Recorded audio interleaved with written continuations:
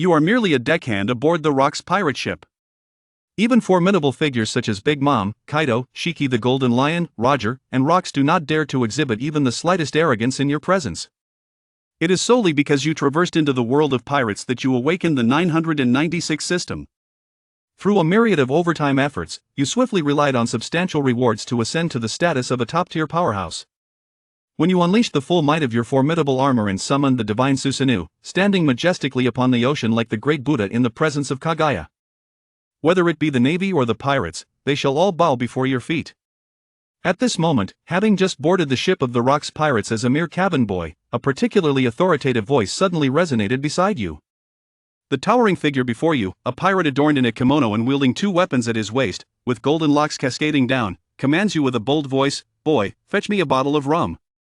You gaze at the other person in astonishment, time feeling somewhat at a loss. "I did not hear that." Shurji cast a sidelong glance at you and inquired coldly. "Apologies, I shall retrieve it promptly." You swiftly evade the terrifying gaze of the other and make your way towards the cabin, emerging from the storeroom with a bottle of rum, which you then present to Shurji. You recognized the other party. As a fervent admirer of pirates, despite the absence of that amusing ship's wheel atop his head, you could not mistake the appearance of the Golden Lion Shiki. "Pray tell, from whence do you hail, young man? What brings you aboard our vessel?"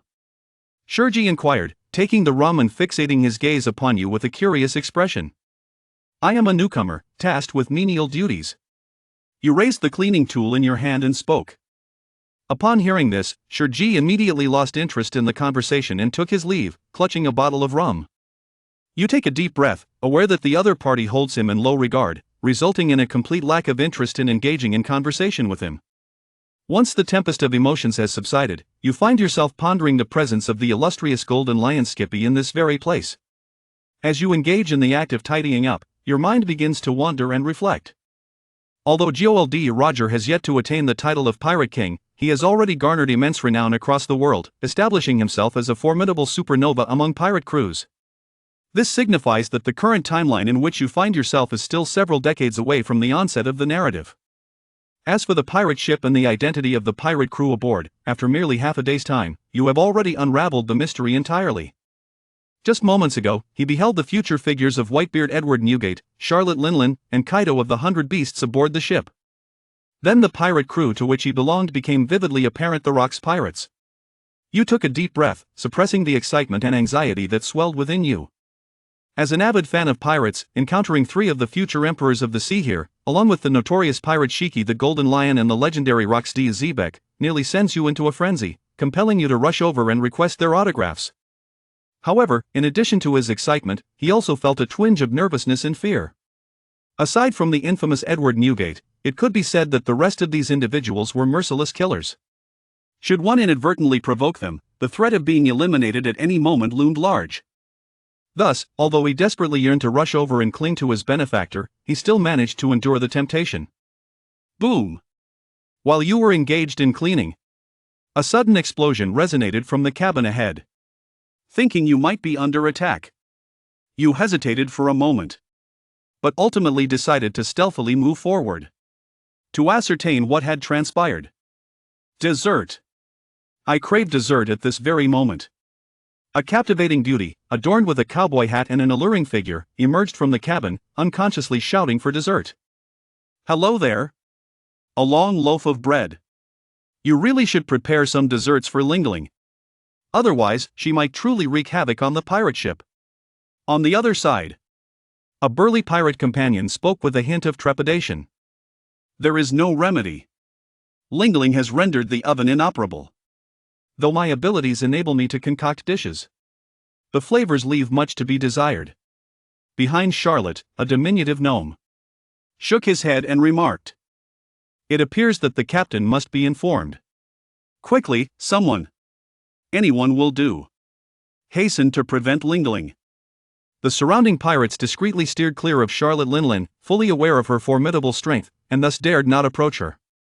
You can discern what has transpired simply by observing the situation. This is, in essence, the forthcoming Big Mom. The fervent passion for gastronomy, particularly desserts, leaves a profound impression. At this juncture, if one does not possess the strength to match hers, the wisest course of action would be to distance oneself from her. Just as you were about to depart, a sudden thought of Shurgong crossed your mind. You promptly accessed your inventory and utilized the Blue Star delicacy voucher obtained from your check-in rewards to redeem a delightful dessert, the rose mousse cake, hailing from Blue Star. After a moment of contemplation, you made your way towards the frenzied Charlotte Linlin. What does that scullion intend to do? Is he courting death? Who was it that brought him aboard the ship? Did no one inform him not to approach Linlin when she was in a frenzy?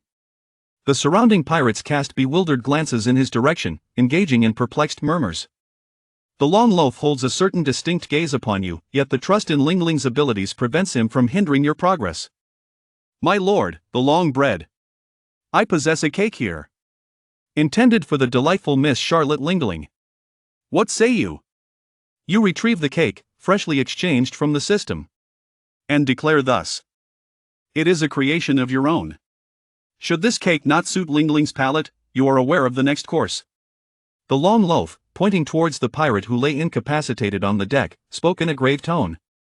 You swallowed your saliva and nodded slightly, believing that the delicacies from the blue planet could surely satisfy Charlotte Linlin's insatiable appetite.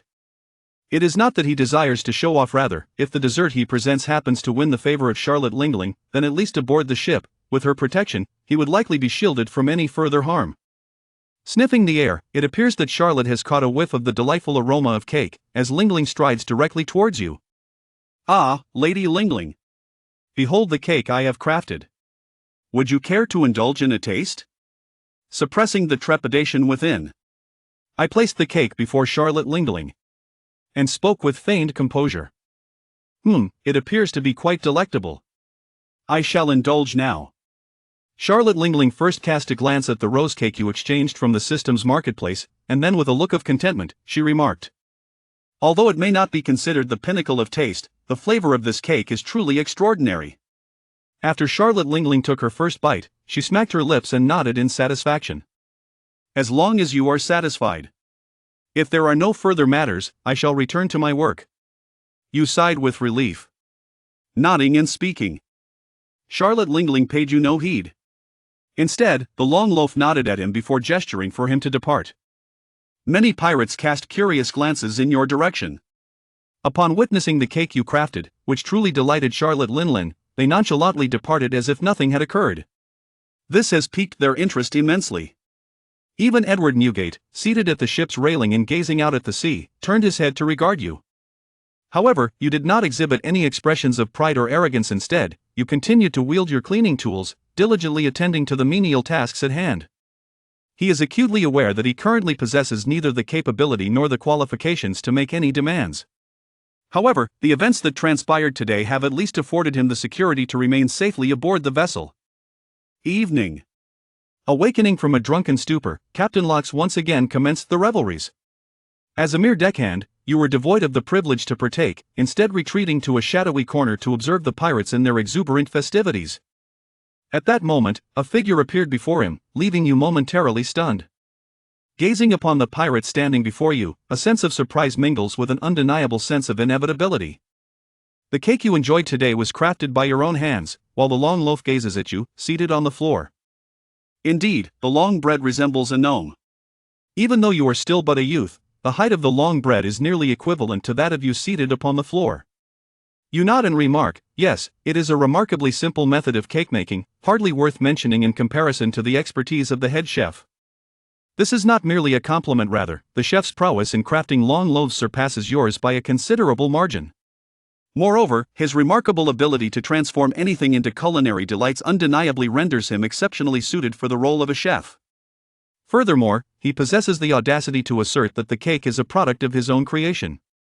Moreover, his audacity in claiming that the cake was made from scratch stems from the fact that he discovered this particular cake within the system's marketplace. In fact, beyond the one he redeemed during the day, there exists a multitude of varieties. As it is merely a commonplace food item, the points required for exchange are a mere 10. Excellent. Since you possess the ability to create, I hope you will collaborate with me when Linlin has a need. Of course, as long as you refrain from causing trouble. With the care of Linlin and myself, no one will dare to harm you. Once the long loaf confirmed the desired answer, it nodded in satisfaction and spoke. Very well. Thank you, esteemed chef. You quietly exhaled a sigh of relief in your heart. With the attentive care of Charlotte Linlin, ordinary crew members would no longer dare to trouble him. As the long ship departs, the banquet upon the deck reaches its conclusion. Thus, as the humble attendant, you commence your duties, tidying up the deck that has been left in disarray by the crew. After a long day of toil, you once again heard the delightful sound of the system. Ding! On the second day of consecutive check-ins. Today, the salary is being settled. You receive a base salary of 20 points. Overtime compensation. Points, 10. After the sound subsided, you felt a tinge of strangeness. Today, you astonishingly accrued 30 points. Your base salary has risen from 10 points yesterday to 20 points today. Whereas yesterday's overtime compensation was offered in the form of food vouchers, today it has been granted as points. He now possesses a total of 40 points. Although he still cannot purchase much, the continuous act of signing in unexpectedly allows for an increase in his base salary. In this manner, the time required for him to grow stronger may not be lengthy at all. On the third day, early in the morning, after completing your tasks, you secluded yourself at the stern of the ship to practice physical training as outlined in the rudimentary techniques you had acquired. You soon realized that, due to the fundamental nature of these techniques, your proficiency was progressing at an exceedingly slow pace. Although he can only exercise quietly during his free time, the hours he dedicates to it each day are considerable. Consequently, his proficiency can merely be maintained, with only a gradual increase in skill. There are instances when, due to ineffective training, he finds that not even a single improvement can be achieved throughout the entire day. However, the enhancement of combat power through basic physical techniques is remarkably evident. Thus far, it has been primarily a matter of achieving a certain level of proficiency to witness a corresponding increase in strength. If this trend continues, upon reaching complete mastery, his combat prowess is destined to surpass the 100 mark. Ha ha ha ha. He he he he. Young one. What are you up to? Are you exercising? As you engage in your training, a familiar voice echoes. It turns out to be Mr. Shiki. Is there something amiss?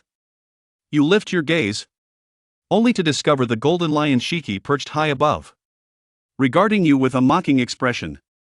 How come? It's nothing, I cannot come here. Shurji cast a sidelong glance at you and spoke. Where has that scoundrel run off to? Just when you find yourself at a loss for words, a sudden call for a baguette echoes from ahead. Head chef of the baguette. I am here. Please respond promptly. Hurry. Linlin desires the same dessert as last time. Quickly prepare some. The long loaf, upon hearing your voice, approached and spoke. All right. I had already prepared it last night. Just a moment. I shall fetch it right away. Upon hearing this, you immediately nodded and dashed towards your resting place. The young lad is quite impressive, as he has the foresight to prepare in advance a long loaf of bread, holding it while savoring the strawberry mousse cake he just redeemed, nodding in satisfaction. The two individuals arrived together on the foredeck. This time, Charlotte Linlin did not exhibit any erratic behavior. Instead, she sat in a chair, gazing at the sea, lost in contemplation. Linlin, she said, the cake has arrived. Long bread plopped down beside Charlotte Linlin, extending the cake towards her. So swiftly was it completed. Surprisingly, the flavor differed from the last. Yet, the texture remained delightfully pleasing. After Charlotte Linlin uttered her admiration, she indulged in it with hearty bites. Young man, what did Shurji want from you just now? I noticed Linlin was thoroughly enjoying her meal. Only then did Changmian turn his head to glance at you. In truth, I am uncertain myself. I was merely practicing my martial arts at that location when he suddenly appeared, startling me. And thus, it transpired. You shrugged your shoulders and, with a hint of innocence, remarked. You possess skills in martial arts. The long-bred brow furrowed slightly. Inquired. That enterprise? Engaged in its own whimsical musings. You gently touched the back of your head, exhibiting a simple and honest demeanor, and spoke softly. Baguette. I have consumed his belongings.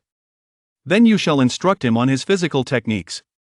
Before Baguette could utter a word, Charlotte Linlin, having finished her cake, cast a glance in your direction. All right. Come here. Try attacking me directly. The baguette pondered for a moment. Then approached an adjacent empty deck. Nodded in your direction. And spoke. You are aware that such opportunities are rare.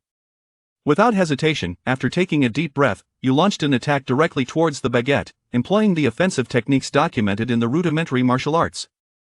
Slow. Too slow. What is martial arts? Martial arts encompass speed and strength. Your speed and strength can also be classified as martial arts. Strike without reservation. With your speed, you cannot possibly strike your opponent. Thus, there is no need to consider a counterattack. The long loaf effortlessly evades your assaults. And while dodging, can even engage in conversation, appearing exceedingly relaxed. Do not rely solely on your fists, your feet can also strike. Pay attention to your footwork and the positioning of your adversary. Foolish one, you are mistaken. I understand. In merely half an hour, you find yourself drenched, as if you have just emerged from a refreshing bath, panting heavily and covered in sweat. All right. This concludes today's session. You still have a long way to go. In your spare time, practice diligently. Remember the words I shared with you today. The baguette, like an unconcerned individual, sits beside Charlotte Linlin. And, addressing your breathlessness, speaks. Understood. After you nodded, you turned and made your way towards the cabin. After a while, he emerged once more, bearing 2 cups of coffee and a cake. Please take your time. I still have work to complete. Come back later to tidy up. You placed the food in front of Charlotte, Linlin, and the long loaf of bread, and casually removed the plate that Linlin used after eating the cake. Charlotte Linlin, upon encountering more food, nodded in satisfaction. This cake is, of course, the one you just redeemed. As for the coffee, it has been brewed using the beans from the ship's cabin. Although redeeming the cake cost 10 points, he believes it is entirely worthwhile. Due to just half an hour of practical guidance on long bread, your basic skills have increased by 2 proficiency points, comparable to the results of his self-training over 2 days. Moreover, just a moment ago, while slicing the baguette, you discovered that you could perceive the combat prowess of the other party. However, it appeared that the combat strength of the baguette far surpassed his own, thus what he observed was merely a series of question marks, devoid of any concrete numerical value. That evening, after the conclusion of your work, you indeed received a base salary of 30 points. Additionally, the overtime compensation for today was a voucher for specialized weighted equipment for martial arts training. This item, which you have encountered in the marketplace, is priced at 50 points of credit. This revelation astonishes you, as you had not anticipated that overtime compensation would be allocated to such a thing. Initially, you considered overtime pay to be somewhat discretionary. However, it now appears that securing this daily overtime compensation is imperative. In addition, upon your initial consecutive 3-day check-in, you have been graciously bestowed with the basic swordsmanship, elevating your combat power directly to 19, leaving you but a hair's breadth away from reaching the coveted 20. Ramen. Something seems amiss. The basic body technique has increased my strength by 5 points. And my current proficiency also contributes an additional 5 points to my power. Why then does the basic swordsmanship only grant 4 points? Is swordsmanship inferior to body techniques? Observing my strength rise from 15 to 19 points, I pondered in confusion. Later, you came to realize that his combat prowess had significantly increased. Consequently, items of the same caliber would naturally contribute less to the enhancement of combat strength than they did previously. For instance, Whitebeard has now acquired basic swordsmanship. However, it is likely that his combat prowess will not see any enhancement, as it no longer contributes to the growth of his formidable strength. However, even elementary swordsmanship can indeed enhance an ordinary individual's combat prowess by 5 points. After acquiring the fundamentals of swordsmanship, you did not engage in further practice, for even the rudimentary physical techniques demand more time for training than you currently possess. After receiving guidance from the long bread, he began to dedicate all his time outside of work to honing his physical skills. Coupled with the specialized weight training equipment acquired through exchange vouchers, his proficiency in physical techniques began to grow steadily. Just as he believed he could gradually enhance his own strength, an unforeseen incident abruptly shattered his plans. Lads, prepare yourselves. The island ahead is our destination. Ramen sees all their treasures. Captain Rock stands at the bow of the ship, pointing towards the nearby island, laughing heartily as he speaks. On that day, you were compelled to partake in a robbery. Ultimately, not only did he fail to seize anything, but he also squandered valuable time meant for work, resulting in an incomplete fulfillment of even the basic 8th-hour shift. His continuous attendance was disrupted, forcing him to commence the sign-in process anew from the very first day. As for returning empty-handed, it is not due to his lack of strength preventing him from acquiring anything. Rather, when confronted with those ordinary civilians, he finds himself unable to take action. Consequently, there are no gains to be had. Fortunately, he is but a mere errand boy, thus even in the absence of any tangible gains, no one would be the wiser. The battle of that day unveiled to you the stark reality of existence. It is indeed a genuine world, far removed from the realms of anime and fantasy. Ramen. Since the last assault on a small town, you have been living more cautiously aboard the ship. He profoundly sensed that he was not within the realm of so-called anime, but rather in a tangible world. Though this world differs somewhat from Blue Star. Simultaneously, it has intensified his yearning for the enhancement of his own abilities. In the afternoon, the pirates aboard the ship languidly sought a corner to recline in. Only you remained at the stern, fervently engaged in your training, each punch you threw eliciting a cascade of perspiration. Ah, still training, are we? Would you care to join me for a spot of fishing? Inquired the passing pirate, Ismail, with a cheerful grin. He is a combatant aboard the vessel, unlike you. Aside from the moments of battle, there is little to occupy one's time on the ship. Certainly, the hierarchy aboard this vessel is delineated according to prowess. Ordinary combatants, such as Ismail, find themselves burdened with an excessive amount of menial tasks, and at times, they too require assistance. After you boarded the ship, the ordinary combatants favored you the most, for nearly all the tasks had been accomplished by you, rendering their intervention utterly unnecessary. No, it is rare to find free time. I wish to exercise a little longer. You wiped the sweat from your forehead and replied with a smile. Ismail chuckled heartily and remarked, "You truly are diligent, my friend. It won't be long before you surpass me. Oh, shall we give it a try? Allow me to witness the prowess of the fighters. For it would undoubtedly invigorate my own training with renewed motivation." You inquired with a hint of anticipation. Ismail, holding his fishing rod, initially contemplated declining. However, he realized that it was precisely because of your assistance that he could leisurely relish this delightful midday respite. Thus, offering you some guidance would not be out of the question. Ramen. Very well. I shall offer you guidance on the art of combat. Ismail set down his fishing rod and made an offensive gesture towards you. You take a deep breath and launch yourself forward with determination. As the two individuals engaged in combat, one could immediately discern the numerical representation of Ismail's fighting prowess displayed above his head. Twice my height. A tremor coursed through your heart. Merely an ordinary combatant. Yet their strength surpassed your current self twofold. Indeed, there are no ordinary individuals aboard the Rock ship. Ramen. The duration of this cutting process is remarkably brief, even shorter than the time it took to guide you through the making of the long bread that day. In just a few rounds, you find yourself sprawled on the ground, unable to rise. How so? Combat is not merely a contest of physical prowess. Certain subtle techniques within the fray hold significant importance. There remains much for you to learn. Ismail picked up the fishing rod from the ground, smiling as he spoke to you. Face. I understand now. In my leisure time in the future, may I still seek you out? You gradually rise from the ground and inquire. Certainly. Always welcome. Ismail raised an eyebrow, speaking with a hint of pride. Although the recent skirmish was brief, his proficiency in basic martial arts did not increase. Nevertheless, he undeniably acquired several tactical nuances from Ismail during the confrontation, which contributed, albeit modestly, to the enhancement of his abilities. Ding! Today marks the third consecutive day of clocking in. The wage settlement is currently underway. You receive a base salary of 30 points. Overtime compensation. Beginner general proficiency redemption voucher. Gazing at the salary that has just been credited, you exhale a sigh of relief. At long last, you have managed to clock in for 3 consecutive days once more. Had it not been for the previous interruption in your streak, you would have undoubtedly achieved a full week of continuous attendance by now. Every time this thought crosses your mind, a profound ache grips your heart, rendering you breathless. After tidying up his emotions, he opened his inventory.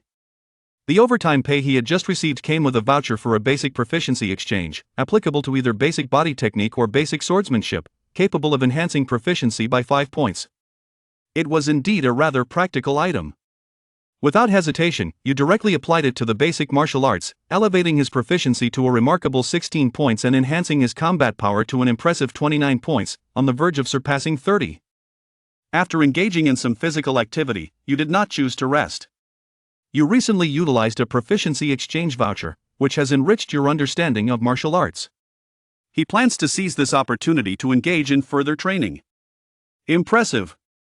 In just a few days, you have remarkably acquired such prowess. Ismail shrugged his arms, gazing at you with a hint of astonishment, and remarked. Since the day you and he parted ways, every afternoon, you would diligently visit him. Yet, this is merely the 3rd day, and you are already able to engage with him so vividly. It is simply astonishing. Ramen. He. Ismail. La. Do not underestimate me. If you do, you may find yourself defeated by me. You smiled faintly. Once more charging towards Ismail. Over the past 3 days, aside from work, you devoted all your time to practicing basic martial arts. Although the pirate ship may not be seaworthy, it remains merely a vessel, regardless of its size. Thus, upon your challenge to Ismail on the first day, many pirates became aware of it. In light of this, Chang Nianbao deliberately took the time to come over once more, offering guidance and advising him not to tarnish Lingling's reputation. Certainly, he also took away 2 portions of cake, leaving you in a state of heartache, gasping for breath. However, it is the experience gained from the burgeoning primary body of knowledge that provides you with a modicum of solace.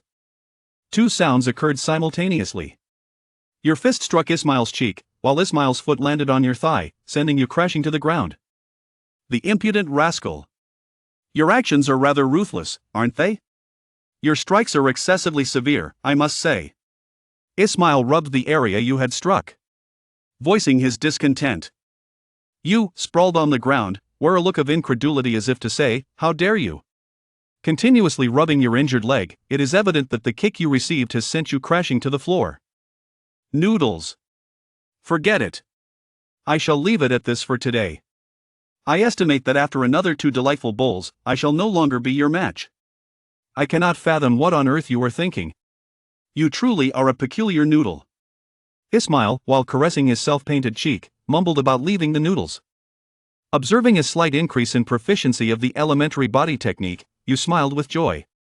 One must acknowledge that the time spent in the recent encounter between the 2 individuals was considerable. Your own stamina has also been significantly depleted. Daily attendance has been recorded for consecutive days. Today's salary is being processed. You have acquired basic sauce, earning 60 points towards ramen. Overtime compensation at the ramen shop. 30 reward points. Hello at the ramen shop. Haba noodles. Today, the overtime pay surprisingly comes in the form of points. Let me see. Noodle pulling. How many points do I have? As you spoke, you directly opened your character interface. Name, Rina. Position, Pirate. Deckhand. Combat power, 37 skills. Basic body technique, 23/100. Basic swordsmanship, 1/100. Points, 290 items. Universal weapon exchange voucher, common. Gazing at his nearly 300 points, Rina finally smiled with satisfaction. As for the universal weapon exchange voucher, it was his overtime pay for clocking in for 4 consecutive days, with a price of 50 points in the shop. However, Rina chose not to use it. Firstly, he was currently practicing body techniques and had no need for a weapon. He planned to redeem it when he began practicing swordsmanship. Secondly, once redeemed, the weapon could only be carried on his person, which was somewhat inconvenient. Indeed, the item slot in his system could only store items produced by the system. Anything that materialized in reality after being exchanged for a weapon could not be returned to the item slot. Tomorrow marked the 7th day, and he wondered what kind of gift package awaited him. He was filled with anticipation as he glanced at his sign-in calendar, where a small red gift package marked the 7th day. Upon the completion of the 1st, 3rd, 7th, 15th, and 30th days of consecutive sign-ins, the system would reward him with a small gift package, which would not be available again. In the future, he could only acquire gift packages through two means: purchasing them in the shop with points or receiving one for full attendance each month. He had already claimed the packages for the 1st and 3rd days, which were basic body technique and basic swordsmanship, respectively. Thus, he was particularly eager for the 7th day's gift. Early the next morning, Rina began to labor diligently, tools in hand. Today was crucial, no matter what. He intended to fulfill the basic 8 hours of work first. If any unforeseen events occurred, he would surely lose his mind. "Rina, what has gotten into you today? You're up so early cleaning," a passing pirate asked, surprised to see Rina already tidying up. As a deckhand, one must embrace the duties of the role, right? "Isn't cleaning part of my job?" Rina replied with a smile. "You're still putting on an act? I heard from Ismail yesterday that your strength is hardly inferior to his now," the pirate remarked, a knowing smile on his face as he winked at Rina. Not at all. I'm still far from it." Though Rina said this, he felt a flicker of pride within. "Attention! Attention! Naval ships spotted." Suddenly, the lookout shouted from the crow's nest. Rina's smile froze, for it seemed that what he feared had come to pass. Today was the last day of his 7-day sign-in. If a battle broke out, resulting in insufficient work hours, he would have to wait another 7 days to claim his gift. Mama, these Navy folks truly are relentless." Charlotte Linlin sauntered out of the cabin, glancing at the distant naval ships with a hearty laugh.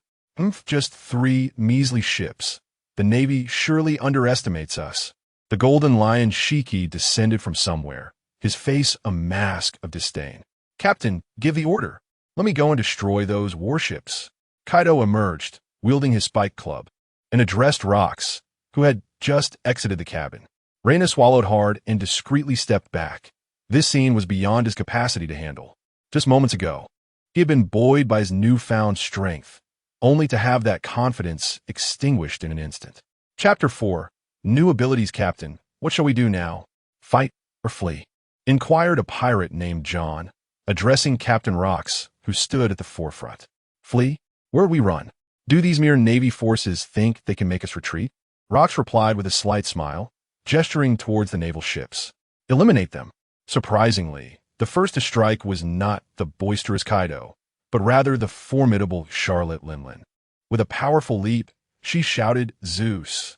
Suddenly, a dark cloud materialized beneath her feet, lifting her into the air and propelling her toward the naval vessels. Meanwhile, armed with dual weapons, Shiki let out a cold snort, levitating effortlessly before unleashing 2 slashes towards a ship on his left, aimed directly at the enemy vessel. "Prometheus!" Charlotte Linlin exclaimed as she soared through the air, raising one hand high. As her voice resonated, a sun-like entity appeared in her grasp, igniting her fist in flames. Heavenly Fire Flame Strike. With a fiery punch, she directed a blazing attack toward the central naval ship. "Since we've begun our assault, leave that last ship to me," Edward Newgate proclaimed, rising suddenly and striking down with his naginata toward the final naval vessel. The 3 warships, which had once instilled fear in Rina, were swiftly sent to the depths of the sea. The adversaries likely remained oblivious to the formidable beings they had provoked. Without that freak Karp's strength, they should have never dared to provoke the Rox pirates. Rina sighed, observing the remnants of the burning ships while the rest sank into the ocean. He felt a mixture of relief and incredulity at how swiftly the perceived crisis had been averted. Ha, my comrades. Let us continue our voyage," Rox bellowed, watching the naval ships gradually disappear beneath the waves, gesturing for the pirate ship to advance. As the sun slowly disappeared beyond the horizon and darkness enveloped the sky, Rina, weary from a long day, finally hoped for a moment of respite. However, before he could sit down, the lookout's sharp cry of enemy attack shattered the tranquil night. "Not now, not at this time," Rina exclaimed as he dashed towards the deck. In the distance, a pirate ship approached swiftly, but due to the darkness, he could not discern its flag and was unaware of which pirate crew it belonged to. Boom! Before the 2 ships could close the distance, the enemy fired their cannons. Fortunately, their luck held as the cannonball narrowly missed the ship. Who the hell are these guys to dare attack us? Kaido growled, emerging from the cabin, brandishing his kanabo. It's over there. They're the Free Eagle pirates. The lookout shouted, pointing at the approaching vessel. Free Eagle? Reina had never heard of this pirate crew. Hence, he was unaware of their strength. However, the audacity to confront the Rocks pirates suggested they were no ordinary foes. Counterattack. Let us send them to the depths of the sea. How dare these scoundrels trouble us? Kaido commanded the gunners with a scoff. Yet, before they could launch their retaliation, the enemy ship unexpectedly changed course, attempting to flee. This bewildered Reina. They rushed in only to fire a few shots and then retreat. Was there a trap ahead, luring them into a snare? Trying to escape? We shall see if you possess the ability. A pirate, armed with a slender sword, stepped onto the deck and coldly regarded the retreating vessel. Reina recognized him as Wang Ji, seemingly a formidable pirate. On the ship, aside from the future emperors and the Golden Lion, he ranked among the elite, comparable to Silver Axe and John. Indeed, no sooner had Wang Ji spoken than he unleashed a slicing attack aimed directly at the opposing ship, which was cleaved in two instantaneously, sending the pirates aboard, screaming into the ocean. Is it truly that simple to resolve this? How could they have the audacity to attack us? Reina gazed in disbelief at the bisected pirate ship. Perhaps they hastily launched an assault in the dark without discerning our flag. Upon nearing, they realized they had encountered the Rocks pirates and sought to flee. But they must be able to escape. Wang Ji sheathed his weapon, chuckling lightly. No. Is there really such a reckless pirate? Reina exclaimed in astonishment. With the crisis averted, the crew slowly returned to the cabin. Reina noticed that figures such as Edward Newgate and even Captain Rocks were absent, likely aware that their adversaries lacked formidable strength. Hence they did not feel the need to intervene. Ding! 7th day of continuous check-in. Salary being processed today. You have received a basic salary, 70 points. Overtime pay, 1 F-level ability exchange voucher. Successfully checked in for the first time in 7 days. Reward, random bloodline. As the day's work concluded and the system credited his earnings, Reina felt an intense heat surging within him, as if it were to melt him away. After enduring for less than 3 seconds, he fainted, suspecting that the random bloodline he had just acquired was merging with him, causing this sensation. The next day, upon awakening, Reina found the sun had risen brightly. He lay in the same spot where he had fainted, unnoticed by anyone, or perhaps noticed but disregarded. Upon opening his eyes, Reina's immediate instinct was to sense any changes within his body. However, finding nothing amiss, he promptly accessed the character interface within the system. Name, Reiner position, Pirate Apprentice combat power, 137 skills. Basic martial arts, 23,100. Basic swordsmanship, 1,100, genetic heritage. Mutant Black King Sebastian Shaw's variant gene, capable of absorbing and releasing all forms of energy. Points, 360 items. Universal weapon voucher, common. F-class ability voucher. Upon perceiving his status interface, Reiner found himself on the brink of an exclamation. The capabilities he possessed were undeniably familiar. The film X-Men, featuring the notorious mutant Sebastian Shaw, was widely known. Shaw, as a formidable figure in the realm of mutants, wielded an exceptionally formidable power. However, something fell amiss. If he truly had inherited Shaw's abilities, his combat power could not merely have surged by a mere 100 points. Was there an error in the assessment? After the initial thrill subsided, Reiner began to ponder. He redirected his focus to the description of his genetic lineage, where he had previously overlooked a crucial term: growth type. This led him to speculate that the power he had acquired from Shaw was significantly diminished. Compared to the film's depiction of Shaw absorbing nuclear energy, he might now be incapable of withstanding even Ismail's full-force strike. This would explain why his combat power had only increased by 100 points.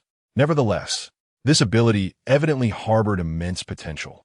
One day, he believed he could cultivate this power to reach the same formidable strength as Shaw in the film, at which point he would fear no adversary. Having collected his thoughts, he turned his attention to the F-class ability voucher. The voucher allowed the selection of 1 F-class ability. Upon inspection, the options included skills such as chef, musician, linguist, and bartender, none of which pertained to combat. After a brief contemplation, Reiner opted for the musician option. Upon making his selection, a wealth of musical theory and instrumental techniques flooded his mind, albeit not of the highest caliber, merely an introductory grasp. Once he completed this process, he opened the shop, eager to select an instrument, for now that he had acquired the ability to perform, it was essential to possess a suitable instrument. The Suona. Gazing at the shop, he recalled the instrument's ability to produce a piercing sound. He restrained himself from redeeming it. As the saying goes, when the Suona sounds, one either ascends to the heavens or enters into matrimony. This national treasure from his past life was perhaps beyond his current capabilities, compelling him to shift his gaze to other instruments. Ultimately, Reiner spent 30 points to exchange for a more elegant violin. Recognizing that the instrument meant to accompany one's life from birth to death was not something everyone could master. After returning the violin he had exchanged to his bed, Reiner took a shower and then eagerly rushed off to find Ismail. He was eager to test his newly acquired abilities and discover the limits of his energy absorption. "Why are you waking me up so early, kid? I haven't had enough sleep." Ismail yawned as he addressed the impatient Reiner. "Come on, let us spar a bit," Reiner exclaimed, unable to contain his laughter as he pulled Ismail onto the deck. Did you wear yourself out exercising last night? Although you've made rapid progress, there's no way you can defeat me in just one night." Ismail squinted at Reiner and waved his hand dismissively. "Here it comes." Without bothering to explain, Reiner shouted and threw a punch at Ismail. "You rascal." "Fine. Since you want to be beaten, I'll oblige." Startled by the sudden punch, Ismail instantly became alert. Bang! Reiner's punch was merely a means to provoke Ismail into engaging, lacking any flair, and thus it could not land on Ismail. Instead, it was Reiner who was struck. Ismail, indignant and furious, delivered a kick directly to Reiner's abdomen. What's going on? It was entirely different from what he had imagined. After kicking Reiner, Ismail was bewildered to find that Reiner exhibited no reaction, as if he had not been struck at all. Furthermore, Ismail felt as though he had kicked a cloud, the impact yielding no force whatsoever. Chapter 5. The Growth of Strength? What is happening? I clearly struck you. After separating, Ismail looked at Reiner with a puzzled expression, questioning him in confusion. Hee. Reiner chuckled lightly, offering no explanation. Just moments ago, Ismail's powerful kick hadn't reached the limit of what Reiner could absorb.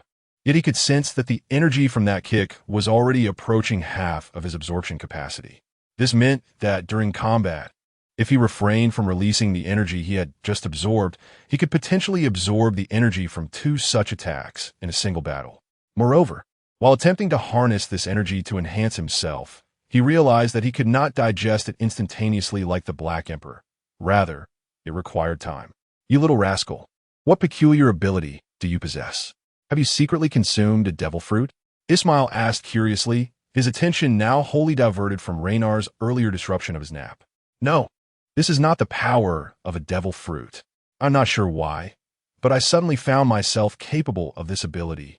Reiner shrugged and replied directly. "How strange. Let me try again." Ismail approached Reiner with intrigue. "Wait, I'm still not adept at using it. Please hold on a moment," Reiner said, promptly closing his eyes and sitting down. After approximately 5 minutes, Reiner stood up and declared, "Ready now. Unleash your full strength." He had refrained from allowing Ismail to continue attacking earlier, wanting to test how long it took him to absorb that energy. "Huff, be aware I am about to strike." Ismail inhaled deeply, stepping forward to deliver a punch to Reiner's chest.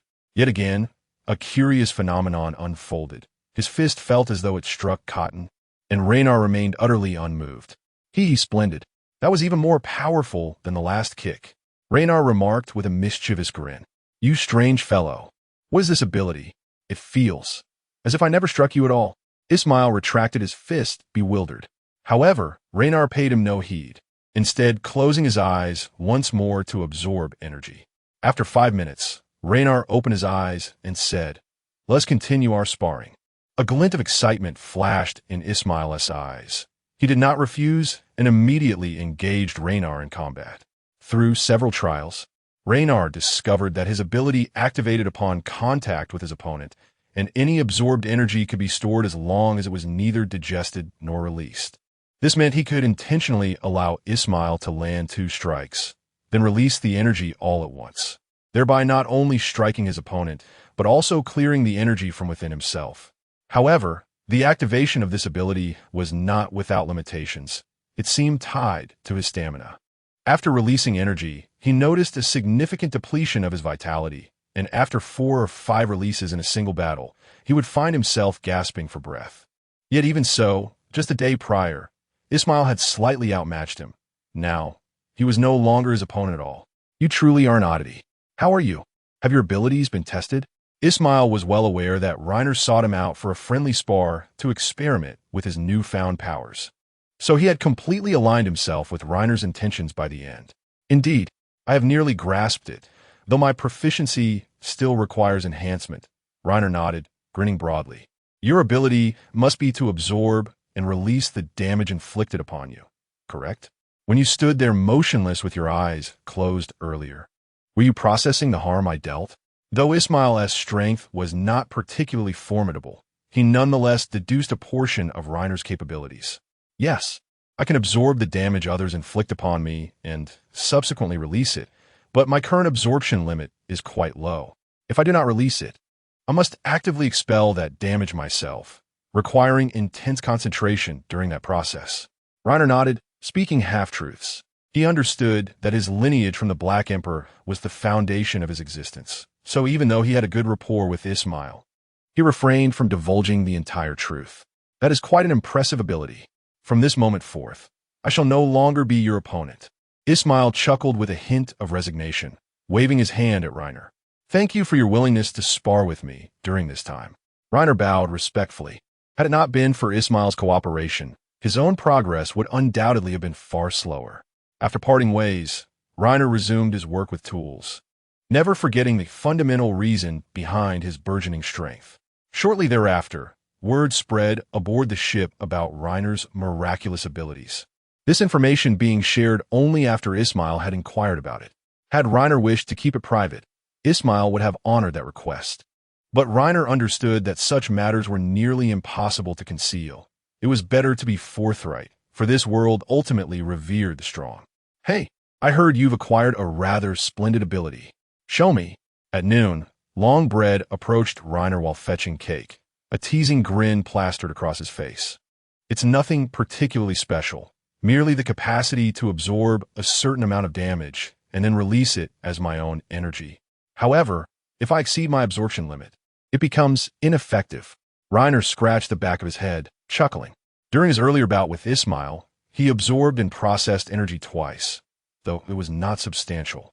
He discovered that this energy not only altered his physique, but also enhanced his speed and strength, providing a slight boost to his Black Emperor abilities as well.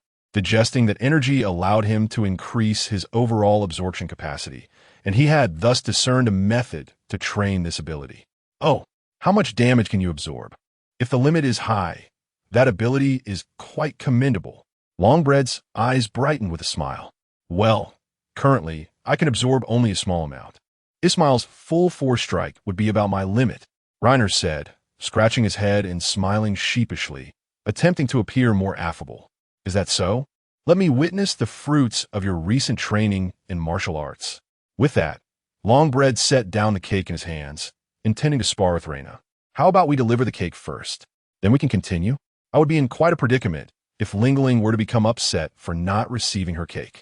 Reina chuckled sheepishly and suggested, Very well, follow me. Longbread nodded affirmatively. Thus, the two made their way to Charlotte Linglin's cabin, delivering the cake before ascending to the deck. Prepare yourself. I shall initiate the attack.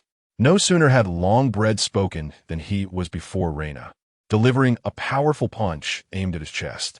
Reina did not evade. Instead, he raised his leg to strike back at Longbread. A glimmer flickered in Longbread's eyes as he did not retreat, landing a punch on Reina while simultaneously delivering a kick toward Reina's sweeping leg. Bang! The collision of their legs produced a resounding noise.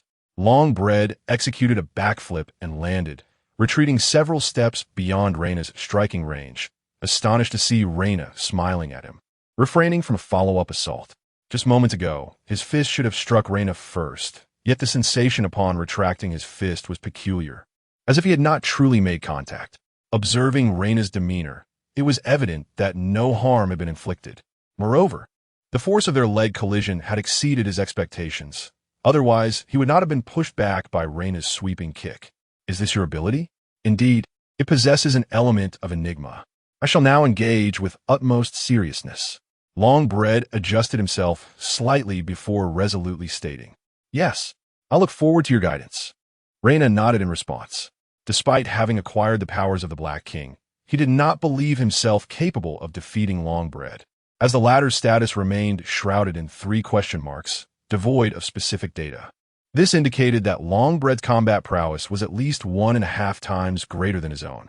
In recent days, he had come to understand that as long as an opponent's strength was within his range, he could perceive their exact combat power. Surpassing that threshold, however, would render them a mystery. His current combat strength exceeded 140 points, suggesting that Longbread's prowess was at least above 300 points. He sensed that the combat power provided by the system bore resemblance to the power values used to measure the CP9 agents under the world government in the anime.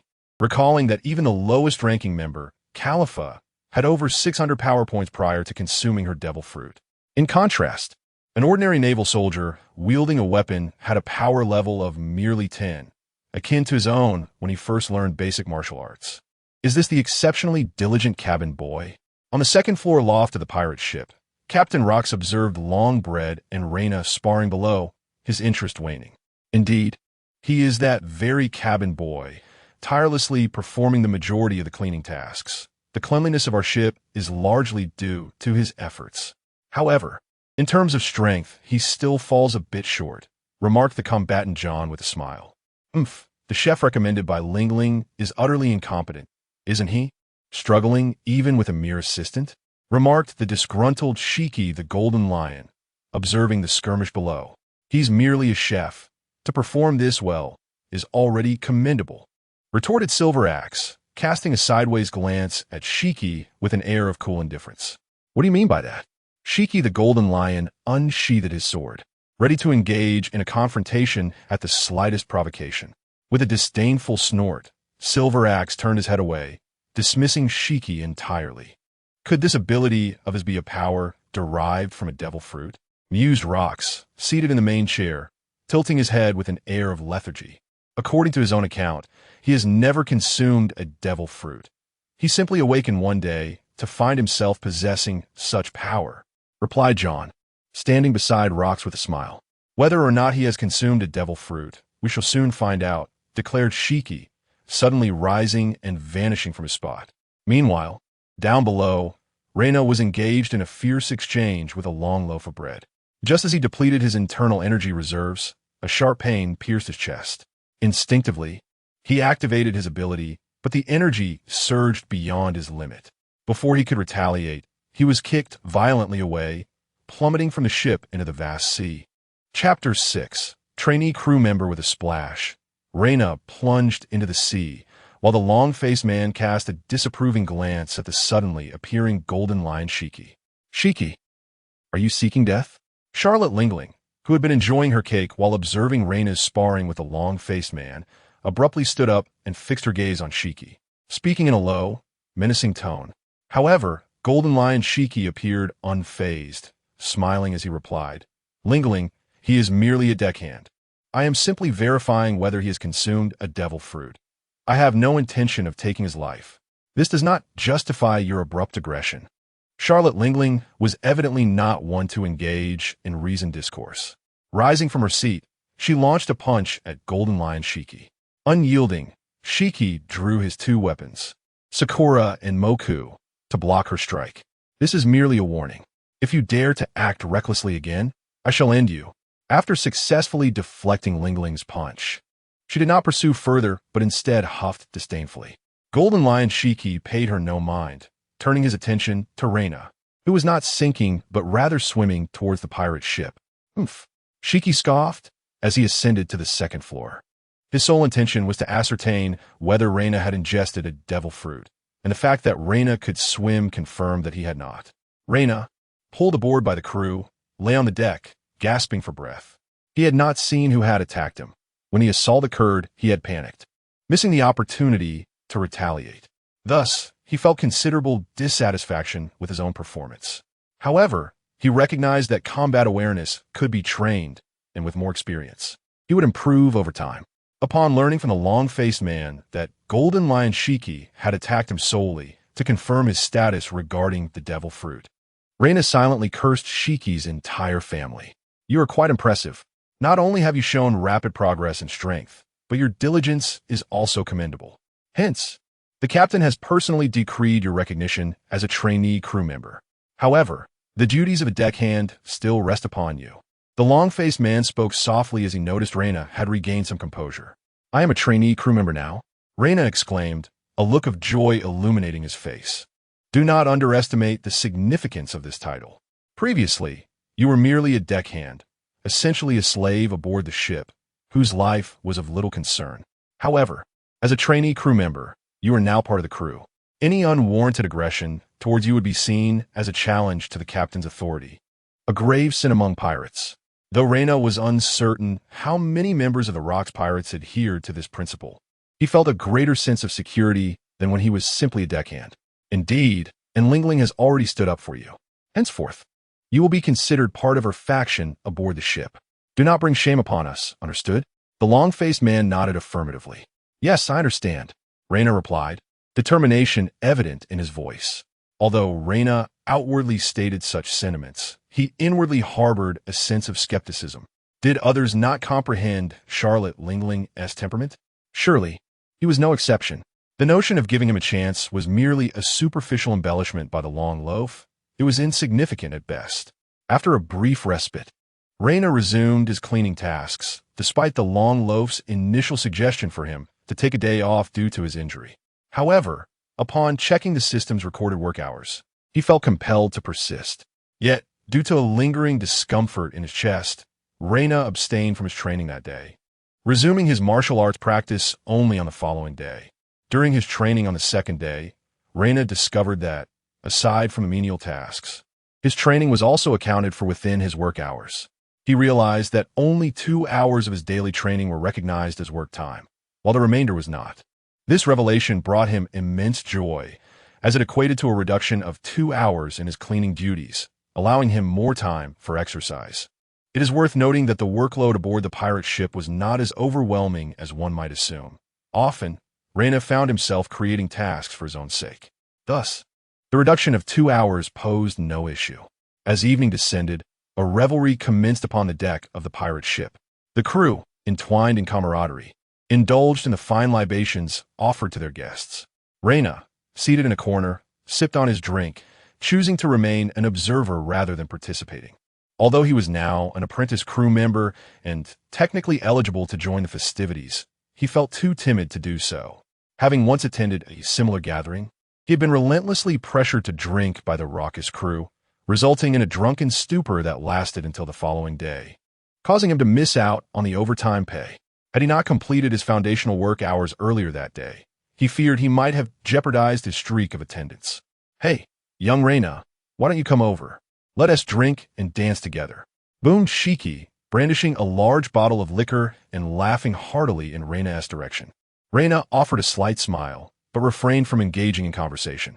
It was this very individual who had instigated his previous debacle, leading him to embarrassingly dance while inebriated before everyone, a memory that instilled within him an urge to plunge into the sea in despair upon awakening. While Reina found such incidents mortifying, they held little weight in the eyes of the pirates. Did they not see the usually composed Edward Newgate, who was now drinking and jovially linking arms with his fellow crewmates? "I'm still a child. My mother told me not to drink with those naughty uncles," Reina finally exclaimed, recognizing Shiki's persistence. The statement seemed fitting given his youthful appearance, resembling that of a 12 or 13-year-old, albeit taller than the average child of that age. "Ha, what nonsense are you spouting? Come on over and drink." Shiki dismissed Reina's excuse with a hearty laugh. In a moment of helplessness, Reina rose to his feet, yet refrained from accepting the bottle of liquor offered by Shiki. Instead, he produced a transparent glass bottle from behind him and declared, "This is a potent spirit from my hometown, said to be drinkable only by true heroes. I dare to taste it once, but I have not summoned the courage to indulge again. Would you care to try, Mr. Shiki?" Indeed, this was the high-proof liquor he had exchanged from the marketplace, 2 bottles for 10 points. Oh, is that so? Hand it over. Let me have a taste. Today, I shall enlighten you on what it means to be a true hero. The infamous Golden Lion Shiki reached out and snatched the bottle from Rainer's grasp, only to find it impossible to open. Rainer effortlessly reclaimed the bottle, unscrewed the cap with ease, and then procured a large bowl from another pirate, pouring the contents of the bottle into it before presenting it to Shiki. True to his reputation as a future pirate king, Shiki did not hesitate. He lifted the bowl and gulped down the contents in one go. Glug, glug, glug. Hiss, what a splendid drink. Burp, indeed a fine liquor. Even Shiki, after downing a pound of high-proof liquor in one breath, found his face flushed and his eyes glazed, yet the years of alcohol endurance kept him from collapsing. This high-proof spirit was unlike the sake they typically consumed, which is generally lower in alcohol content. Even Rainer could drink sake in large quantities. But had he dared to down a pound of this potent liquor like Shiki, he would surely have succumbed to its effects. What an exquisite aroma. Boy, do you have any more of this delightful drink? Thanks to Shiki's enthusiastic consumption, the rich fragrance wafted through the air, catching the attention of Edward Newgate, who was known for his fondness for alcohol. Rainer had been prepared. He had exchanged for 2 bottles earlier, one to play a trick on Shiki, and now he revealed the second bottle he had concealed. He also fetched several small bowls, pouring a portion of the liquor into each, and said, I brought only 2 bottles with me, but I shall brew some more. If you enjoy it, Newgate, I will be sure to make some for you in the future. With that, Rainer distributed the portions to Captain Cross, Newgate, Charlotte Linlin, Wang Ji, John, and others. My brothers, the quantity of this liquor is limited. Once I brew more in the future, I shall ensure all of you have a chance to taste it. Captain, this spirit is exceptionally strong. Do not drink it all at once, but savor it slowly to appreciate its flavor. Rainer first bowed in apology to those who did not receive any liquor before addressing Cross and the others. Is that so? Let me have a taste. Cross responded, lifting a small bowl and taking a sip.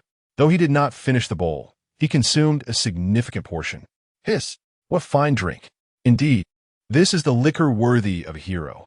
After finishing, Cross closed his eyes to savor the experience, then kicked away the remaining fine liquor beside him, laughing heartily. Upon hearing Cross's words, those who had received the high-proof liquor eagerly took large gulps, exclaiming their admiration for the exquisite beverage in a chorus of praise.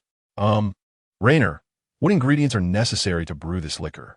After finishing the remaining white wine in one breath, Rox sought to indulge further, yet he was acutely aware that there was none left.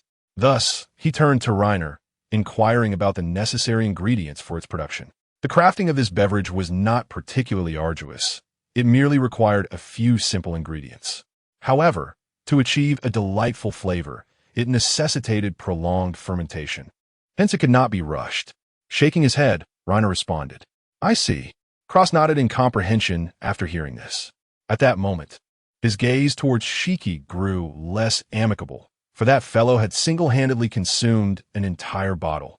Nevertheless, Shiki, now blissfully intoxicated, had no time to heed Cross. The effects of the alcohol had already sent him soaring, rendering him somewhat unsteady on his feet and mumbling incoherently. Chapter 7. The half-moon gift package the following morning. As the sun rose, Raina commenced his physical training while other pirates remained ensconced in slumber. Despite having exchanged 10 points for fine wine the previous night, he managed to retain his overtime pay, which could be deemed a modest profit. Moreover, the prominent figures aboard the ship had begun to form a preliminary impression of him, an acknowledgement not easily acquired with a mere 10 points. Ah, Raina, you truly are working excessively hard each day. What are we to do with you? As Raina completed his physical regimen and commenced tidying up, the crew gradually awakened. Good morning. You lot were quite the victims of last night's revelry. I, having abstained from alcohol, found it only natural to rise early. Raina responded with a smile. By the way, regarding last night, is that exquisite wine truly all gone? The newly awakened pirates perked up, eager to hear Raina's reply. Although they had not partaken in the fine vintage, they had certainly savored its intoxicating aroma. Indeed, it is gone. However, fret not. When I brew another batch, I shall discreetly reserve some for all of you. After all, the the captain has already indulged, and I doubt he would mind a small portion being set aside for everyone. Reina chuckled, scratching the back of his head. How noble of you. Gulme, did you not recently acquire a new ability? Allow me to spar with you. That fellow Ismail is far too weak. He hardly serves as a worthy opponent, exclaimed a cheerful pirate who greeted Reina. Upon hearing this, Reina promptly set aside his cleaning tools. Such an opportunity was rare, and he was pleasantly surprised at the unforeseen benefits of the wine. A cacophony of clashing sounds erupted as they began to spar. Reina did not hold back, for he had noted his opponent's combat power was a formidable 195. He had not anticipated that even the most ordinary pirate aboard possessed such strength, especially considering Ismail was a certified combatant with a mere 48 combat power. Their bout endured for quite some time, largely due to Reina's opponent supporting his training regimen. Without that aid, Reina suspected he would have succumbed long ago, even with the power of the Black Emperor at his disposal. Presently, his capacity to absorb abilities was quite limited, and each release demanded significant stamina. He often wondered if he might someday become as physically depleted as Trafalgar Law. Ha ha ha. Reina, your ability is indeed impressive, but each activation consumes considerable stamina, does it not? You are lacking in endurance at the moment. You must pay heed to this. Once your stamina can sustain your abilities throughout a battle, I dare say I will no longer be your match. Simpson laughed heartily, observing Reina, who was now thoroughly exhausted. In truth, Reina was acutely aware that his greatest weakness lay in his stamina.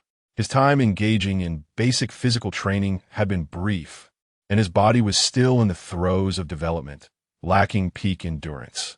Consequently, he had yet to even touch upon basic swordplay, dedicating himself solely to physical conditioning. Sitting on the ground, Reina absorbed all the energy within himself, converting it into physical strength before slowly rising to his feet. He remarked, "There is no denying that my body is indeed somewhat feeble. Back in my hometown, I was merely an ordinary individual. Young one, besides exercising, you ought to consume more meat and drink some wine.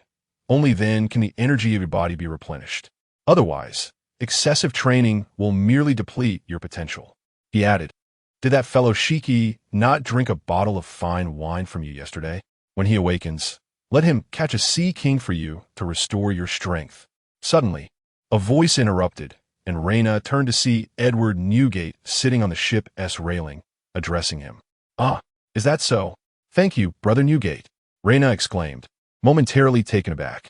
He recalled that those powerful individuals indeed consumed copious amounts of food, particularly the protagonist Luffy, who was nothing short of a food annihilator. Luffy's body was remarkably peculiar. Regardless of the injuries he sustained, he would recover immediately upon consuming food. Truly astonishing. Initially, Reina believed this was due to the rubber fruit's properties, but it now seemed evident that Garp had been training Luffy since childhood, contributing to his extraordinary capacity for absorption. "Ha ha, just a mere sea king. What's the issue? You little rascal, although you tricked me last night, I shall generously forgive you for the sake of that fine wine." Shiki, the Golden Lion, appeared on deck, laughing heartily. Having drunk too quickly the previous evening, he had not savored the flavor of the white wine. However, today, upon hearing the crew's discussions, he realized that he had consumed only 2 bottles, and even the captain could not procure any more. This revelation filled him with great pride, rendering him unconcerned about Reina's earlier mischief. Reina let out a quiet sigh of relief. After all, being targeted by a formidable individual like the Golden Lion was far from a pleasant experience. That evening, Shiki indeed caught a sea king, and after requesting the kitchen to prepare it, Reina generously invited the crew to partake, knowing that such a large creature was far too much for him to consume alone. In the following days, Reina continued to hone his martial arts while sparring with the crew, using the energy he absorbed to strengthen himself. With Longbread no longer guiding his training, as he lacked combat prowess despite his superior strength compared to Reina, Reina found himself primarily sparring with the ship's combatants. In addition to his training, Reina diligently accumulated points from his daily check-ins. His point total had nearly reached 500. Aside from occasionally redeeming cakes for Charlotte Linlin, he had yet to utilize his points. He was saving them to purchase a skill upgrade voucher from a shop, priced at 1,000 points. According to the display, this voucher could be used to enhance a skill upon reaching full proficiency. Although the growth of his basic martial arts proficiency was slow, he was confident that one day he would master it, making the voucher an essential item he would inevitably need. In addition, he discovered an item in the marketplace that could enhance his genetic lineage, yet its exorbitant price rendered it unaffordable. Thus, it was temporarily excluded from Reiner's list of essential purchases. Another item, however, had made its way onto his recent must-buy list, a weighted suit. The one he currently wore had fully acclimated to his physique, yielding diminishing returns in terms of training efficacy. Hence, he aspired to acquire a new weighted suit valued at 100 points, hoping to achieve superior training results. He intended to assess the situation after claiming the bi-weekly gift package before making the purchase. Ding! It was the 14th consecutive day of check-ins. Today's salary was being calculated. You have earned a base salary, 140 points, overtime pay, 20 million berries. Ah, finally, tomorrow marks the 15th day. I wonder what rewards await. I hope for a powerful ability. As he observed the payment for the 14th day being credited, Reiner exhaled deeply. Recently, the overtime pay had often been awarded in berries, which he was grateful for, as these funds could be stored in his inventory. Otherwise, he would have been at a loss regarding where to conceal them. The following morning, while Reiner was engaged in cleaning duties, the lookout suddenly shouted with excitement. Ahead, an island has been discovered. Ha ha ha. Finally, something to do. I've been idle for far too long. The crew, upon hearing the news of the island's discovery, emerged from the cabin, their faces alight with enthusiasm, except for Reiner. Mama, is there a new island? I can finally indulge in new desserts. If this island does not present me with satisfactory sweets, I shall lay waste to it. Charlotte Linlin licked her lips, gazing expectantly towards the horizon, where a faint black that was barely visible. Recently, she had grown weary of Reiner's cakes. After all, even the most delectable treats lose their allure with frequent consumption.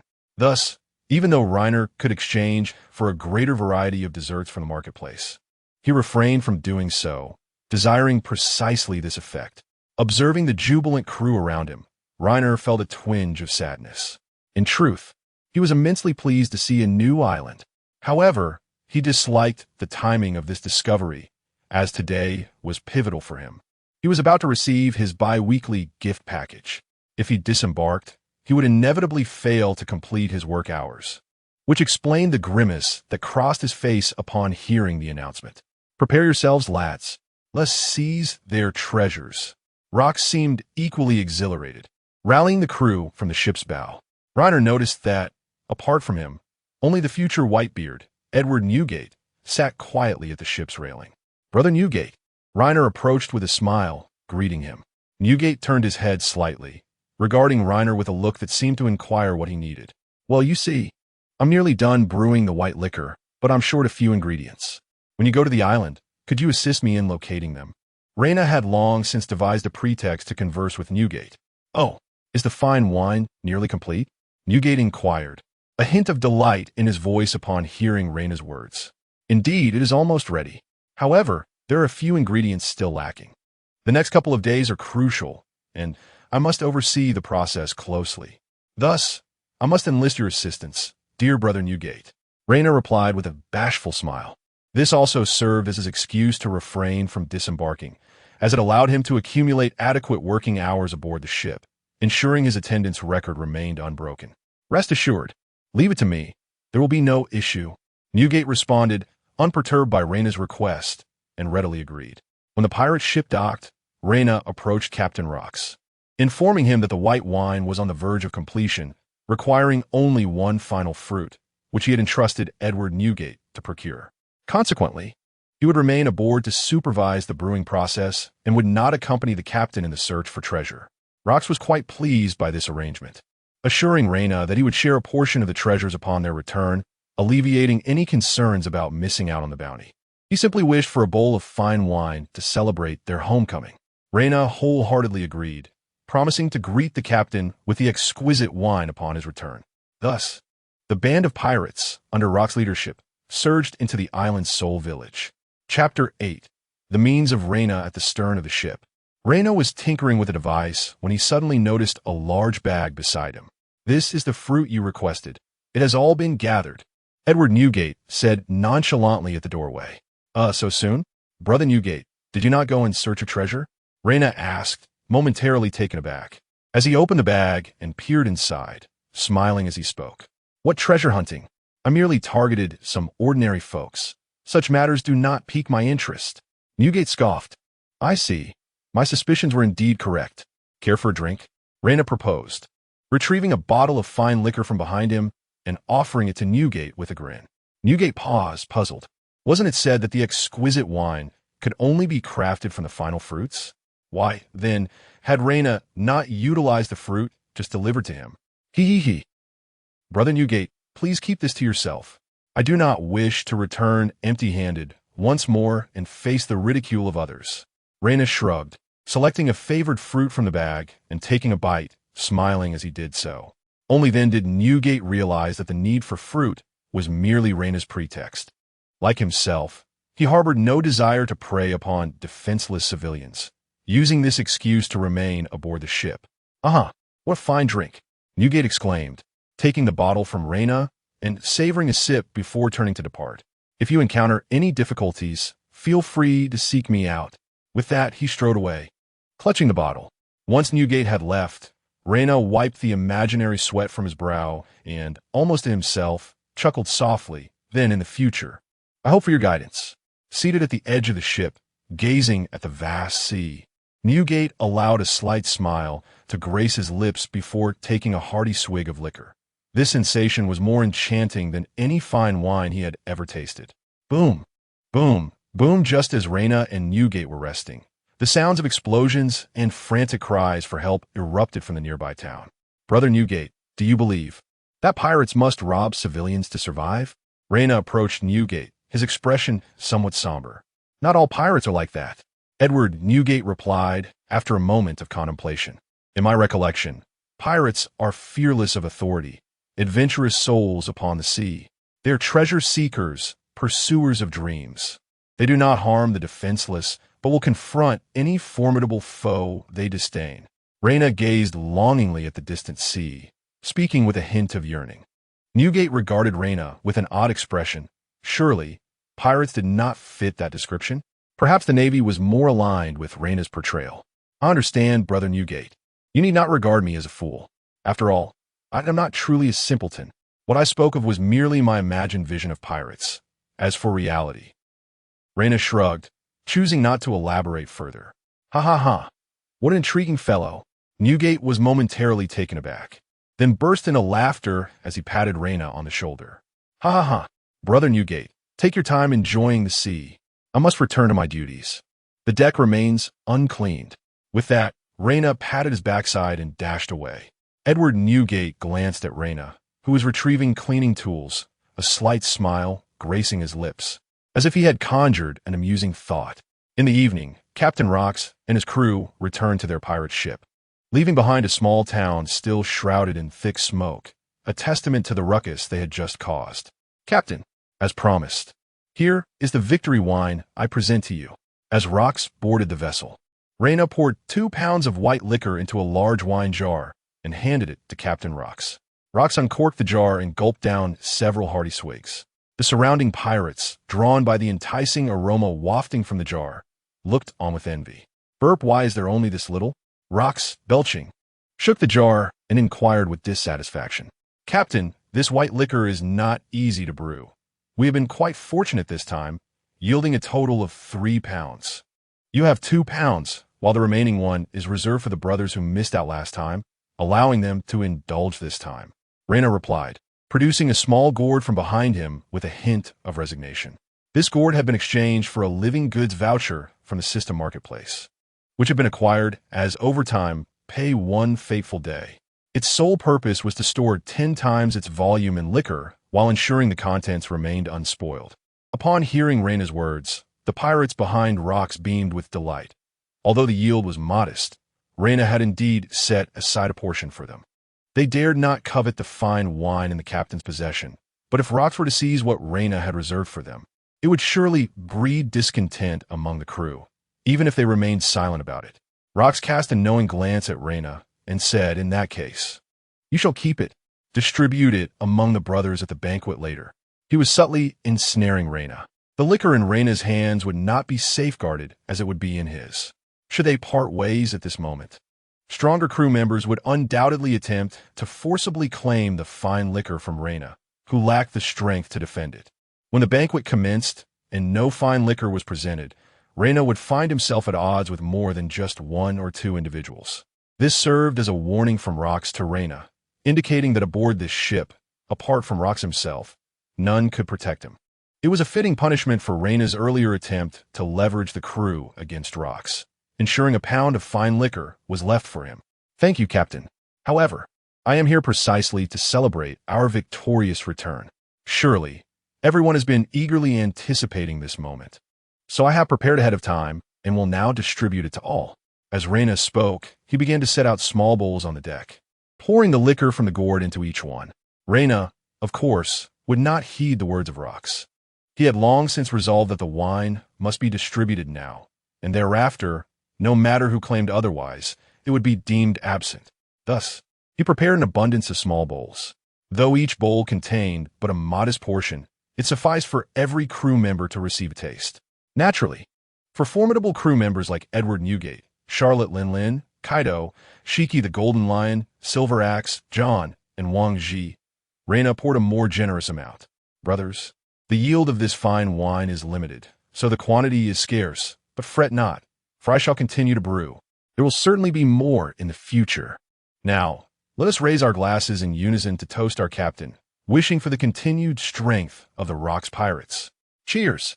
Reyna also poured himself a small measure, merely as a gesture.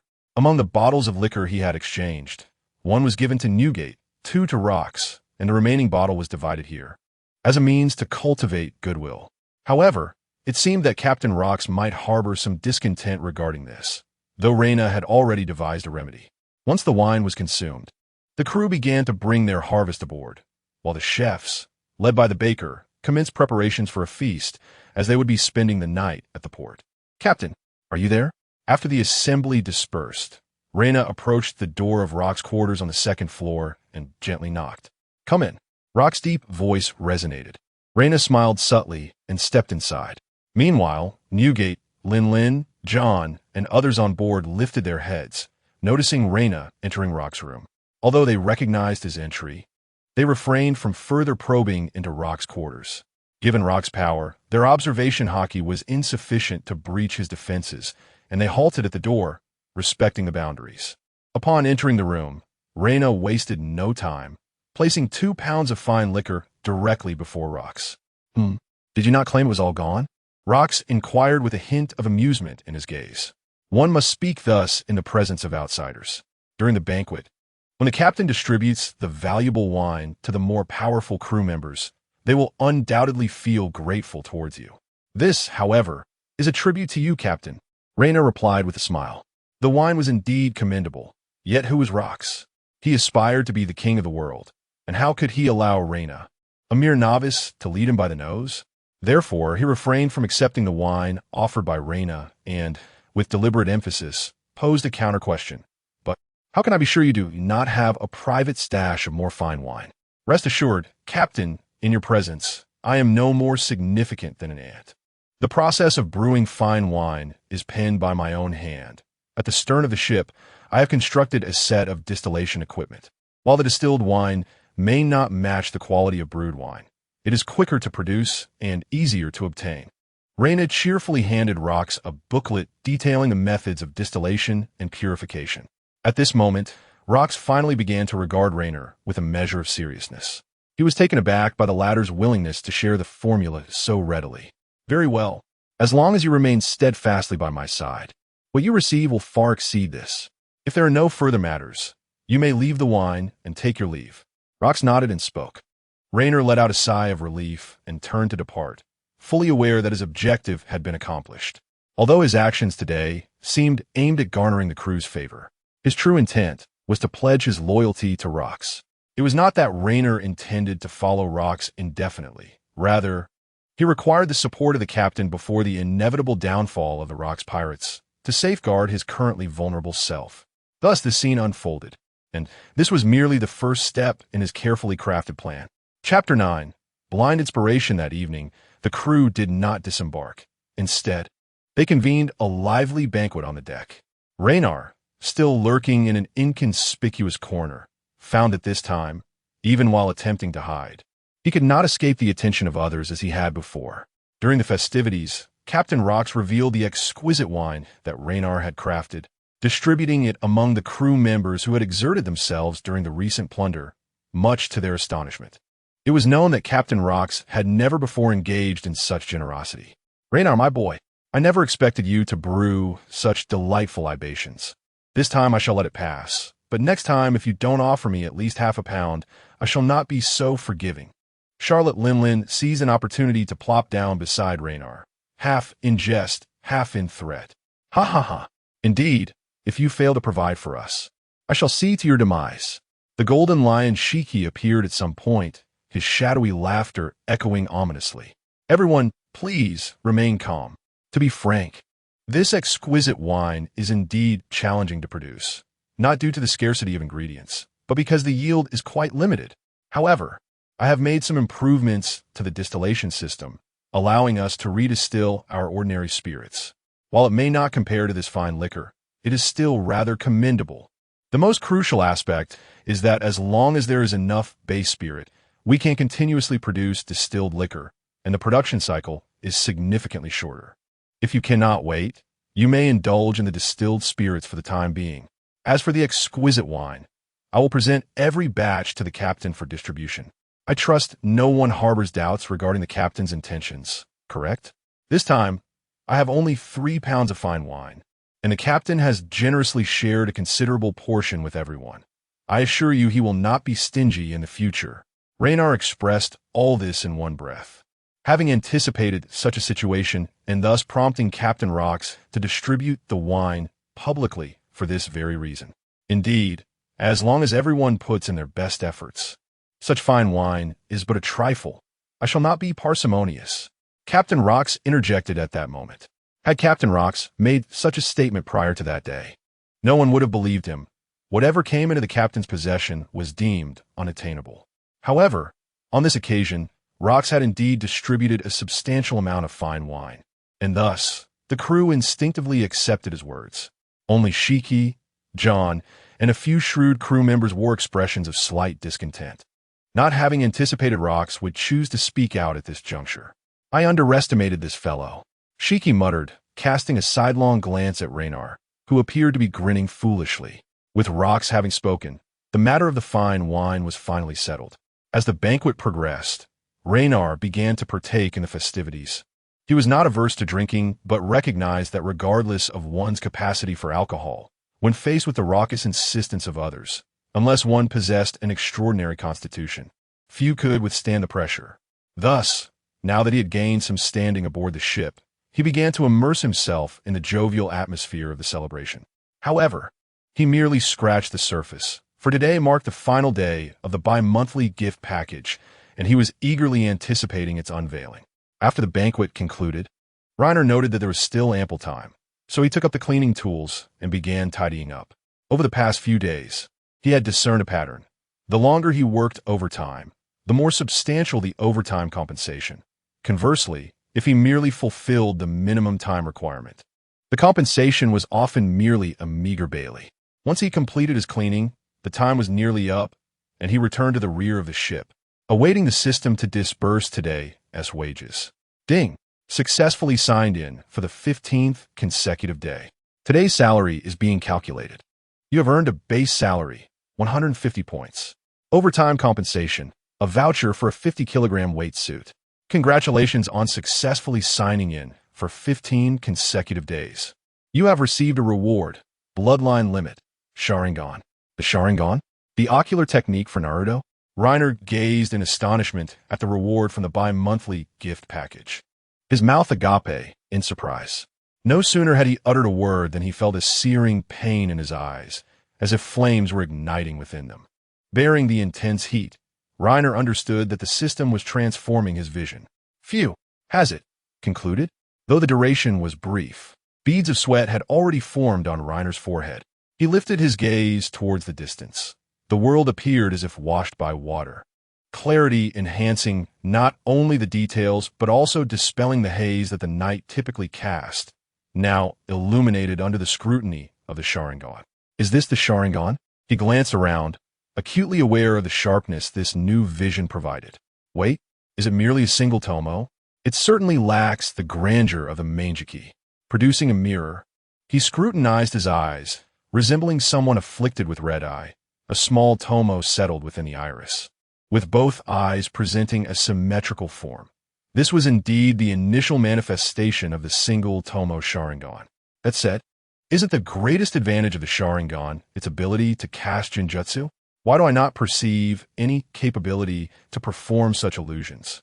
Reflecting on the knowledge he possessed about the Sharingan, Reiner realized he seemed incapable of utilizing it to cast Genjutsu. Perhaps it was due to his lack of proficiency in illusion techniques, or, more fundamentally, his absence of chakra. The Sharingan is an ocular technique from the manga Naruto, a bloodline limit of the Uchiha clan, descended from Indra, the eldest son of the Sage of Six Paths, endowed with formidable abilities such as observation, replication, and hypnosis. Its bearer possesses an extraordinary insight, capable of applying and discerning illusions, replicating body techniques, and non-bloodline limit ninja arts. However, utilizing the Sharingan requires a prerequisite, the possession of chakra, a unique energy within Naruto. Reiner was certain that no chakra had manifested within him due to the Sharingan, thus elucidating his inability to employ Genjutsu. Upon closing the Sharingan, his eyes reverted to their original state, and his vision diminished, losing the clarity he had just experienced. This sensation. Upon closing his Sharingan, Reina perceived an unusual shift and promptly reopened his eyes. Indeed, as he suspected, a soft chuckle escaped him as he realized why he could utilize the Sharingan without chakra. It was no longer chakra that he expended, but rather his physical stamina. Having kept the Sharingan activated for an extended period, the single tomo variant did not impose a significant burden upon him. Thus he remained oblivious to this fact. However, upon deactivating the Sharingan, he sensed a peculiar feeling, and once he reactivated it, the consumption of stamina became exceedingly apparent. It appears that I can no longer employ ninjutsu. Reina sighed. Since the system had instituted this alteration, it evidently would not provide him with chakra. Devoid of chakra, his Sharingan was rendered nearly ineffective, losing much of its potential for advancement. The evolution of the Sharingan necessitates specific stimuli, which would subsequently summon unique chakra within his mind, triggering changes in his visual perception. Now, lacking any chakra, the prospect of advancement was utterly foreclosed. Although the single tomo Sharingan was not entirely without merit, as its enhanced dynamic vision significantly benefited his combat, it paled in comparison to the complete Sharingan. After experimenting with his Sharingan, Reina deactivated it and accessed his character interface. Name: Reina. Position: trainee crew member of the Rocks Pirates. Combat power: 286 skills. Basic Taijutsu, 35-100. Basic Kenjutsu, 1-100. Genetic heritage: Mutant Black Emperor, Sebastian Shaw, with variants. Absorbs all forms of energy for release or enhancement. Bloodline limit.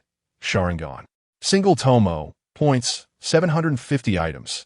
Universal weapon exchange voucher. Common. 50 kilogram weight suit exchange voucher. Seeing his combat power soar to 286 startled Reina. For he felt the assistance from the Sharingan was not as monumental as that provided by the Black Emperor lineage. Yet, it had increased his combat power by a staggering 130 points, surpassing the 100 points contributed by the Black Emperor bloodline by 30 points. However, Reina quickly comprehended that while the Black Emperor's lineage granted him boundless potential, its contribution to his current combat power was relatively modest. In contrast, the Sharingan, albeit not in its complete form and devoid of advancement potential, provided a tangible enhancement to his present capabilities. Moreover, the dynamic vision bestowed by the Sharingan was contingent upon his inherent strength. The stronger he became, the more substantial the augmentation from the Sharingan. As long as he did not exceed the limitations imposed by the Sharingan's dynamic vision, the increase remained significant. For instance, previously, an increment in his taijutsu proficiency would yield a corresponding increase in combat power. Now, with the Sharingan, perhaps an improvement in taijutsu proficiency would result in a 2 or 3 point increase in combat power. This exemplifies the transformation brought forth by the Sharingan. Having closed the character interface, Reiner first exchanged his 50-kilogram weighted suit, thereby saving a precise total of 100 points. He donned the newly acquired gear and discarded the old suit into the depths of the sea, thus effecting a direct disposal. Tomorrow, he could challenge Simpson. Surely he was now capable of besting him. Once tidied up, Reiner prepared to return to the cabin for some rest. "Hey, what were you just doing?" Just as Reiner was about to leave, a sudden voice startled him. "Miss McKean," he exclaimed, his gaze falling upon the woman before him. Her lips painted a bold red.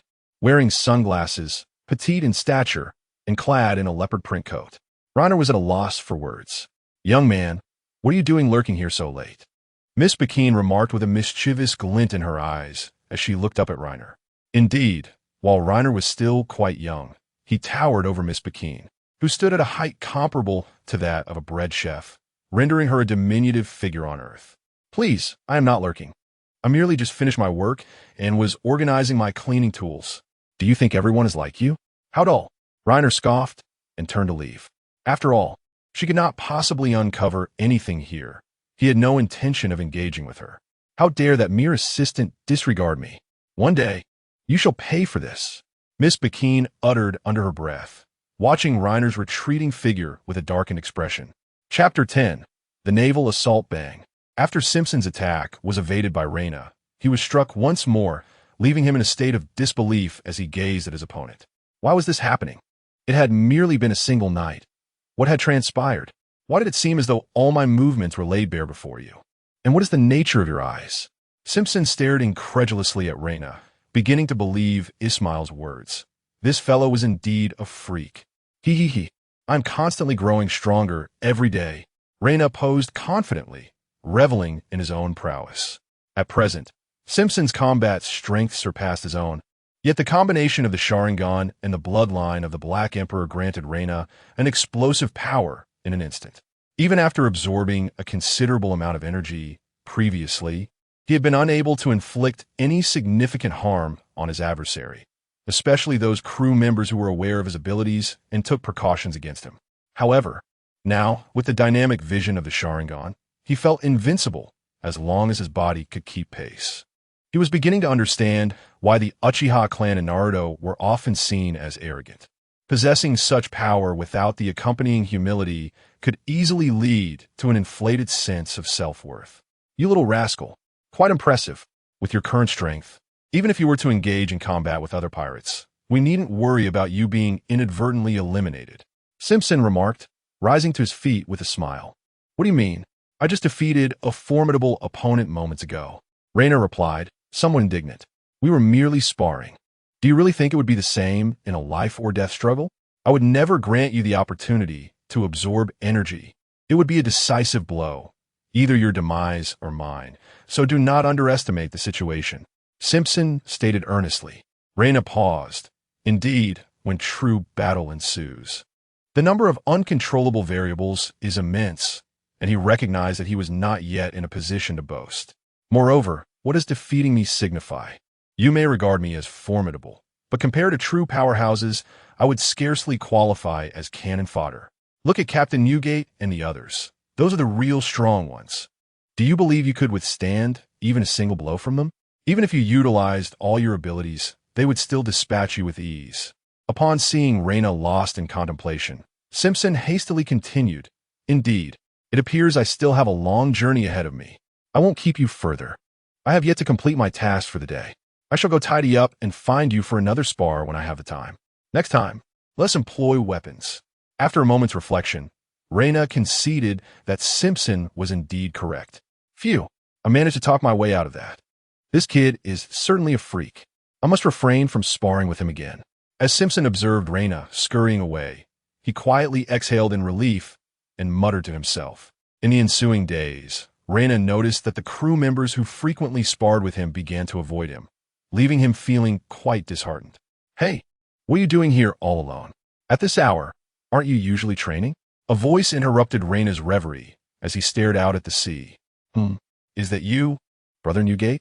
Everyone seems reluctant to spar with me, so it's a rare occasion to take a break." Reiner turned around and, upon seeing Edward Newgate, smiled and remarked, "Girl-la-la-la, you don't appear to be disheartened at all." "Disheartened? Why would I be? Are you referring to the fact that no one wants to spar with me? There is nothing to be disheartened about. Training is inherently a personal endeavor. Sparring merely serves to validate and accumulate practical experience." Reiner shook his head and replied, "Oh, I see. It seems you don't require my encouragement." Newgate responded with a smile. "Ha ha, Brother Newgate, I am no mere child. I am a pirate, a formidable pirate," Reiner declared, clenching his fist with determination. "Is that so? Then allow me to see just how formidable you truly are," Newgate said, taking a few steps back. Reiner's eyes brightened with excitement as he exclaimed, "Brother Newgate wishes to spar with me? How splendid! Let me witness the prowess of one of the world's mightiest warriors." Boom! Thud! In less than a minute, Reiner was sent flying from the stern of the ship, plunging into the sea. Cough, cough. Truly, Edward Newgate is formidable. The disparity is immense. After being rescued by the crew, Reiner coughed a few times, rubbing his chest, and lamented, I never expected such a vast difference. Kid, are you daft? How did you manage to get yourself into a confrontation with Newgate? It's pure luck he didn't kill you." Ismail tossed a clean towel to Reiner, regarding him with a bemused expression. Cough, cough. I also didn't anticipate such a significant gap. The reason Reiner endured for nearly a minute before his defeat was not due to his strength, but rather because Newgate had not attacked. He merely defended himself. Whatever methods Reiner employed were effortlessly thwarted by Newgate. Even when Reiner absorbed the energy from their collision to launch an attack, he could not penetrate Newgate's defense. When Newgate finally struck, not only did it awaken Reiner's Sharingan, but he also clearly indicated he would strike his chest, yet Reiner still failed to defend against it. It wasn't that his body couldn't keep up. Rather, Newgate had methodically sealed off all avenues of retreat, compelling Reiner to confront him head-on. With just a single punch, Reiner was sent flying, and he believed that had Newgate not held back, he would be dead by now. Go-da-da-da-da. Do you understand now, kid? Strength does not rely on fancy techniques. My speed surpasses yours, my power eclipses yours, and thus my strength exceeds yours. Techniques are merely employed against opponents of comparable strength. What you must do is ensure your speed and power surpass those of everyone in the world. Then you shall be the strongest. Even without any techniques or abilities, it matters not. After changing his clothes, Reiner emerged from the cabin just in time to hear Newgate's words. Yes, I understand, Brother Newgate. I will intensify my training. Reiner nodded earnestly, addressing Newgate, who leaned against the doorframe. He comprehended that the other party was conveying to him that it was inconsequential to practice alone. As long as he persevered with unwavering determination, he would inevitably evolve into a formidable force. In truth, Reiner was not disheartened by this circumstance. Endowed with a system, he merely needed to bide his time in the early stages, destined to become the most resplendent star in this realm. In the ensuing days, aside from work and rest, he devoted all his time to rigorous training, expanding his focus from merely physical exercises to the art of swordsmanship. Although the system provided only rudimentary sword techniques, he recognized that such foundational moves were often the most essential. Thus, he approached his daily practice with meticulous adherence to the basic actions prescribed in the introductory swordsmanship. Captain, it is the naval vessel of Carp. It seems to be approaching us. On that day, while Reiner was diligently honing his physical skills, a lookout atop the watchtower suddenly shouted down, Carp, how could that scoundrel be here? Wasn't he recently in pursuit of some Roger pirate crew? As the lookout's information reached him, Reiner also heard the disgruntled voice of Shiki. Carp? Roger? Reiner paused. These were names he was quite familiar with, and it seemed that the Rock's pirates had been vanquished by the combined efforts of Admiral Carp and the Pirate King, Roger. Upon arriving at the foredeck, he found Rox and most of the crew already gathered. Clearly, Carp's reputation was formidable, Even the Rocks pirates regarded his name with considerable gravity. Don't scatter about. That fellow over there is not easily dealt with. Newgate had approached him at some point, whispering, Captain, it is likely that our previous attack on that small island has incited the Navy's displeasure, prompting them to dispatch Carp. John stood beside Rocks, speaking softly. Oomph. Carp Rocks huffed, glaring at the approaching dog-headed warship, visibly displeased. Rocks, surrender at once. Your slaughter of innocent civilians is an unforgivable crime. A resounding voice from the naval vessel echoed across the water. Buddha? I didn't expect you to come with Carp this time. Rocks squinted slightly, his expression becoming more serious as he noted the presence of 3 naval ships, indicating that aside from Sengoku and Carp, there was another adversary. Admiral Sengoku of the Navy? Captain, this could be troublesome. Carp and Sengoku united pose a significant challenge. The air among the pirates grew tense as they absorbed the gravity of the situation. Brother Newgate, was it the voice of Admiral Sengoku? Reiner's eyes lit up as he turned to inquire of Newgate. Indeed, it must be him. His strength is formidable, and this situation has become quite precarious. Newgate nodded in affirmation. Reina was somewhat taken aback. Logically speaking, even if Carp and Sengoku joined forces, they were accompanied by 3 of the future emperors, as well as formidable figures like the Golden Lion Shiki, John Wangji, and Silver Axe were also not to be underestimated, especially with the captain, Rocks, who was a man capable of overpowering Carp in a one-on-one confrontation. Once the battle commences, keep your distance. It would be best to find a place to hide. Your strength has been increasing rapidly of late, but you are still not yet equipped to contend with the Navy. With Sengoku and Carp together, I may not be able to protect you, Newgate stated gravely, unaware of Reina's unusual demeanor. I understand, Brother Newgate. You must also exercise caution. Do not worry about me. I will ensure my own safety, Reina replied, nodding with a hint of gratitude. He recognized that staying close to Newgate and the others, despite their protection, would place him at the heart of the battlefield, surrounded by powerful adversaries. Even without intentional targeting, the residual force from their battles could very well claim his life. Thus, distancing himself from them was the wisest course of action. Chapter 11. Battle with a swift motion. Reina pivoted and delivered a powerful kick, sending the naval officer who had just ambushed him flying into the sea, before retreating to a corner, panting heavily. Had it not been for the passive trigger of the Black Emperor's ability, the surprise attack would have surely claimed his life. Boom, boom, boom. Reina cast a glance towards the exploding naval warship, the epicenter of the conflict, which was now in ruins.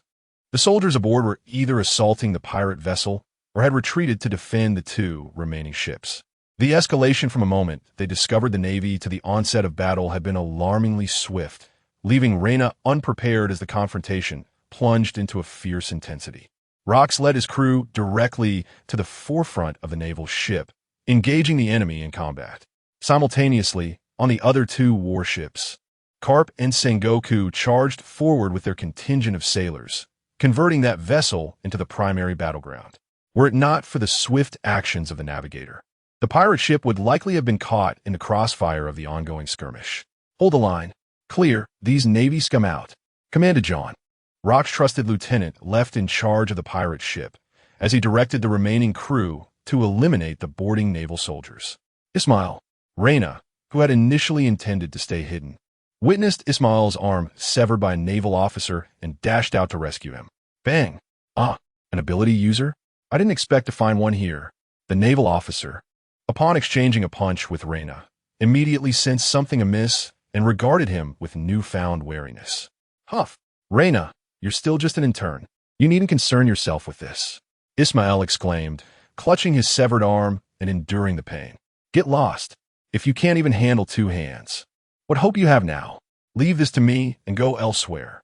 Reina's focus remained fixed on the naval officer, unwilling to let his guard down. Although their earlier encounter had been brief, the officer's formidable strength, rated at 300, was not lost on Reina. Be careful, you little brat. This isn't a spar. Show no mercy when the time comes. Ismail shot him a glance, but chose to withdraw, knowing that his presence would only hinder Reina rather than aid him. However, having spent considerable time with Reina, He understood that Reina was not the type to be ruthless, fearing that his innate kindness might ultimately lead to his demise here. Sharingan, activate! Reina's eyes transformed to a crimson hue, a black tomo appearing within the pupils. Ah, what an intriguing ability. Is it a mutation of the eyes or a fruit-related power? The naval officer, observing Reina's transformation, refrained from attacking recklessly, instead opting to scrutinize Reina closely. Since he won't strike, I shall not hold back. Reina surmised that ending the conflict swiftly would be to his advantage and charged forward, weapon in hand. Clang! As the two swords clashed, sparks flew, yet the naval officer sensed an underlying discord. Before he could react, Reina unleashed a series of fundamental sword techniques from basic swordsmanship, compelling his opponent to engage him in a direct confrontation. Kid, if this is all you've got, then prepare to meet your demise. After exchanging several blows, the naval officer found no irregularities, gradually lowering his guard and launching an attack against Reina. His shoulder moved, and his thigh and knee exhibited the inclination to advance. He intended to step forward and strike from the left. Reina's Sharingan swiftly discerned the opponent's movements and analyzed his next intention. Now's the moment. Reina sidestepped, evading the impending strike, and seizing the opportunity before his adversary could adjust, he hurled his weapon like a flying dagger directly at him. You can actually foresee my movements? The naval officer mused. But kid, relinquishing your weapon in battle is hardly a wise strategy. He realized that Reina had anticipated his actions. However, he dismissed Reina's bold tactic of using his weapon as a thrown projectile, believing that losing one's weapon rendered a tiger without claws, significantly reducing the threat. My forte lies not in swordsmanship. With his weapon discarded, Reina followed his thrown sword with a powerful punch. The naval officer deflected Reina's weapon with his sword, then raised his foot to block Reina's fist. From their earlier exchanges, he had already gauged Reina's strength. He believed that with his foot against Reina's fist, he could not possibly breach his defense. Bang! To the naval officer's astonishment, Reina's punch sent him staggering back several steps, and due to his precarious balance on one foot, he fell to the ground. With swift precision, Reina followed up by plunging his dagger into the officer's body. This is impossible. The naval officer could not comprehend why Reina possessed such strength, nor why he had not displayed it earlier. Had he done so, their encounter would have been far from evenly matched. Panting heavily, Reina wiped the blood from his dagger and sheathed it at his waist. Although the skirmish was brief, he had employed all his skills to successfully vanquish his opponent. Indeed, during their earlier sword clashes, he had discreetly absorbed the energy from their strikes, and only after reaching his limit did he deliberately discard his sword, unleashing the accumulated energy to deliver a decisive blow. The dagger at his waist had been exchanged from the system's marketplace using a universal weapon voucher before the battle commenced. In his first act of killing, Reina did not experience the overwhelming nausea often depicted in literature. In fact, he felt little at that moment. It was not that he was cold-blooded, but rather that he had no time to ponder such thoughts amidst the chaos of combat. Well, you become quite formidable, Ismail exclaimed with a grin as he emerged from the shadows, following the conclusion of the battle. Are you all right? Reina, noting that Ismail was now missing an arm, asked with a pale countenance, Are you fine? Do not fret. It is merely an arm. You, however, appear rather unwell. Ismail quickly supported Reina as they retreated into the ship's cabin. Once Reina closed his Sharingan, he noticed his hands were trembling uncontrollably, a consequence of both the considerable exertion and the unsettling feelings that accompanied his first act of killing. Breathe. It's merely a two-dimensional realm. None of them are real.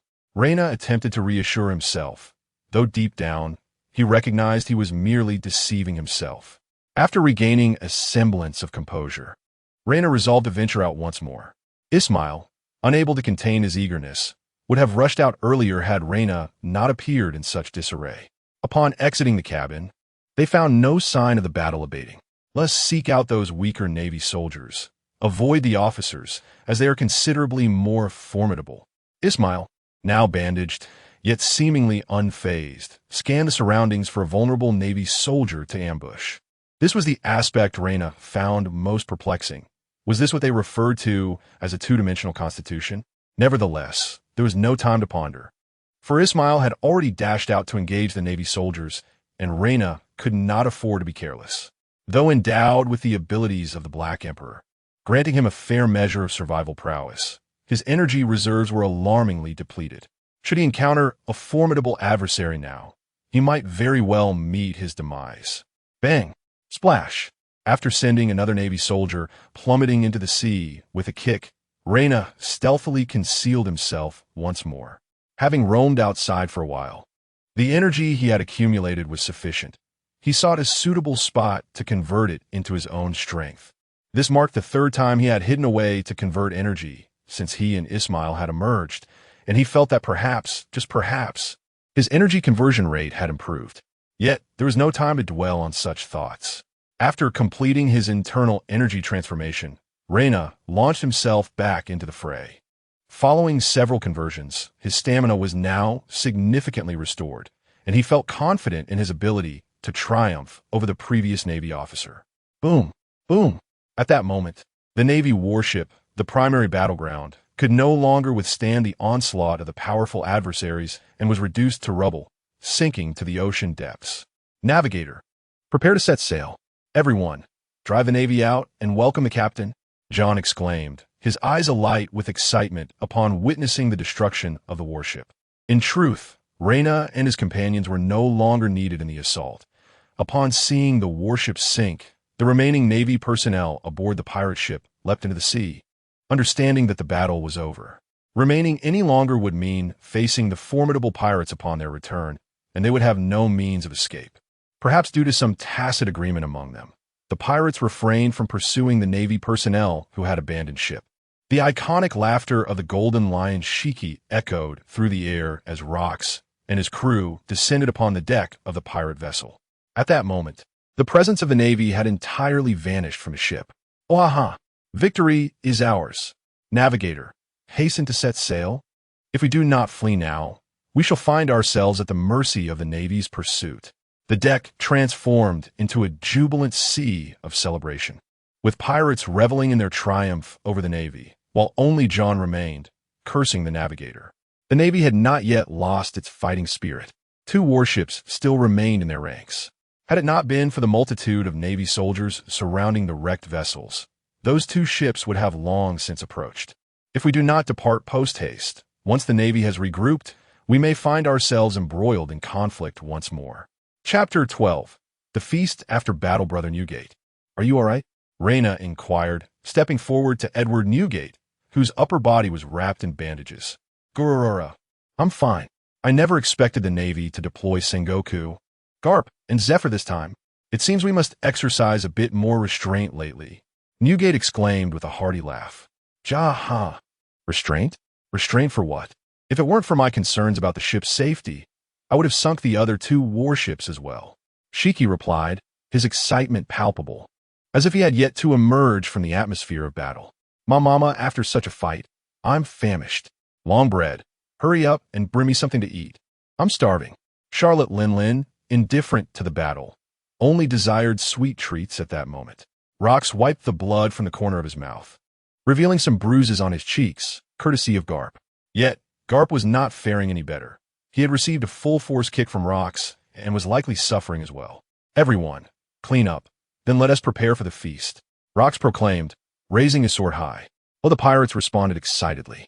Following the earlier skirmish, the pirates did not bother to tally their losses. They hastily disposed of the bodies of comrades and sailors alike into the sea, eager to commence the upcoming celebration. Reyna felt a twinge of sadness as several crew members with whom he had shared a bond had vanished. It remained uncertain whether they had perished in battle or failed to return to the ship during the retreat. Meanwhile, at the site of the conflict, the Navy was fervently rescuing their fallen soldiers from the water. Damn, Garp, I knew trouble would arise from teaming up with you, Zephyr lamented, his expression pained as he gazed at his ship, now reduced to fragments sinking beneath the waves. Waha, don't sweat the small stuff. Didn't I send them fleeing? Young Garp chuckled heartily. Next time we meet, it will be when I capture them. Sengoku wore a similarly pained expression, wishing to avoid conversation with Garp. Did he not realize that every time he set sail, he caused damage to the fleet? Was it not wise to conduct battles on pirate ships? The Rock's pirates are growing increasingly formidable. This cannot continue. Zephyr voiced his concerns, watching the distant retreat of the Rock's pirates. Sengoku nodded in agreement. Indeed, if this persists, there may come a day when even our navy cannot contend with them. Do not worry. Sooner or later, I shall capture him, Garp asserted, clenching his fist with conviction. As night descended, the feast aboard the pirate ship finally commenced. Due to the day's battle, the crew was in high spirits. Enjoying a drink after such a grand clash was undoubtedly a splendid choice. Where did this meat come from? It is absolutely delicious, Shiki exclaimed, blissfully gnawing on a large bone, a smile of pure happiness illuminating his face. I say, Shiki, did you hear what I just said? Wang Ji asked, somewhat exasperated, addressing the Golden Lion Shiki. Greetings. I understand, and I shall attend to it when time permits, Shiki replied with a palpable lack of sincerity. Wang Ji found himself at a loss. Yet Shiki's float fruit possessed the remarkable ability to elevate the entire pirate ship, thereby facilitating the repair of the gaping hole in its hull. The recent skirmish had left the ship's underside severely damaged, with a considerable accumulation of water threatening to compromise its integrity. Without the opportunity to dock at a nearby isle, the ship's repair crew would be rendered incapable of effecting any repairs. Thus, Wang Ji sought out Shiki, hoping he could employ his powers to raise the vessel above the water, allowing the crew to mend the substantial breach. I hear you dispatched a naval officer today, boomed the Golden Lion Shiki, who, clutching a large bone of meat, plopped down beside Rina and casually inquired. Indeed, the adversary was quite formidable, and my victory was rather hard-won, Rina acknowledged with a nod. He had no intention of boasting. The naval officer had fallen victim to his misunderstanding of Rina's abilities. I've heard that in the heat of battle, you cast aside your weapon? Shiki inquired, devouring the meat with gusto before carelessly discarding the bone and burping contentedly. Rina felt somewhat exasperated. Shiki's awareness of the details stemmed entirely from Ismail, the one-armed fellow who had been regaling the crew with tales of Rina's prowess and how he had vanquished the naval officer. From what Rina had overheard, Ismail had recounted the incident no fewer than 5 times, with 3 different accounts. I have only studied the basics of swordsmanship, and my abilities cannot be wielded through a weapon, so I had no choice but to resort to fisticuffs, Rina replied earnestly, nodding in affirmation. At present, Rina was unable to channel the energy of the Black Emperor through a weapon, not due to a lack of capability, but rather a lack of mastery. Should he attempt to unleash it through a standard longsword, the weapon would surely shatter, and much of the energy would dissipate before reaching the enemy. Thus, utilizing his fists was the most prudent choice. A swordsman's weapon is his greatest ally. If you do not intend to pursue the path of a swordsman, then hone your skills in physical combat and abandon the swordplay altogether. With that, the Golden Lion Shiki rose and departed. Rina was left in a state of bewilderment. What was Shiki's sudden counsel supposed to signify? He had never publicly proclaimed himself a swordsman. Surely, his choice to forsake his sword would not lead to any misconceptions. In any case, thanks to Ismail's enthusiasm, news of Rina's triumph over a naval officer had circulated throughout the ship, and his consistent diligence had not gone unnoticed by the crew, who acknowledged his progress with unanimous approval. He. Ho he. Ho he bring forth the fine wine of banks to your side like the sea breeze, I will riding the waves, as the celebration reached its zenith. The crew joined in unison to sing Bink Sake, a song cherished by all pirates. The banquet today was rather brief, as the intense battles earlier in the day had left everyone utterly fatigued. By the time the festivities had reached their midpoint, several pirates had already succumbed to slumber on the deck. After indulging in a few cups of wine, Reyna busied himself, transporting the slumbering pirates below deck and tidying the disheveled deck. Though the celebration continued, Reyna could hardly wait any longer. He had not had the opportunity to work throughout the day due to the skirmish, and he had yet to fulfill his basic work hours. Forget about overtime pay. He simply had to complete his foundational work time, or else his streak of clocking in would be interrupted. Beep. Continuous clock in for the 20th day. Today's wage settlement in progress. You have earned a base salary, 200 points. Your overtime hours are insufficient. You will not receive overtime pay. By the time he concluded his tasks, he had indeed completed his basic work hours, though the overtime pay was lost. With today, as 200 points added, his total was nearing 2,000 points. Once he achieved mastery of the primary physical techniques, he could purchase a skill upgrade voucher. Reina beamed with delight as he saw the 200 points credited to his account. Early the next morning, Reina was already hard at work. Besides the cleanup from last night's banquet, the crew was bustling about. Due to the fierce battle with the Navy yesterday, the pirate ship had sustained considerable damage and required repairs. Ah, what a dispiriting day it is.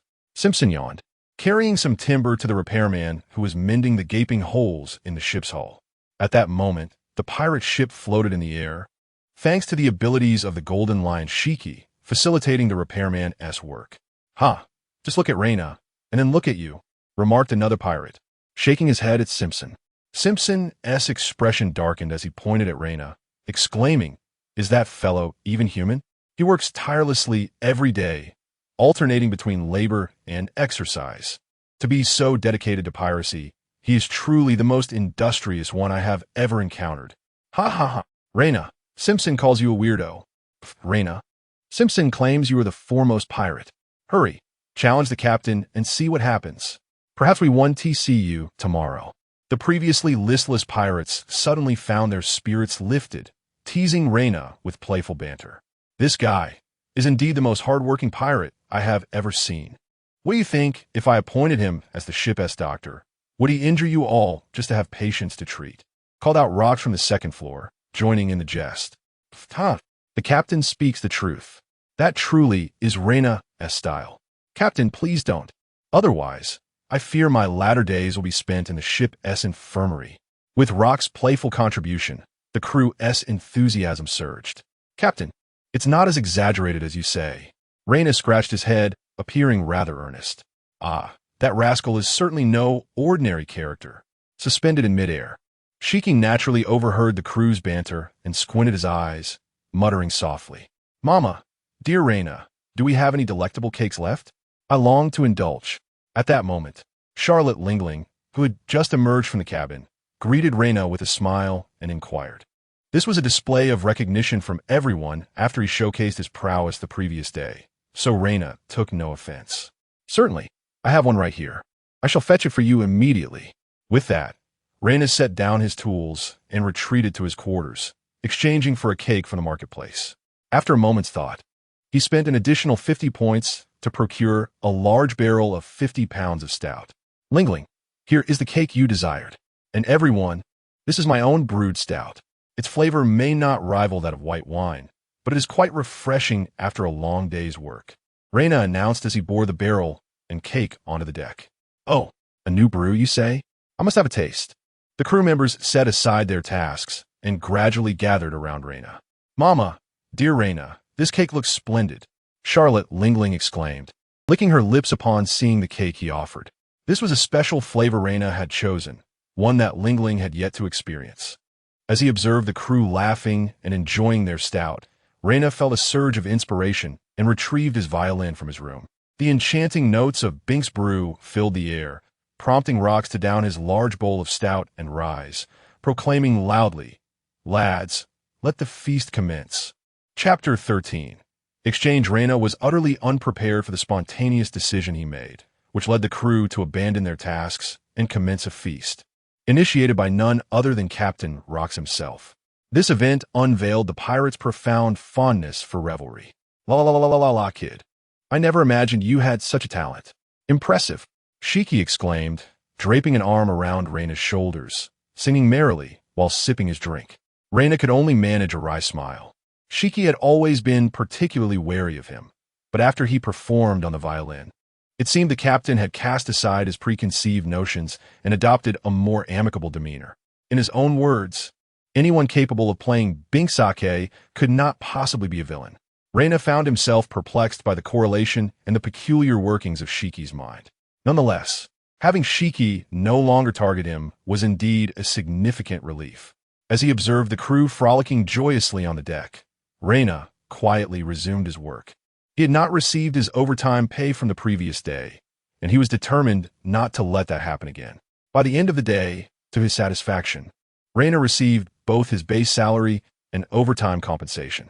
In the days that followed, Reina devoted himself entirely to training his physical abilities and honing the bloodline powers of the Black Emperor, witnessing steady growth in his strength. However, he was taken aback when, on the 24th consecutive day of clocking in, the sign-in system unexpectedly reset. According to the system's explanation, the maximum duration for continuous sign-ins was a month, resetting on the first of each month. Thus, the first of every month marked a fresh beginning. He had missed a day in his inaugural month, forfeiting the full attendance reward. Unfortunately, he also missed the reward for completing 30 consecutive days. Fortunately, that reward would not disappear due to the reset. It would remain available until he fulfilled the conditions to claim it. As for the rewards for signing in once, 3 days, 7 days, and half a month, those would not reappear since he had already claimed them. BRR, just as Reina was practicing his techniques at the stern of the ship, the transponder snail beside Rox on the second floor began to ring. "Hello, what's the matter?" Rox answered the transponder snail, his tone slightly languid. "I have the intelligence you requested. The map is in my possession. Come by whenever you wish to collect it," a deep voice replied before abruptly hanging up. Upon hearing the message, Rox slowly rose, his eyes gleaming with an astonishing intensity. "Ha ha ha, it has finally arrived. Excellent, this world ultimately belongs to me." After placing the transponder snail down, Rox gazed out the window, revealing a smile brimming with ambition. The following day, Reina noticed a change in the ship's course, but he paid it little mind. The navigator aboard would ensure the pirate vessel remained on the correct path. His primary objective now is to hone his skills. At present, he possesses enough points to purchase a skill upgrade scroll, yet he refrains from doing so, as his proficiency in basic physical techniques has not yet reached its maximum. Perhaps, at some point, a bonus might grant him one. Bang, bang, bang. Ha, this little rascal is becoming increasingly adept. Everyone, we cannot afford to go easy on him, lest we bring shame upon ourselves. At this moment, Simpson is engaged in a fierce assault on Reina, alongside 2 other crew members. This can be seen as a form of training for Reina. Given their capabilities, a one-on-one match against Reina would be uncertain, but 3 against 1 would undoubtedly lead to Reina's defeat. However, he has mastered the abilities of the Black Emperor with remarkable skill, including precise control over when to release absorbed energy and the quantity to unleash. Hi everyone, be cautious. Sharingan, activate. As he spoke, Reina's eyes transformed into a crimson hue, a black tomo appearing within his pupils. That damned ability again. Everyone, be careful and attack separately. Upon witnessing Reina activate the Sharingan, Simpson's expression darkened, and he spoke directly. With the activation of the Sharingan and the power of the Black Emperor, Reina could easily overpower him, even against 3 opponents. One wrong move could lead to calamity. The first to strike was Simpson, charging directly at Reina with a bent posture, suddenly unleashing a punch aimed at him. Simultaneously, the other 2 crew members approached from either side, poised to attack. Yet, Reina remained unfazed, his Sharingan spinning rapidly. He took a step back, preparing to block Simpson's punch. However, just as Reina's fist was about to make contact with Simpson's, he abruptly withdrew his fist and executed a swift spinning kick towards Reina. Before Reina could react, the 2 crew members also launched their punches in unison, targeting him directly. A subtle smirk played on Reina's lips as he crossed his arms to shield himself from the dual onslaught, while simultaneously delivering a kick towards Simpson. While blocking the attacks from the 2 crew members, he absorbed the kinetic energy directed at him and released it with a powerful kick aimed at Simpson. Boom! Simpson, having just engaged with Reina, was sent flying, crashing into the wooden cabin of the pirate ship. One opportunity, the attacking crew members disregarded the flying Simpson. They understood that there is always a delay in Reina's energy absorption. Although their previous plan had not yielded the expected result, this moment was still promising. Bang! Bang! Bang! The trio exchanged blows rapidly. Reina's Sharingan spun swiftly, allowing him to fully decipher their moves. If not for his physical limitations, Reina could have triumphed solely through the power of his Sharingan. This lad is progressing remarkably fast. Moreover, his abilities are rather peculiar, seemingly not the powers of a devil fruit. Shiki, the Golden Lion, puffed on his cigar, perched upon the railing of the second floor, observing the skirmish below, murmuring softly. Everyone has their own secrets. There is no need to know too much. Edward Newgate gazed down upon the battle below. Following Shiki's remarks, he also spoke up. Ha ha ha. Are you afraid I might take action against him? Fear not. As long as he does not provoke me, I shan't seek trouble. The Golden Lion Shiki cast a wary glance at Newgate, well aware that Raynor had been calling him Big Brother Newgate, and it appeared that Newgate had not opposed this. He was not foolish enough to offend a formidable warrior like Edward Newgate over a mere apprentice. Furthermore, the mad Charlotte Linlin seemed to hold this young man in considerable regard. Stroking his chin, Shiki pondered whether he ought to take action himself. Meanwhile, the battle raged on below. Raynor faced two opponents. Though he was being overwhelmed, he did not succumb quickly. At that moment, the ejected Simpson suddenly burst forth from his ship's cabin. However, Raynor's energy absorption period had ended just before Simpson arrived, allowing him to land a punch on one crew member, sending him flying into the sea. We cannot allow this lad to continue. Unleash your full strength. Simpson gritted his teeth and charged at Raynor, knowing that Raynor had just released energy, indicating he could not absorb more in a short span. With Simpson's arrival, they still had a chance in a 2-on-1 confrontation. Yet, Raynor chose to retreat slightly, opting to evade rather than engage directly.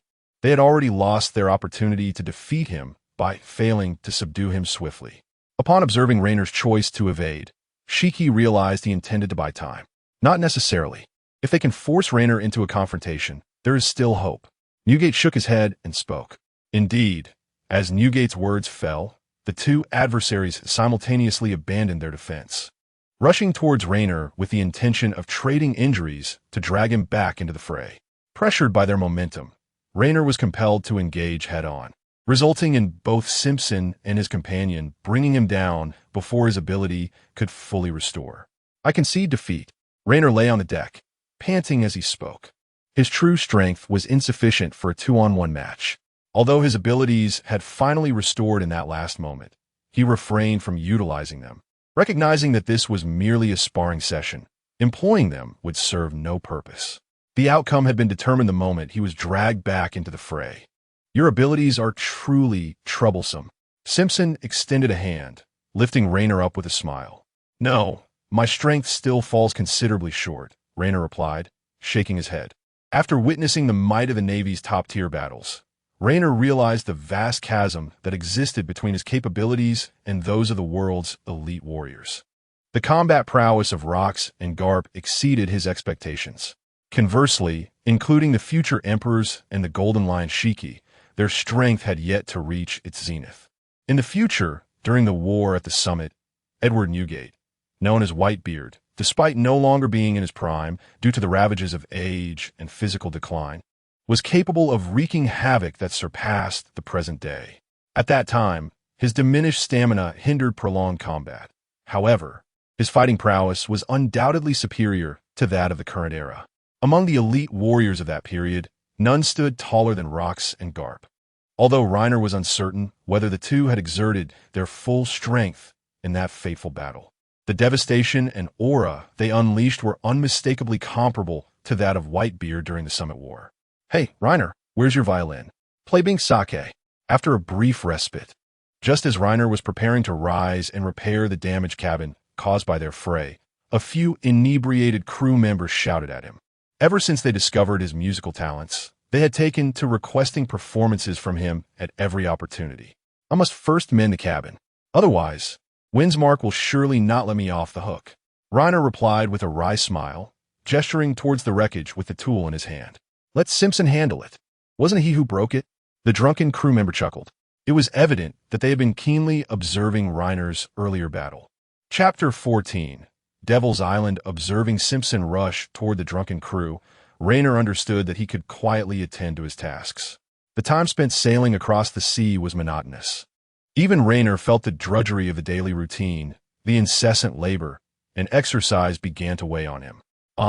Yet another listless day, truly dispiriting. Ishmael yawned as he emerged from the cabin. Such is the nature of navigation, facing an unchanging ocean day after day, undeniably tiresome. If you have nothing to do, lend a hand with the cleaning. Recently finished with his chores, Raynor plopped down on the ship's railing, grinning as he spoke. This spot was usually occupied by Newgate, but in his absence, Raynor occasionally took a moment to rest here. "Spare me, will you?" Ishmael waved his single arm and hurried away.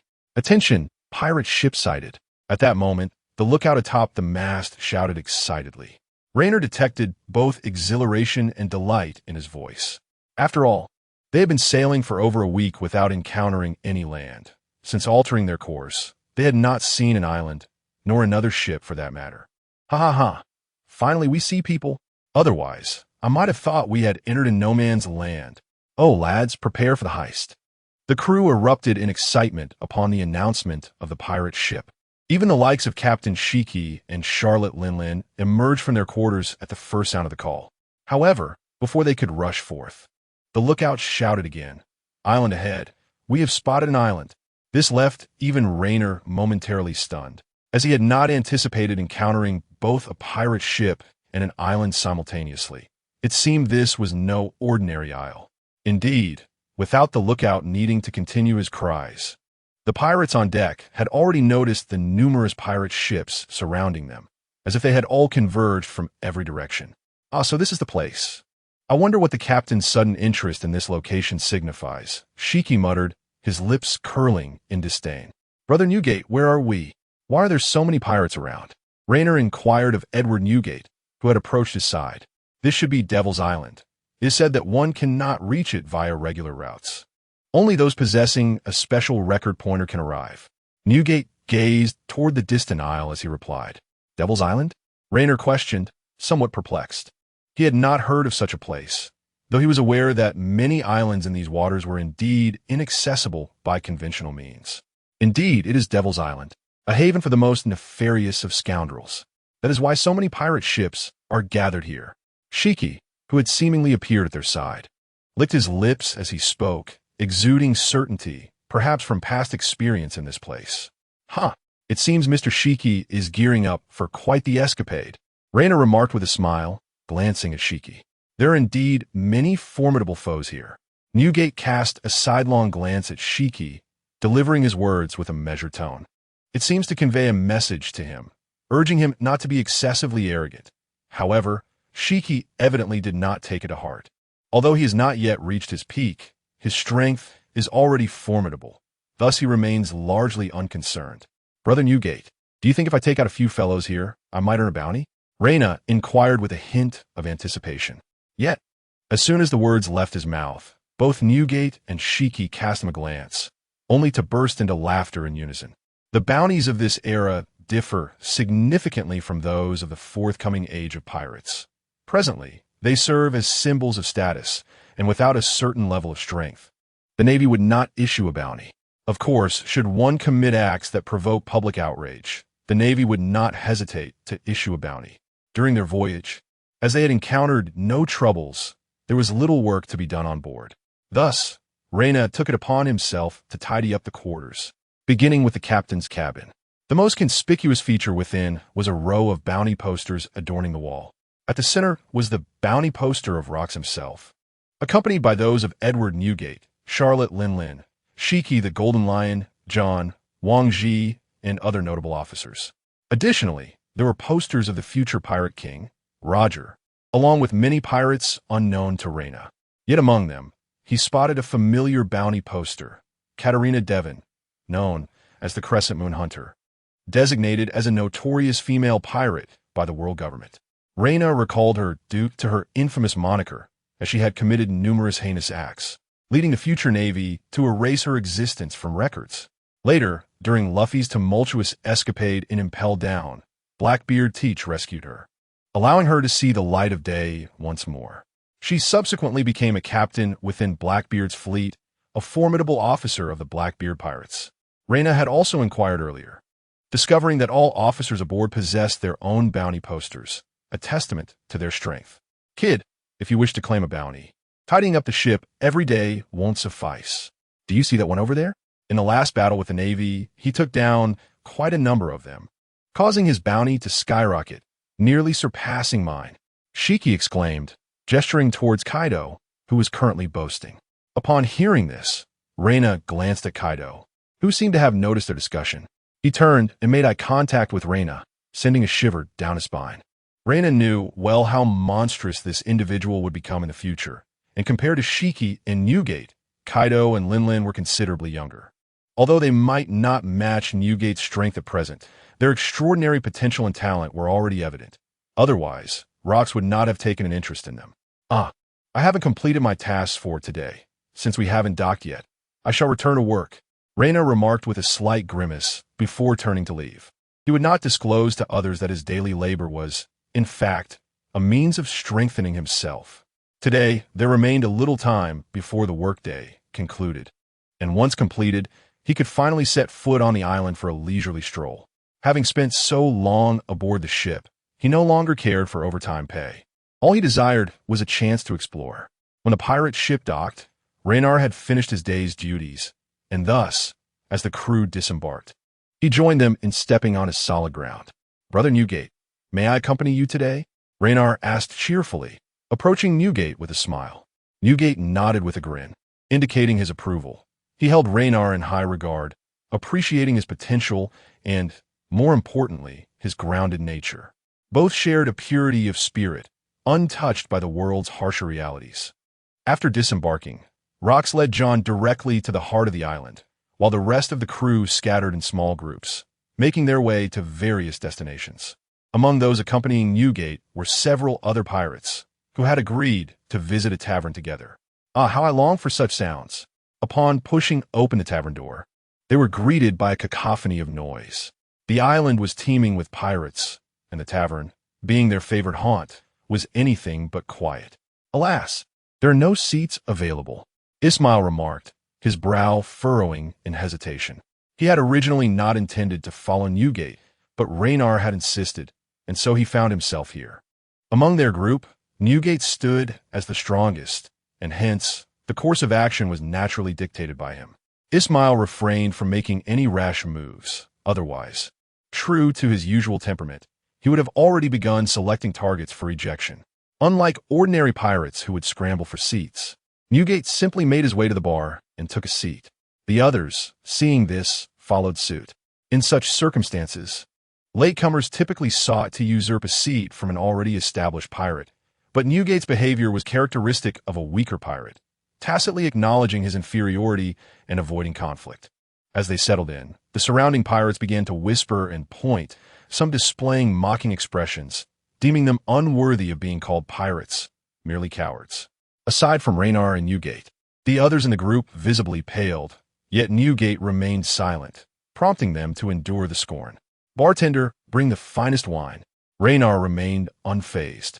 Believing there was nothing wrong with their actions, he was aware of the unwritten rule of first come, first served. Just a bunch of cowards. What fine wine do you expect? Do you even possess any berries?" One nearby pirate chuckled, his demeanor mocking. "Indeed, cowards should stick to milk. What do you know of wine? Young lad, are you even of age? Have you informed your elders that you're in a tavern?" Laughter erupted from the surrounding pirates, filling the air with derision. Bang! Ismail struck the table with a resounding slap of his one arm, poised to rise, only to be restrained by Reyna. "Do not concern yourself. A dog has nipped at you, but should you stoop to bite the dog in return? Such behavior is unbecoming." Reyna shook his head and remarked, "I shall not bite the dog, but I will certainly crush it beneath my foot to silence its incessant barking and spare us all this annoyance." Ismail retorted, settling back down with a disdainful huff. "What? You young rascal, whom do you dare to call a dog?" The nearest pirate, his demeanor unfriendly, rose abruptly to confront them. "Whoever answers shall be deemed so," Ismail replied. "By the way, proprietor, will my drink be served? Truly, you ought to be more discerning about your clientele. It would be prudent to place a sign outside declaring that the destitute and dogs are not welcome." Reyna cast a glance at the pirate, then turned to the innkeeper with a light chuckle. He was unperturbed, with Edward Newgate present. The entire assembly of pirates would surely be no match for him alone. Chapter 15. Intelligence. It is advisable for guests not to engage in any altercations here, for this territory belongs to Lord Freitas. After the tavern owner served Reina and his companions each a generous mug of ale, he addressed the pirate, who was hesitating about whether to make a move. Javier Freitas is one of the three principal figures of Devil Island, overseeing all the taverns on the island and managing the lucrative trades of information and weaponry. Indeed, upon hearing the tavern owner's words, the pirate begrudgingly took his seat, silenced. However, the surrounding pirates would not let him off easily, hurling insults such as coward at him. If anyone has needs, you may step outside the tavern. We shall not intervene. But those who dare to instigate trouble within these walls, let us see if you possess the strength to leave Devil Island. The tavern owner, well aware that these pirates thrived on chaos, felt compelled to interject for the sake of the establishment's peace. Owner, are you so biased in favor of those scoundrels? Do you have some undisclosed relationship with them? A pirate from the corner suddenly spoke up. His words caused the owner's expression to change, and he fell silent, returning to the bar to polish glasses. As a neutral member of Devil Island, any sign of favoritism could lead to severe repercussions. Ismail turned to unleash a tirade, but Reina swiftly restrained him, whispering, "Pay no heed. We are here to enjoy our drinks. Let not the irrelevant ruin our spirits." He is fortunate. Otherwise, boom. Before Ismail could finish his thought, a sudden explosion resonated from outside. "Ha ha ha. I demand you all vacate the premises. Who dares to object?" The voice of the Golden Lion, Shiki, echoed from outside. Without needing to inquire, it wasn't long before someone in the tavern vividly recounted the events transpiring outside. It turned out that the Golden Lion had also brought a crew to a tavern for drinks, but upon finding no seats at the establishment on the adjacent street, he ordered everyone to leave. This proclamation ignited an uproar among the pirates within the tavern, who were naturally unwilling to comply. Without hesitation, Shiki resorted to violence, forcibly ejecting all the pirates. During the scuffle, some recognized him, prompting a frantic retreat among the others. The Golden Lion Shiki was not only exceptionally powerful, but also a prominent member of the Rocks Pirates. While the true strength of the Rocks Pirates may be unknown to many, they undoubtedly stand as the most formidable pirate crew of this era. Bang!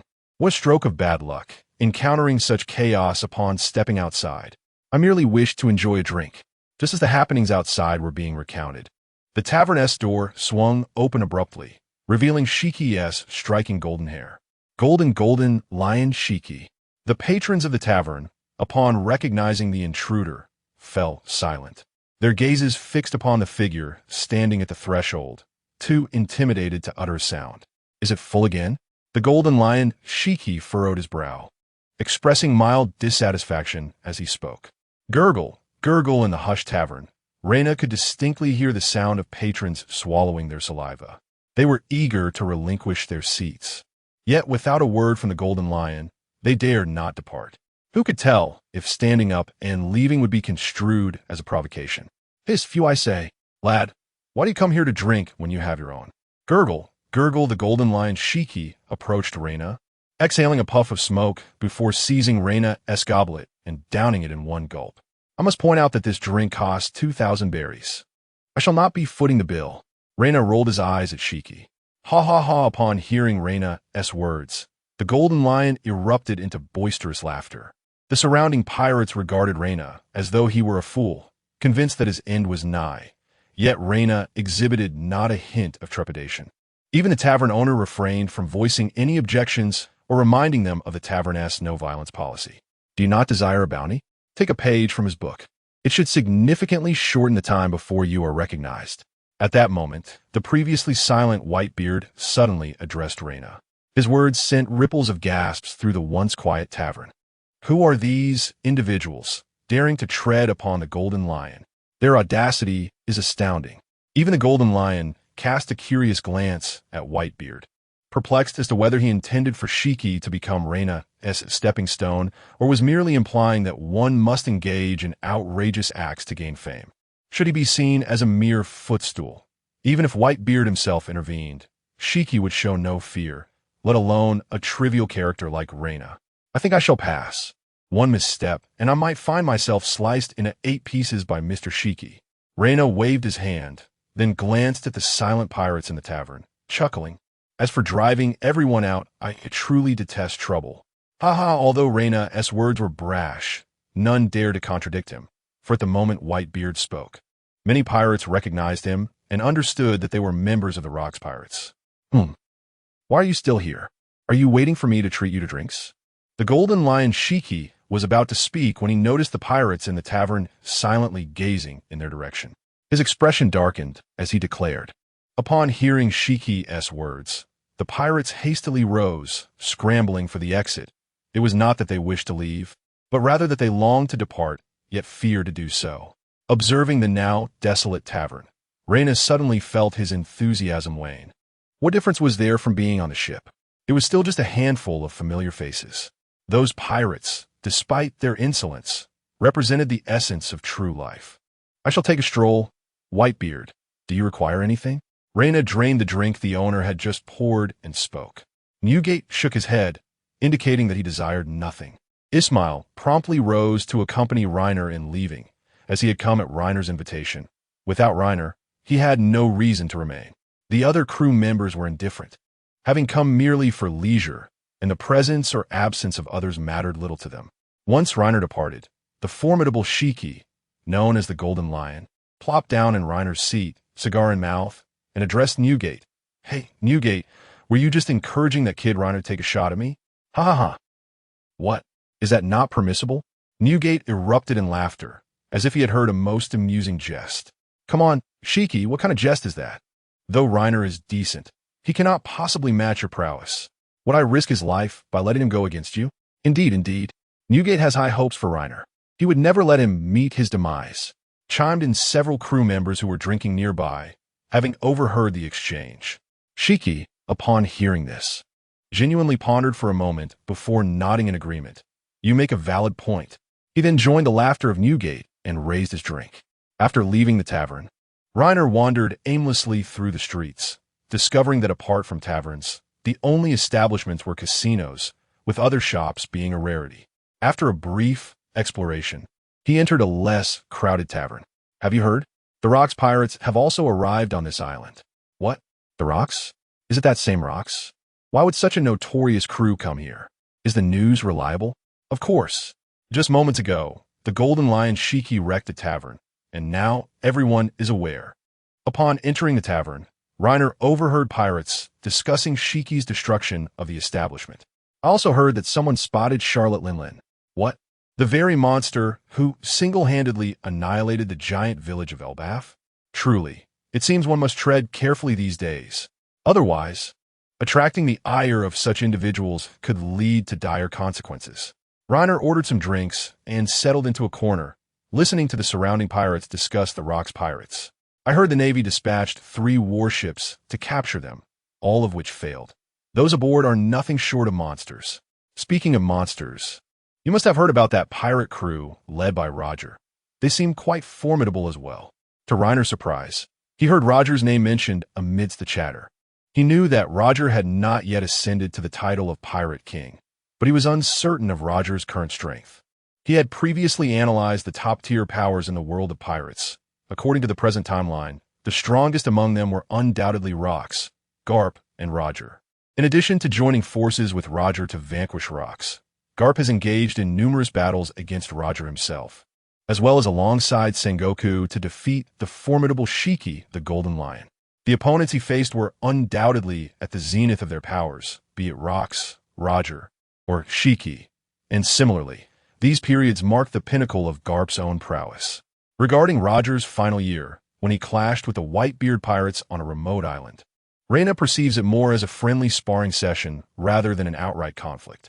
By that time, the Roger pirates had ascended to the apex of their journey, having discovered that the last island, Raftel, was not the ultimate destination. Rather, they needed to obtain 4 red Poneglyph coordinates to reach the final isle. Simultaneously, Roger was already afflicted by poison, with merely a year of life remaining. Consequently, regarding Roger's combat capabilities, Reina finds himself at a loss due to the absence of concrete achievements. Yet he speculates that, at this juncture, Roger likely surpasses the likes of Whitebeard, Kaido, Charlotte Linlin, and Shiki in comparison to his Captain Rocks. Even if he falls short, it cannot be by a vast margin, for otherwise, he would not have evaded Garp's relentless pursuit. Chapter 16. Setting sail, boss, the bill. After placing a stack of berries on the table, Reyna promptly rose and exited the tavern, having gathered some intriguing information within. He was eager for the encounter between the Rocks pirates and the Roger pirates, especially given the latter's notable activity in the New World. Although he was aware that their paths had rarely crossed, save for the infamous incident at God Valley, he pondered the possibility of deviations in this extraordinary journey through the dimensional realms. Upon leaving the tavern, Reyna wandered into a weapons shop, seeking a superior weapon. While he had become adept in hand-to-hand combat, the presence of a system suggested that his swordsmanship could also flourish in time. His mastery of the Black Emperor's abilities allowed him to channel energy through weapons. Yet inferior blades would quickly succumb to the strain of energy transfer. Thus, he sought a more formidable weapon, perhaps a good cutlass of 50 craftsmanship or a great cutlass of 21. The thought of acquiring an unparalleled great cutlass of 12 craftsmanship was beyond his reach. His current prowess could scarcely handle such a weapon, and even a 21 craftsmanship great cutlass posed challenges. What on earth is the captain doing on this island? Reyna muttered to himself as he exited another weapons shop. After visiting 3 establishments, he realized he had yet to encounter even a decent weapon, let alone a good cutlass of 50 craftsmanship. "Hey, Reyna, what are you doing here?" came the voice of Simpson from behind. Turning around, Reyna saw Simpson and Winsmarek approaching, bottles in hand, swaying as they walked. "I mean, you guys don't have anything better to do than drink, do you?" Reyna shook his head in exasperation. "Well then, what are you up to?" Simpson inquired, a hiccup escaping him. "I'm searching for a suitable weapon." Reyna pointed to the weapons shop he had just exited. "But everything in there was utter trash. Nothing worth my time." "Haha, are you foolish? What quality goods could you possibly find in a place like this? They only sell standard weapons here. Who would part with anything truly valuable?" Winsmarek laughed heartily. Reyna paused, realization dawning upon him. Indeed, this was Devil's Island, a haven for pirates rather than a legitimate marketplace, and it was organized chaos. "Wahaha, you criticize us for only drinking, yet you're doing the same." Simpson chuckled at Reyna's predicament. "By the way, do you know why the captain is here?" Reyna asked, rolling his eyes to emphasize his distinction from them. "That's a mystery. The senior crew might know, but who cares? The Rocks pirates roam these seas freely, going wherever we please. Our captain aspires to become the king of the world," Simpson said with a grin. Reyna sighed, realizing that they had no comprehension of the depths of this world. However, at present, his strength was insufficient, leaving him with little choice but to go with the flow. After parting ways with Simpson and the others, Reyna returned to the ship alone. The pirate ship was eerily silent, devoid of any crew members. The extended days of solitude at sea had left the sailors restless, so they had all ventured to Devil Island to expend their pent-up energy. After a brief period of movement, Reyna commenced his training. Though he was unsure when the events of God Valley would unfold, he was determined not to meet an inexplicable demise. Thus, enhancing his strength was his only means of survival. The following day, the crew began to trickle back. Upon their return, they were greeted by a gleaming deck, as Reyna had meticulously cleaned away the remnants of the fierce battle with the Navy. This was the fruit of his early morning labor. Uncertain of Captain Rox's intentions to linger for a few days, he endeavored to complete his daily tasks promptly, ensuring that he could maintain his attendance record without interruption in the event of unforeseen circumstances. The previous month's single day of absence had dealt a significant blow to Reyna, and he feared that a repeat occurrence might drive him to madness. Most of the returning crew members had not rested the night before, so they immediately retreated to their quarters for a much-needed sleep, while the remaining sailors continued to revel on the island. After fulfilling his day's duties, Reyna resumed his training and occasionally ventured ashore to relax at the tavern. Thus, 3 days passed before Captain Rox issued a summons for the crew to assemble on the ship. "Brother Newgate, you look splendid.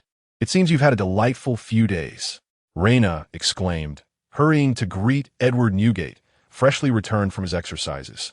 "You must have enjoyed yourself. The bounty of berries we've spent on drinks these past few days. Are you not being a bit stingy, Newgate?" grumbled a crew member who had accompanied Newgate in his revelries. "Gulalala, When I drink, I never spare any berries. Newgate proclaimed with a hint of pride. Reina's expression darkened. Why did Whitebeard Edward Newgate sound so juvenile when he said that? Having witnessed his past indiscretions, he wondered if he might be silenced in the future. The crew members, who had not seen each other for several days, exchanged greetings while Captain Rox observed from the second-floor loft. Captain, are we setting sail now? The provisions and liquor are still insufficient. Called out Longbread, the head chef, addressing Rox. Oh, still inadequate? Then we shall. Seize theirs? Rox replied with a slight smile, gesturing toward the pirate ship moored nearby. Oh, let us create a ruckus then. Ha ha ha. Truly, the captain is magnificent. Upon hearing the words of Rox, the crew members erupted into exuberant cheers. Although the past few days had been relatively leisurely, what kind of pirates would they be if they refrained from plundering? Previously, they had exercised a degree of restraint, knowing that their captain was occupied on the island, and they did not wish to cause him any trouble. However, with Rox now issuing commands, these unruly scoundrels were invigorated. Run! It's the Rox pirates! Help! Someone save me! The cries echoed as the pirate ships docked alongside the Rox pirates came under attack. Aside from the personnel left behind, these vessels were devoid of significant combat power. As was customary after a prolonged voyage, they were likely to indulge in revelry on the island. Thus their defenses were exceedingly weak. This operation also involved Reina, who bore no psychological burden when confronting pirates, and he sought to discover any suitable weaponry. Unfortunately, he not only failed to find a satisfactory armament, but also amassed a meager amount of treasure, perhaps due to the fact that the pirates had taken their riches when they departed. Nonetheless, they had secured a substantial quantity of food and drink. After demolishing the fifth pirate ship, their provisions were replenished, and the crew gradually returned to their vessel to prepare for departure. Meanwhile, in a monitoring room at the heart of Devil Island, the discovery of the Rox pirates attacking other pirate ships prompted a report to the higher-ups. However, the orders received were to feign ignorance. That rascal Rox is being so brazen in the harbor. Is it truly wise to collaborate with him? Spat a man with a small mustache, his frustration palpable. This was Gavriel Freitas, one of the three principal figures of Devil Island. Overseeing all taverns on the island and managing the dual enterprises of intelligence and weaponry trade. There's no alternative. If they truly escalate this, the harbor won't be the only casualty. This entire island could be reduced to rubble, remarked another slightly portly man with a sigh. Well, what's done is done. Let us locate the owners of those pirate ships and offer them a sum to keep quiet. If they refuse, eliminate them, commanded a robust man seated at the head of the table, his face obscured by a mask, rendering his features indistinguishable. Yes, brother, replied the two men who had spoken earlier, bowing their heads in deference. This masked figure was the master of Devil Island, governing all transactions involving the pirates and rogues who frequented the place. On the other side, aboard the already departed pirate ship, Reina surrendered a portion of the plundered treasures before tossing the remainder into his quarters. He then made his way towards a bare-chested man adorned with a dragon tattoo on his left arm. Hey, Mr. Kaido. Reina greeted him with a smile. Reina? What do you want? Kaido asked, momentarily taken aback as he scrutinized Reina. I wish to learn martial arts from you. Reina stated directly, not wasting any words. Ha ha ha. You want to learn martial arts from me? My physique is innate. You cannot replicate it. Kaido shook his head, responding with a laugh. Reina let out a sigh, nodded, and departed without delay. He was uncertain whether Kaido had deceived him, but since the latter had stated it so, he felt no need to press the matter further. In truth, Kaido's martial skills were rather rudimentary, yet his physical prowess was astonishingly formidable. Thus, even without any techniques, Kaido possessed inhuman combat capabilities. Originally, Reina had hoped to learn how Kaido had transformed his body to such an extent, but Kaido's earlier words had made the situation quite clear. There was no need for him to persist in his inquiries. One intriguing young man. Observing Reina's retreating silhouette, Kaido chuckled softly. Mama, my dear brother, what brings Reina to seek you? After Reina had left, Charlotte Linlin emerged from the ship's cabin, still clutching the sweets she had just seized, and directly inquired of Kaido. He wishes to know why my physique is so powerful. Kaido replied candidly. Oh, another ambitious soul. Is he? Charlotte Linlin mused, casting a contemplative glance in the direction Reina had departed. Ambition must be matched by commensurate strength. Kaido scoffed. Though he had recently transitioned from an intern to a full-fledged crew member, his strength already rivaled that of a typical officer. Only formidable figures like Shiki the Golden Lion, Whitebeard, and Linlin could suppress him.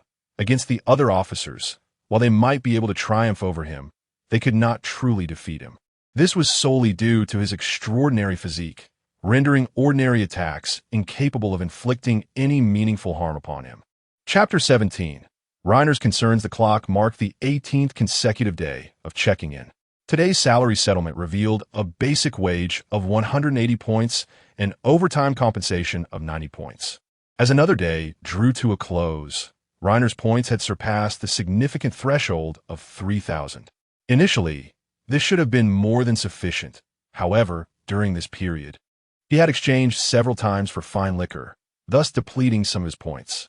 Now, his proficiency in basic physical techniques was nearing completion, and he anticipated that by the end of the month, he would have mastered it fully. At that point, spending 1,000 points to upgrade his basic physical technique would greatly enhance his capabilities. Suddenly, a splash echoed, capturing Reiner's attention. He craned his neck towards the stern of the ship, where a small boat floated, seemingly occupied by a shadowy figure. Sharingan, activate. Reiner activated his Sharingan, his otherwise dark vision brightening slightly. It was John. Reiner paused, recognizing the individual on the small boat as Captain Rock's trusted aide. Upon realizing it was one of his own, he deactivated his Sharingan, choosing to act as if he had seen nothing at all. Though that individual ranked at the bottom among the officers in terms of strength, his close ties to Captain Rock's afforded him a significant status aboard the ship. Reiner deemed it prudent to remain oblivious to whatever he was up to. The following morning, Reiner awoke as usual and commenced his physical training. After 2 hours of rigorous practice, he completed another 2 hours of work before picking up his tools to continue. By the time he was nearing the end of his cleaning duties, the crew began to stir. Oh, what a splendid day! Simpson yawned, glancing up at the sun in the sky. Reiner, prepare some bait for us. I want to go fishing. And me, I also wish to fish. Haha, since everyone is fishing, count me in. Reiner's expression darkened as he observed the crew members commanding him to prepare their tasks immediately upon waking. Ho ho ho, tell me, what magic does your bait possess? How is it that it attracts fish more readily than ordinary bait? Golden Lion Shiki inquired, drawing closer. There is no secret formula. I have told you before, the bait I create is no different from what you make. Reiner replied, exasperated. This situation was largely of his own making.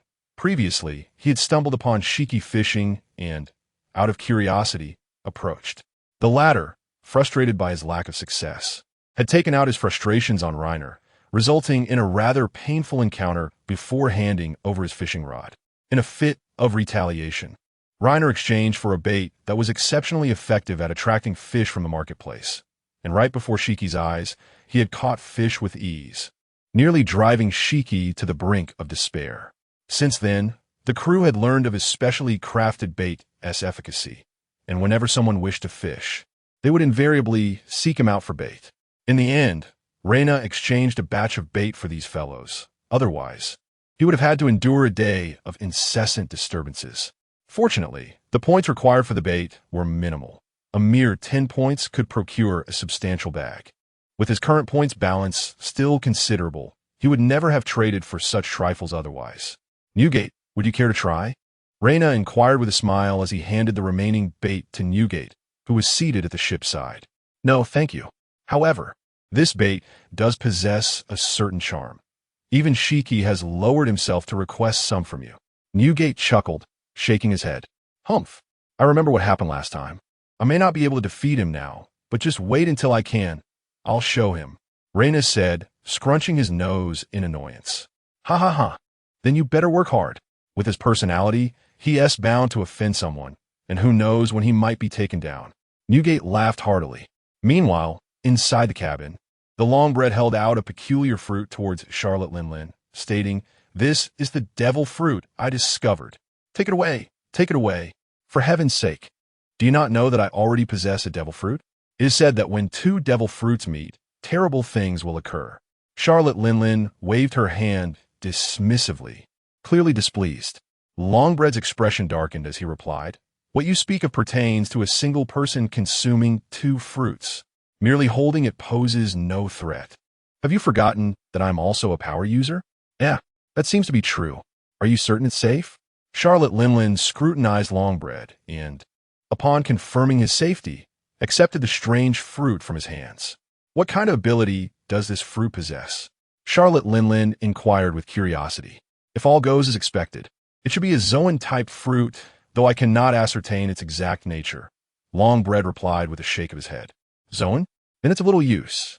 A Logia type would be far more beneficial for our own." Charlotte Linlin immediately lost interest upon hearing it was a Zoan. "Our own? Who do we have that can be considered our own? Are you referring to Kaido or Reina?" Longbread asked warily. He had sought out Charlotte Linlin precisely because of her strength. If she were uncontrollable, it would be troublesome. "Of course, it's Reina. That Kaido fellow has grand ambitions," Charlotte Linlin said with a serious look. "Reina? His abilities are indeed peculiar, but it may not be like us. And his bond with Newgate seems even stronger," Longbread remarked, shaking his head. "Rest assured, have you forgotten my abilities? When faced with mortality, no one would refuse." Charlotte Linlin laughed heartily. That evening, the meal for everyone consisted of grilled fish, as they had caught far too many to let go to waste. "Has anyone seen John?" During dinner, Wang Ji looked around and asked with a hint of confusion. "John? I have not seen him. It seems he's been absent all day. Perhaps he is resting in his cabin? Should someone check on him? Is he not even eating?"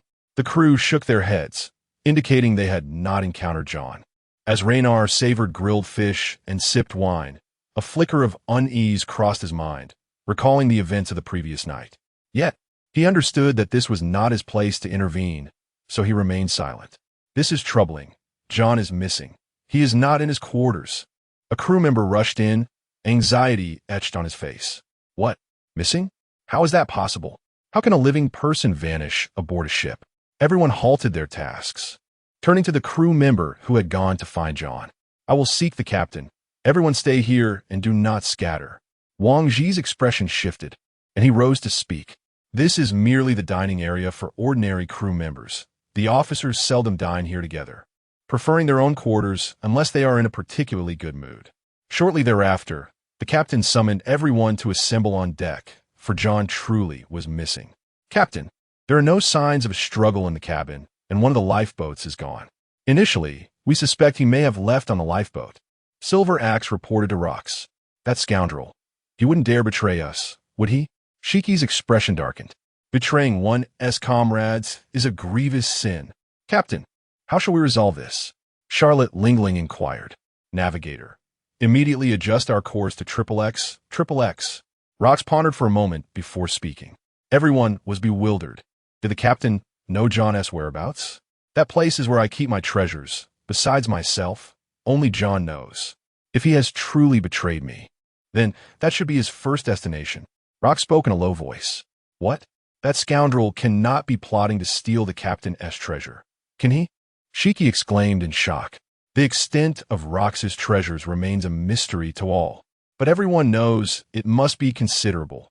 Describing it as wealth rivaling nations would not be an exaggeration.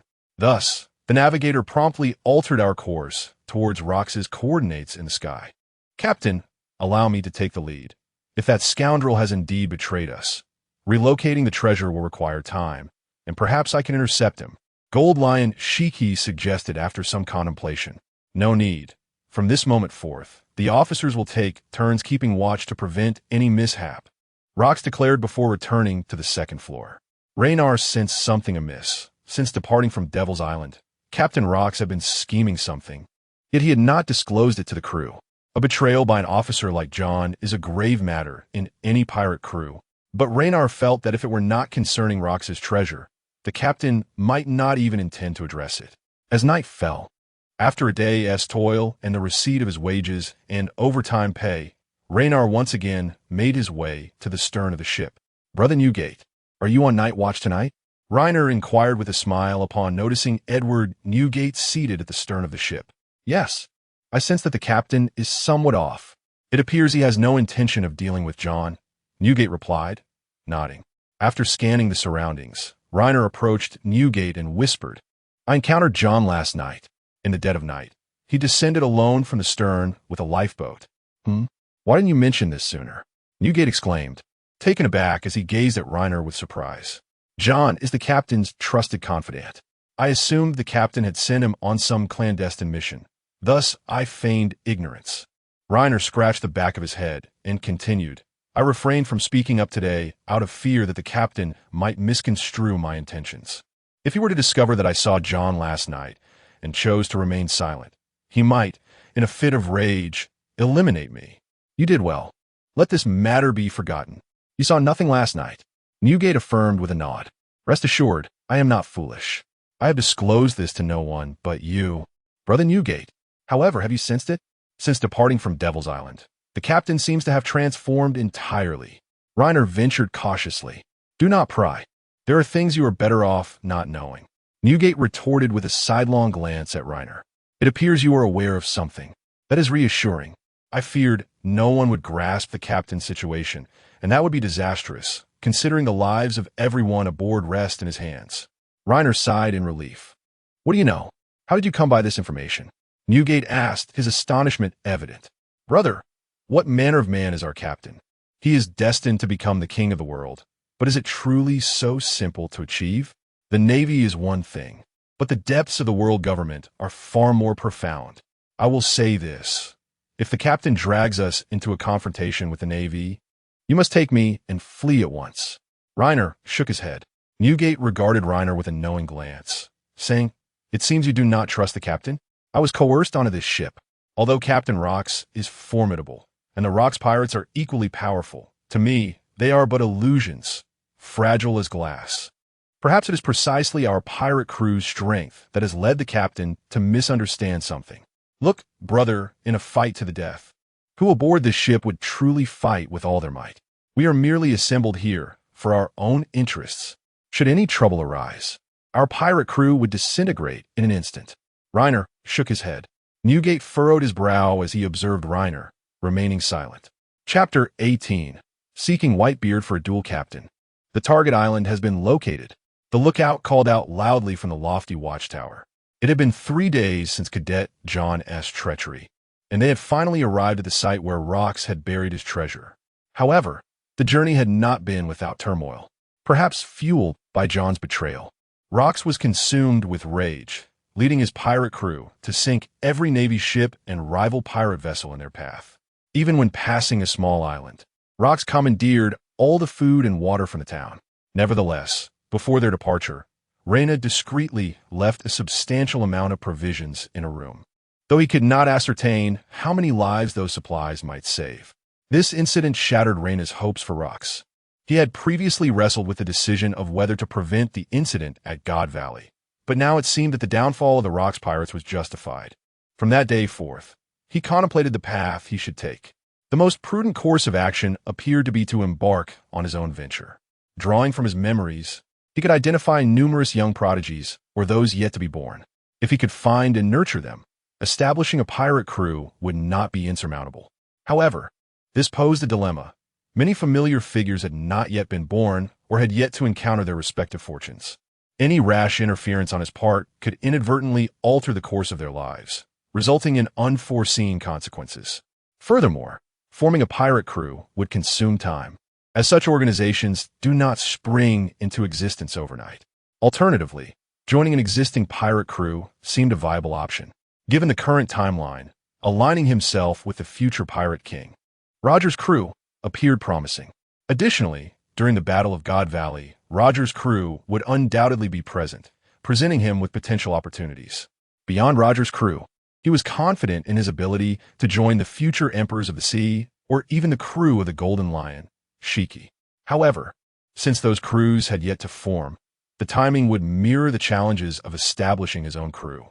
As Reyna pondered these possibilities, Captain Rox returned to the ship. His expression darkened. That traitor John has already relocated the treasure, and it seems he has been scheming for quite some time. Rox was incensed. The loss of his amassed wealth would significantly impact his future plans. What? That scoundrel! How dare he! Exclaimed Silver Axe, who had a close relationship with John. Captain, let me track him down and bring him back. Rocks shot him a glance and shook his head. Broadcast the news. John has betrayed the Rocks pirates. Anyone who eliminates him or brings him before me will be rewarded. He dismissed Silver Axe's suggestion and forbade anyone from pursuing John. The ramifications of John's betrayal weighed heavily on Rocks. Why did the captain choose to overlook that individual? Is not betrayal among comrades the gravest of sins for a pirate? After Rocks departed, the crew engaged in fervent discussions. They speculated that Rocks had permitted Silver Axe to refrain from pursuing John as a means of allowing John to escape. Yet only Reyna sensed that Rocks had lost faith in Silver Axe. He feared that Silver Axe's pretense of searching for John concealed a more sinister truth, that the two would conspire to share in his treasure. Since their departure from the island where the treasure lay hidden, Reyna could distinctly perceive the atmosphere aboard the ship growing increasingly tense. Then, one fateful day, Rocks declared that he had received word of celestial dragons transporting vast quantities of gold and slaves on a distant island, and that they would seize this opportunity to ambush the celestial dragons. This announcement instilled fear in a portion of the crew. After all, the celestial dragons were the aristocracy of the world, ruling over all, and opposing them meant declaring war against the very fabric of existence, which left them feeling decidedly unsettled. Reyna was among them, fully aware that the incident at God Valley stemmed from Rock's intent to plunder the celestial dragons and their slaves, a plan that ultimately resulted in their defeat at the hands of Garp and Roger. Reyna, what troubles your mind? Sensing Reyna's unease, Newgate inquired, perplexed. Ha ha ha, kid, are you truly worried about the celestial dragons? Fear not, they are but worthless scum.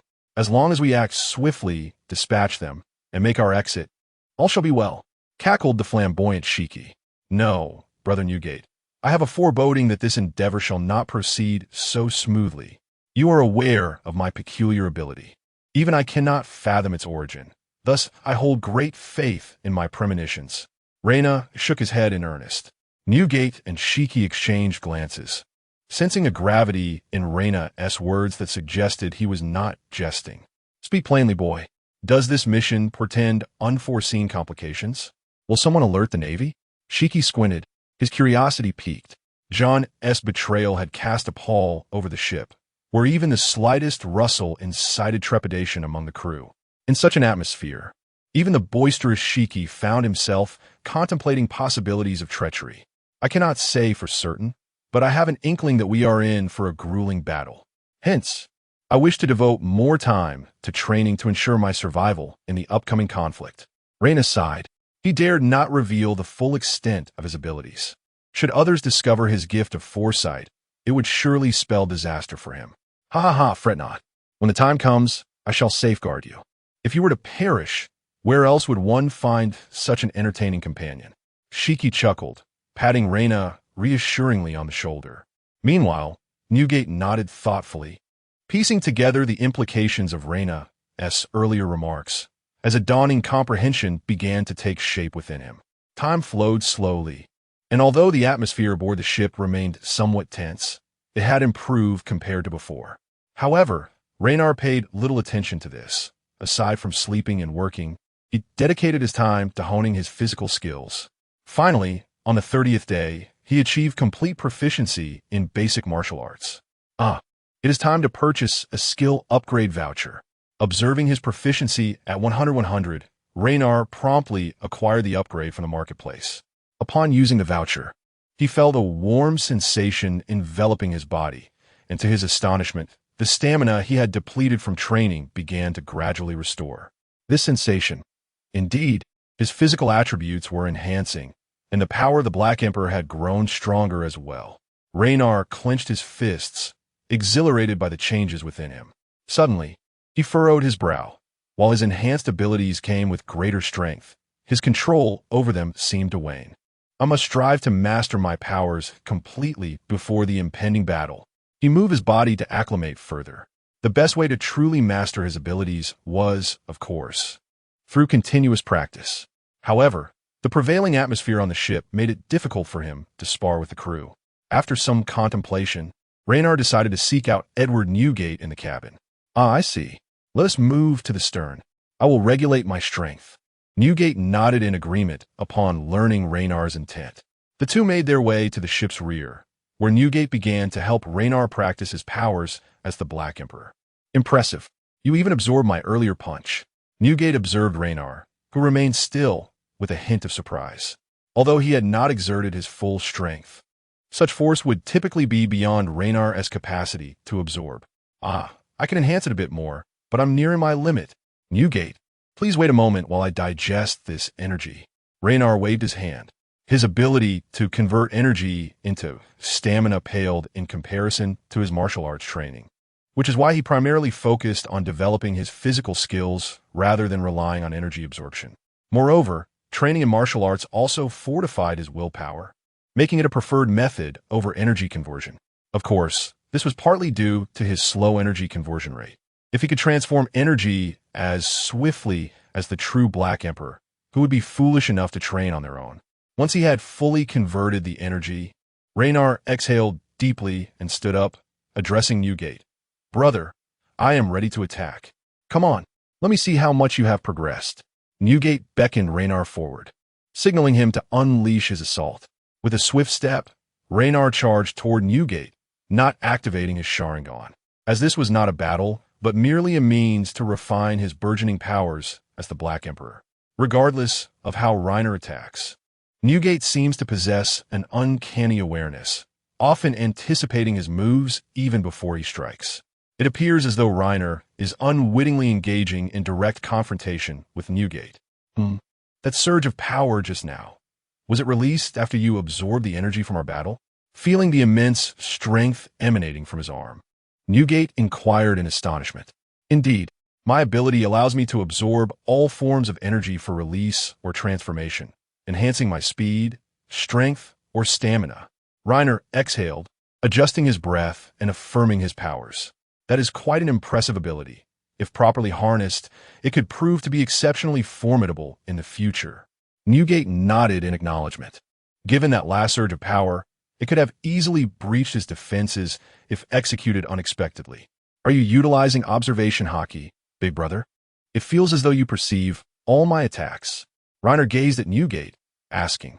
Indeed, it is observation haki, but do you not possess a similar ability? Why do you not employ it? Newgate remarked, nodding. I initially aimed to refine my energy absorption skills, but since you wish to witness it, Sharingan, activate. A smile graced Raynar's face as he activated the Sharingan, causing his eyes to turn crimson, with a black tomo appearing within his pupils. What peculiar eyes you have. This is the first time Newgate faced the Sharingan head-on. Although Raynar could not unleash Jinjutsu due to the absence of chakra, the Sharingan inherently possessed a level of bewildering influence. Chapter 19.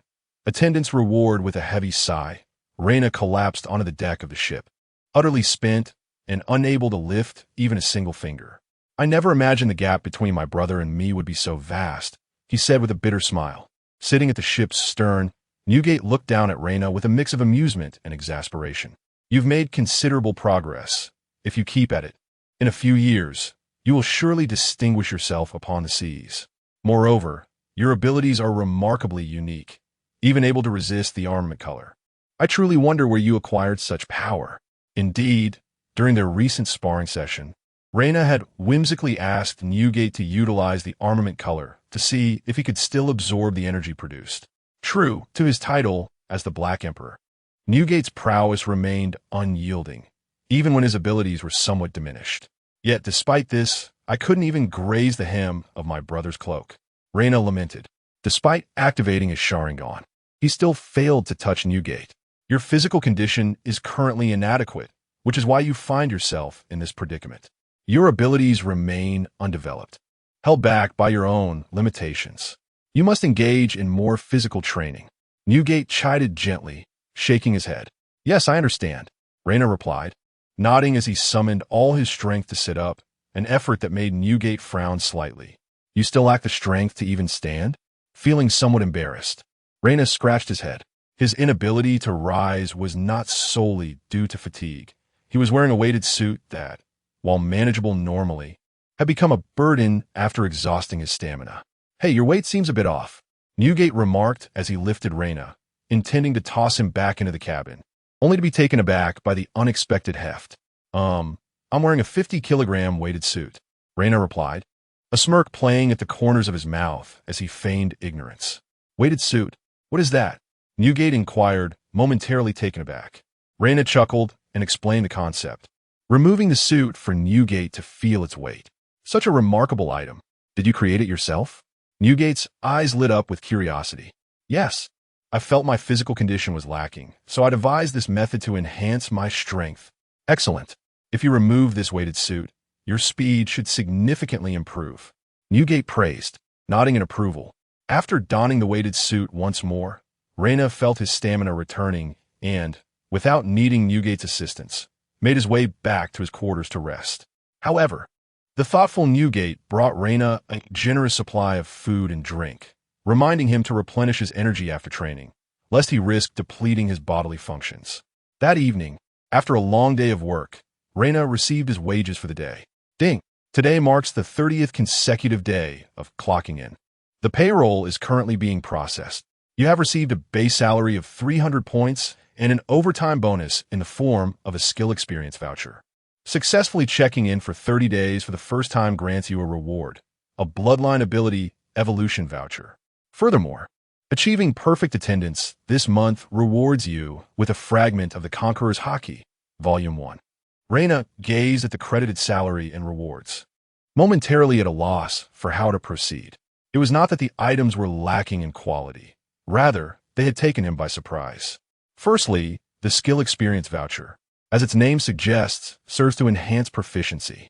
Upon utilizing the voucher, Reina acquired 10 points in basic swordsmanship proficiency. In the brief moment of distraction, he felt his mastery of swordsmanship becoming significantly more adept. As for why he did not apply it to his upgraded body technique, it was because this experience voucher could only be used on basic skills, and his body technique had already progressed to an intermediate level, rendering it inapplicable. The marketplace does offer such vouchers for increasing skill proficiency, yet they are prohibitively expensive. Merely acquiring an additional 10 points in basic proficiency costs 1,000 points, which is less efficient than personal training. Next comes the highlight of this haul, the Bloodline Ability Evolution Voucher.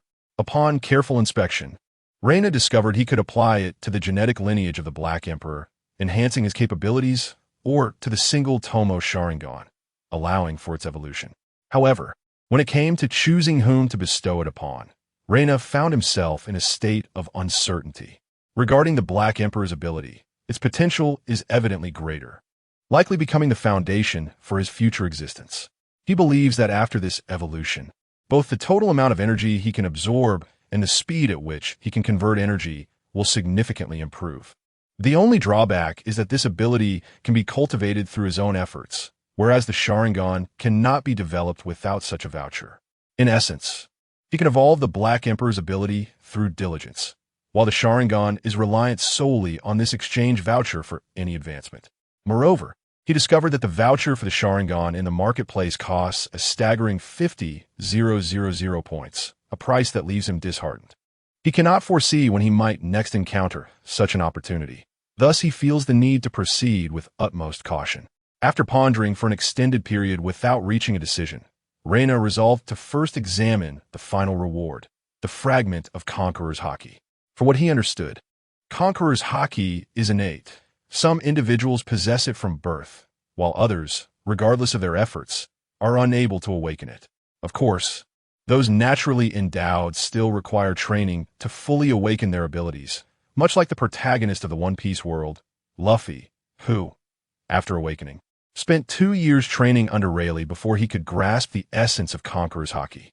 Now, with the system providing him with a fragment, it implies that once he collects enough, he may indeed acquire Conqueror's Haki and be able to wield it after diligent practice.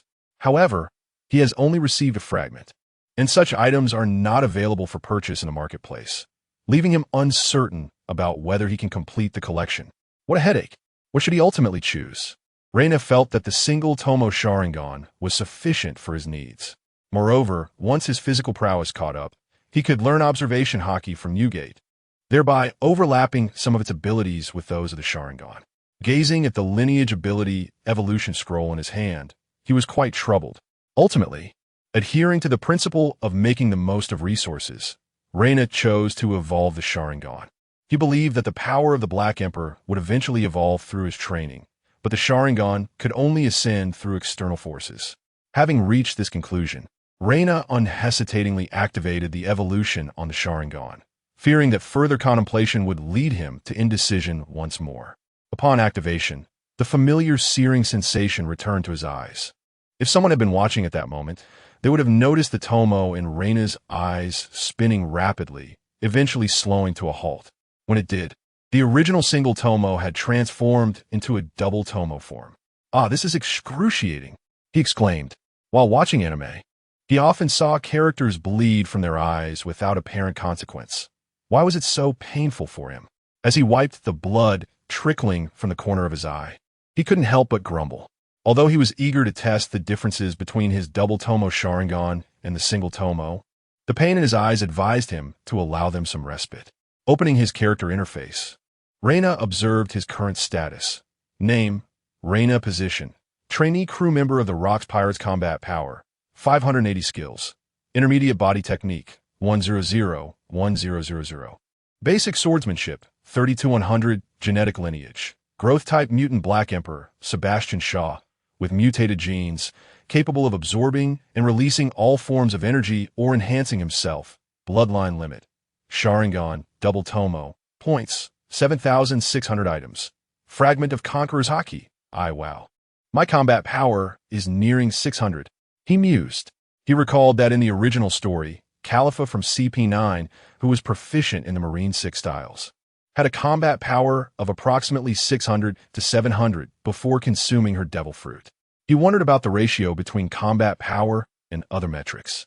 If he were to encounter Khalifa now, he questioned whether he could triumph over her. Admiring his significant increase in combat power, Reina grinned widely. At last, he had managed to escape the title of a weakling in a world teeming with formidable individuals.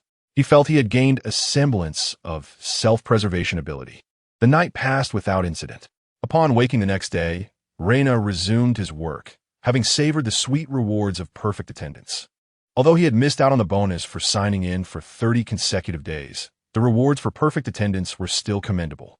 He believed that with a few more visits, he would eventually gather the fragments of Conqueror's Haki, at which point he could step out and flaunt his prowess.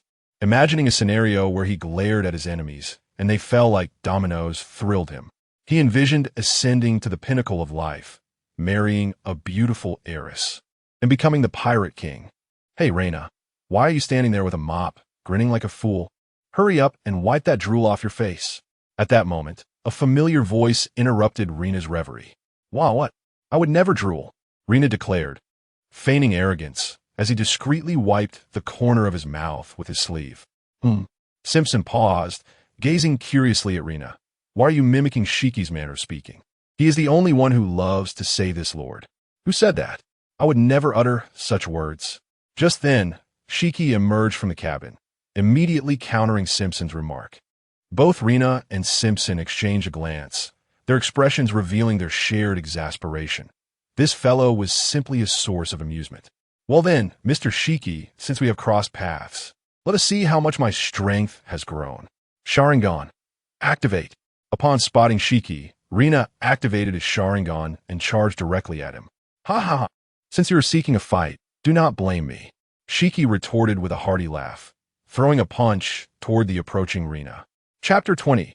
Reiner vs. Golden Lion. All of Shiki's energy directed towards Reiner was completely absorbed, leaving Shiki momentarily taken aback. Simpson, resting a hand on his forehead, lamented, "Shiki, you fool. Everyone is aware of Reiner's abilities. Why do you still wear such an expression?" "Ha ha ha.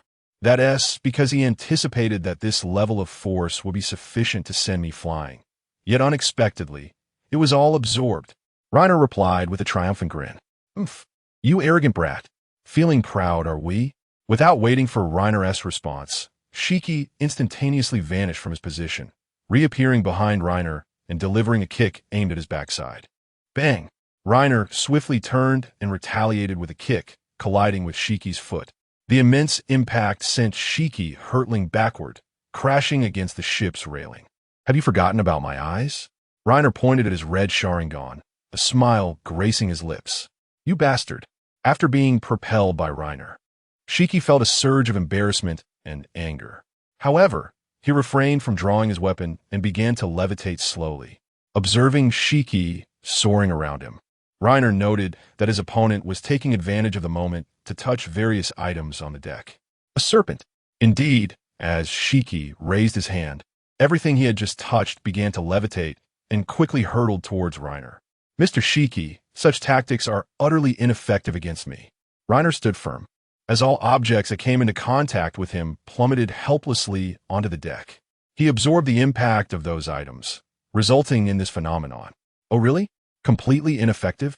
Shiki had somehow appeared in front of Reiner. It turned out that his previous maneuver was merely a ruse to close the distance. I have told you, all actions are laid bare before my eyes, Reiner declared arrogantly, launching a punch at the approaching Shiki. He had already discerned Shiki's movements. The double Tomo Sharingan significantly enhanced his ability to track dynamic actions. He felt as if he could condense time itself, rendering Shiki's every move completely transparent to him. Mama, this fellow's rate of growth is astonishing. How is he able to contend with Shiki? Charlotte Linlin observed with surprise as she watched Reiner and Shiki engage in a fierce exchange below. Wait, Shiki has not even unleashed his true potential. Not only has he refrained from using weapons, but he has also not fully exerted his strength and speed. He seems to be merely indulging Reiner in a sparring session. Standing beside Charlotte Linlin was Wang Ji, who was also intently observing the battle. That kid has made quite the progress. It's time for me to get serious. After trading another punch with Reiner, Shiki flexed his limbs and spoke with a hint of seriousness. Reiner took a deep breath, nodded, and said, "Come on, let me witness the pinnacle of combat prowess in this world." Within 5 minutes, Reiner was once again kicked into the sea by Shiki. Ha ha ha, you little rascal, do you think you can battle with me? You are a century too early. Shiki stood at the ship's railing, observing Rina swimming towards the pirate ship, laughing heartily. Beside him, Simpson curled his lip in disdain. It was evident to anyone with keen eyes that Rina had already qualified to contend with Shiki. He was no longer the easy target he once was. The reason for Rina's swift defeat was clear to all. He was unable to fully absorb Shiki's potent attacks. Yet the Golden Lion Shiki could unleash them in rapid succession. Consequently, Rina had no choice but to endure as the confined space of the ship limited his options. If he managed to survive, he would undoubtedly evolve into a formidable adversary in the future. Wang Ji stood on the second level, observing Rina being rescued by the crew, and sighed softly, remarking, after the sparring session between Rina and Shiki concluded, tranquility returned to the ship. It was not until the afternoon that Rina had just completed his tasks when he heard the lookout announce the discovery of an island. God's Valley. Have we arrived? Rina raised his head, gazing at the distant speck on the horizon. Simultaneously, not far from God's Island, the Roger pirates were swiftly making their way towards it, closely pursued by a dog-headed warship. That rascal Carp, why is he fixated on us? One of the crew members, small in stature, yet with a nose reminiscent of a clown, exclaimed in frustration aboard Roger's ship. Enough, Buggy. Carp is part of the Navy. It is entirely expected for him to pursue us. Rayleigh waved his hand, silencing his companion's curses. Captain, we have spotted an island ahead, but it does not appear on the log pose. Sniper Pitum announced from the mast, peering ahead. Let me take a look. Navigator Spark Jabba approached the bow, comparing the log pose in his hand before turning to Roger. Indeed, it is an unrecorded island. What do you think? Shall we explore it? Oh, we must certainly investigate. However, Carp is still behind us. Crew, increase our speed and shake him off. Roger exclaimed, his spirits lifted, laughing heartily. The crew sprang into action, following Roger's command as the Oro Jackson's speed increased. Returning to Rena upon discovering the island, he went directly to seek out Edward Newgate. What brings you here? I noticed your strength has grown since your battle with Shiki. Newgate inquired with a smile upon seeing Rena approach him. Yes, there's been some improvement, but it will not significantly aid in what lies ahead. Rina replied with a faint smile. What lies ahead? Newgate asked curiously. Indeed, if all goes as expected, we are approaching God's Valley, and I have witnessed the captain's defeat. Rina activated his Sharingan, pointing to his eyes as he spoke to Newgate. Your eyes. Newgate paused, noticing that Rina's eyes appeared different from before. You've noticed, have you?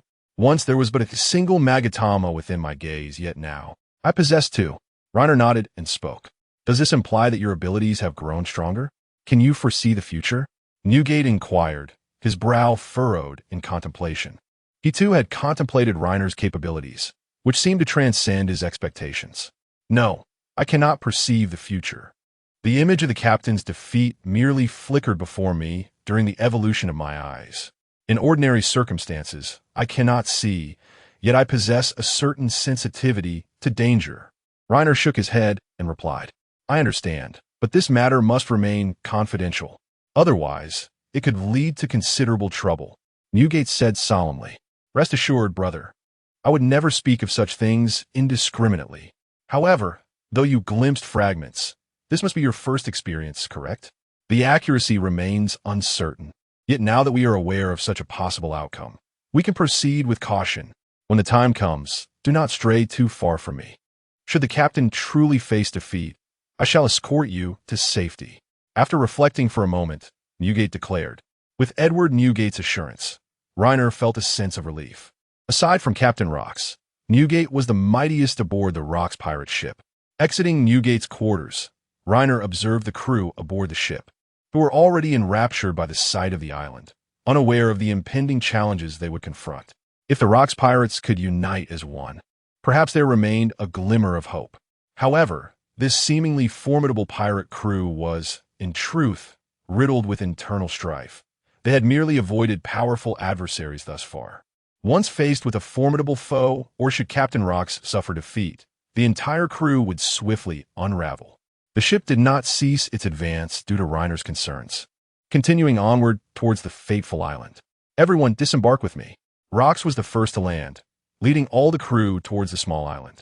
Simultaneously, the Roger pirates began their landing from the opposite side of the island, not far from the naval ship led by Admiral Garp. Admiral, not far ahead, the Celestial Dragons have sent an urgent distress signal. They have spotted the Rox pirates and appear to be in imminent danger. A communications officer approached Garp, reporting the situation. What? The Celestial Dragons? I am not an admiral. They have no authority over me. I refuse to go. Garp shook his head, intending to turn the warship around. He had never harbored any fondness for the Celestial Dragons. Upon entering the Navy, his initial impressions had been positive. Yet as he ascended the ranks and uncovered the underlying truths, his disillusionment with the world deepened. Were it not for the camaraderie of like-minded allies within the Navy, Garp questioned whether he could have persisted.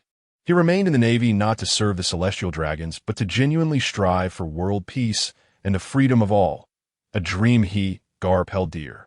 Sir, we cannot act in this manner. Headquarters is already aware of our proximity.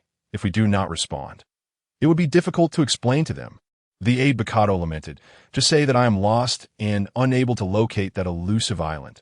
After all, we have no recording device, and we merely followed Roger here. Garp, picking his nose, responded with an exceedingly rude demeanor. Just then, the telephone bug beside them suddenly buzzed to life. Garp, came a deep voice from the receiver. Ah, it is Admiral Kong. What brings you here? Garp casually picked up the phone. You need to head over to the Celestial Dragon's side. Admiral Kong stated plainly. He understood that engaging Garp in unnecessary chatter was futile. It was best to convey his intentions directly. Chapter 21. Valley of the Gods. Ultimately, we must venture there. Is truly vexing. I have no desire to go. Garp stood at the bow of the ship, exhaling a sigh as he spoke. Is it not because your excuse is rather too casual, my superior? Picado gazed at his commander with resignation, responding with a sigh. Oh, is that so? Yet, I merely conjured that on a whim. Garp scratched his nose and then flicked a booger away. Picado's lips involuntarily twitched. He never anticipated that Garp would genuinely tell the air marshal that he was lost and unable to find the island. Consequently, he was promptly reprimanded by the air marshal and was now obediently heading towards the island. You have your work cut out for you. Neither Roger nor Rox is an adversary to be trifled with. Carp, now regaining his formidable demeanor, spoke earnestly as he gazed at the distant island. Indeed, his subordinates responded in unison, bowing respectfully. However, Carp was still mulling over the words the air marshal had just spoken to him. The latter was aware of his reluctance to assist the celestial dragons and had taken the time to elucidate that this was no ordinary affair. If the celestial dragons were to be slain by Rox on the island, it would spell grave trouble for both the world government and the navy. If the Rox pirates could eliminate the celestial dragons and escape unscathed, it would incite countless others around the globe who harbor animosity towards the celestial dragons to follow suit. At that point, the navy would be powerless to instill fear across the world, and its prestige would be utterly diminished, an unfavorable scenario for the world at large. Moreover, the celestial dragons would undoubtedly command the world government to retaliate against the Rox pirates, which could potentially plunge a world that had enjoyed centuries of peace back into chaos. This was the very outcome Carp dreaded the most, leaving him with no alternative but to rush to the aid of the celestial dragons. Meanwhile, the Rox pirates, having already disembarked, did not advance further but instead arrived at a valley. Everyone, it has been a long time. Upon entering the valley, the figure that appeared before them was none other than John, who had previously defected. "John, how dare you show your face here?" Shiki immediately stepped forward, his expression hostile as he shouted at him. "Calm down, Shiki. If I had truly betrayed the captain, do you think I would be here?" John replied with a smile.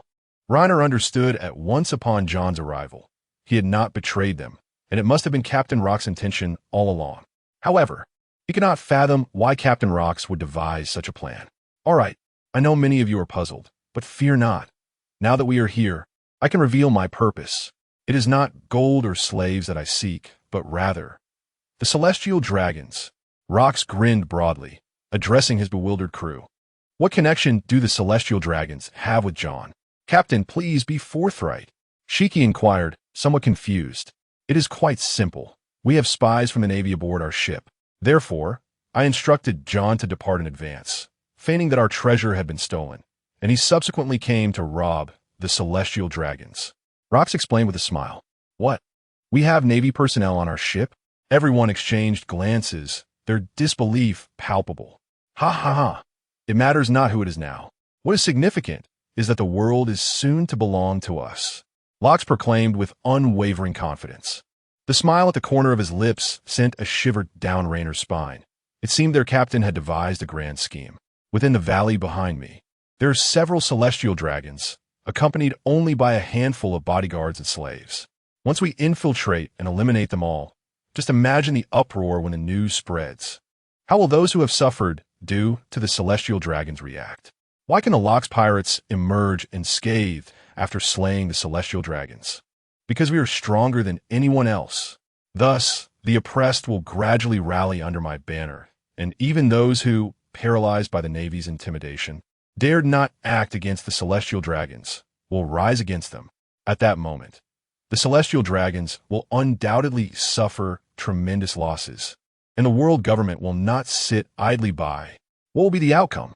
Wars will erupt across the globe, and chaos will reign, while we, robust and formidable, will seize the ultimate opportunity to dominate the world," Lox declared, spreading his arms wide and speaking with fervor. All members of the pirate crew below were left in astonishment at Lox's audacious vision. "Hey, Captain, you can't be serious, right? I have no objections to targeting the celestial dragons. But can a few of them truly incite such a monumental upheaval?" Shiki stammered, utterly bewildered. "Shiki, you must broaden your perspective. Do you think this operation concerns only our pirate crew? We are merely executing the most crucial step." Lox laughed heartily. "I, Lox D. Jibek, shall bring forth the glory of the D-clan to illuminate the entire world." He gestured as though embracing the world, his voice resonating with conviction.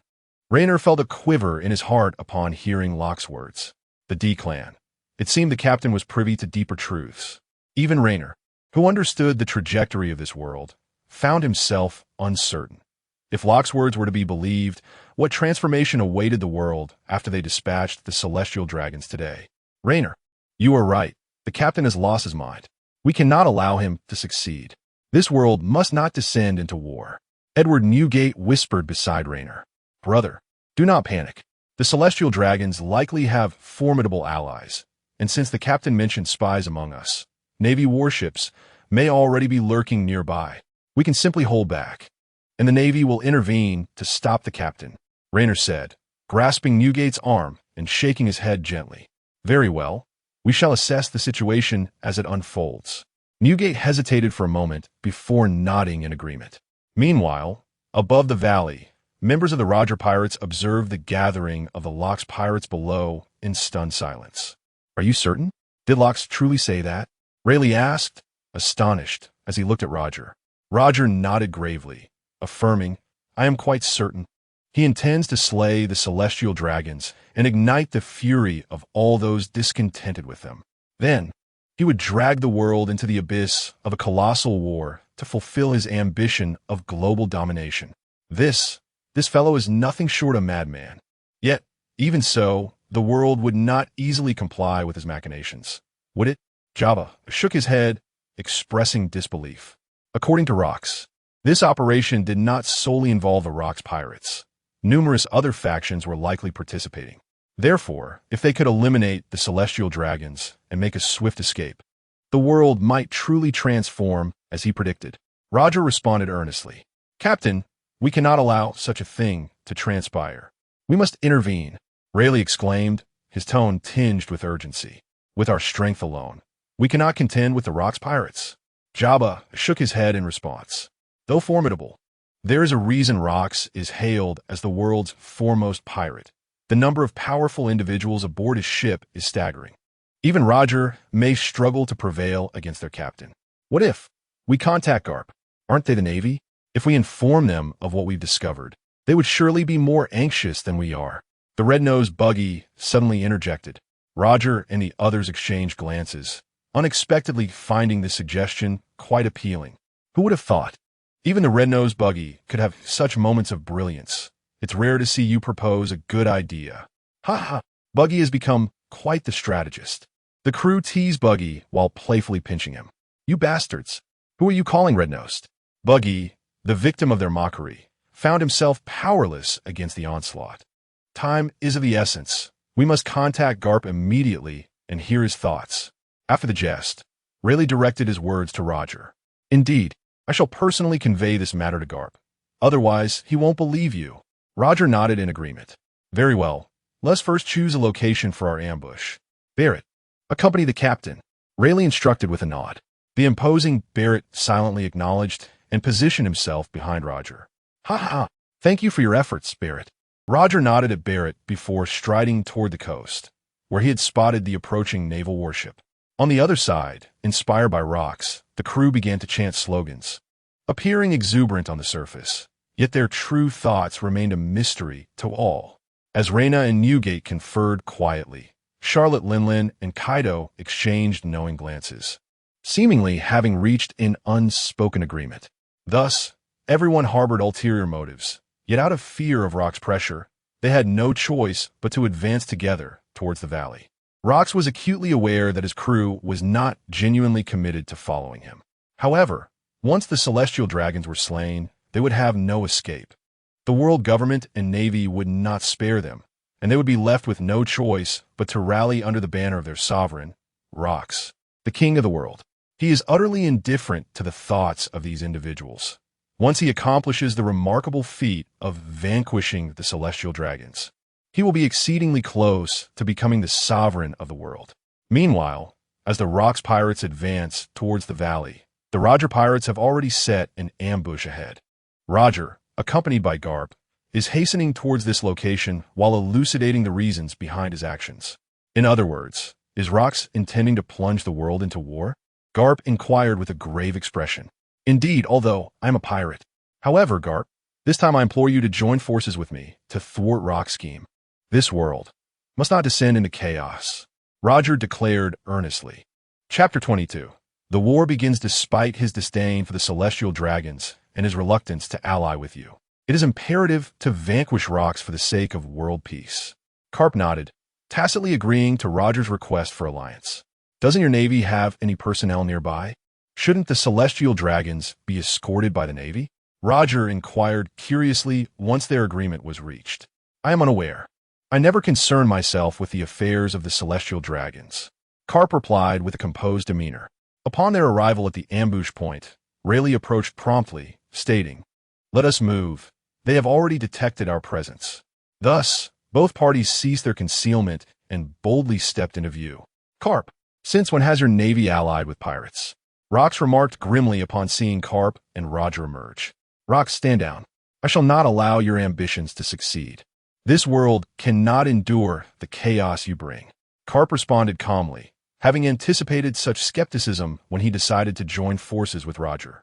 Ha ha! Rox erupted into laughter as if he had heard the greatest joke. Then his expression darkened, declaring, I, Rox D. Zebek, am destined to become the king of the world. Karp, you cannot thwart me.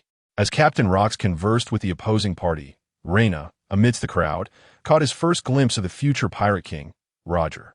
Is that Gold? Roger? He mused. What? Do you know him? Newgate inquired with curiosity. No, but he is exceptionally powerful.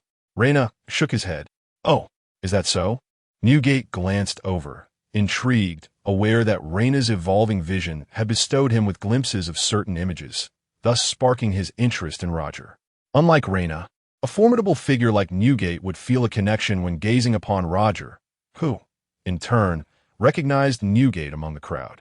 Whitebeard Edward Newgate. Although Roger was curious about why the other was staring at him, his primary focus today was on Rox, so he quickly diverted his gaze. Boom! In the forefront, Karp and Rox negotiations collapsed, leading to a clash of fists, the tremendous force compelling Reyna to feel an overwhelming urge to flee the scene. Karp, I warned you. You cannot stop me. Kill them, break through here, and eliminate those celestial dragons. Rox bellowed after forcing Karp back with a punch. Rox D. Zebek, you shall not prevail today. This time, Roger and Karp fought side by side, effectively halting Rox's advance. Golden Lion Shiki. This path is blocked, Rayleigh declared, brandishing his sword before Shiki. Initially, he had sought out Whitebeard, but with Newgate concealed behind Reyna, he was compelled to confront the advancing Shiki instead. Ha ha! Do you think you can stop me? Shiki cackled maniacally as he charged towards Rayleigh. In that distant corner, Newgate was engaged in a fierce battle with Douglas Barrett. The intensity of their clash rendered Reyna helpless to intervene, forcing him to retreat to a safe distance to avoid being caught in the crossfire. How shameless of Linlin and Kaido to team up against Spock Jabba. Yet, Karp was also collaborating with Roger to confront the captain. As Reyna observed the chaotic skirmishes unfolding across the battlefield, he couldn't help but mutter to himself in quiet disdain. At that moment, Reyna suddenly noticed someone resembling him, seemingly engaged in battle, yet constantly shifting positions. I turned out to be him. A faint smile graced Reyna's lips as he recognized the figure. And with a swift glance, he called out loudly, You red-nosed brat, how dare you obstruct our captain's grand endeavors? Prepare to meet your demise. Who dares to call me red-nosed? Buck shouted angrily in response to Reyna's taunts. As he turned around, Reyna had already closed the distance, delivering a powerful punch to Buck's face. Why, you scoundrel! How dare you ambush me? Buck exclaimed, wiping the blood from his nose as he rose from the ground. Hee hee. You must be an intern of the Roger Pirates, correct? Coincidentally, I'm also an intern of the Rox Pirates. Let us see who is more formidable. Be careful. I might just end your life, Reyna declared with a smile. He felt as though he were embodying the essence of a classic villain. And indeed, Buck was the most fitting opponent for him on this battlefield. You dare to underestimate me? When I claim your head, you'll regret your insolence. Buck retorted, displaying the composure befitting one who had witnessed grand spectacles alongside Roger. Is that so? Reyna chuckled lightly, taking a step forward towards Buck. In response, Buck swung his short blade at Reyna, who effortlessly dodged the attack and retaliated with a kick to Buck's abdomen, sending him flying once more. Is this all the strength you possess? Reyna remarked, shaking his head in mild disappointment. You scoundrel! Buck shouted as he scrambled to his feet and charged at Reyna. Reyna stood his ground, allowing Buck to strike him. Ha ha ha! You little brat! This time you shall not escape. Buck laughed triumphantly upon landing a hit on Reyna. Is that so? Reyna replied, maintaining a composed demeanor and casting a sly grin at Buck. Watch out, Buck! At that moment, a red-haired youth rushed forward. Though he was too late, Buck was met with a kick from Rina directly to his head, sending him flying once again. Shanks, with a serious expression, positioned himself between Rina and Buck, wary of Rina's potential pursuit of Buck. "Red hair boy, state your name," Rina demanded, observing Shanks' anxious demeanor. Although Rina had immediately recognized the individual before him, he still posed the question, relishing the sensation of asserting dominance before a future figure of significance. Taking a deep breath, Shanks regarded Rina with the gravity of a serious confrontation and replied, "I am Shanks, an intern of the Roger Pirates. Who are you? When you are capable of defeating me, I shall certainly inform you." As soon as the words left his lips, Rina lunged directly at Shanks. Bang! Rina's fist was intercepted by Shanks' short sword. His foundational skills were significantly more solid than Buggy's, so the blocked attack did not surprise him in the slightest. Not bad. Having evaded Shanks' counterattack, Rina chuckled lightly. "Is that so? I am far more than just not bad." Shanks fixed his gaze upon Rina and launched another assault. In the face of Shanks' onslaught, Rina did not flinch. Instead, he retaliated with a punch. When his fist met the short sword, Shanks felt as though he had struck cotton. There was no sensation of impact whatsoever. Though astonished, he was not thrown into disarray. He swiftly retreated to dodge Rina's subsequent strike. "I just witnessed how you defeated Buggy. Do you think the same tactics will work against me?" After evading Rina's attack, Shanks spoke calmly, lacking any semblance of arrogance. "Just from a single encounter, you've begun to deduce my abilities? Is that the hallmark of a genius?" Rina silently scoffed to himself. "Oomph. Knowing is not the same as having a strategy to counter it, boy. If you are careless, you will meet the same fate as that red-nosed fool." Rina retorted with a cold snort. "You? Who are you referring to? Who is the big red nose?" Buggy, lying on the ground, gradually managed to rise to his feet upon hearing Rina's words. He could still get up?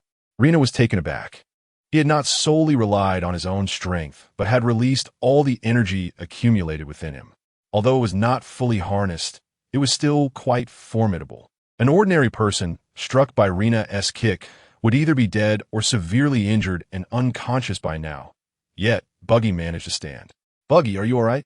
Shanks inquired with joy at the sight of Buggy regaining consciousness. "Do not underestimate him. That kid's body is peculiar. He is likely a power user. Be cautious," Buggy whispered to Shanks, who stood protectively in front of him.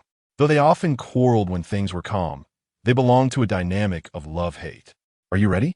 I shall commence my attack." With the two now standing side by side, Rina grinned widely.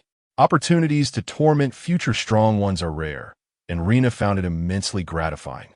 "Enjoy it while you can, kid. Soon enough, you will be the one crying." Buggy was not one to easily accept defeat. Even if he could not win, he would not readily concede verbally. Rina smiled faintly, choosing not to engage in further conversation, and instead charged directly at Shanks. While Buggy was now able to stand, he posed little threat, making the youthful Shanks his primary target. Bam! Shanks once more blocked Rina's attack, but that strange sensation resurfaced. It felt as though his strength had failed to connect with the opponent. The two exchanged rapid strikes, yet each collision left Shanks with that peculiar feeling. Meanwhile, Buggy, having regained a modicum of strength, joined the fray. As Reiner faced off against two adversaries, he found himself struck by Shanks. Surprisingly, despite the impact, Reiner exhibited no signs of being hit, as if Shanks had not truly connected with him. "This is bad," Buggy retreat. The peculiar sensation intensified, causing Shanks to hesitate in unleashing his full power, remaining ever vigilant toward Reiner. Just moments ago, as Shanks blocked Reiner's punch, he unexpectedly felt the familiar sensation of a clash of strength, realizing that it was not a flaw in his opponent's abilities, but rather an indication that Reiner was preparing to act. Such a keen intuition. Yet, did I not express before that awareness is one thing, while deciphering the truth is another? In a swift assault, Reiner closed the distance to Shanks and extended a single finger toward him. For reasons unknown, Shanks instinctively sensed that he must not make contact with that finger. However, retreat was no longer an option. He had no choice but to deflect Reiner's finger with the short sword in his hand. Bang! The moment the blade met Reiner's finger, it shattered into fragments. Almost immediately, an overwhelming force surged toward him, propelling Shanks through the air. Buggy, standing nearby, looked on in utter bewilderment at the sight of Shanks being thrown back. It was merely a finger. Did it warrant such an exaggerated response? Were it not for his intimate familiarity with Shanks, he might have doubted the authenticity of the display.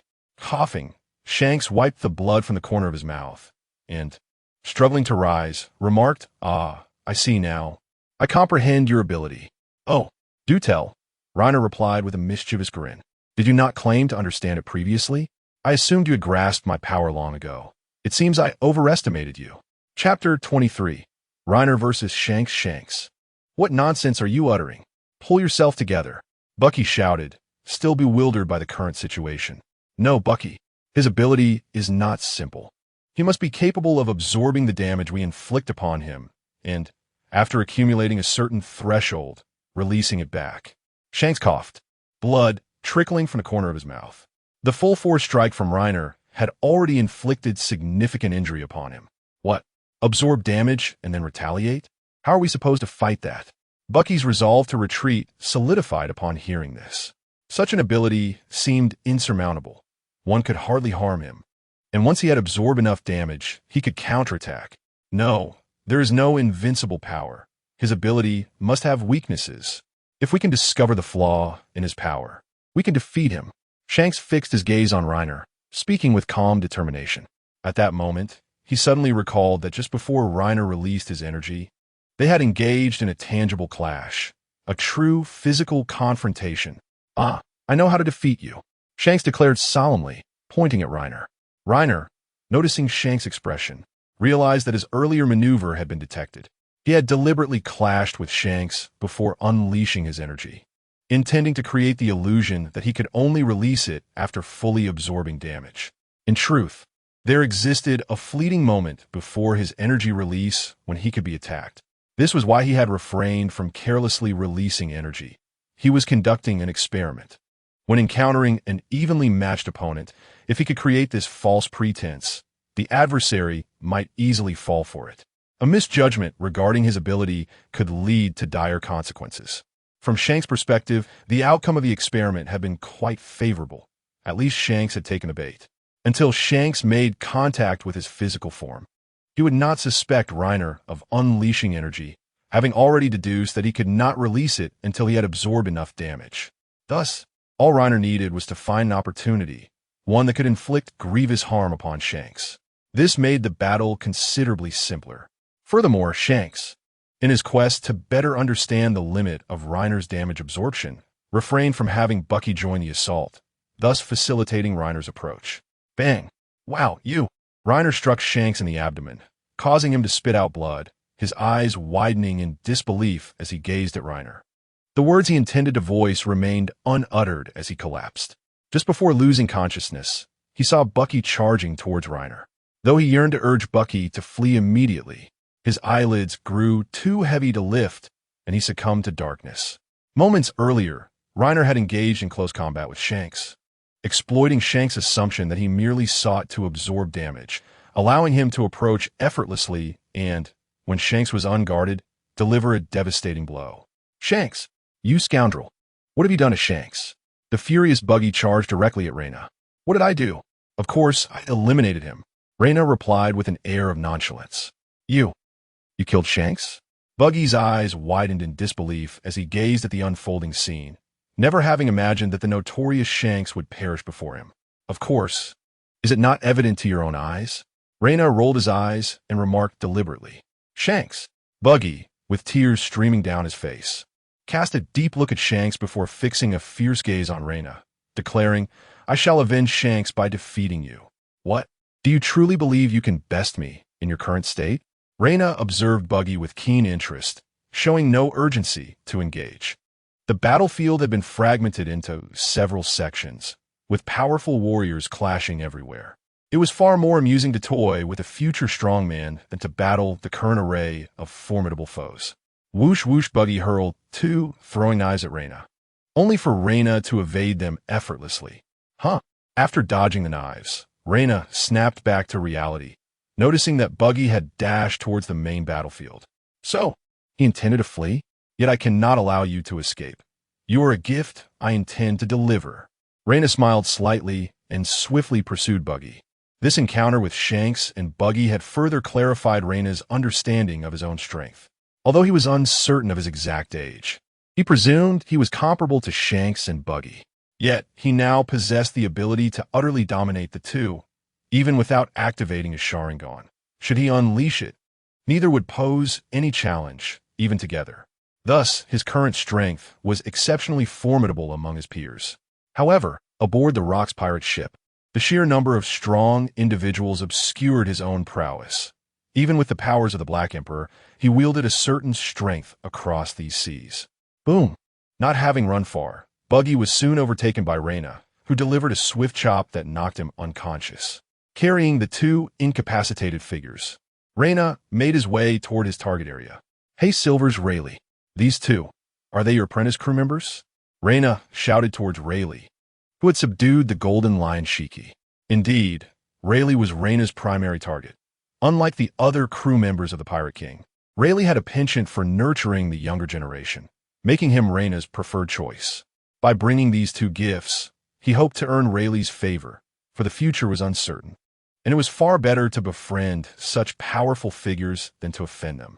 Rayleigh, upon seeing Reina's sudden appearance and the unconscious forms of Shanks and Buggy in his grasp, was taken aback. It was known that Shanks possessed considerable strength. Yet this young man, seemingly of similar age, had managed to defeat both. "Aha! Reina, well done." After the separation from Rayleigh, Shiki took a moment to catch his breath, then burst into laughter and praised his opponent. From the onset of the battle until this moment, he had been thoroughly suppressed by Rayleigh, whose swordsmanship was exceedingly formidable and who possessed the rare Conqueror's Haki. It is worth noting that such an ability is not commonly found among individuals. At least, the Golden Lion Shiki did not possess it. Already slightly inferior to Rayleigh in strength, the added pressure of Rayleigh's Conqueror's Haki had completely thrown Shiki's combat rhythm into disarray, allowing Rayleigh to maintain an iron grip on the tempo of the duel. Had it not been for Rainer's timely intervention, it would not have been long before Shiki faced defeat. However, contrary to the expectations of both Shiki and Rayleigh, Rainer did not threaten Rayleigh with Shanks and Buggy, but rather, he seized each of them and tossed them directly towards Rayleigh. Shanks is considerably injured, yet he is still formidable. I couldn't hold back. As for that red-nosed fellow, he merely fainted, Rainer said with a grin. Although Rayleigh could not comprehend Rainer's actions, upon witnessing Shanks and Buggy being thrown his way, he promptly caught them. A brief examination confirmed that Rainer spoke the truth. "Pray tell, what is your request?" Rayleigh inquired directly of Rainer. Rainer shook his head, responding, "I merely believe that these two fellows are not yet at the point of death. Furthermore, if possible." His words trailed off as he discreetly cast a glance at the Golden Lion Shiki. Rayleigh paused, then erupted into hearty laughter, having recognized Rainer's subtle gesture, which clearly indicated a desire for him to show leniency and spare Shiki, essentially facilitating a mutual exchange of hostages. Shiki, who also noticed Rainer's subtlety, felt his countenance darken to a coal-like hue. "Oomph." Shiki sheathed his two illustrious swords, Sakura, Ten, and Kuki, and with a cold snort, turned away without looking back. Indeed, he was no match for Rayleigh, yet being pointed out by Rainer irked him considerably. Watching Shiki depart, with Rainer trailing after him, Rayleigh smiled slightly before taking the unconscious Shanks and Buggy to seek medical attention from the ship's doctor. Rainer had originally intended to separate Shiki and Rayleigh, subsequently sending Shiki to assist Whitebeard, but little did he know that Rayleigh's boisterous laughter would infuriate Shiki, prompting him to take flight. Now, amidst the chaos of battle, Rainer was not of their caliber. Thus he quickly lost sight of Shiki and could not locate him at all. With no other recourse, Rainer had no choice but to feign combat while slowly making his way towards Whitebeard. However, he dared not approach the battleground between Whitebeard and Douglas Bullet. Previously, they had all fought within a valley, the end of which was occupied by the Celestial Dragons, who, in their cowardice, had their guards and slaves positioned at the front, hiding themselves at the back. Yet now, the entire valley had been utterly annihilated, not to mention the fierce clashes involving Rox, Garp, and Roger. The battleground between Edward Newgate and Douglas Bullet had completely ravaged the surrounding environment. Upon arriving here, Reyna unexpectedly discovered a significant advantage: the ability to absorb the residual energy from the surrounding chaos. Thus, at the periphery of the fierce battle between Edward Newgate and Douglas Barrett, he sought a relatively uninhabited spot to commence his endeavor of absorbing the residual energy generated by their conflict, simultaneously converting it into his own vitality. The energy here is somewhat diminished. I can venture a bit further. Reyna had come to regard this place as a trial ground, diligently seeking optimal locations for energy absorption while honing his speed in the process, which also considerably enhanced his stamina. An utterly perfect scenario. Phew. No, I'm too close. I must retreat a bit. However, the pleasant moment was short-lived. As Reyna edged closer to the epicenter of the battle, the combatants unexpectedly altered their trajectory, advancing toward his direction. This sudden shift significantly amplified the residual energy from their clash, nearly injuring Reyna with his own energy during the transformation process. Chapter 24. The dissolution of the Rocks Pirates. The Battle of God Valley raged on for 3 days and nights. Aside from a duel between Rayleigh and the Golden Lion Shiki, which was interrupted by Reyna, the remaining formidable warriors ceased hostilities, having inflicted mutual injuries. The only ongoing confrontation was that of Rocks against Roger and Garp at the main battlefield. On the southern coast of God Valley, the wounded from both Roger's pirates and the Marines were recuperating not far from the Celestial Dragons and their enslaved followers. 2 days prior, when the Celestial Dragons retreated to this location, they had demanded Garp soldiers to relinquish their warships so they could make a swift escape. Unfortunately, many of the Marines who had accompanied Garp had perished, resulting in a severe shortage of navigators and sailors aboard the ships. Even with the addition of the Celestial Dragon's own personnel, they lacked sufficient numbers to sail the warships back to the Holy Land of Mariewa. As for Roger's crew, they had shown considerable restraint by refraining from eliminating the Celestial Dragons. And after a near confrontation, the Celestial Dragons realized their own vulnerability and were persuaded by their subordinates to set up camp at a safe distance. Pathetic wretches, spat Spark Java, whose body was wrapped in bandages as he directed his disdain towards the Celestial Dragons. He had fought fiercely against Edward Newgate, the Whitebeard, and they had ultimately agreed to a stalemate. Enough of this. We have more pressing concerns. I wonder how things are faring with the captain. Rayleigh, the only member retaining substantial combat capability, expressed his concern. Have no fear. Although the Rocks Pirates are formidable, Roger is no pushover. Samberth replied with unwavering faith in Roger, underscoring his own lineage as a fishman, which attested to his worthiness aboard Roger's ship. Meanwhile, the atmosphere among the Rocks Pirates was far from congenial. Many comrades had perished in battle, and a significant number had chosen to flee, leaving only a handful to remain. What shall we do now? Continuing to hunt the Celestial Dragons seems increasingly unrealistic. The longer we wait, the slimmer our chances of success become, especially with Marine reinforcements likely en route. Silver Axe, usually reticent, voiced his concerns. What?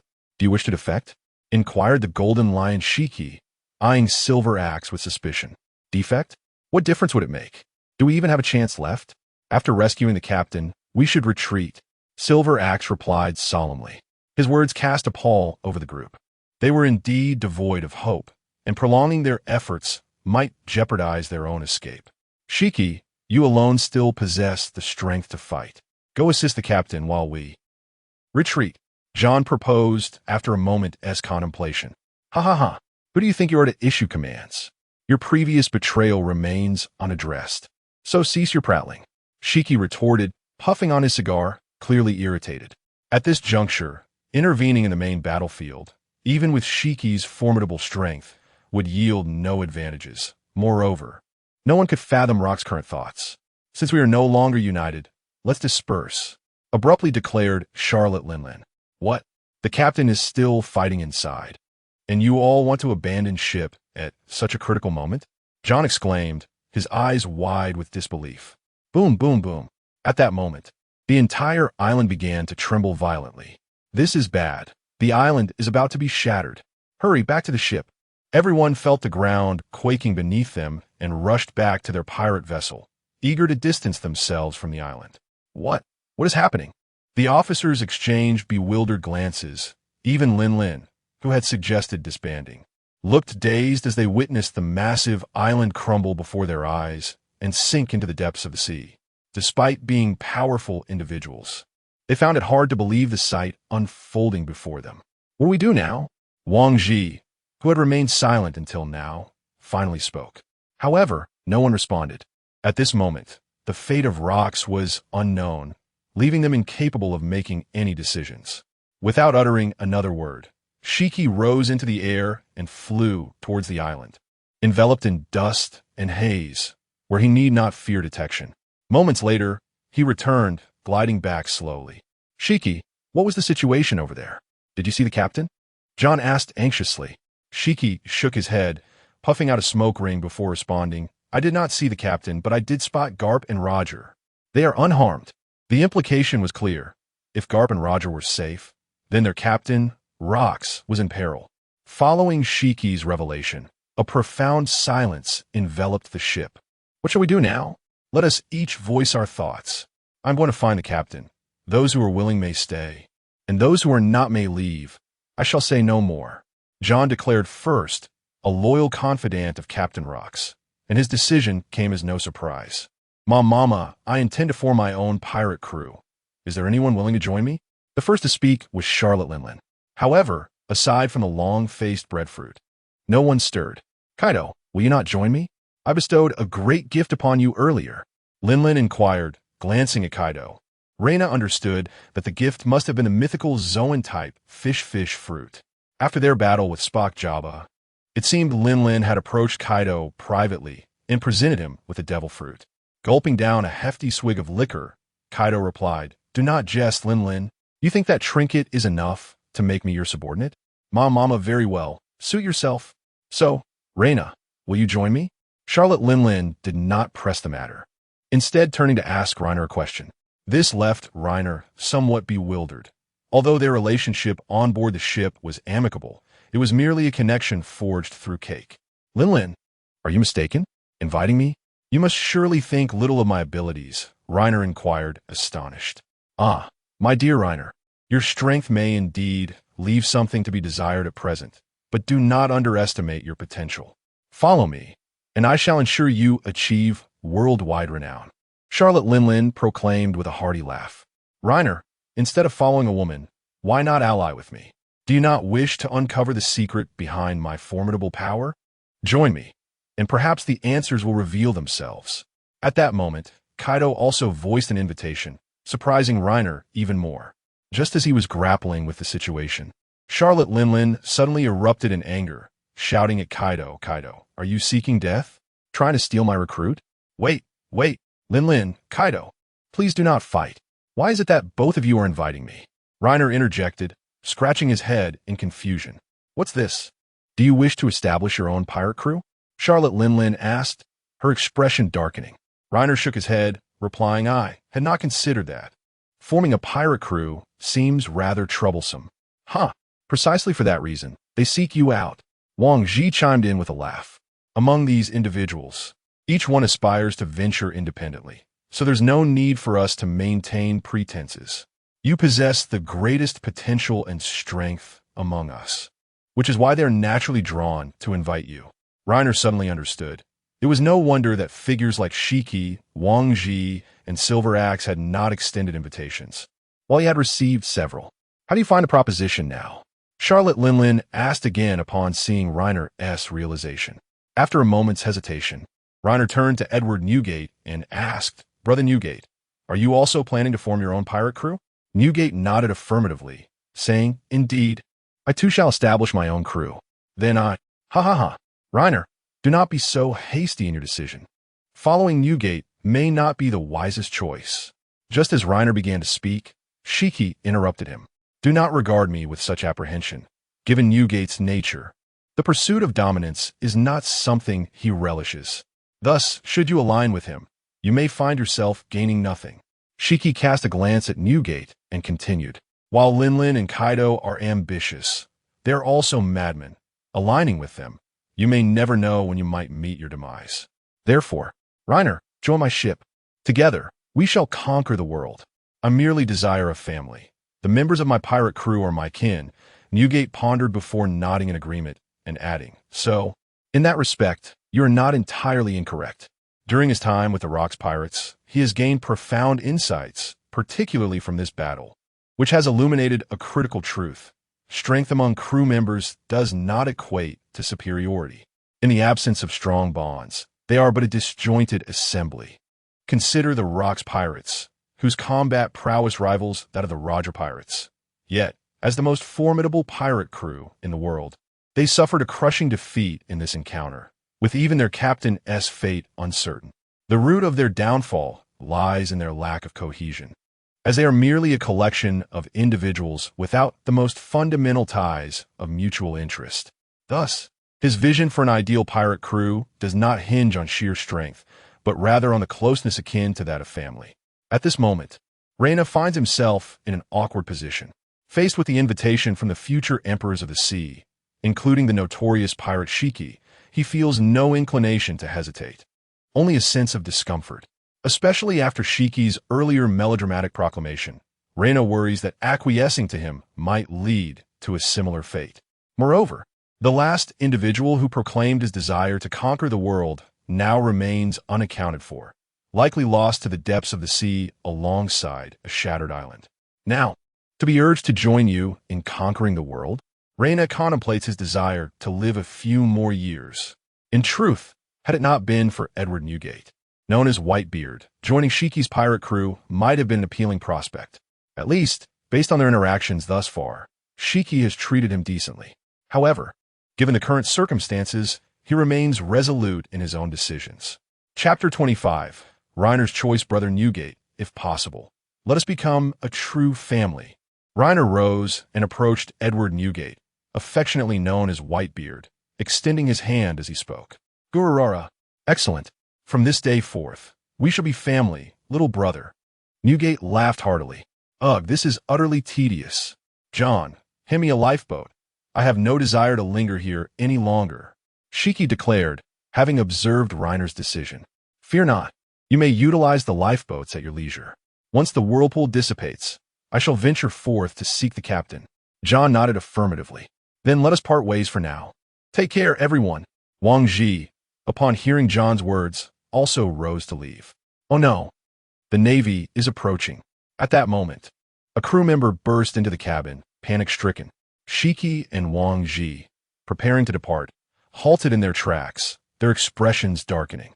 Esteemed comrades, though our captain is currently missing and our Rocks Pirates face dissolution, it does not imply that the Navy can act with impunity against us.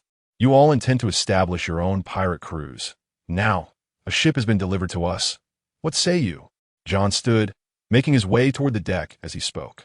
Ha ha, John, should we fail to locate the captain, I would be delighted to welcome you aboard. Shiki exclaimed, his eyes sparkling with excitement. I shall claim a warship, right here. Mama, let us procure a warship as well. After all, a mere lifeboat hardly befits my stature. Charlotte Linlin swayed her hips as she exited the cabin. What about us, brother? Reiner inquired, glancing at Newgate. Let's first assess the situation. Newgate pondered momentarily before standing. Thus, the officers, who had been negotiating within the cabin, ascended to the deck, where they beheld no fewer than 6 warships on the horizon, converging upon them from 3 directions. It appears the Navy has calculated that we are not in a combative mood at present, and thus intends to assert its presence, Reiner remarked with a wry smile as he surveyed the 6 vessels.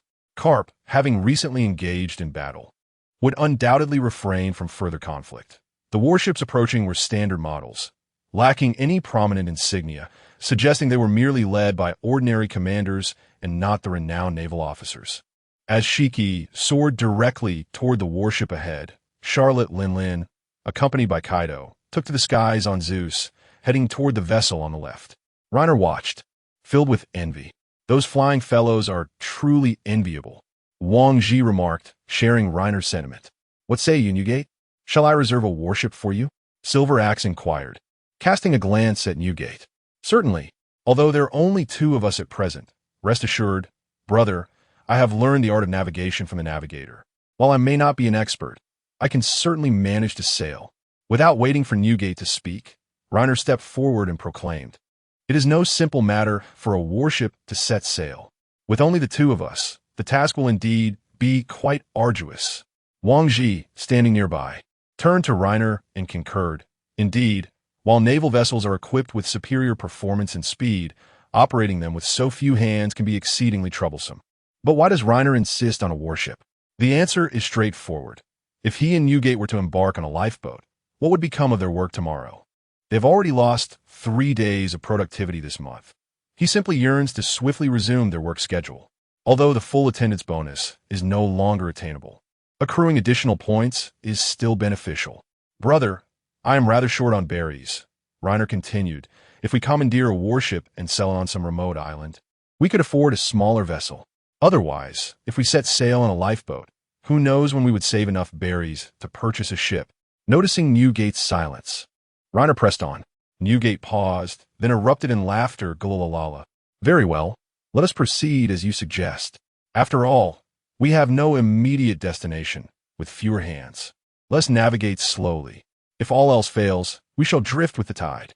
Newgate was genuinely pleased, for Reiner had not suggested robbing others despite their lack of funds. Meanwhile, as the pirate ship approached the naval vessel, Shiki and Charlotte Linlin had already seized control of the warship, and Reiner suspected they would retain the naval sailors to assist in operating the ship. Neither Newgate nor Reiner intended to enlist Wang Ji and Silver Axe's help. Upon nearing the warship, Newgate lifted Reiner and leaped aboard. The naval personnel on the ship regarded them with trepidation, especially once some soldiers recognized Whitebeard. "Who is your commanding officer? Have him come forth. Our captain has taken a liking to this warship." Reiner stepped forward, addressing the startled naval soldiers. The armed sailors exchanged glances, bewildered, as their roles seemed to have reversed unexpectedly. "Do not act rashly. You're no match for us. If you're unwilling to accept this, summon your commander or your strongest member. We wish to avoid unnecessary bloodshed." Reiner smiled, observing the restless naval crew. However, despite his words, the encircling sailors showed no signs of retreat, and their intentions appeared aggressive. "Gulalala, little brother, discussing matters with them is futile. Sometimes, they must be made to recognize the disparity in power. Otherwise, they shall not easily yield." Newgate laughed heartily, swinging his naginata, the gust it generated causing the surrounding sailors to stagger. "Very well, brother, take a breather. These mere foot soldiers are no challenge for me," Reiner declared, stepping forward with resolve. Newgate did not object. He merely stood with a smile, recognizing that it was time for Reiner to establish his reputation. "Then let us conclude this swiftly. Sharingan, activate." Reiner activated his Sharingan and charged into the fray of naval soldiers. With his current prowess, these ordinary soldiers were no match for him. He dispatched them effortlessly, leaving the deck strewn with fallen Navy soldiers in mere moments. "Stand Azida, you are not his adversaries." At that moment, a general draped in the justice cloak of the Navy stepped forward, approaching Reina. Finally, some of substance? Reina smiled fondly, halting his assault on the Navy soldiers. Edward Newgate, the Whitebeard. The Navy general ignored Reina, instead casting a cautious glance at Newgate, who had remained passive. "Hey, are you underestimating me? I am your true opponent." Reina's expression darkened, affronted by the dismissal. "Boy, while your strength is commendable, you are still no match for me. Newgate, step forth. Do you intend to let this youth contend with me?" Summergel addressed Newgate. Boom! Reina, tired of the idle chatter, lunged forward, delivering a powerful punch toward his opponent. Summergel raised his hand to block Reina's attack, calmly stating, "Very well, I shall deal with you first before addressing Edward Newgate." "Humph. Do you not fear the winds that may twist your tongue? You aim to resolve me?" Although Summergel managed to block Reina's advance, Reina had already assessed his combat power through the system. Summergel, combat power 380. With such a score, he was indeed formidable among a host of Navy soldiers whose average combat power barely reached 10. However, against Reina, he fell short. Previously, Shanks had succumbed to Reina with a combat power of 450, rendering this Navy officer inconsequential in Reina's eyes. Wheel of rotation. Suddenly, Summergel's arms morphed into wheels. spinning violently as they charged toward Reina. A devil fruit user? Reina's Sharingan had detected the impending attack, allowing him to evade effortlessly. Although Summergill's combat power was merely 380, Reina understood that the system's evaluation encompassed aspects such as strength, speed, and stamina, not accounting for the proficiency in utilizing one's abilities. For instance, while the system rated Reina's Sharingan at 130 points, its true contribution had vastly exceeded that as his power grew. Additionally, the power of the Black Emperor had also strengthened with use, even surpassing the augmentation provided by the Sharingan. Now that his opponent had unleashed his devil fruit ability, Reina surmised that the system had given a fixed assessment of combat power. If Summergell had deeply developed his fruit's capabilities, it could easily mislead Reina. Thus, he resolved to exercise caution until he fully comprehended his opponent's abilities. I am Summergell, a user of the wheel fruit and a lieutenant of the Navy headquarters. After forcing Reina back, Summergell refrained from pursuing, opting instead to introduce himself. Ah, so you are a Paramecia-type wheel fruit user.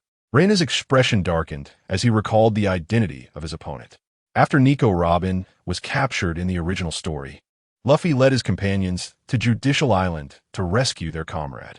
Ultimately, due to the blunder of a foolish officer who inadvertently activated the Demon Slayer order, Judicial Island was destroyed. Among the colonels obstructing the Straw Hat crew was a lieutenant with the wheel fruit ability. However, his entrance was far from spectacular, overshadowed by the more impressive Rust fruit user who, at least, managed to destroy one of Zoro's weapons. It appears that this individual was not even a colonel, merely a lieutenant. Although aware of his abilities, which did not seem formidable, Reina remained vigilant, reminding himself to exert his utmost in whatever battle lay ahead. Just the perfect opportunity to test my skills. Reina smiled slightly and launched another attack at his opponent. Foolish, knowing I am an ability user. You dare engage me in close combat. Schalinger scoffed as he witnessed Reina advance for a melee confrontation. Bang! Schalinger's spinning wheel collided with Reina's fist, yielding an unexpected outcome. Reina was not sent flying, nor was his fist mangled by the wheel, and, inexplicably, Schalinger's wheel halted its rotation. Isn't that curious? There's even more peculiarities to behold. Reina paid no mind to his adversary, and, seizing the moment while Schalinger was momentarily stunned, delivered a low elbow strike that connected with Schalinger's abdomen, sending him hurtling away. Cough, cough.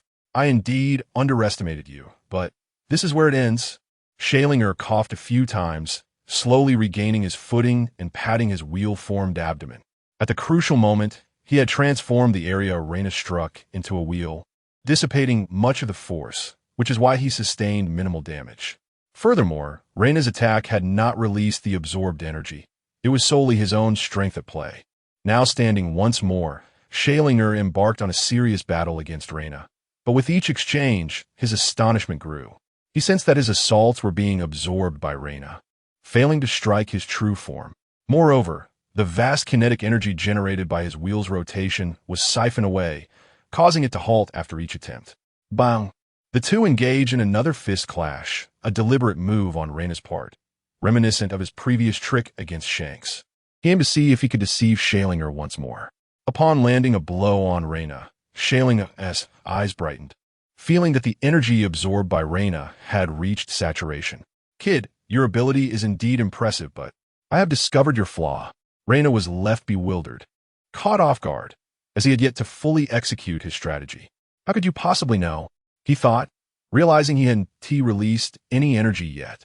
With Schalinger barreling towards him, Reina dismissed his opponent's approach and executed a kick that unleashed all the absorbed energy. Bang!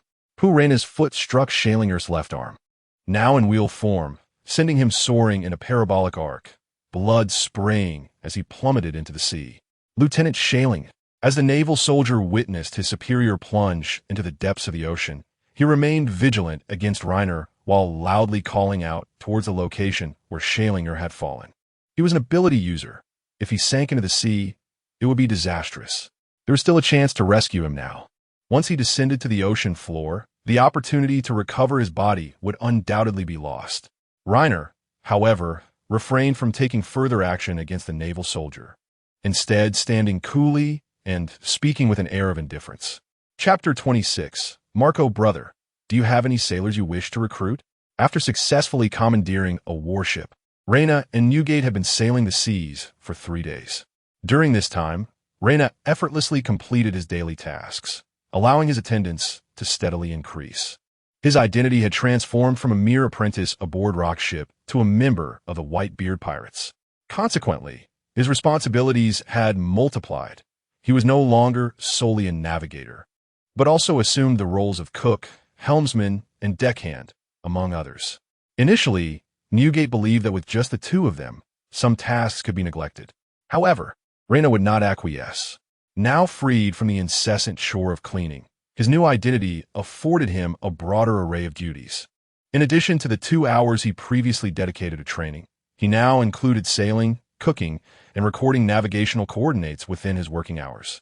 Compared to cleaning, these tasks brought him far greater satisfaction. Thus, regardless of Newgate's sentiments, Reina diligently attended to every feasible task each day. Sailors, I wish to find some talented youngsters to nurture. It would create a sense of home. After a moment's contemplation, Newgate remarked. Reina recalled that the members of the Whitebeard pirates were indeed quite young, suggesting that Newgate had intentionally cultivated this environment. Very well. When we reach the next island, I shall exchange this warship, and you can scout the town for suitable crew members. Reina nodded in agreement, adding, after all, a pirate crew cannot consist of just the two of us. Newgate nodded, inquiring, how far is it to the next island? I'm not certain. This recording device was given to me by John. Reina shook his head. However, before he could finish speaking, a sharp cry escaped him as he dashed toward the helm, seemingly intent on altering the ship's course. What has happened? Newgate asked, astonished. Brother Newgate, we have suffered a significant loss. If John did not betray Captain Rocks, it means that he is the only one who knows the whereabouts of the Rocks pirates' treasure. That scoundrel has led us astray, undoubtedly planning to claim the treasure for himself. Reina said, his face etched with sorrow. Gulalala. Observing Reina's distress, Newgate erupted into hearty laughter. Brother Newgate, why are you laughing? How could I have forgotten such a crucial matter? Reina lamented, wishing he could strike his own head in frustration. Do not fret. It's merely treasure. We shall encounter countless adventures ahead. Whatever we desire, we will seek out ourselves. As for the Rocks pirates' treasure, it is of no consequence. Newgate said dismissively. Well, if you do not mind, Brother Newgate, then I shall let it be, Reina replied, a hint of unease in his voice. Enough, my younger brother. There is no need for such despondency. Do you not trust your elder brother? Newgate said cheerfully, patting Reina on the back. By the time the two arrived at the island marked on the record pointer, 4 days had already elapsed. All right, brother. You go look for suitable recruits while I finish the last bit of the navigation log. I will then contact the buyer to dispose of this warship. We shall meet at the largest and later, Reina declared, handing a stack of berries to Newgate. Newgate nodded and took the berries before departing. It wasn't that Reina felt compelled to document the navigation log at that moment. Rather, he had yet to complete the foundational work for the day, necessitating his wait until the work hours concluded. He did not intend to sell the warship outright, but rather sought to exchange it for something of value through a merchant, allowing for a seamless transition without disrupting his clock and schedule. Although he might incur a loss on the price, he was unperturbed. Once the work hours were complete, Reina disembarked to seek out local shops, inquiring if there were any affluent individuals on the small island who could take the warship off his hands. After some effort, he finally found a daring soul willing to trade a medium-sized schooner along with 3 million berries for the naval vessel. In terms of price, Reina lost at least half the value. Yet, given his urgency, he accepted the deal without much deliberation. Moreover, it was a naval warship, which most would hesitate to accept. Thus he did not fuss over the pricing. With 3 million berries in hand, Reina tidied up the items aboard the warship and transferred everything to the new schooner. By the time he finished, night had fallen, prompting Reina to continue his work on the new ship to earn some overtime pay. The following morning, Reina rose early, completing that day's work hours before disembarking with a box containing 3 million berries. While he had resolved the issue of the ship, he still needed to procure food, fruit, and the alcoholic beverages favored by pirates. Fortunately, With 3 million berries at his disposal, he had sufficient funds to restock the ship's supplies, though he was uncertain if Newgate would find satisfactory crew members. Suddenly, while walking, Rena noticed a group of individuals stealthily trailing him. This puzzled him. After all, he had done little since arriving on the island, merely switching vessels. How could a novice like him discern that he was being followed? It was blatantly obvious. Anyone could see. Rena glanced down at the box containing 3 million berries, and it seemed he understood the reason for their pursuit. Indeed, some troublesome individuals. Rena muttered darkly. How dare they attempt to rob him? He deliberately stepped into a narrow alley, only to be immediately surrounded by those very individuals. What is the meaning of this? Rena inquired, shielding the money box. Haha, you must be the rookie pirate, red-eyed Rena, right? Just a greenhorn after all. Who would have thought you'd be worth 30 million? The leader, a bounty hunter, brandished a stack of wanted posters, grinning at Rena with an expression of triumph. Red-eyed Rena? A rookie? 30 million? Rena felt a twinge of confusion. Yet upon glimpsing the bounty notice in the hands of the leader of the bounty hunters, an exhilarating thrill coursed through him. At long last, he had become the subject of a bounty. With a sudden burst of energy, Rena darted forward, snatching the notice from the bounty hunter's grasp. How swift! The moment the notice was taken, the leader's expression shifted, and he promptly retreated, creating some distance between himself and Rena. He understood that they had encountered a formidable opponent today. It was possible that they might all meet their downfall here. Begone. I'm in a good mood today, so I won't trouble you. Rena chuckled mischievously, glancing at the bounty notice. Not too shabby, and the photo is quite acceptable. After casting a sidelong glance at the leader of the bounty hunters, he began to chuckle to himself uncontrollably. Such a fellow. We might not necessarily lose. We have the advantage in numbers. Let us all charge together. Observing Rena's foolish laughter, the leader of the bounty hunters suddenly entertained the notion that perhaps he had merely imagined the earlier confrontation.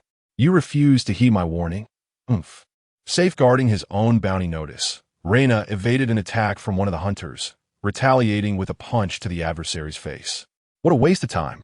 In less than 5 minutes, Rena emerged from the alley, leaving a heap of defeated bounty hunters in his wake. Upon reaching the grandest inn, he encountered Newgate, who was preparing to depart with a young child. Brother Newgate. Rena hurriedly approached to greet him. Rena, you rascal, you finally arrived. Did you manage everything with the ship? Newgate acknowledged Rena with a nod. It's all sorted out. I've secured a mid-sized square-rigged vessel. This type of ship is quite easy to operate, requiring only proper control of the helm. Additionally, we have 3 million berries, more than enough to procure provisions and libations. Rena replied with a beaming smile. Excellent. Then let us have something to eat first. Newgate nodded in agreement. The inn boasted a restaurant that provided meals, so the three of them made their way there, ordering an assortment of dishes before indulging in their feast. Is this our first new crew member? Rena inquired curiously, casting a glance at the child beside Newgate, his heart brimming with admiration for destiny. Indeed, from the very first glance, I recognized him. Marco the Phoenix, Newgate replied. He is the vice captain of the Whitebeard pirates, the captain of the 1st Division, and also the ship's doctor. His name is Marco, and he is now an apprentice crew member. I plan to adopt him as my godson, Newgate added with a smile. Godson, although I was somewhat prepared for this, when Newgate declared his intention to adopt Marco, I couldn't help but feel as if I were witnessing a scene reminiscent of an emperor from the East claiming numerous godsons. Reinam just. What? Is there a problem? Newgate inquired, noticing the peculiar expression on Rena's face. No, your ambition is to have your own family, to establish a clan of your own. There is nothing wrong with that. However, does that mean you'll have to call me uncle? Rena asked with a mischievous grin. I refuse. Marco, sporting a punk pineapple hairstyle and half-closed eyes, immediately rejected the notion, sensing Rena's ill intentions. You little rascal, what do you mean by that? Am I not worthy enough to be your uncle? Behold, I am the crimson-eyed Reiner. Reiner placed the bounty notice upon the table with a flourish, feigning indignation, yet unable to suppress a smile. Oh, indeed.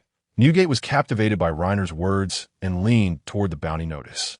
There, upon the notice, was an image of Reiner, having just struck down the Navy Lieutenant Schalinger, standing with an air of authority as he addressed the Navy soldiers. The fearful expressions of the surrounding Navy personnel rendered Reiner somewhat sinister. This cannot possibly be you. The individual depicted possesses red eyes. It was clear that the young Marco, unable to resist the allure, now gazed intently at the bounty notice. Heh, you know not of this, young lad. Watch closely. Sharingan. Activate. Reiner chuckled, activating his Sharingan. A gasp escaped Marco's lips as he stared in astonishment at Reiner, pointing at his eyes and exclaiming, Your eyes have truly turned red. How beautiful. Enough. Reiner, close your Sharingan.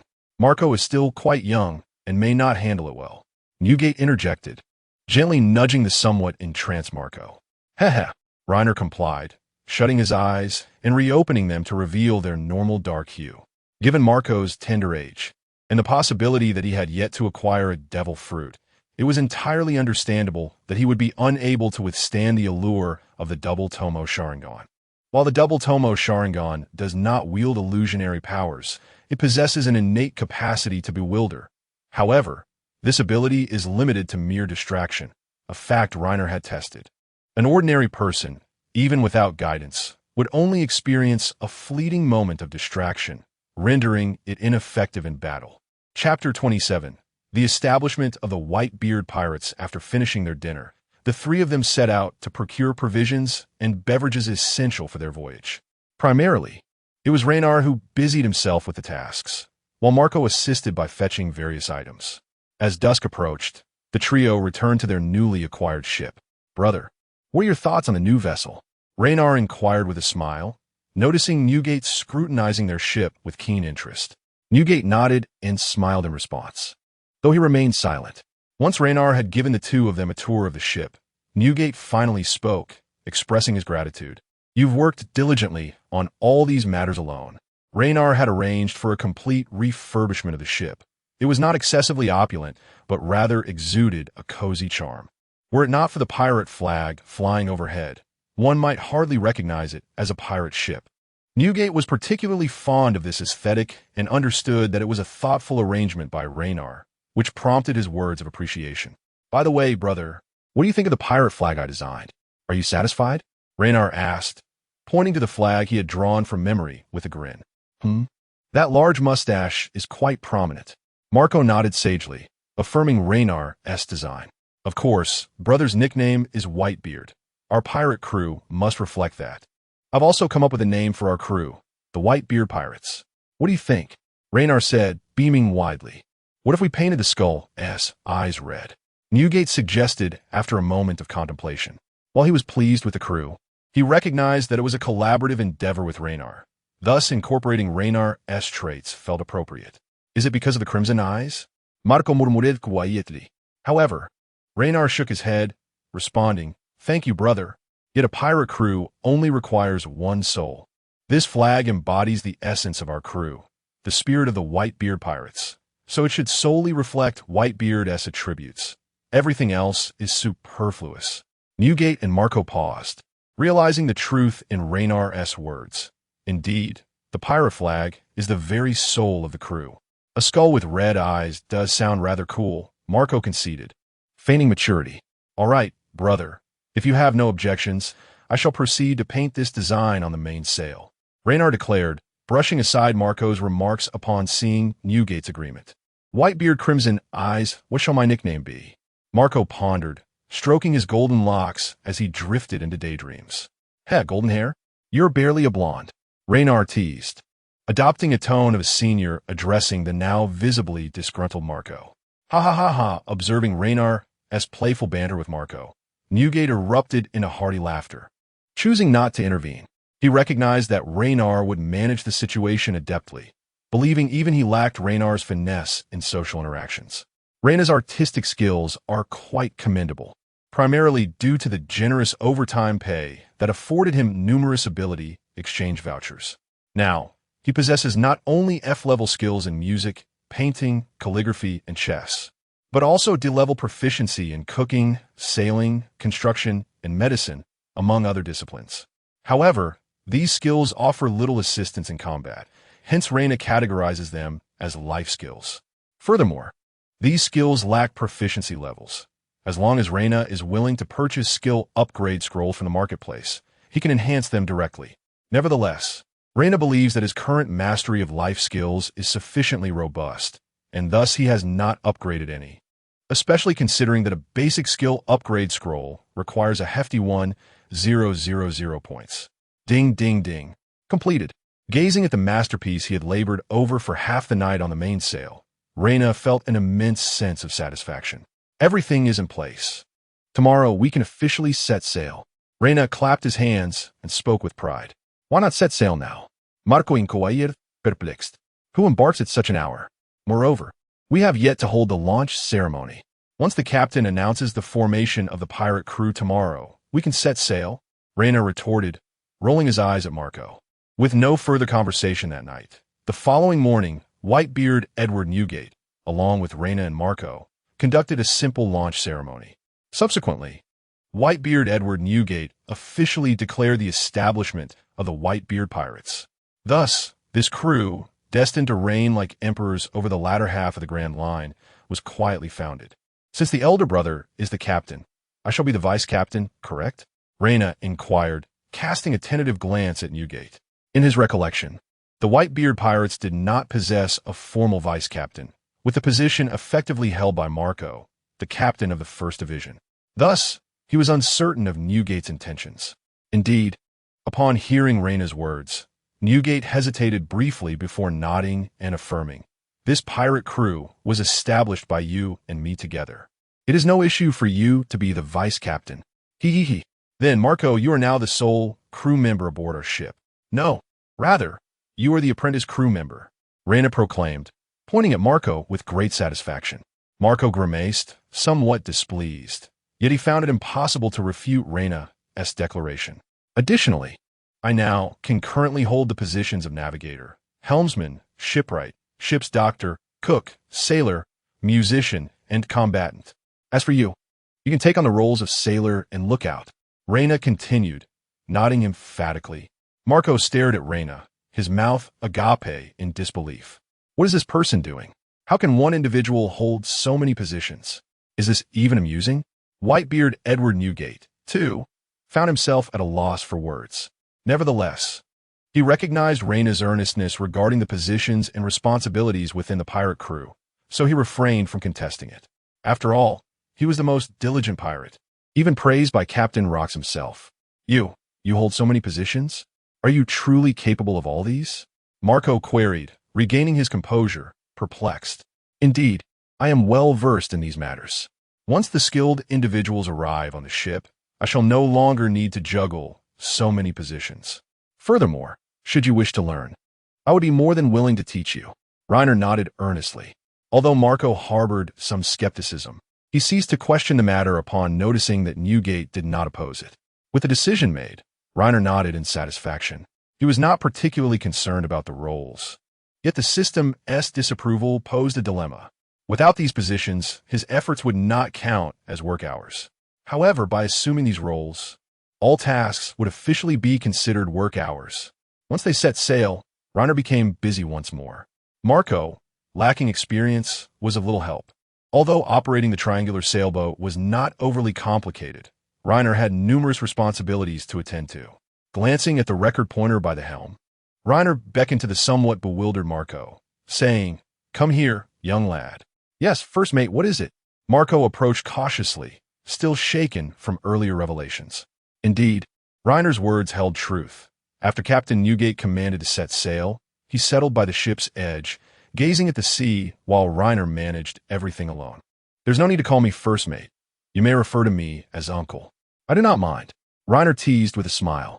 "All right, first mate." Marco replied. His head bowed. "Very well, suit yourself. Do you recognize this?" Reiner shrugged nonchalantly, pointing at the record pointer beside the helm. "Yes, that is the record pointer, indicating the direction to the next island." Marco nodded in response. "Excellent. Here at the helm, I entrust this to you. Keep the ship on course with the pointer's direction. I must attend to other matters. Should you encounter any difficulties, do not hesitate to call me. Do you have any questions?" "No issues at all." Marco pressed his lips together, affirmatively stating. He felt the need to demonstrate his worth. Very well, young man. This responsibility is now yours. Reiner patted Marco's shoulder with satisfaction, smiling. He still had other tasks to complete, planning to reserve 2 hours for training. As the Whitebeard pirates officially set sail, not far from them, the Roger pirates were also preparing to embark. Shanks, come quickly, red-nosed Buggy exclaimed, brandishing a stack of bounty posters as he sought his companion, Shanks. What is it, Buggy? Shanks replied, somewhat subdued. Look, it's that guy. Buggy handed the top bounty poster to Shanks, revealing Reiner, whose Sharingan eyes were prominently displayed. Crimson eyes. Reiner. It's that fellow, but why are his eyes red? Shanks immediately recognized Reiner, the one who had bested him, yet remained puzzled by the color of his eyes. I inquired, and it seems this is part of his ability, indicating that he did not exert his full strength during our battle that day. A 30 million bounty right from the start. That fellow is formidable, Buggy remarked, a trace of concern evident in his voice. Shanks clenched his fist and gritted his teeth, declaring, the next time I encounter him, I shall undoubtedly defeat him. Indeed, when next we meet, I will claim his head for daring to humiliate me so. Buggy nodded in agreement, sharing a sense of camaraderie. Oh, you wish to eliminate him? I have heard that the Rocks pirates have disbanded. He is left alongside Edward Newgate, the Whitebeard. The bounty was placed upon him for single-handedly taking down a naval warship and defeating a Navy captain endowed with a devil fruit ability. The first mate, Rayleigh, happened to pass by and, upon seeing the bounty notice in Buggy's hand, chuckled. What? He single-handedly took down a warship? Both Buggy and Shanks exclaimed in astonishment.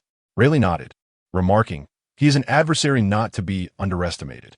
If you wish to overcome him, you must exert yourselves even more. I shall surely defeat him. The first time I have been so thoroughly bested by someone my own age left a profound impression on me. Shanks mused, recalling his encounter with Reiner. Meanwhile, in another sea, the Golden Lion, Shiki, sat aboard a pirate ship repurposed from a warship, savoring red wine and puffing on a cigar. Captain, here is the latest bounty notice. A pirate presented him with a stack of bounty papers. Shiki initially intended to ignore it, but upon glancing at the top notice, he set down his wine glass and picked it up. 30 million? Reiner, have you begun to make a name for yourself in the world? He laughed heartily. It seems the seas ahead will not be dull. As Reiner's bounty spread across the world, former members of the Rocks pirates were taken aback. While they acknowledged that Reiner's prowess warranted such a bounty, they were surprised by the swiftness of it. Mama Reiner, truly, he is the one I have chosen. He is remarkable, Charlotte Linlin exclaimed, holding Reiner's bounty notice and laughing. Mir a foolish brat. Linlin, upon observing Reiner's bounty, noted, it appears Newgate has already begun to make moves. I shall part ways with you here. Kaido glanced at Reiner's bounty notice dismissively. To him, it was Newgate who held significance, while Reiner failed to impress him. Although Reiner displayed notable talent, he was still far from being a threat. Kaido, will you truly not join me? Together we could swiftly conquer these seas. Charlotte Linlin asked with a smile. Gulp, gulp, I'm a captain, Kaido declared after taking a hearty swig of his drink. Very well, I wish you pleasant sailing. Chapter 28. Marco's Fruit Ability Bang. Marco was once again struck down to the ground by Reiner's punch, yet he quickly rose to his feet again, though it was evident that merely standing there was becoming a struggle. All right, you should rest. Continuing like this is detrimental to your health, Reiner remarked, shaking his head as he observed Marco, who was teetering on the brink of collapse. Sitting at the helm, Newgate cast a sidelong glance at Marco, a slight frown creasing his brow. Huff, huff, it's not over yet. I can keep going. Marco shouted defiantly at Reiner. Reiner shook his head, about to respond, when he suddenly noticed blue flames rising from Marco's body, witnessing his injuries healing at an astonishing rate. A devil fruit user? Reiner exclaimed, feigning surprise. He was aware that Marco possessed the powers of the mythical Zoan-type bird fruit in the form of the phoenix. But he had not realized that Marco had already acquired the fruit, making his astonishment somewhat genuine. Newgate, still at the helm, displayed a look of surprise as well. When he had previously encountered Marco, he sensed a faint power within him, but more than that, he felt pity for the boy. Having no parents, Marco had once huddled in a street corner, appearing emaciated from hunger, which prompted Newgate to approach him and ask if he would like to come along. He never anticipated that it would lead to such a revelation. However, after the eruption of his powers, Marco did not press the attack on Reiner, but instead turned away, visibly dejected. "Hey kid, where you going? Didn't you say you could keep going?" Reiner questioned, perplexed. Marco pointed to the blue flames enveloping him and his altered physique, speaking in a somewhat numb tone. "Aren't you afraid of me like this? They all say I'm a cursed child. What nonsense are you spouting? Fool, this is a power known as a devil fruit. It could also be considered a cursed strength, but that curse only pertains to you. Haven't you realized that you can no longer touch seawater?" Reiner paused, then burst into laughter. Newgate, too, allowed a slight smirk to play on his lips. Devil fruit users, especially children who unwittingly consume them, are indeed often misunderstood by the uninformed. "Did eat devil fruit?" Marco asked in astonishment. "Is it like your eyes?" "No, you are not like me." Reiner shook his head. The glimmer of hope that once shone in Marco's eyes dulled at Reiner's response. "Of course, I am different. My ability originates from true hell. Unlike you. Haven't you eaten a peculiar fruit that looked strange but tasted terrible?" Reiner's lips curled into a subtle smile. "A fruit that tastes terrible?" Marco felt somewhat perplexed. It suddenly seemed to recall something, nodding vigorously as he exclaimed, "Indeed, there was a time when I was exceedingly hungry and went to the shore in search of discarded items to exchange for food. To my astonishment, I stumbled upon a fruit washed ashore by the waves, which was indeed quite unpalatable. Fool, that is the devil fruit. Yet, I remain uncertain of your abilities. They appear to be somewhat related to flames. In this regard, you might seek counsel from our captain, who wields the powers of the tremor fruit. Unlike you, my abilities stem from my bloodline," Reina remarked with a smile. Taken aback, Marco glanced at the steering Whitebeard, who gently nodded in affirmation, confirming Reina's words. "Am I truly not a devil?" Marco asked, a hint of excitement in his voice. "If devils are as weak as you, how could they possibly govern hell?" Reina scoffed dismissively. "I am not weak. My abilities are formidable. I can heal any injury," Marco retorted instantly upon hearing Reina's words. "Oh, a flame that possesses healing capabilities? I have yet to hear of such a fruit. It does not seem to belong to the Logia type. Could it be of the Paramecia?" Reina feigned speculation. "No, I suspect it is of the Zoan type." Whitebeard interjected, shaking his head. Why do you say that, brother?" Reina asked in astonishment. Could it be that merely glancing at Marco in his incomplete transformation allowed Whitebeard to discern the nature of his abilities? That seemed rather exaggerated. Look closely. When you activate your abilities, your body undergoes alterations. Although not fully transformed, I surmise this is due to your lack of proficiency. Such changes in one's physical form are highly indicative of the Zoan type. Whitebeard explained, shaking his head. "Young man, unleash your abilities with full force." Reina instructed Marco. Concentrate and truly feel the changes within your body. Upon hearing this, Marco took a deep breath and slowly closed his eyes. Soon after, Marco's body began to transform. His hands morphed into wings, his legs into the claws of a bird, and his head became that of a bird as well, with his entire form engulfed in blue flames. However, these flames lacked the consuming characteristics of ordinary fire, appearing rather peculiar. Indeed, it is of the Zoan type, but these flames, could they be from Phoenix? No, that cannot be right. While Phoenixes possess the ability of resurrection, they do not have healing powers. Reina mused, stroking his chin in feigned contemplation. It is the immortal bird. Zoan type bird fruit, Phoenix form, a rare and precious fruit indeed. Whitebeard, a man of vast experience, instantly identified Marco's fruit.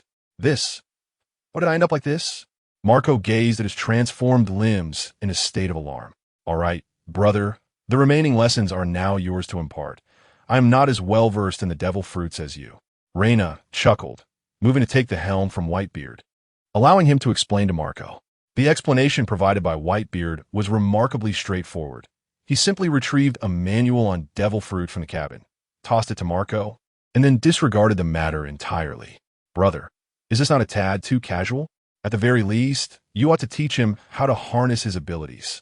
Reina observed Marco, who was engrossed in the book, and expressed his exasperation to Newgate. No formidable warrior is forged by another. Everything must be achieved through one's own efforts. When you first boarded the ship, you were not even comparable to Marco. Yet now you have become a pirate with a bounty of 30 million. Did anyone instruct you? Newgate shook his head and responded. While that may be true, the difference between having guidance and lacking it is significant. It certainly helps one avoid many detours. Reina shook his head in reply. Gururara, are you the one with the Zoan type? Or am I? Since neither of us is, how can we teach? The only things I can impart are techniques and methods of training. Surely you understand that? Newgate shot a sidelong glance at Reina and inquired. I do understand, but... No, what's about it? Are you the captain, or am I? Newgate mimicked Reina's typical reprimand to Marco and stated directly. Reina rolled his eyes, relinquished the helm, and approached Marco. Having faced defeat before the elder, he naturally sought to reclaim his pride against the younger. Marco, has your injury not healed? Continue your training, Reina said with a stern expression, opting to persist in his rigorous coaching of Marco. Newgate, with a beaming smile, sat at the helm, watching Reina educate Marco while enjoying his drink, feeling content with life as it was. Days later, Marco gradually mastered his abilities. Thanks to the Phoenix's characteristics, he was now able to hold his own against Reina. Of course, Marco was often the one to fall, and although Reina lacked haki, his strikes were still impactful. However, Marco's unfamiliarity with his powers meant he could only passively rely on the healing effects of his flames during their sparring matches. With the abilities of the Black Emperor and the Sharingan, Reina could swiftly assess the battle, often leaving Marco sprawled on the ground. This is unacceptable. This lad is becoming increasingly adept at wielding his powers. Without mastery of haki, I will certainly be at a disadvantage in our encounters. After concluding the day's training and witnessing Marco collapsed on the deck, Reina was engulfed in profound sorrow. Truly, he is destined to become a renowned pirate of the seas. His potential and talent are undeniably formidable. Brother, I wish to learn haki and kenbunchaku. Following their bout, Reina sent Marco off to practice martial arts while he approached Whitebeard to seek guidance on the cultivation of haki. The training for Busashoku requires a robust physique. While you can indeed begin practicing kenbunchaku now, initially, I intended to wait until your physical abilities were more developed before training you in haki and kenbunchaku. After all, with your Sharingan, the significance of kenbunchaku in battle is somewhat diminished. Newgate seemed to have anticipated Reina's inquiry and spoke directly. Reina pondered over his brother's words. Do you mean that my physical strength is currently insufficient, making the practice of haki somewhat daunting? No, Whitebeard replied, given your physical prowess. You are indeed capable of cultivating haki at this juncture. However, I would prefer if you could wait a while longer, allowing your body to grow even stronger before commencing. I understand. Thank you, brother. Reina nodded, grasping the essence of Newgate's advice. His physical capabilities were merely adequate. Hence Newgate's suggestion to delay, ensuring that training would not compromise his health. In the ensuing days, Reina devoted all his spare time to physical training, leaving work behind. Even Marco, who accompanied him in his workouts, began to struggle to keep pace. Fool, do not compare yourself to him. He began his physical training before you did. Progress must be gradual. Forcing yourself to keep up will only lead to injury. At last, unable to bear the sight any longer, Newgate intervened to halt Marco from continuing to train alongside Reina. Chapter 29. The Navy's Zephyrland Ho. Marco exclaimed, his voice echoing from the mast as he pointed towards the horizon. Understood. You take the helm. I shall attend to the navigation log, responded Reina, who was usually at the wheel, nodding in acknowledgement. After a considerable period of sailing, they finally approached the next island. Brother, here is the list of provisions we need to purchase.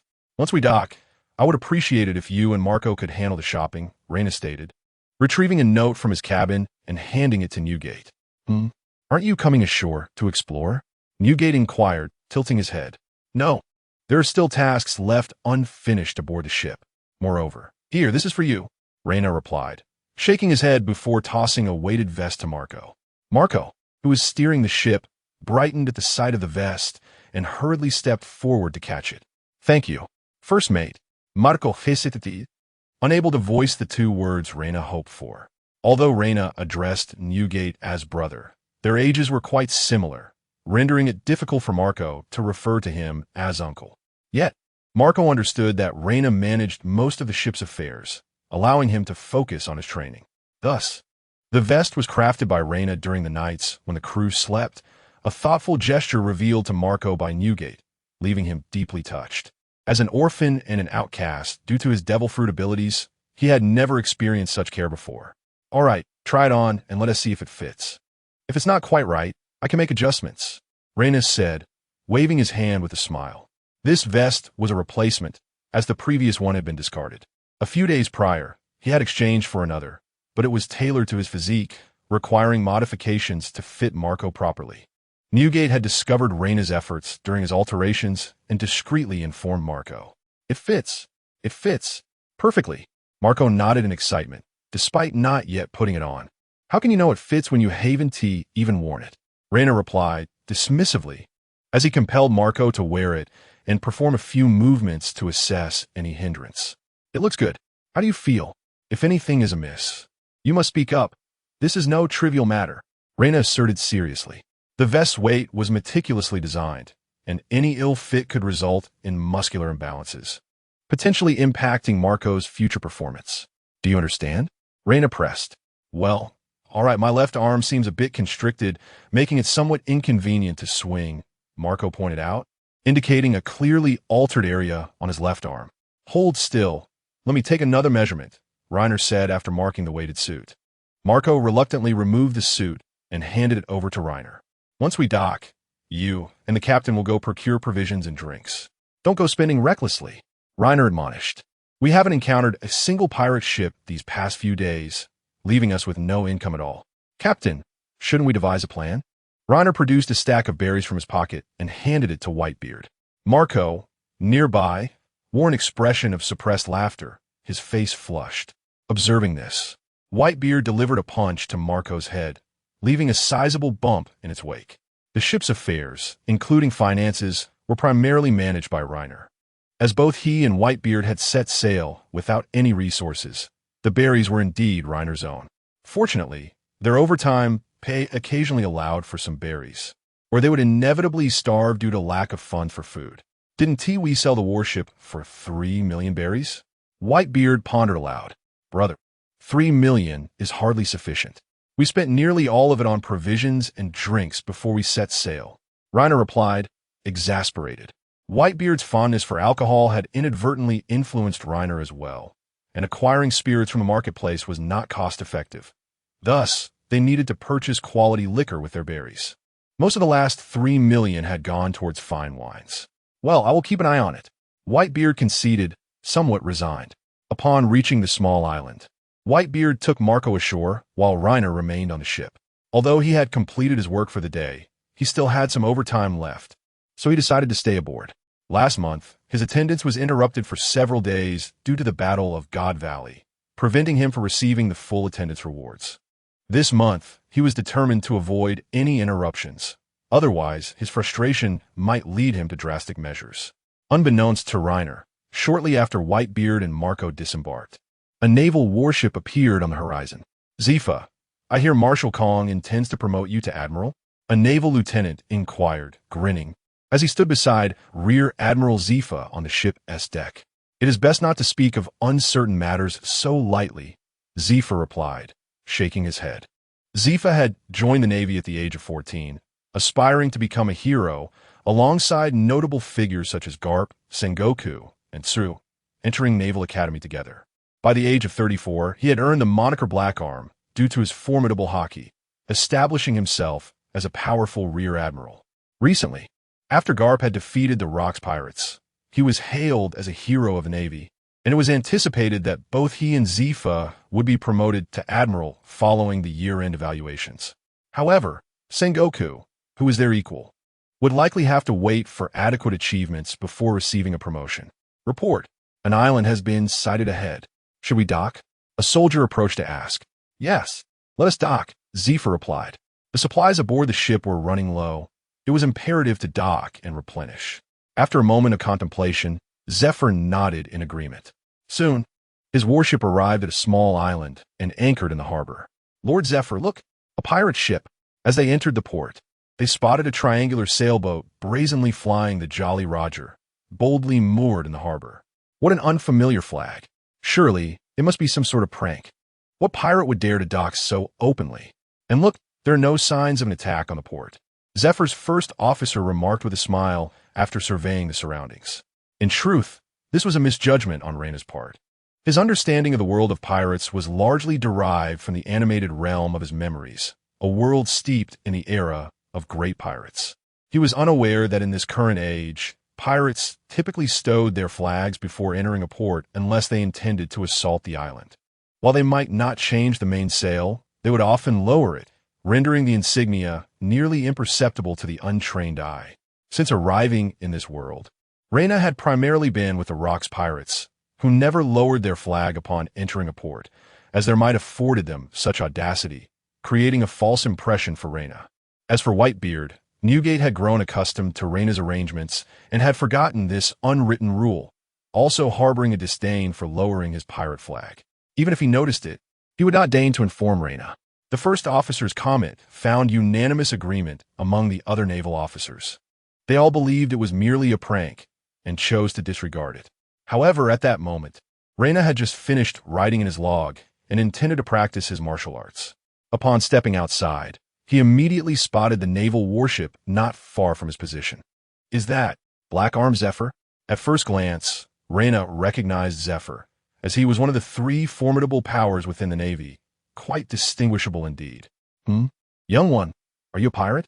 Zephyr had initially intended to leave, but upon seeing Reina, his first officer chuckled and teased. Reina, upon hearing the question, found it impossible to smile, for he could not deny his identity. This peculiar rule set by the system dictated that to refute his status as a pirate would mean relinquishing his profession. Not to mention, it would forfeit his opportunity for that day's attendance rewards. Had this incident occurred a few days earlier, Reina might have brushed it off. However, with the new month having only just begun, such a loss would be intolerable. The thought of missing out on the full attendance rewards ignited his anger, prompting him to shout across, "Who said that? I am indeed a pirate." Immediately regretting his outburst, Reina cursed himself. From the earlier circumstances, it was clear that the Navy had misunderstood the situation and did not perceive him as a pirate. Had he merely pretended for a while, he might have concealed the truth. Yet, now, with his loud proclamation, he had undoubtedly drawn the Navy's attention. If he were recognized, it would spell disaster. He certainly does not consider himself a match for Zephyr at present, especially in the absence of Newgate. "Oh, youngster, are you truly a pirate? Then tell me, who is your captain? Which pirate crew do you belong to? How many members do you have?" Zephyr's first mate clearly harbored doubts about Reiner's words, believing he was merely exhibiting youthful bravado. Zephyr, observing from a distance, shared the same sentiment as his first mate, yet his thoughts delved deeper. He found it astonishing that this child harbored aspirations of becoming a pirate. If possible, it would be best to dissuade him from such ambitions. Wait, that fellow is indeed a pirate. I recall having seen his bounty notice. Before Reiner could respond, a voice from the Navy suddenly called out, pointing at him. Chapter 30. Reiner versus Zephyr. Upon hearing that someone aboard the opposing warship recognized him, Reiner found himself at a loss for words. The joy he had felt upon seeing his bounty had vanished entirely. Had it not been for the bounty on his head, this incident would have simply faded away. Was he truly a pirate, or merely a wanted criminal? Indeed, upon hearing his subordinate's words, both Zephyr and his first mate's expressions shifted dramatically as they turned to face Reiner. Aware that he could no longer conceal his identity, Reiner smiled and said, "Lord Zephyr, we meet again. You've met me?" Zephyr squinted, his gaze upon Reiner revealing a newfound intensity. "Indeed, I encountered you previously with the captain. However, you may not have noticed a minor character, such as myself." Reiner nodded affirmatively. "Who is he?" Zephyr's first mate, noticing the change in demeanor, whispered to the naval soldiers behind him. It was evident he was inquiring about the soldier who had just recognized Reiner. "My lord, this man should be known as Red-Eyed Reiner, the latest bounty criminal, with an astounding initial bounty of 30 million. However, he differs from the bounty poster, for it depicts his eyes as red, so I cannot be entirely certain." A naval soldier hesitated to respond.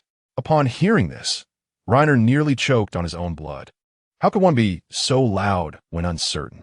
It made him seem genuinely recognized. Now, it hardly mattered whether he was recognized or not, for he had already confessed. It is important to note that in this era, 30 million is no trifling sum. Unlike the age of great pirates, bounties now genuinely reflect one's strength. Red-eyed Reiner? Zephyr still could not recall when he had encountered Reiner. Since Reiner had not disclosed his captain's identity, Zephyr could not be certain, but this was of little consequence. As long as the individual was a pirate or a wanted criminal, capturing him would be a certainty. Reiner felt a surge of frustration, unsure whether to voice his sentiments. Since you are a pirate, encountering me is indeed unfortunate for you. If you surrender, I promise to be lenient. Zephyr nodded and waved his hand, signaling the naval soldiers to encircle Reiner. His exhale. Sharingan. Activate. Reiner took a deep breath and activated the Sharingan. He understood that words were futile now. Only battle remained, and the more intense the conflict, the better. This would surely attract Newgate's attention. Only with Newgate's support could he hope for a glimmer of survival. Although Zephyr claimed never to have killed a pirate, Reiner dared not take such a chance. With the activation of the Sharingan, his eyes transformed into a crimson hue. The Navy, upon witnessing this, realized they had indeed not mistaken him. It was undeniably red-eyed Reiner. Lord Zephyr, though my strength may not match yours, I must shamelessly seek your guidance. With a determined step, Reiner launched himself towards Zephyr. Realizing that even if a confrontation was inevitable, it could not occur aboard his own ship. The risk of damage was too great. Hiv. Such a welcome challenge. You may withdraw. With a wave of his hand, Zephyr instructed the naval soldiers to withdraw. Suddenly, the opponent's eyes turned crimson, leaving him bewildered. Hastily sending soldiers forward could lead to their demise. Bang! Zephyr exchanged a punch with Reiner in midair, yet it felt as though there was no impact at all, as if he had not struck the opponent at all. Absorbing Zephyr's blow, Reiner nearly succumbed to the urge to retaliate with energy. He was certain that this punch was merely a probe, yet it had nearly reached the limits of what he could absorb. Seizing the moment of confusion from their earlier collision, Reiner executed a whip kick aimed at Zephyr, although it appeared that his previous punch had not connected. Momentarily catching Zephyr off guard, the latter effortlessly blocked Reiner's strike. Ah, so this is the famed black arm Zephyr. Upon landing, Reiner flexed his ankle. Despite not releasing the absorbed energy at that moment, it had been a full-powered kick. The fact that his opponent had not even activated Haki to block, it was indeed daunting. If your abilities are limited to this, then you may not leave here alive today. Zephyr smiled faintly before vanishing from sight. Incredible speed. Reiner's Sharingan caught sight of Zephyr's movement, but his body could not keep pace, leaving no time for a defensive maneuver. Bang! Reiner was sent flying by a punch from Zephyr, crashing directly into the ship's cabin. Cough, cough. Truly formidable. It seems that without revealing some genuine skill today, I might meet my end here. Wiping the blood from his lips, Reiner emerged from the wreckage of the cabin with a grin. He had restrained his instinct to release energy to counter Zephyr's attack, resulting in his being struck and sent flying without the ability to absorb the impact energy. However, his body was now fully charged with energy. He only needed to wait for the right opportunity to unleash a devastating blow on Zephyr. Oh, it seems you possess additional abilities? Zephyr smiled slightly, choosing not to pursue further. Taking a deep breath, Reiner removed his weighted attire and discarded it aside. Huh, quite intriguing. The sound of it hitting the deck informed Zephyr that it was anything but ordinary clothing. Oh, much lighter. So, dear Zephyr, shall we continue? Reiner bounded lightly from a distance before suddenly lowering his stance and charging toward Zephyr. Not bad, but merely this will not suffice. Zephyr remarked with a grin as Reiner advanced. What? You'll find out soon enough. As Reiner closed in, his Sharingan began to spin, allowing him to focus intently on Zephyr's every movement, as if time itself had slowed. He observed the tremors in Zephyr's muscles, noting the slightest shifts. The left leg stepped forward, the right arm swung, and the left hand's muscles twitched. Was he preparing to change tactics? Anticipating Zephyr's technique from the muscle movements, Raynor altered his initial plan to deliver a punch and instead stepped forward, extending his leg to kick towards Zephyr's abdomen. However, at the moment he changed his tactic, he noticed that Zephyr had also altered his approach. The arm that should have swung forward was retracted, and his left foot transformed its movement, executing a kick akin to his own. Bang! With no time left to adjust, Raynor unleashed all his energy, engaging Zephyr in a direct clash. To his astonishment, Zephyr was pushed back several steps by the force of Reyna's strike, as he regarded him with surprise. Before this, Raynor had not exhibited such formidable strength. Furthermore, Zephyr's sudden shift in strategy appeared to stem from an acute awareness of Reyna's techniques, prompting him to adapt. Yet due to insufficient speed, Raynor had detected the change in time and responded accordingly. It seems I have indeed underestimated you. If his opponent had been concealing his true strength, then even he must now take this encounter seriously. Conversely, after repelling Zephyr, Raynor stood there with a bitter expression that had truly been his all-out effort, yet it had merely resulted in making his adversary more cautious without achieving any significant impact. It appears I am truly facing an unavoidable disaster. I can only hope that Zephyr will refrain from taking my life. I shall remain obediently within impel down from now on. Raynor sighed, internally passing judgment upon himself. Indeed, the serious Zephyr was beyond Reyna's capacity to contend with, even with the powers of the Black King enhancing his haki. Zephyr's full force strike was far beyond what Raynor could absorb. Despite having absorbed a portion and then instantaneously releasing some to counteract the blow, Raynor was still sent flying from the warship, crashing into the harbor wall. Coughing up blood, Raynor struggled to rise, only to find Zephyr standing before him, offering no chance of escape. It turns out that it was not your strength, but rather your abilities. How peculiar. A devil fruit user, perhaps? Zephyr approached Raynor, lifting him effortlessly, and inquired softly. Sight is not a devil fruit ability. It stems from my bloodline. However, it seems this is where my journey must end. Cough, cough. Raynor replied with a faint smile. Someone, bring the sea stone handcuffs. He may be a user of abilities. We should exercise caution. Zephyr discarded Raynor to the side, awaiting the Navy soldiers to secure him in cuffs. At this moment, Raynor lacked the stamina to maintain his Sharingan, reverting to his ordinary black eyes. Sir, he was guarding the pirate ship here. It appears he has companions on the island. Shall we initiate a search? Zephyr's lieutenant inquired. No need. Once his allies discover his capture, they will undoubtedly come to his rescue, and at that point, we shall easily ensnare them. For now, let us procure supplies. Acquire plenty, as we may have some guests returning with us to headquarters. Zephyr remarked with a grin, observing Raynor being taken away. Meanwhile, Whitebeard and Marco, who were busy purchasing supplies on the island, remained blissfully unaware of Reyna's capture by the Navy. Father, have we perhaps bought too much alcohol? If Raynor knew, he would surely scold us. Marco gazed at the dwindling amount of berries, a hint of concern etched on his face. Just moments ago, Whitebeard had purchased 10 barrels of fine wine without even discussing the price, depleting a significant portion of their funds. The remaining berries left him uncertain whether they would suffice to procure everything on their list. Gulalala, fear not, my foolish son. It is but a trifling sum of berries. Watch your old man. Newgate had never intended for Marco to refer to him as father.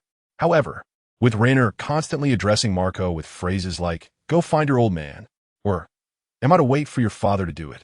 Over time, not only had Marco grown accustomed to calling Newgate father, but Newgate himself had also become fond of the term, even using it when speaking of himself.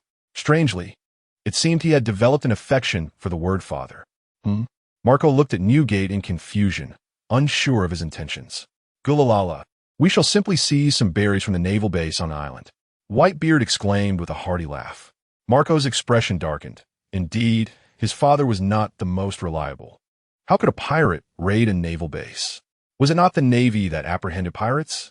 Before Marco could voice his thoughts, a tremendous noise erupted from the direction of the port, resembling an explosion or perhaps something crashing down from the sky. The two men turned their gaze towards the port, but Whitebeard's countenance grew grave, transforming into a mask of seriousness, while Marco wore a perplexed expression. Father, did you hear that? It seemed to come from the port. Marco pointed towards the harbor, his voice laced with concern. Come, something has happened, Newgate exclaimed, swiftly lifting Marco and dashing towards the port. He had sensed a powerful life force through his observation hockey, and he felt Rainer's presence rapidly diminishing. Clearly, a formidable adversary had struck against Rainer. Chapter 31. A successful escape. Who is it? Zifa, who was preparing to return to the warship, suddenly sensed a formidable presence rapidly approaching. It must be a companion of Reina, having discovered the situation here. According to reports, Akame Reina, a former trainee of the Rocks Pirates, had seized a warship from Edward Newgate, also known as Whitebeard, after the Battle of God Valley, and subsequently departed.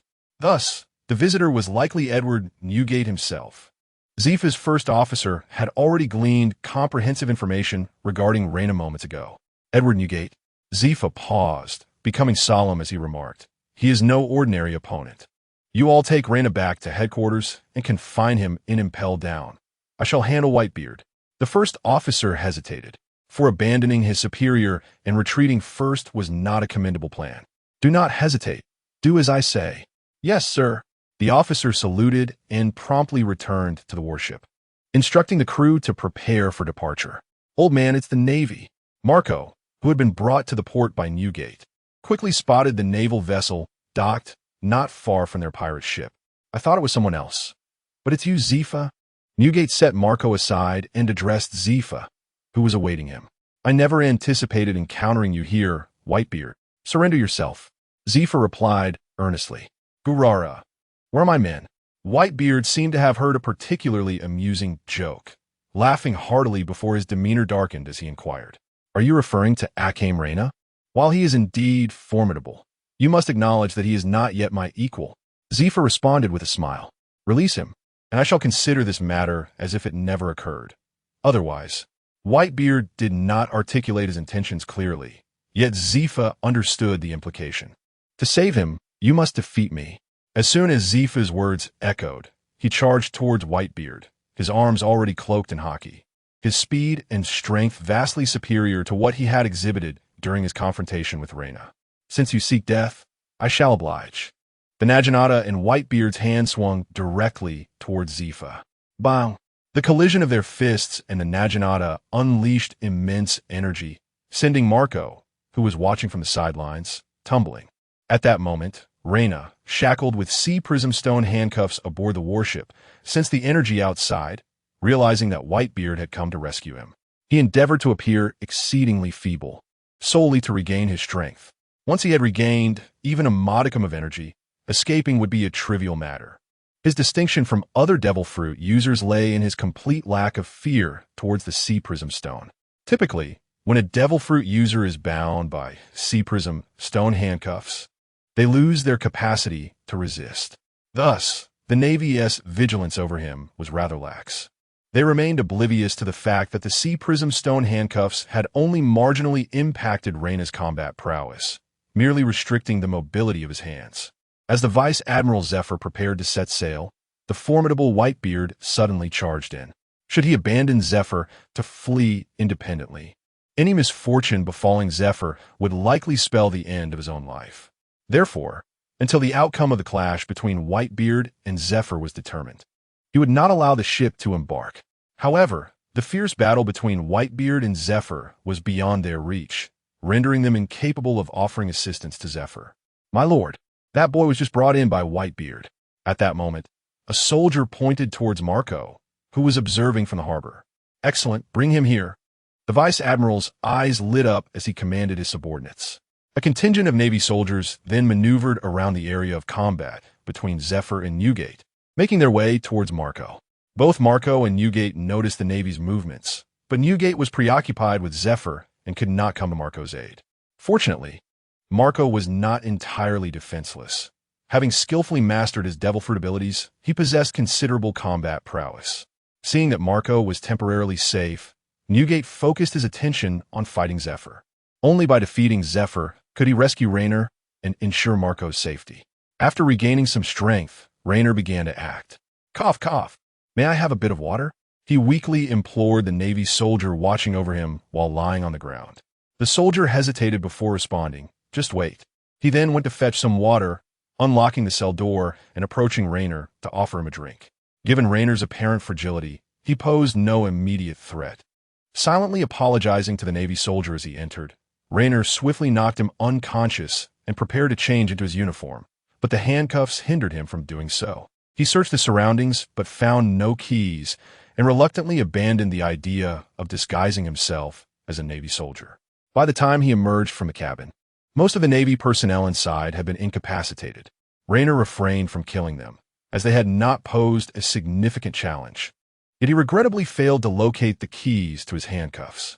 Peeking outside, he observed Zephyr engaged in a fierce battle with Whitebeard, both evenly matched and unable to determine a victor. Meanwhile, Zephyr's vice admiral personally led an assault on Marco, who found himself in a precarious situation, causing Rainer to halt his escape. What a fool! Instead of using his abilities to flee, what is he doing here? Rainer thought, frustrated as he watched Marco, despite having the opportunity to escape, stubbornly engage with the Navy instead, prompting him to wish he could rush out and give Marco a kick. Just then, a new development unfolded near Marco. A boy of similar stature emerged, wielding 2 weapons, and joined the fray, aiding Marco in taking down several Navy soldiers. However, Zephyr's vice admiral possessed considerable strength. Even Marco and the unexpectedly appeared youth could merely hold him at bay. Yet, numerous Navy soldiers surrounded them, and as time passed, their stamina would inevitably wane, leading them to the inescapable fate of capture. It seemed that Newgate had also recognized this, intensifying his assault with a more aggressive strategy, often opting for a trade of injuries, which left Zephyr struggling to adapt and swiftly under Newgate's dominance. I must devise a plan. Observing the situation outside, Rainer's eyes suddenly lit up. Stealthily leaping from the stern into the sea, Rainer began to swim towards the shore. At that moment, Zephyr's vice admiral was engaged in battle with Marco, completely unaware of the impending ambush from behind. Emerging from the water, Rainer stealthily approached Zephyr's vice admiral and struck him on the head with a sea stone handcuff, rendering him unconscious in a single blow. Quickly, Marco aboard the ship. Prepare for departure, Rainer called out, disregarding everything else. Marco and the young boy were startled by Rainer's sudden appearance, but upon recognizing him, Marco was filled with joy. Pulling the boy who had aided him towards the pirate ship, Rainer, holding Zephyr's vice admiral hostage, compelled the nearby Navy soldiers to retreat, then shouted towards Zephyr, "Captain Zephyr, I trust you do not wish for your subordinate to come to harm? In gratitude for your earlier act of mercy, I have no intention of harming your subordinate. With our captain present, it is impossible for you alone to apprehend us. Why not consider a truce?" Both Zephyr and Whitebeard Newgate were taken aback by Rainer's sudden intervention, prompting them to separate. Crimson-eyed Rainer, "Release Vice Admiral Caradan," Zephyr called out loudly upon seeing his subordinate in Rainer's grasp. "Rest assured, he has merely lost consciousness and is in no mortal danger, just as your sailors are." Rainer smiled. "My demands are simple. Give me the key, and we shall depart immediately. What say you?" After a moment of silence, Zephyr replied, "The key is on Caradan." Rainer's expression darkened. He had not anticipated that he already possessed the key to his freedom. Upon retrieving the key from Vice Admiral Caradan and unlocking the handcuffs, Rainer felt a wave of relief wash over him. "Thank you, Captain Zephyr. I keep my promises." With that, Rainer tossed Caradan back towards Zephyr and slowly approached Newgate.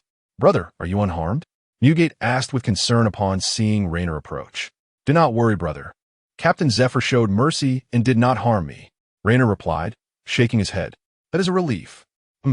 Had anything happened to you, I would have wiped out every last one of these Navy scum today," Newgate declared with ferocity. "Brother, now is not the time for conflict with the Navy. We should depart first," Rainer said, glancing at the now pale-faced Zephyr as Marco began lowering the mainsail. Upon encountering Rainer, Newgate dared not provoke any further conflict. After returning to the pirate ship with Rainer, he called out to Zephyr, "Zephyr, today we have not determined a victor. The vast ocean still holds many opportunities for us. I hope that next time fortune favors you as it did today." Zephyr merely snorted in response, offering no words. His strength had nearly reached its zenith. Yet Edward Newgate's prowess continued to ascend, leaving the outcome of their next encounter uncertain. Ah, what dreadful luck! Just as you departed, I found myself face to face with the Navy. Initially, it posed no threat, yet I inadvertently caught their attention. After this, my bounty is likely to rise once more. How troublesome! After the pirate ship had set sail, Reina recounted the events briefly, feigning disappointment as he spoke to Marco. However, his expression betrayed him. Anyone with keen insight could discern his satisfaction, for his bounty was bound to increase yet again. Marco, with a dismissive glance at Reina, rolled his eyes and began to tend to his wounds with blue flames. "Brother Newgate, is this our new comrade?" Reina inquired, glancing curiously at the somewhat reserved swordsman wielding dual blades. Chapter 32. The Flower Sword Vista to Reina's surprise. Newgate and Marco did not recognize each other. "Are you implying that you do not know him? Then why did you bring him aboard?" Reina asked Marco, his face a picture of incredulity. Upon encountering the dual-wielding swordsman earlier, he had speculated that the man might be Vista, the future captain of the 5th Division of the Whitebeard Pirates. It was only now that he discovered this was not the case. "Oh, my apologies. My companion brought you on board without your consent. If you are unwilling, we can take a detour and return you to the small island." Reina lightly tapped Marco on the head in a gesture of reprimand before addressing the dual-wielding swordsman. "There's no need for such trouble. Young lad, would you care to be my son?" Newgate directly inquired of the swordsman. "Isn't this a pirate crew?" The swordsman asked, astonished. "Indeed, we are a pirate crew. However, my brother's dream is to establish a family upon the sea. Every member aboard is family," Reina explained with a smile. "My name is Vista, and I aspire to become a pirate." Vista hesitated before speaking. Reina's eyes brightened. Indeed, it was Flower Sword Vista, a swordsman destined to rival Mihawk. Just as he prepared to welcome Vista aboard, Newgate interjected, "You may stay as an apprentice crew member, but should I deem you unworthy of being my family, I shall cast you overboard. What say you?" After contemplating for a moment, Vista nodded in agreement. "All right." To celebrate the addition of a new member, Newgate initially intended to host a banquet. However, due to the need to rescue Reina, their recent procurement yielded only beverages, leaving all other supplies lacking. Therefore, not only was a banquet out of the question, but even the next meal was uncertain. "Never mind. Let us rest for today. I shall find a way to address our food dilemma." Reina introduced Vista to the other two before continuing. "Shall we return now? We haven't ventured far, and I doubt those Navy men will dare to act against us again." Marco spoke with a hint of bravado. Though today marked his first engagement, his confidence surged after defeating numerous Navy soldiers through his abilities. "Let be. Zifa is not so easily dealt with." Reina pondered before shaking his head. "What do you intend to do then? Our provisions will only last us 3 days." Marco rolled his eyes in inquiry. With a smile, Reina produced the fishing bait he had exchanged at the marketplace, declaring, "It's simple. Today, your task as apprentice crew members is to go fishing." Upon seeing the bait, Newgate's brow furrowed. It was not without reason.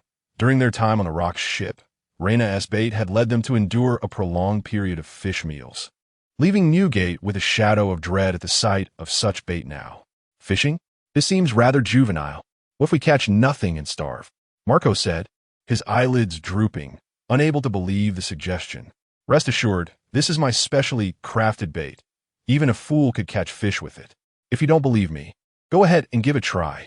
Reina cheerfully thrust the fishing rod into the hands of Marco and Vista, despite feeling somewhat dubious. Once Reina handed over the rod and bait, he took Newgate and departed, leaving Marco and Vista no choice but to test it out. "Brother Newgate, look!" Reina exclaimed with excitement, extending his right arm to showcase the armor coating enveloping it.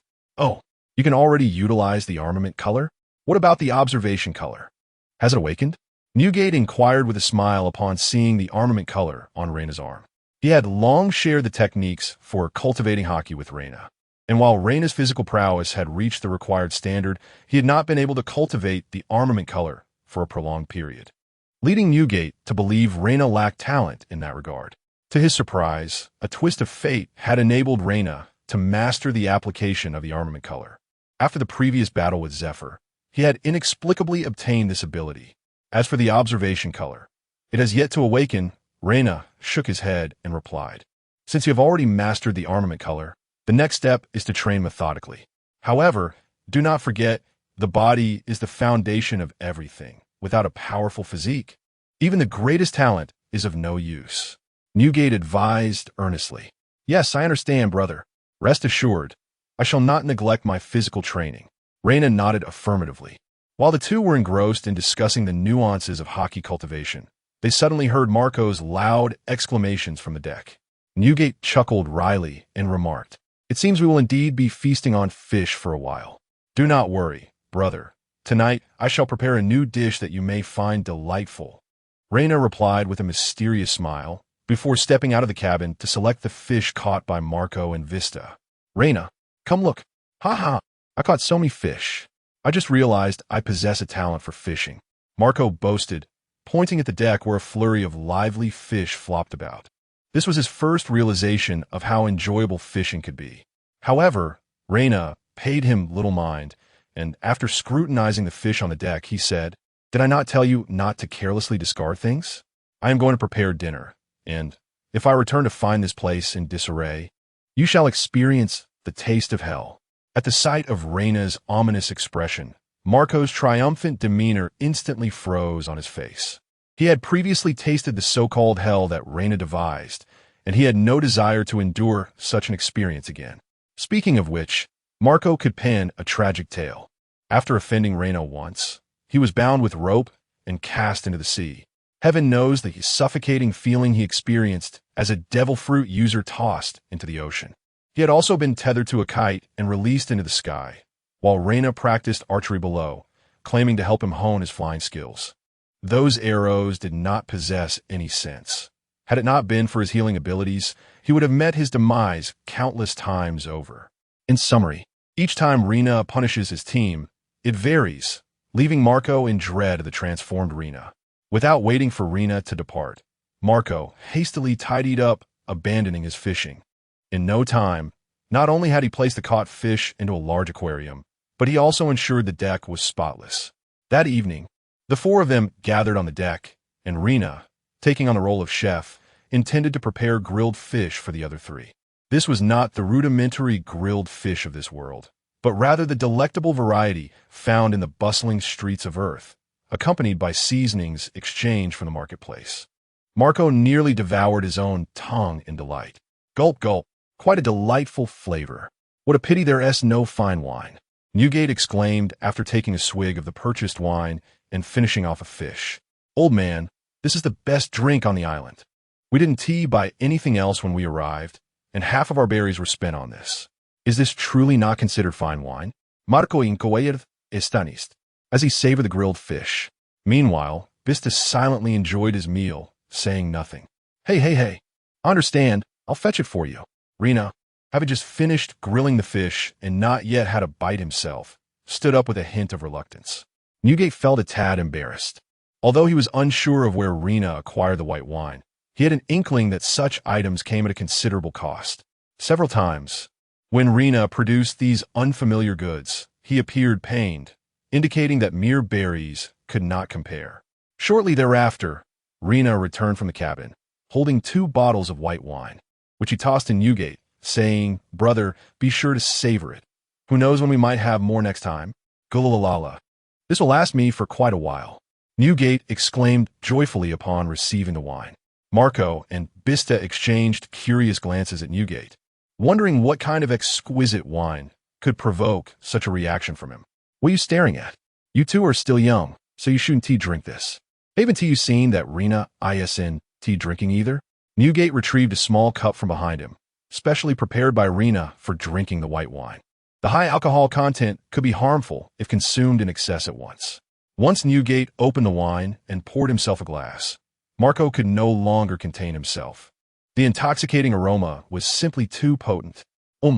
First mate, is there any more? Share some with us." Marco asked Reina, a hint of flattery in his tone. "I'm the first mate now." Reina scoffed, but still retrieved the wine gourd from his side, uncorked it, and poured a glass for both Marco and Vista, cautioning them, "This wine is quite strong. Take your time drinking."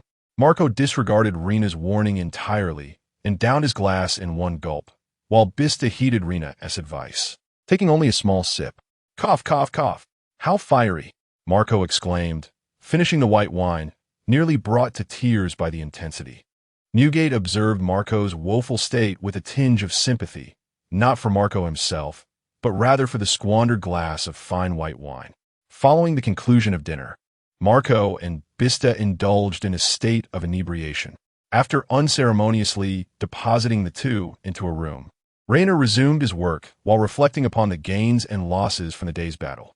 Overall, although his current strength was commendable, he lacked combat experience, as evidenced by the fact that he inflicted no damage upon Zifa during their encounter. In addition to his deficiency in battle experience, he also lacked the life-saving techniques or fierce moves essential for survival in confrontations. These aspects represented the most crucial tasks ahead, developing his own unique techniques. Chapter 33, Diamond Joding. It is the 7th consecutive day of clocking in. Today's wages are being settled. You have earned a base salary of 70 points and overtime compensation, a fragment of the month-step skill scroll, After concluding a day of toil, Reina received his wages, which astonishingly included a fragment of the month-step scroll as overtime pay. He had encountered this item in the marketplace before. The Navy 6 style scroll was priced at 5,000 points each and distributed randomly by the system, which was rather disappointing. Even though Reina possessed sufficient points to purchase one, he refrained from doing so. To gather a complete Navy 6 style skill, he was uncertain how many points it would ultimately require, and he deemed it somewhat wasteful. To his surprise, this time, his overtime pay granted him a scroll fragment. The thought of having previously forfeited such compensations due to time constraints left Reina with a sense of having missed out on a fortune.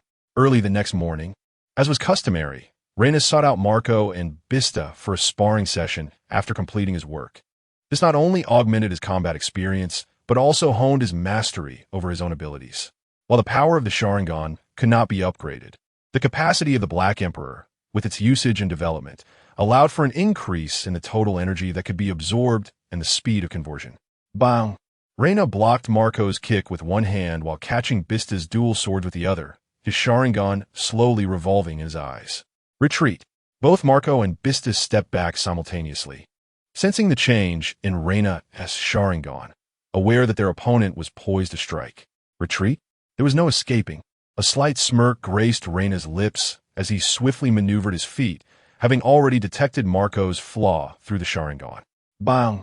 Indeed, upon closing the distance, Reina delivered a punch to Marco's abdomen, sending him flying. Bista, however, remained composed and unperturbed by Marco's predicament, immediately launching a counterattack. The dual sword struck Reina's back, and the sensation of a non-solid hit transmitted through his hands. Bista realized that his timing had faltered, as Reina, having just expended energy, was already prepared to absorb more. Should we continue? Observing Bista's retreat, Reina chose not to pursue but instead stood his ground and inquired.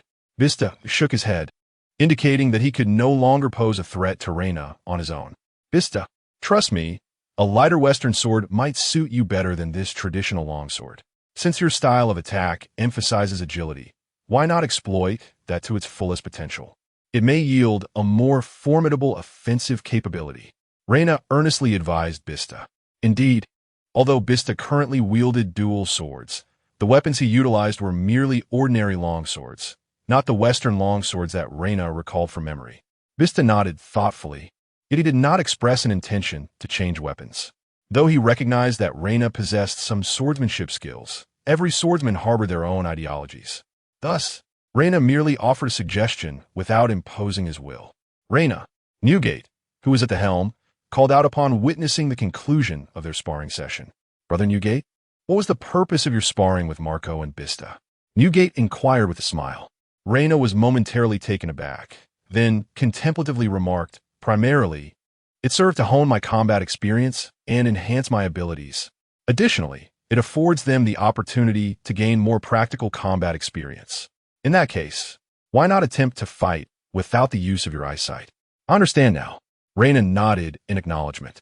Meanwhile, Marco, after taking a brief breath, conferred once more with Bista on how to counter Reina's abilities. The crux of the matter lay in Reina's Black Monarch powers. which posed an insurmountable challenge against opponents like them who could not exceed their absorption limit with a single strike. Only those who frequently battled and sparred with Reina could, through experience, ascertain whether he had absorbed sufficient energy. In the forthcoming battle, I shall deactivate my Sharingan. My brother is right. Sparring requires mutual progress to be sustainable. Upon returning, Reina voluntarily closed his Sharingan and declared, Whether or not to activate that is of little significance. Although Marco spoke thus, he felt a slight sense of relief within. The all-seeing insight of Reina's Sharingan indeed exerted immense pressure on them, who had yet to master the observation haki. As anticipated, in the ensuing battle, Reina, devoid of his Sharingan, found the pressure intensified, rendering him incapable of completely suppressing the combined efforts of Marco and Vista. Even the prowess of his Black Monarch abilities was somewhat compromised, with both adversaries well acquainted with Reina's capabilities. The absence of his Sharingan's guidance meant that he could no longer act with impunity as before. However, this adjustment also allowed Reina to immerse himself more deeply in the combat, significantly enhancing his battle experience and rapidly advancing his mastery of the Black Monarch abilities. Father, we have spotted a pirate ship ahead. The flag appears to belong to the Alabi pirate crew. Their captain, Birdie Alabi, has a bounty of 50 million. Marco, stationed atop the mast as a lookout, excitedly shouted down below. Gulalala, men, prepare for battle. Let us seize their treasures and provisions. Newgate, who had been dozing on the deck, sprang up with a hearty laugh.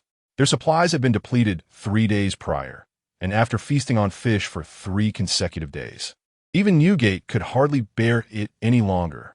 Though Reina had been creatively preparing meals for them, his culinary skills had yet to reach the level of Sanji, who could transform the mundane into the extraordinary.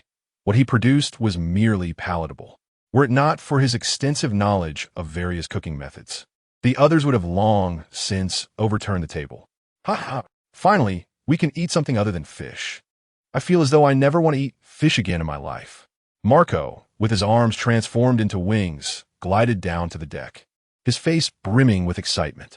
As the Whitebeard pirates' triangular sailboat approached the enemy, the latter noticed them and initiated cannon fire. However, under the intervention of Marco and Vista, every cannonball aimed at them was preemptively dealt with.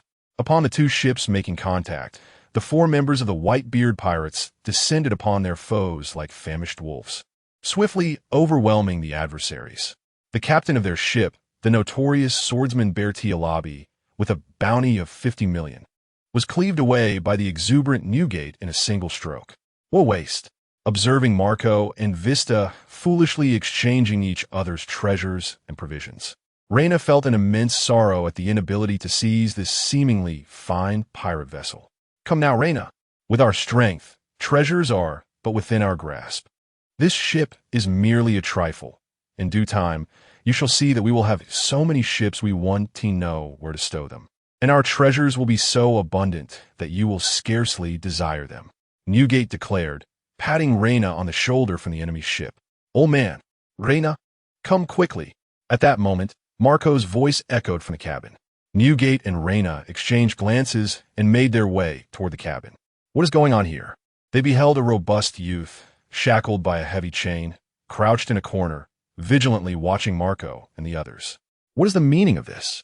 Newgate's calm words belied an underlying fury. Such treatment of a child, even if a pirate, could not be easily forgiven. It seems he was captured by those pirates. I'm not entirely certain of the details. Marco replied, shaking his head. Child, what is your name? How did you come to be here? Newgate approached the imprisoned youth, speaking softly. They call me a monster, so they locked me up, intending to sell me. The boy replied in a deep voice. A monster? The group exchanged puzzled glances. What is your name? Reina, seemingly recalling something, inquired of the boy. Jaws.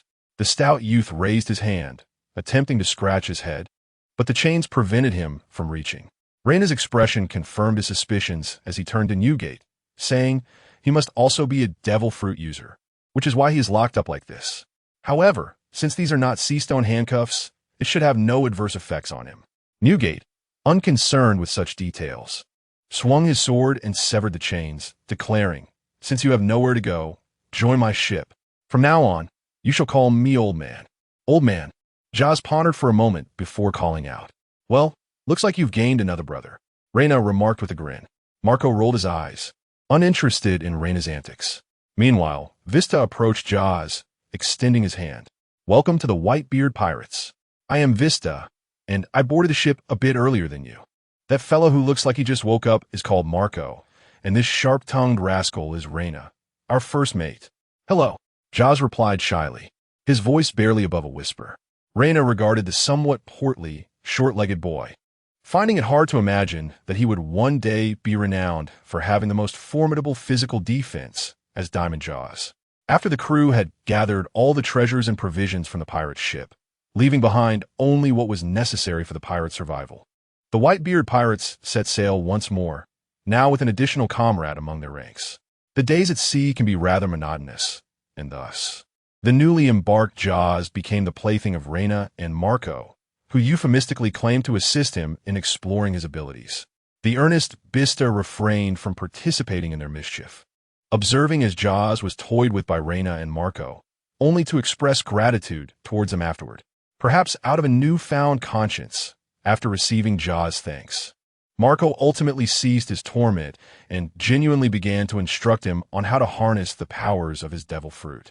Jaws possessed the remarkable ability to transform any part of his body into a transparent, pure diamond, which boasted formidable physical defense and offensive capabilities, rendering ordinary physical attacks nearly ineffective against it. Since Marco's defection, Reina had not only failed to reflect upon his actions, but had escalated his behavior, repeatedly absorbing energy under the pretense of testing Jaws' defensive limits and unleashing it upon him. Consequently, the honest Jaws had recently begun to avoid Reina. Were it not for Whitebeard's private counsel that Reina's actions would ultimately benefit his mastery of his abilities, Jaws might have questioned whether Reina harbored ill feelings towards him. Chapter 34. The Disappearance of Reina, First Mate. Do not concern yourself with me. Quickly, go find a captain, Reina firmly instructed, blocking the approach of Diamond Jaws. Yet, Jaws hesitated. The formidable naval forces before him were far beyond his capacity to confront. Had it not been for Reina's protection moments ago, he would have likely been felled by a single blow. Enough of this nonsense. He is not someone you can handle. Once you leave, I will have my chance to escape. Marco, take Jaws and leave, Reina said, gazing at the daunting Zephyr with a bittersweet expression. Indeed, he had not anticipated encountering Zephyr so soon again. The events trace back to the morning. With Jaws' inclusion, Reina's focus shifted from Marco to Jaws. After all, any attack directed at Marco would also injure him. Jaws, however, was a different story, renowned for possessing the strongest future physical defense fruit ability. Reina's ordinary strikes against him felt akin to mere tickling. Even his most potent, energy-absorbing attacks could be partially defended against by Jaws. Thus, during this period, Reina had been training alongside Jaws, helping him hone his abilities while simultaneously developing the powers of the Black Emperor. Early that morning, Marco, who was serving as a lookout, discovered that they had encountered a naval warship. It was evident that due to Zephyr's previous actions, the Whitebeard pirates had become embroiled with the Navy, and Whitebeard Newgate had no intention of fleeing this time. By sheer coincidence, the warship belonged to one of the Navy's three great powers, Admiral Sengoku. Consequently, a confrontation ensued between Whitebeard Newgate and Sengoku. As the first mate, Reina instructed Vista to remain on the ship to guard it, while he took Marco and Jaws directly onto the warship, intending to sabotage it while Sengoku and Newgate were engaged in battle. With Marco's exceptional mobility and Jaws' formidable defense, Reina believed they could hold their own even against Sengoku's vice admiral. Alas, fate had other plans. Instead of encountering Sengoku's vice admiral, they came face to face with Zephyr, who was returning to headquarters aboard Sengoku's warship. Thus, the earlier scene unfolded. Crimson-eyed Reina, Zephyr greeted him with a smile, stating, "It seems we are quite fated to meet. Who would wish for such a fate with you?" Reina retorted, curling his lip in disdain. "Unwilling to surrender, are we?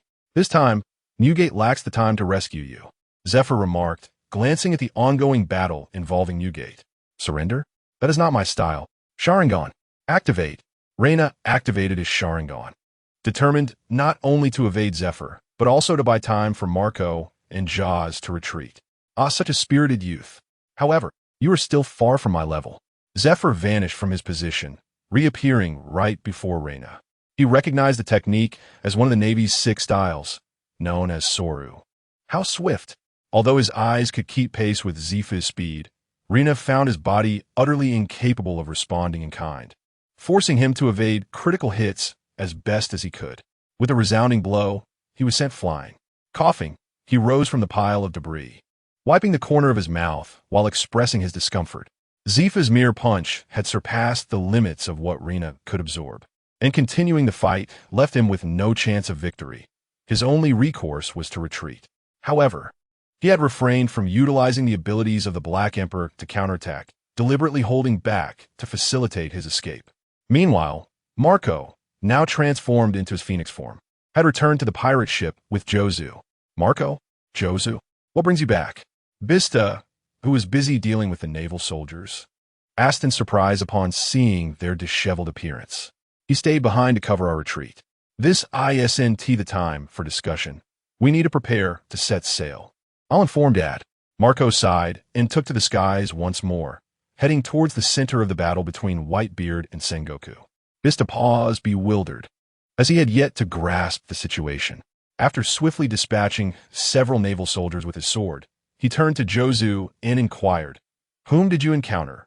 "I don't know him personally, but I overheard the vice captain mention a name Zifa." Jozu replied in a deep voice. Upon hearing Zifa's name, Bista's expression shifted. They had encountered Zifa before, and the realization that Reina was in danger left them anxious. While they worried about Reina, explosions erupted from the naval ship's hold, causing the vessel to begin sinking. Sengoku, engaged in combat with Whitebeard, noticed the disturbance aboard the warship.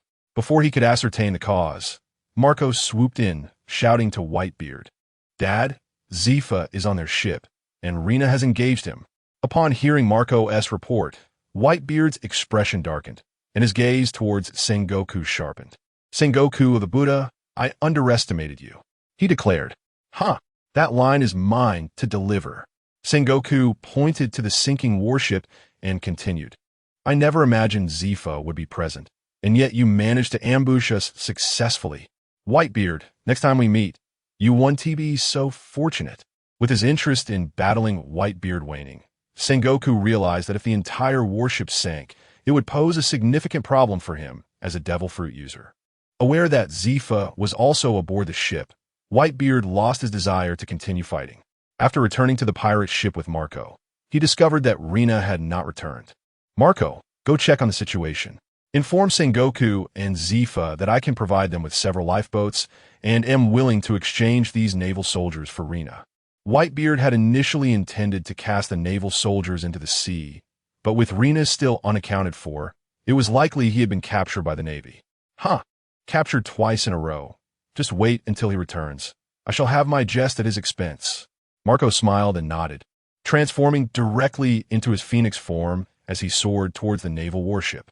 Meanwhile, on the naval side, Sengoku was inquiring about the situation with Zifa. "It was my oversight. I never anticipated that cunning pirate would exploit my attack to breach the warship." Zifa replied apologetically to Sengoku. Rewinding to earlier, after Rainer discovered Marco had departed, he began contemplating his escape. Jumping directly into the sea would be futile. With Newgate entangled by Sengoku, Zifa could easily target the pirate ship, putting Marco, Jozu, and Vista in jeopardy. Therefore, he had to devise a plan to delay Zifa, granting the Whitebeard pirates time to retreat. The strategy was quite straightforward. Lure Zifa into the cabin, where Rainer commenced a serious battle. During the fight, he intentionally sabotaged the warship, ultimately harnessing absorbed energy to unleash his most powerful strike, piercing the ship's hull and plunging into the sea, thereby escaping. Zifa shook his head, bitterly smiling as he remarked, "I never anticipated that the target wasn't me, but rather the warship. That is how he succeeded. Isn't he a devil fruit user? What is the difference between this and committing suicide?" Sengoku queried, perplexed. "This remains unclear. The suspected devil fruit user, Rainer, seems unafraid of seawater and can swim. Zephyr recalled the previous incident at the port and stated directly, "Unfazed by seawater and sea prism stone? Did you confirm this personally?" Sengoku asked, taken aback by this unusual revelation. If so, Rainer certainly could not be allowed to escape at will. Zephyr recounted the previous encounter when he captured Rainer, emphasizing that Rainer swam back to shore with the sea prism stone, ambushing his lieutenant in the process. "Hey, Navy, our captain has expressed a willingness to provide you with some lifeboats and return your naval soldiers in exchange for Rainer." Just as Sengoku began to speak, Marco's voice resonated from outside. "Rainer is not in our possession. He smashed through the warship's hull and has plunged into the sea, likely returning to your ship now," Sengoku stated, glancing at Marco. He returned by himself?" Marco was taken aback, glancing back at the pirate ship but failing to spot Rainer. Uncertain, Marco decided to fly back and report to Newgate. Rainer is not in his grasp." Newgate furrowed his brow, perplexed. "Father, could it be a trick on their part?" Jozu stepped forward to inquire. Newgate shook his head, responding, "While Sengoku is indeed cunning, he has no reason to deceive himself in this matter. Even if he refuses to agree to the exchange of hostages, he wouldn't resort to such a falsehood. Marco, take the lifeboats and naval soldiers to the Navy and inquire about the details of Rainer's disappearance." Marco nodded, embarking once more with a lifeboat and naval soldiers. Now acutely aware of the gravity of the situation, his previous levity entirely vanished. Before long, Marco returned and conveyed Zephyr's words to Whitebeard, Newgate. "Father, this is quite peculiar. If he merely fell into the sea, Rina should have returned by now." Marco expressed his confusion. "Shall I dive into the sea to investigate?" Bista stepped forward, the only one aboard capable of such a feat, as everyone else possessed special abilities. Newgate nodded, replying, "It appears we have no other choice. Exercise caution, and if anything arises, come back immediately. I shall await you on the surface." Trusting Bista's steady nature, Newgate felt reassured. However, shortly after Bista plunged into the ocean, he emerged again, calling out to Newgate, "Father, there is no sign of Rina below." However, numerous naval soldiers seemed to be searching the depths as well. Chapter 35. The world within a lanternfish, it was utterly bewildering. Reyna, enduring the searing pain coursing through his body, clambered atop the remnants of a shattered vessel and surveyed his surroundings, unable to suppress his expletives. "Where on earth am I?" All around him, the water shimmered in hues of green tinged with yellow, littered with fragments of shipwrecks and ancient structures of indeterminate origin. Not far off, there lay what appeared to be a small island. However, Reyna recognized that this greenish-yellow liquid was not seawater, but rather the corrosive gastric fluid of the gargantuan lanternfish that had just swallowed him. Having spent only a brief moment within, he felt as though he had been scalded by flames. This misfortune could be deemed a stroke of bad luck for Reyna. Initially engaged in combat with the Navy, he unexpectedly encountered Zephyr. After a hard-fought effort, he managed to exploit his abilities to breach the hull of a warship. Yet, in his fervor, he inadvertently struck the colossal sea creature passing by. Although his attack was insufficient to inflict real harm, it was enough to capture the creature's attention. Without so much as opening its mouth, the fish inhaled deeply, drawing Reyna into its depths. This was also the reason why Bista and the Navy could not locate him. With no alternative, Reyna resolved to seek an escape route. Remaining here would surely spell his doom. He gazed upwards, where a massive luminescent sphere illuminated the area as if it were day. He understood that this was the glowing lantern atop the fish's head. First things first, he needed to reach that seemingly safer small island. Observing the wooden wreckage around him rapidly succumbing to corrosion, he hastened his pace toward the landmass. How immense must this lanternfish be to have swallowed an island of such size? Could it be that he had encountered the legendary island-eating fish? Contemplating the not-so-insignificant island before him, Reyna recalled tales of the colossal goldfish known for devouring entire islands. Roar, roar, barely having set foot on the island, Reyna found himself surrounded by a pack of dinosaurs. What in the world? Dinosaurs? Reyna was momentarily dazed. Wasn't he inside the belly of a lanternfish? How could there be living creatures here, let alone dinosaurs? While he was aware that due to varying magnetic fields, some islands remained in the prehistoric era of dinosaurs. Witnessing them firsthand felt absurd, particularly in such a peculiar context. Hey, you fool, run, or you'll be eaten. Just as Reina pondered the prospect of dispatching a few dinosaurs to sate his hunger, a voice suddenly called out from nearby. Startled, he turned to see a young girl with yellow hair peeking from behind a large rock, beckoning him. He was utterly astounded to discover that other humans were surviving in this bizarre realm. Who are you? How did you end up here? After narrowly escaping the dinosaur's onslaught, Rena momentarily lost the desire to hunt and instead dashed over to the young girl, inquiring with surprise. Foolish child, is this truly the time for such discussions? First, we must devise a way to evade these relentless beasts. Although she longed to savor the flesh of these creatures, the young girl, with an expression of longing, tugged at Rena's arm as they ran, searching for a place to hide. You saved me. Allow me the pleasure of treating you to dinosaur meat. Rena halted, turning to face the 3 dinosaurs that had pursued them, and with a smile, he replied, Foolish child, these are dinosaurs. A single bite could devour you whole. The girl exclaimed in mild terror. Rena merely smiled, offering no further explanation. A minute later, the girl, mouth agape, gazed at the 3 fallen dinosaurs, drool unconsciously trickling from her lips. At long last, I can feast on meat. She yearned to pounce upon the dinosaur flesh without delay. Shortly thereafter, as Rena and the girl savored their meal, they engaged in conversation. What? You have lived here for over 150 years? Upon learning that the girl had been alone in this place for such a vast expanse of time, Rena was so astonished that the dinosaur meat fell from his mouth. Indeed, it has been nearly 170 years. Olga nodded, her gaze falling upon the meat that had slipped from Rena's grasp, displaying a look of sympathetic dismay. You are fortunate to have not lost your sanity. Rena could scarcely fathom what it would be like to exist in one location for 170 years.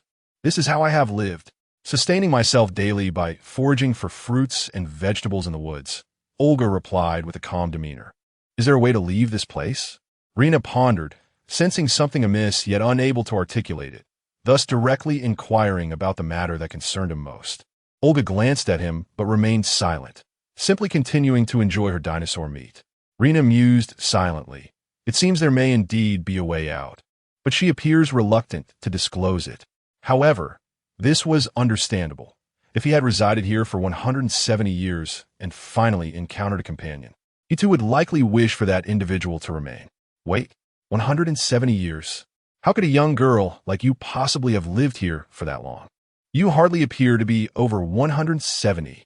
Rena finally recognized the incongruity, looking at Olga with disbelief. I do not know, but I have indeed lived here for over 170 years, Olga replied innocently. Yet, while Rena focused on consuming the dinosaur meat, Olga's expression shifted as she muttered to herself. It seems they did not come seeking pure gold. They must have accidentally been swallowed by Lantern Lord, fortuitously possessing strength sufficient to assist me in capturing dinosaurs to eat.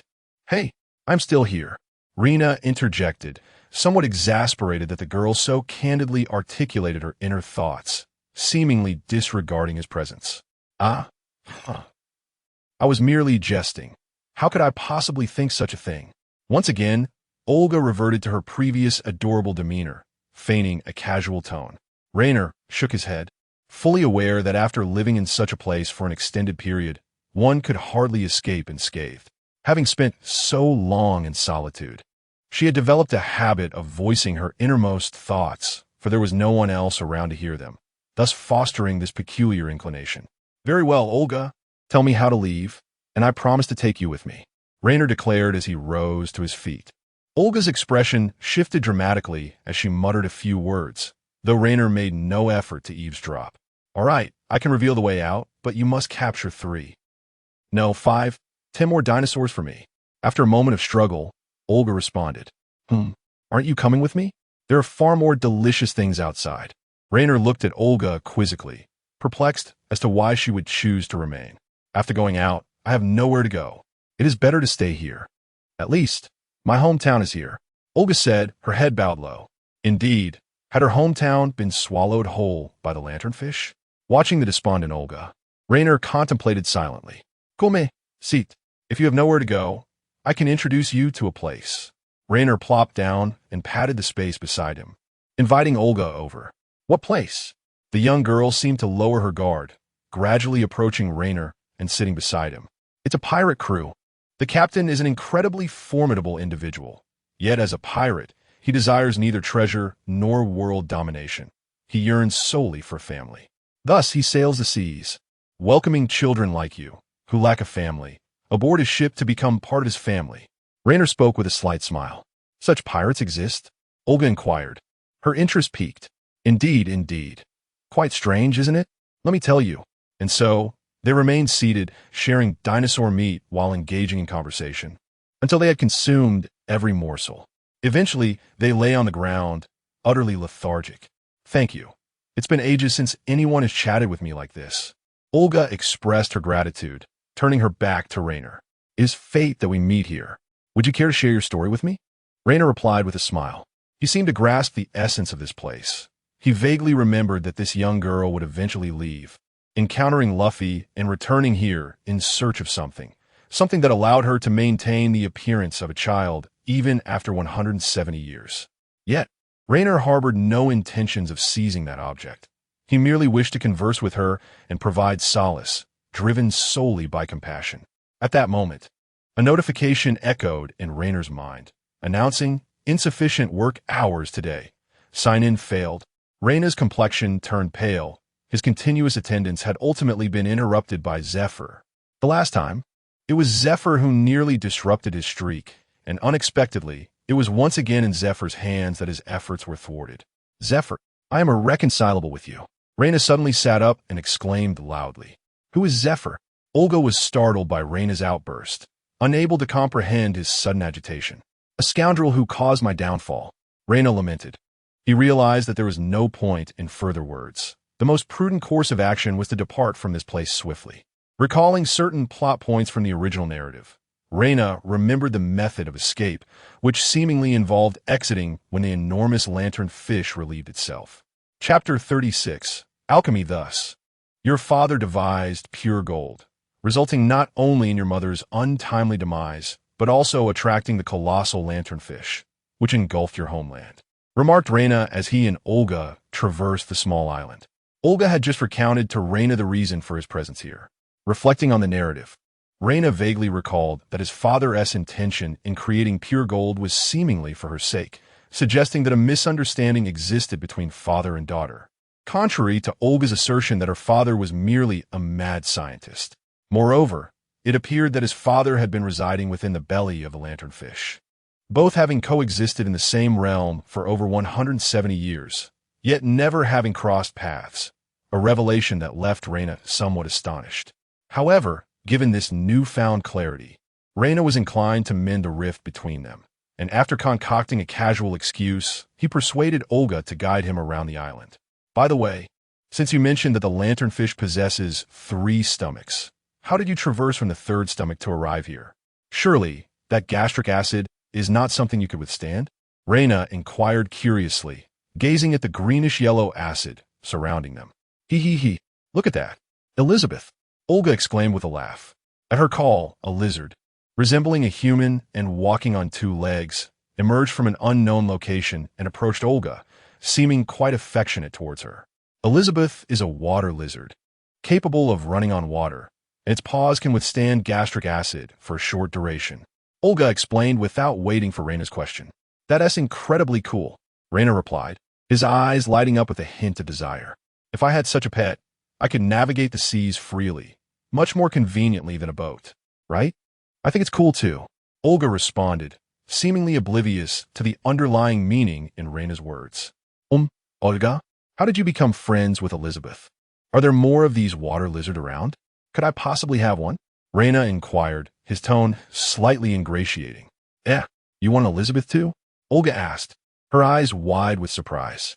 I'm not asking for your Elizabeth. I'm inquiring if there are any other water lizards available. Can you help me find one? Oh, I see. There are indeed quite a few water lizards here, but when I first encountered Elizabeth, I simply offered her a fruit, and that is how we became friends. Olga blinked playfully as she spoke. Really? Just a fruit was enough to win her over? It seems rather simple. Raina mused, stroking his chin thoughtfully.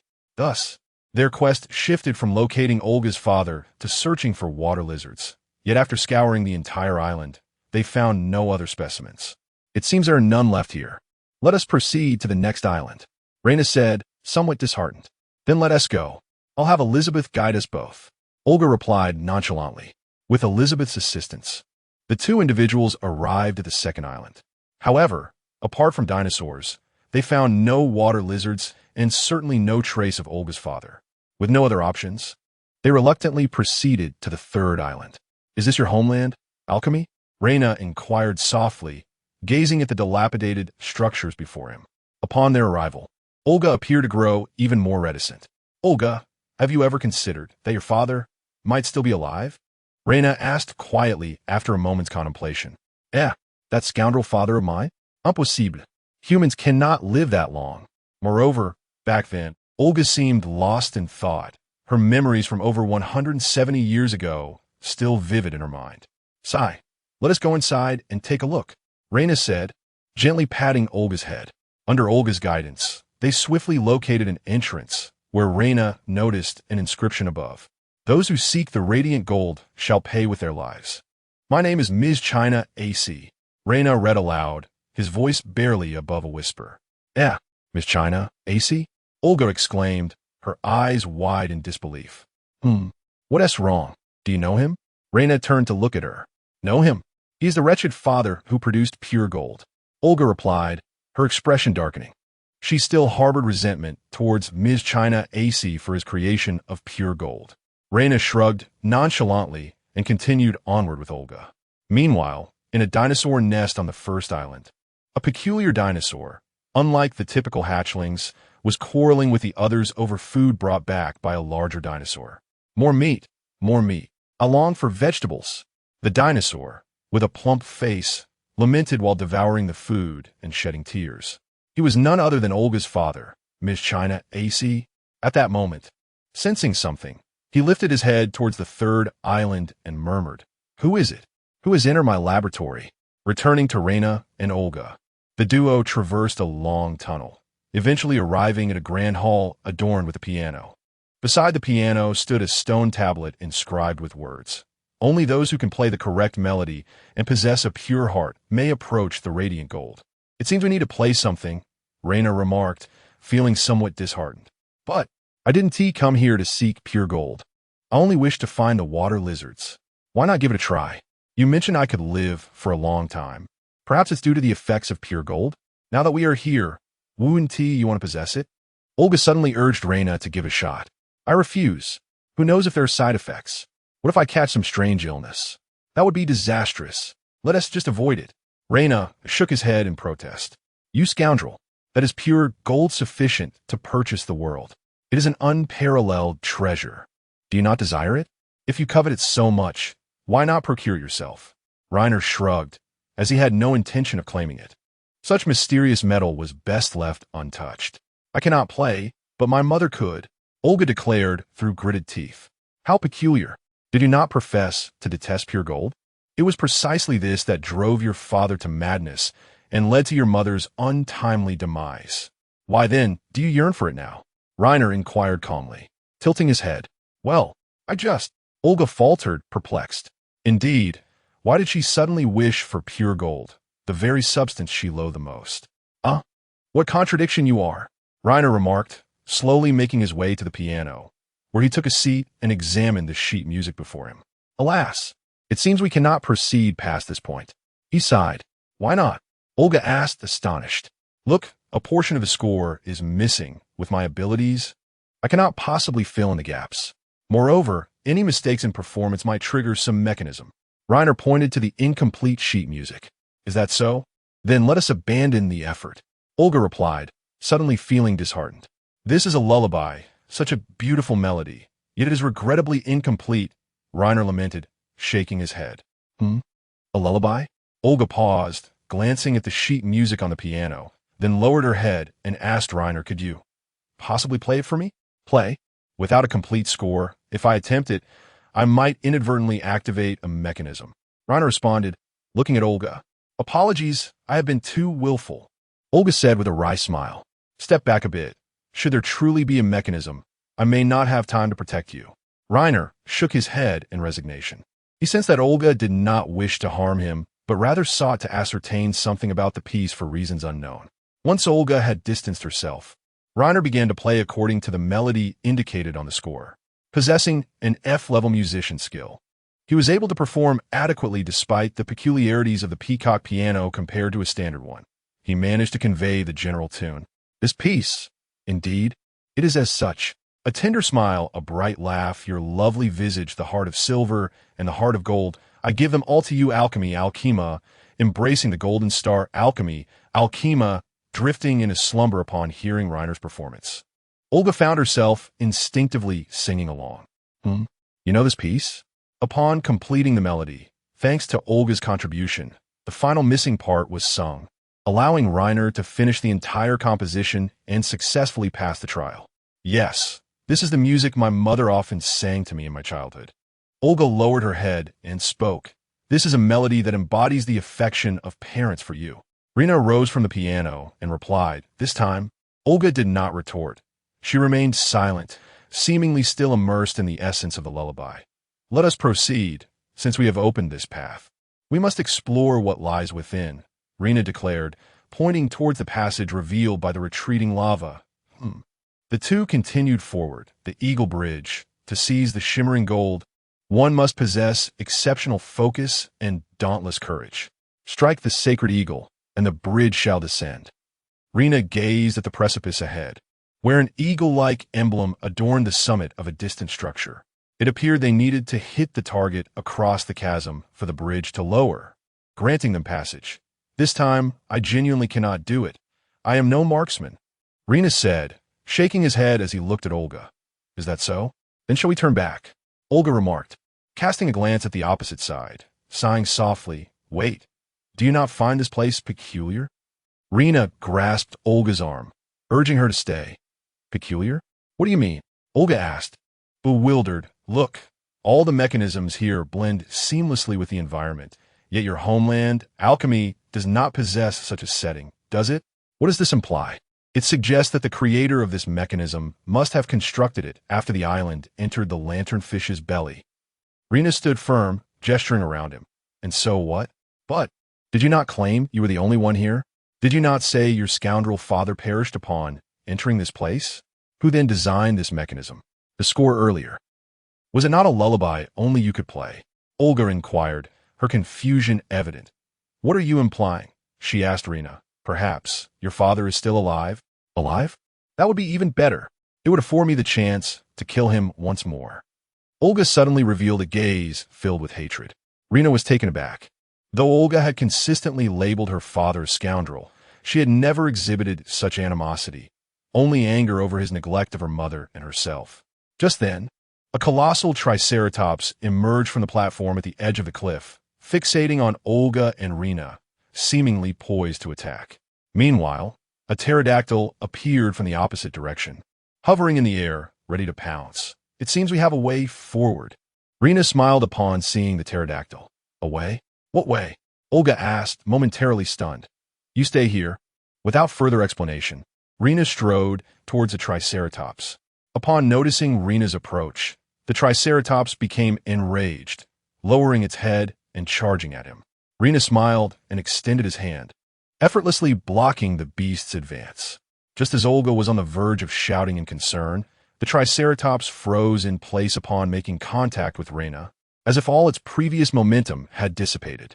With a shrill cry, before Rina could react further, the pterodactyl in the sky swooped down directly towards her. Chapter 37. Pure gold as the pterosaur charged towards him. Rina smiled faintly and leapt into the air, seizing its neck with one hand and forcefully pinning it to the ground. He gently pressed a finger against its chest. A piercing pain overwhelmed the pterosaur, compelling it to relinquish its resistance and lie submissively on the ground, gazing at Rina in fear. All right, now we can proceed, Rina remarked with a grin, nodding in satisfaction. Meanwhile, Olga stood by, utterly astonished. She had never anticipated that Rina's method would involve such an approach. As the two soared across the chasm atop the pterosaur, Olga remained somewhat in disbelief. Let's continue onward. Reina declared as he observed the pterosaur hastily escape after being released. Surely you do not intend to take it with us? Olga inquired hesitantly, noting Reina's lingering gaze on the fleeing creature. It is rather unfortunate. Imagine having a flying companion. It would certainly be quite impressive. Reina unabashedly expressed his longing. The fleeing pterosaur seemed to sense Reina as ill intentions and flew even faster. Upon entering another passage, they were confronted by the massive head of a crocodile. It appears we need to unlock the correct keyhole. Reina mused, stroking his chin as he examined the array of keyholes. If we choose incorrectly, will the crocodile's jaws snap shut? Wouldn't that mean certain doom? Olga frowned, concerned. That seems likely. However, having come this far, it would be a shame to turn back. Reina chuckled lightly. Unbeknownst to them, at the entrance of the ruins they had just traversed, a robust figure was mounted atop a water lizard, a creature that Reina had long desired, rushing towards their location. With so many keyholes, where do you suggest we begin? Reina asked Olga, standing before the door with a key in hand. How should I know? This is not my design. Olga replied incredulously. Reina scratched his nose, swallowing the retort that had almost escaped his lips. He had been about to suggest that since her father had designed it, she might possess some knowledge, but considering her strained relationship with him, Reina wisely chose silence. After preparing for an escape, Reina randomly selected one of the keyholes and inserted the key. Incorrect, he muttered, twisting it lightly without sensing any door opening. Just as he was about to withdraw the key and try another hole, he suddenly felt a surge of electricity emanating from within the keyhole, while the crocodile's jaws began to snap shut rapidly. Hey, Reina, get out quickly, Olga shouted anxiously from outside. No, my body has yet to recover. To think I would fall for such a trap, this is truly. Reina Saidiraidi. Before he could finish his sentence, the crocodile's jaws fully closed, trapping Reina inside. Reina, Olga called out loudly from outside.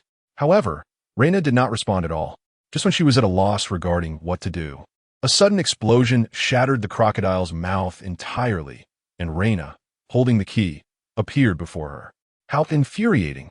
Had I known it would turn out this way, I would have simply destroyed it beforehand. When the crocodile's mouth had closed moments ago, Reina's dark royal power was passively activated, absorbing the immense pressure. Once her energy was fully charged, she unleashed it, completely obliterating the crocodile's mouth. Reina, are you all right? Olga hurriedly stepped forward to inquire upon seeing Reina emerge. I'm fine. But Reina glanced at the door she had just destroyed, a hint of embarrassment in her voice. It seems we cannot enter now. I truly apologize. It was supposed to be something left for you by your father. What? I couldn't care less about that bastard father's possessions. Olga retorted, a hint of pride in her tone. Who are you? How dare you intrude here? Is it indeed for the sake of the radiant gold? Suddenly, a voice interrupted, causing both Reina and Olga to turn their heads in unison. You are. Olga was momentarily stunned upon recognizing the plump figure emerging from the shadows. Oh, a water lizard. Reina's eyes lit up as she noticed an orange water lizard following Misna Asai. Oh, Olga, is that you? Misna Asai clearly recognized his daughter immediately. Are you Dr. Misna Asai? Reina inquired with a smile. Who are you? Olga, come here.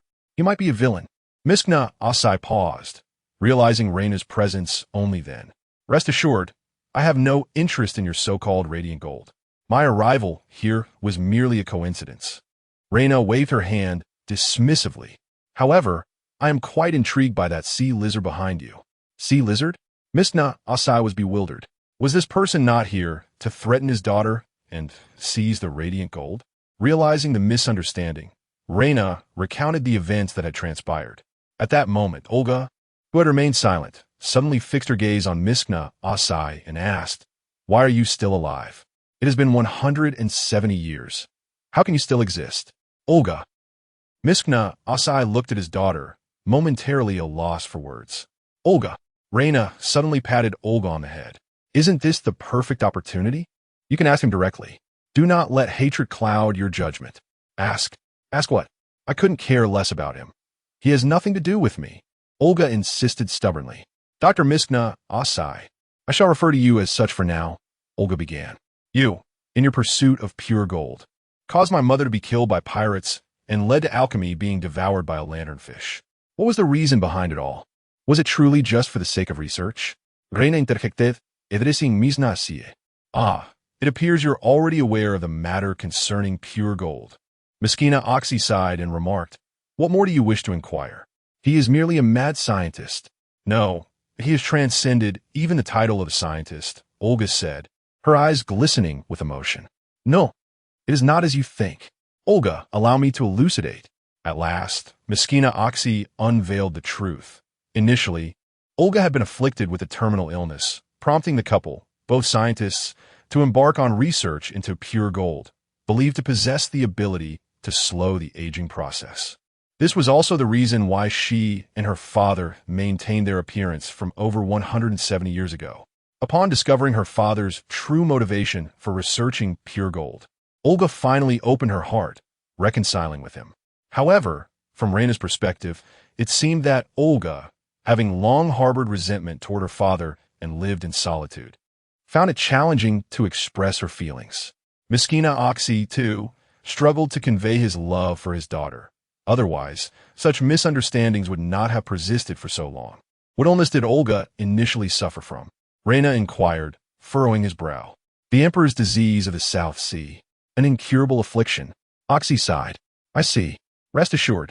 I firmly believe that advancements in medical science will provide better treatments for Olga in the future. I have heard that there exists a great medical nation in the first half of the Grand Line. Perhaps they have developed a miraculous cure. Reina smiled. He recalled that in the original story, it was Chopper who had healed Olga, though he was unaware of the specifics of the treatment. Although he considered himself a doctor now, he was merely at the most rudimentary level. Meskina Oxy glanced at the ring on Olga's hand and nodded. By the way, did you come here in search of the radiant gold? He inquired. Reina shook his head, gesturing toward the water lizard behind him. No, I came in search of this. I stumbled upon this place and thought it might contain your relics, hence my assistance to Olga in unlocking the mechanisms here. However, I regret to inform you that I inadvertently damaged the final door. Ha, that door was a mere illusion. The true entrance lies here, Meskina Oxy proclaimed, as he retrieved a switch from the entrance and activated it, revealing a large hole in the floor. The three then descended into the hole, which indeed led to a laboratory, though it appeared to have been neglected for quite some time. After discovering pure gold and managing Olga's condition, I have not returned since. Meskina Oxy lamented, gazing at his laboratory. Nevertheless, both Reina and Olga were captivated by a fist-sized piece of pure gold within the lab. Is this truly pure gold? Reina inquired, his curiosity piqued. Indeed, if you desire it, I would be willing to gift it to you. Meskina Oxy replied earnestly. Were it not for Reina, the relationship between him and Olga would have deteriorated further. Is that so? Then I am most grateful. Since you no longer require it, I shall keep it as a collectible. Reina chuckled, carefully stowing away the pure gold. After the trio emerged from the laboratory, Reina inquired of Olga, how do we escape from this place? I have no desire to linger here any longer. How have you endured over 170 years in this locale? Olga replied with uncertainty. I'm not entirely sure, but through my observations over the years, I have noticed that the Lantern Man occasionally vomits. When this occurs, gastric acid refluxes, allowing us to leave with it. Olga shook her head, and Reina, taken aback, realized that it was not a conventional exit. Hearing Olga's words eased Reina's anxiety somewhat. Have you never attempted to find a way out? Of course I have. If I had not, would you still see me here? Then what shall we do now? Wait for this Lantern Man to vomit? Meskina AC watched Reina and Olga debating their escape strategy and suddenly burst into laughter, saying, to induce vomiting, one must first experience gastric distension. Gastric distension? Both Reina and Olga turned to Meskina AC in unison, questioning her. Indeed, gastric distension is the most effective catalyst for vomiting. But how can we induce such a sensation in the Lantern Man? The three of them exchanged glances, falling into a contemplative silence. It was no simple task to instigate gastric distension in such a colossal lanternfish. What if I strike its stomach? Reina proposed. Meskina AC and Olga exchanged looks, ultimately nodding in agreement, as they truly had no alternative. All right, you two sit atop the water lizard. If things get too chaotic, Remember to protect yourselves? Reina instructed as he began to warm up, then unleashed a barrage of strikes against the surrounding stomach wall. While attacking, he also absorbed the reverberations from the stomach wall's resistance. Once he reached his limit, Reina took a deep breath and delivered a powerful kick to the area he had repeatedly struck. Boom, boom, boom. After enduring Reina's assault, the entire stomach of the lantern fish began to tremble. Here it comes. The acidic fluid is starting to reflux. Olga, who had been vigilantly observing the flow of gastric acid, suddenly shouted to Reina. Reina quickly leaped several times, reaching Olga's side, and together they rode Elizabeth, following the refluxing acid in a rush towards the exit. This is too slow. We won't make it. Miskina AC observed intently and exclaimed with concern. Watch me. As they passed the dilapidated vessel, Reina leaped and kicked the hull, sending splinters of wood flying. Quick, let the water lizard ascend. We can use the planks to ride the acid out. After gathering several pieces of wood mid-air, Reina tossed them to Olga and shouted. Olga immediately grasped Reina's intention, caught the planks, and directed Elizabeth to ascend. Chapter 38. Reiner's Path to Prosperity. Ah, at last, we have emerged, Olga exclaimed excitedly, perched atop Elizabeth, gazing at the boundless sea. Reiner, too, breathed a subtle sigh of relief. They had narrowly avoided missing their chance, but now all that was behind them. They had finally made it out, though uncertainty lingered regarding their exact location and the distance to the nearest island. Look, it's the Great Lantern, Miskina Asai remarked, marveling at the massive lanternfish trailing behind them. Wait, that lantern on the lanternfish's head. Reiner turned to behold the entirety of the magnificent creature, instantly captivated by the radiant glow emanating from its colossal lantern. Have you noticed? Indeed, the Great Lantern has refined all the pure gold it has consumed into that very lantern atop. Its head, it is a massive piece of pure gold. Miskina Asai confirmed with a nod. Reiner swallowed hard, contemplating the fortune one could amass from selling such a treasure. Therefore, one must never expose pure gold near the sea, for should the Great Lantern discover it, it would surely devour you. Miskina Asai warned gravely. He had given Reiner the last piece of pure gold he crafted, vowing never to forge another. The ring adorning Olga's finger contained a small fragment of pure gold, sufficient to prolong her life. By the way, would you like to join my crew? I belong to the Whitebeard pirates, Reiner inquired with a smile. To be honest, Olga had not contemplated this before their departure. Her mother had fallen victim to pirates, instilling in her a deep aversion to such scoundrels. However, Reiner had left a favorable impression, causing her to hesitate. As for Miskina Asai, he was indifferent to such matters. Wherever Olga went, he would follow. Of course, there is no need to decide just yet. Let us first navigate the initial segment of the Grand Line in search of that medical nation, hoping to find a remedy for Olga's ailment. Reiner suggested, noticing Olga's indecision. I believe our foremost task is to locate food in an island. Otherwise, even if we encounter aquatic lizards, we may perish at sea, Olga observed, surveying her surroundings. In any case, let us choose a direction and proceed. After dislodging Miskina Asai from the back of the aquatic lizard Chabs, they mounted Elizabeth together, granting Reiner the coveted command of Chabs. Asai, might Chabs truly not be given to me? Reiner could not resist asking once more as they forged ahead. I am terribly sorry, but Chabs is not my pet. It merely assists me in reaching alchemy. If it willingly chooses to accompany you, I have no objections. Asai responded apologetically. Very well. Reiner momentarily set aside the thought of taming Chabs. Their journey across the sea necessitated the creature's capabilities. Should he fail in his attempt to capture it, he could hardly swim onward. Thus, he resolved to act only once they had located an island. During this period, his work hours had consistently fallen short of the required standards, leading to a complete halt in his clocking in and out. What he most urgently needed was to find a vessel and experiment with how he could resume this process. Upon reviewing his character interface, he noted that his status remained that of the vice captain of the Whitebeard pirates, concurrently serving as navigator, helmsman, ship's doctor, cook, and sailor, among other roles. Thus, he needed to ascertain whether his work could be counted if he was not aboard a Whitebeard ship, or if he could hoist a Whitebeard pirate flag on another vessel and have it recognized as a pirate ship of the Whitebeard pirates? These questions weighed heavily on him, as they were crucial for his rapid development. After Reina was devoured by the lanternfish, the Whitebeard pirates and Admiral Sengoku had mutually parted ways. The crew aboard the ship grew anxious due to Reina's disappearance. Gulalala, fear not. That lad isn't so easily dispatched. He must have encountered some misfortune. There is no need for concern. Once he resolves his troubles, he will seek us out. For now, let us continue onward, Newgate declared, attempting to uplift the spirits aboard the ship. Father is right. He is not a devil fruit user, so falling into the sea should not pose a problem. Marco chimed in, though he shook his head with a smile. However, we face a more pressing concern. Not only have we lost our cook and ship's doctor, but we are also without our most crucial navigator. How shall we navigate moving forward?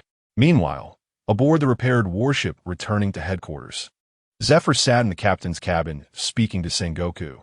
That lad is unlikely to meet his demise so easily. We will have another adversary to contend with in the future. Rest assured, there will be no issues. By the way, I heard that this return trip is for your commendation ceremony, promoting you to Admiral? Sengoku remarked with a smile. Indeed, that is the case. However, I have heard that Garp seems to have declined the promotion to Admiral. Zephyr inquired curiously. That rascal claims he does not wish to serve the Celestial Dragons, thus refusing to become an Admiral. Sengoku replied, a hint of exasperation in his voice. Oh, the Celestial Dragons, you say? Zephyr sighed at Garp's reasoning. The primary duty of an Admiral in the Navy is to serve the Celestial Dragons, a role that, while lucrative in military funding, also breeds resentment among individuals like Garp. Indeed, you are aware that the recent God Valley incident was primarily to rescue a Celestial Dragon. But, sigh, let's not dwell on that. Garp himself avoids discussing it, so we should refrain from elaboration, Sengoku said, shaking his head in resignation.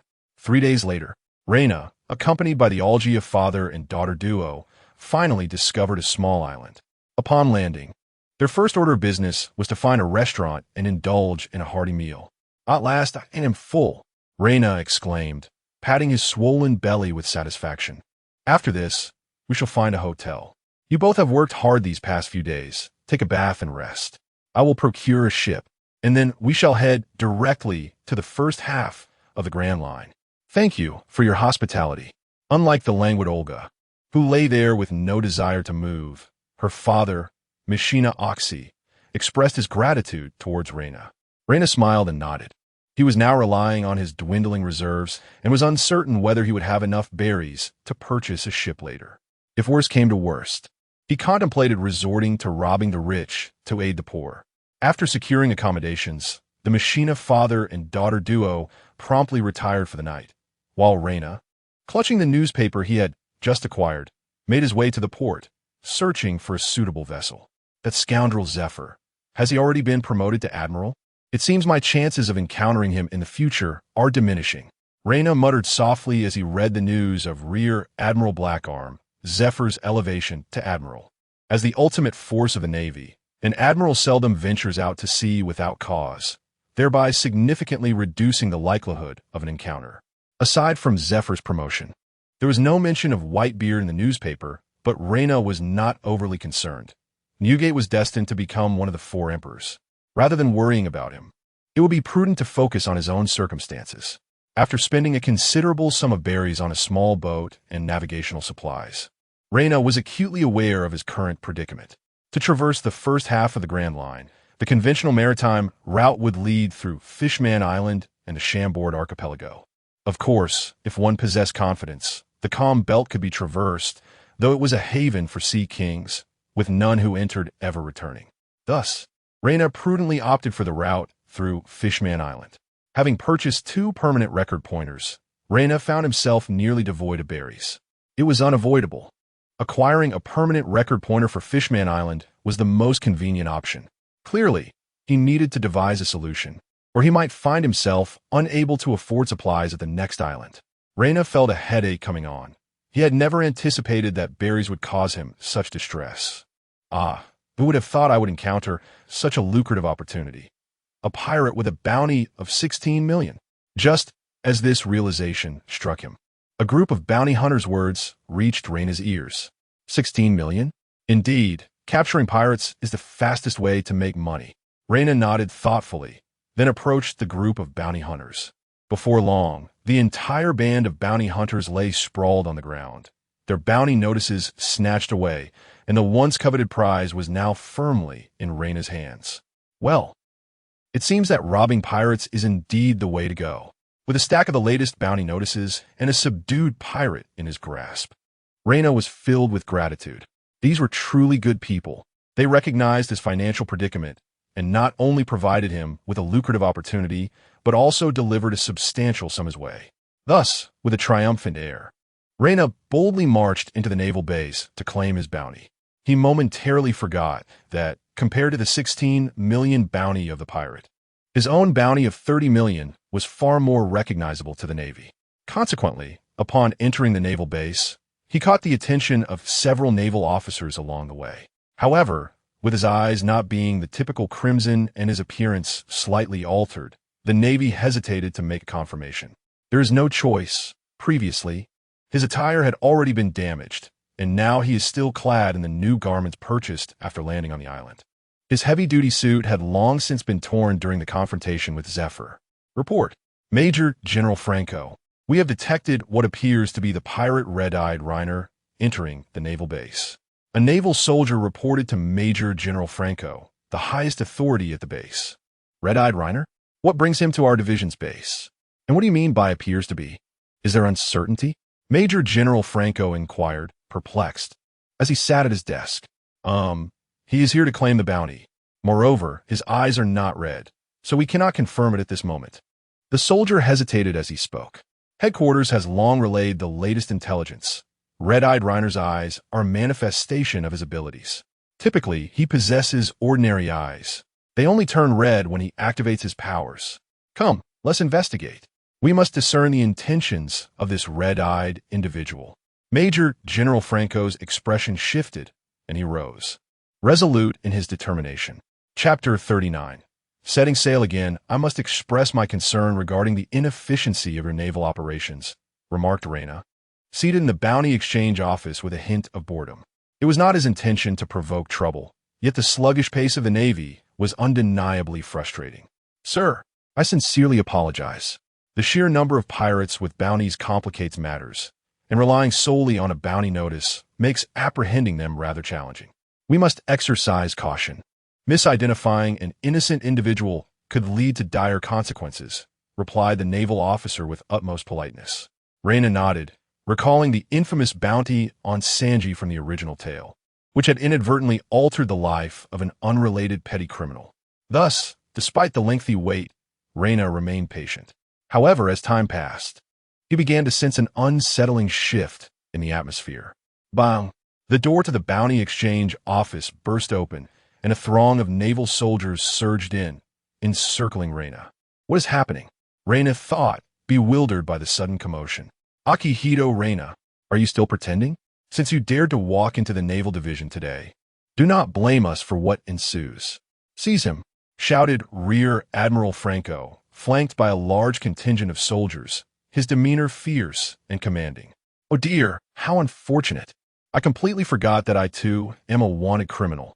How about you just pretend I was never here? Reina exclaimed, momentarily taken aback, then broke into a grin. Yet, the Navy was not inclined to heed his plea. They charged at him without hesitation. With no choice but to retaliate, Reina refrained from using lethal force, appreciating the Navy's earnestness despite their earlier deception. With a resounding kick, Reina sent one of the naval soldiers flying, finally breaking free from the confines of the cramped room and emerging into the open grounds of the naval base. Oh my, this is quite the predicament, he thought, surveying the multitude of naval soldiers surrounding him, questioning whether he had overstepped his bounds. Fire! Do not let him escape. Quick, he has headed this way. Reina's erratic movements instigated chaos within the naval base. I must capture that scoundrel. Rear Admiral Franco bellowed, his face a mask of fury as he observed the disarray unfolding around him. What a pity to lose my 16 million berries. Next time, I should let those bounty hunters collect the reward first, and then I shall seize their bounty. Yes, indeed, am a genius. Hiding in a corner, Reina watched the pandemonium outside, contemplating his grand scheme for wealth. Over here, quickly, cried a passing naval soldier, suddenly spotting Reina's concealed figure in the corner. Damn it, discovered so soon? With no alternative, Reina resumed his flight. You will pay for this, you insolent wretch. How dare you underestimate our division? Major Franco was on the brink of madness. Reina had brought pirates to collect a bounty and caused a commotion at the naval base. If word of this incident spread, his reputation as the base commander would be irrevocably tarnished. Unfortunately, the Navy failed to apprehend Reina, who managed to escape seamlessly, and due to the large number of witnesses, the event could not be concealed. With no other option, Major Franco reluctantly reported the situation to headquarters. Upon Reina's return to the inn, Miss Ina and her father had already awakened and were seated in the lobby, listening to the travelers recount the recent upheaval at the naval base. Rumors swirled that the pirate known as Crimson-Eyed Reina was a monstrous fiend who would go mad if it did not consume several young maidens daily. It was said that upon arriving in their quaint town, he intended to prey upon the local girls, which was why the patrolling soldiers had raised the alarm.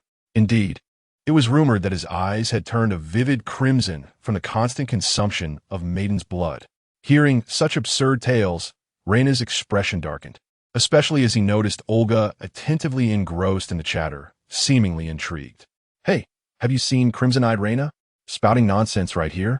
Unable to endure the gossip any longer, Reina approached to interrupt the traveler's idle chatter. Hey, Reina, is it true that you must drink the blood of beautiful maidens every day? Olga inquired eagerly as she rushed to his side. Reina shot her a sidelong glance and replied, Would you not know if it were true?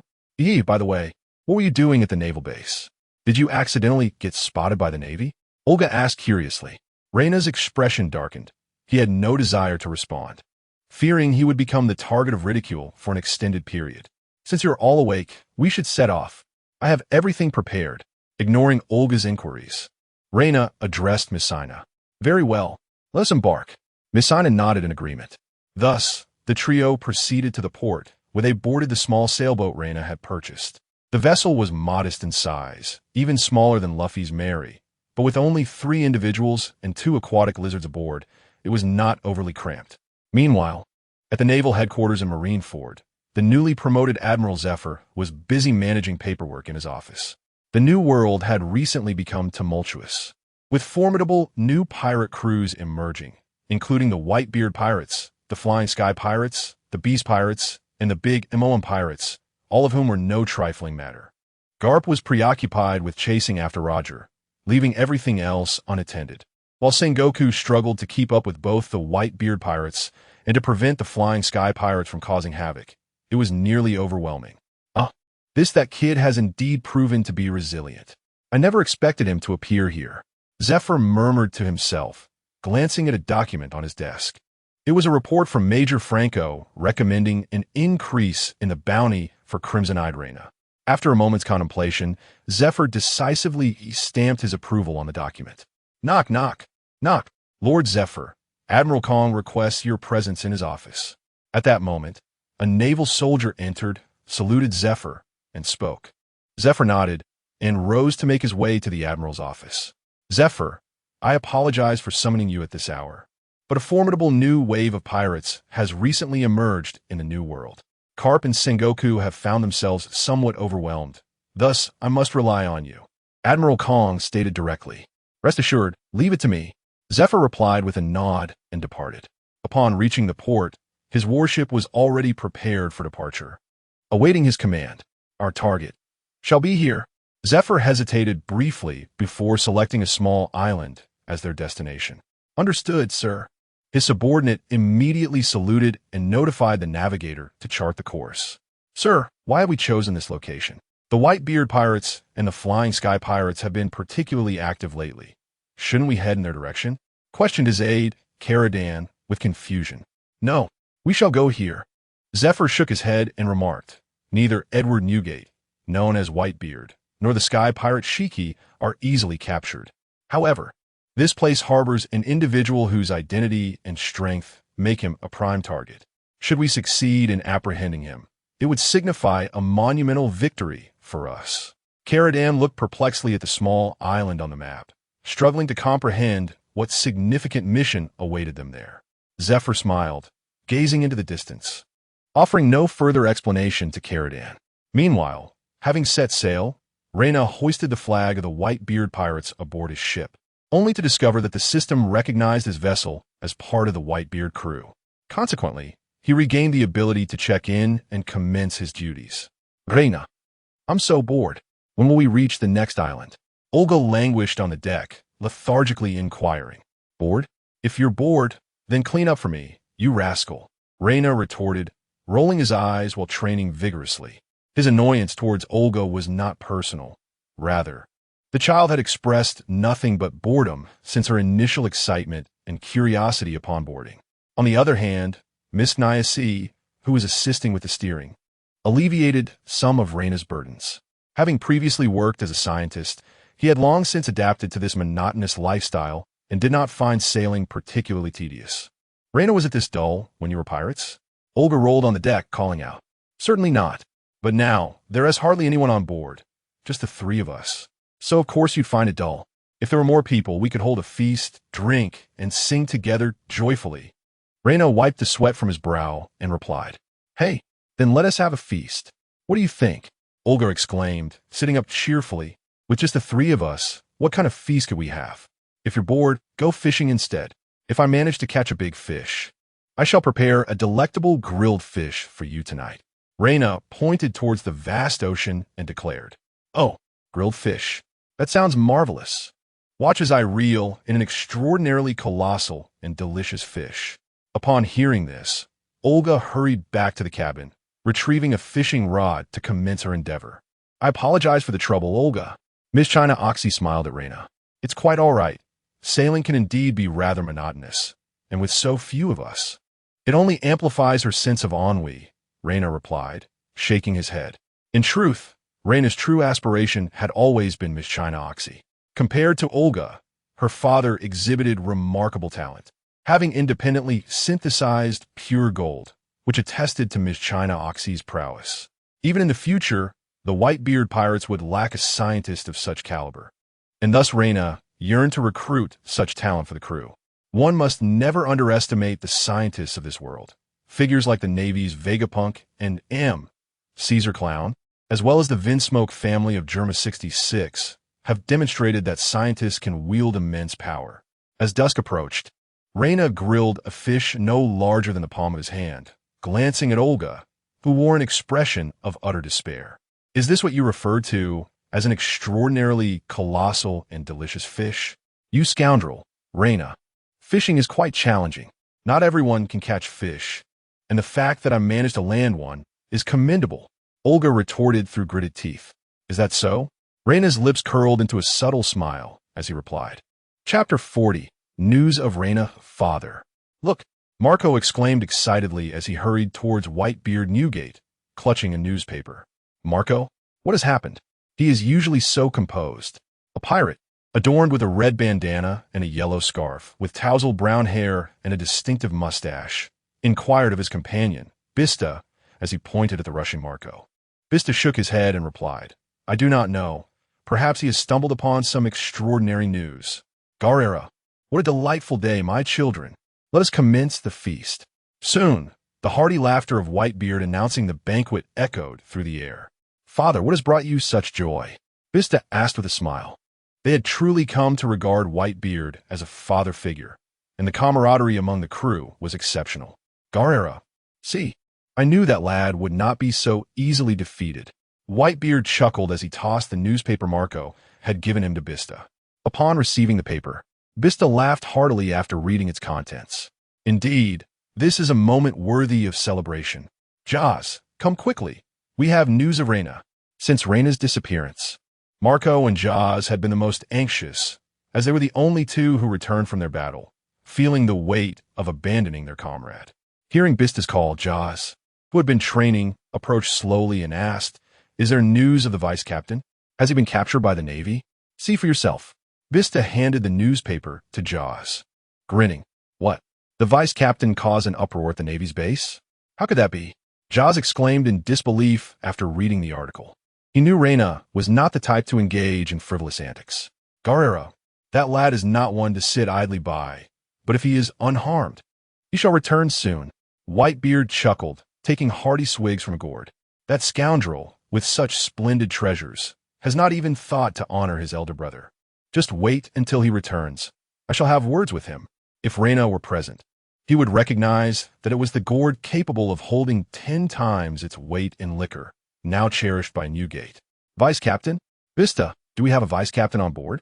Rikuyo queried with curiosity, having remained silent during their discussion, unaware of whom they were speaking. Indeed, Akihito Reina, a pirate with a bounty of 80 million, exceptionally powerful. He stayed behind to cover our escape during the battle with the Navy and subsequently vanished into the sea.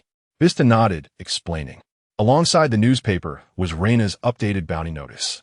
Due to the commotion at the Navy's base, his bounty had surged to 80 million. Zeph, are you referring to the recently promoted Admiral Zephyr? Lacquer inquired with a hint of astonishment. Our first mate can indeed contend with Zephyr, a formidable pirate, can he not? Marco Esquinted, Edresing Lacquer. While that fellow possesses considerable strength, he remains significantly outmatched when compared to an admiral. However, should he choose to flee, Zephyr would be unable to detain him. Is that so? I eagerly anticipate encountering him. Lacquer replied with a smile. No, you might not share that sentiment. Trust me. If you doubt it, ask Jaws. Whether he wishes for Rainer to return at this very moment. Niabi, just involuntarily shivat, starting. I believe the current situation is quite satisfactory. Our first mate need not rush back. He recalled the torment he endured during the time under Rainer's influence, which felt akin to hell. Meanwhile, as the Whitebeard pirates reveled in their festivities, not far from them, the Roger pirates spotted the sailing vessel of the Whitebeard crew. Captain, it seems they are unaware of our presence. Shall we seize the opportunity? Spark Jabba chuckled mischievously at Roger. Oh, is that Newgate? How astonishingly careless of them. In that case, let us impart a lesson. Roger exclaimed joyfully. Lads, plunder their treasures. Thus, the Oro Jackson surged towards the ship of the Whitebeard crew. Roger, today is a day of celebration. I shall refrain from battling you. What say you? Dare you join us for a drink? We are in the midst of a banquet. Edward Newgate bellowed, raising his gourd of liquor and calling out to Roger. What occasion merits such merriment? If there is no fine wine to share. Roger retorted with equal mirth. I shall come over and relieve you of your riches. Before long, the two pirate vessels lay side by side, their crews joyously singing and drinking together. Ha ha! Newgate, this wine is delightful. Do share some with me. At that moment, a rosy hue adorned Roger's cheeks as he held his cup, grinning mischievously at Whitebeard. That is not possible. I have but this small amount left.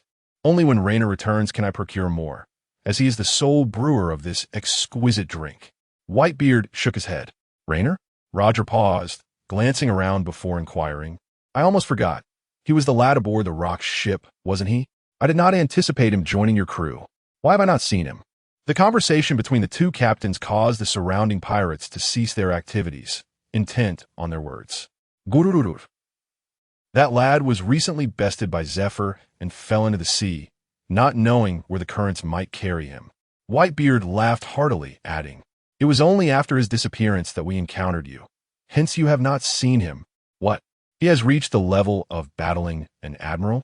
Shanks, who had been listening intently to the exchange between Whitebeard and his captain, clenched his fist, a look of discontent etched upon his face. Since his last defeat at the hands of Rena, he has been yearning to reclaim his honor. However, during his previous encounter with the Whitebeard pirates, he did not come across Rena at all and presumed the rumors of Rena's allegiance to the Whitebeard crew were mere fabrications. Little did he know of the truth that lay beneath. Oh, Shanks, you wouldn't happen to know Rena, would you? Marco inquired, a look of surprise etched across his face. Indeed, I was bested by him not long ago, Shanks replied with a nod.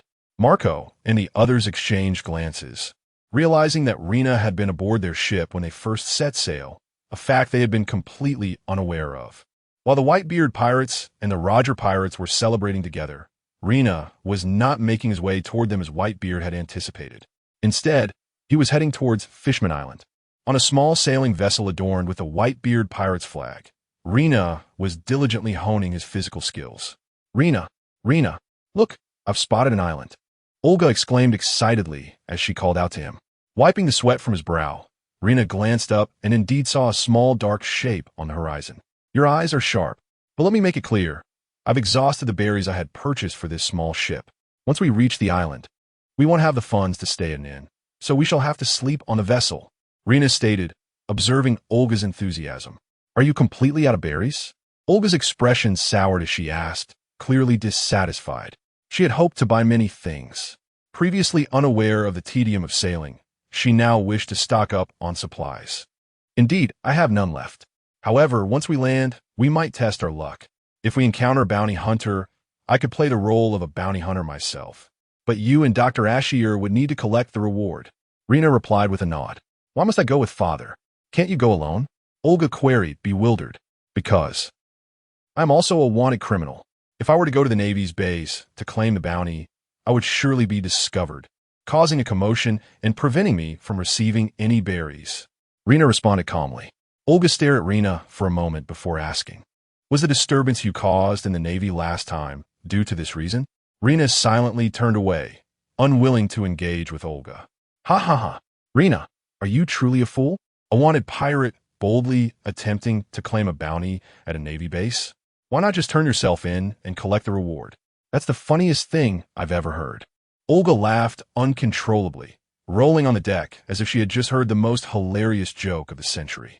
Rina, however, remained sullen and did not respond, acknowledging that he had indeed made a mistake.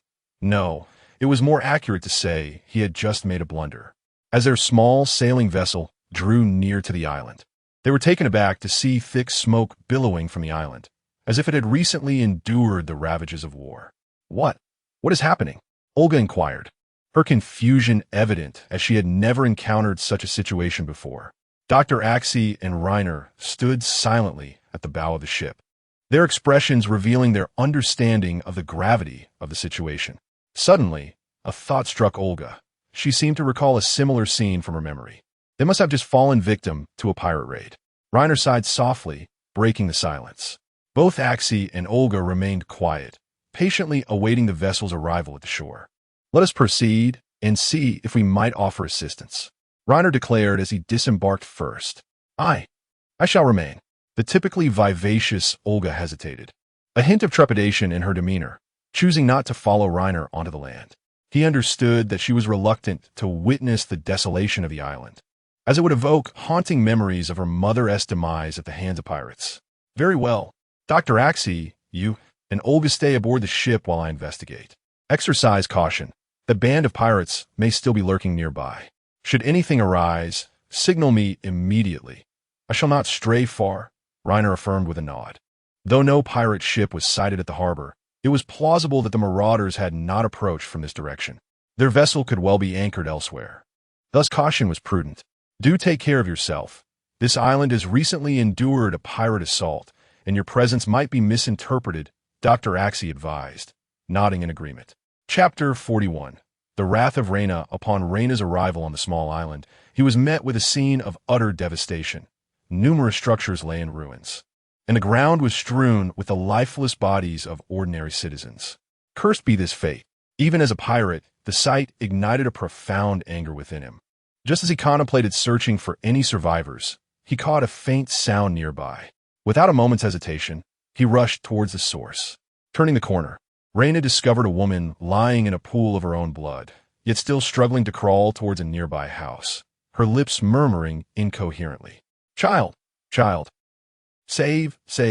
As Reyna approached, he discerned her words and, after assessing her injuries with a heavy heart, shook his head and entered the dwelling.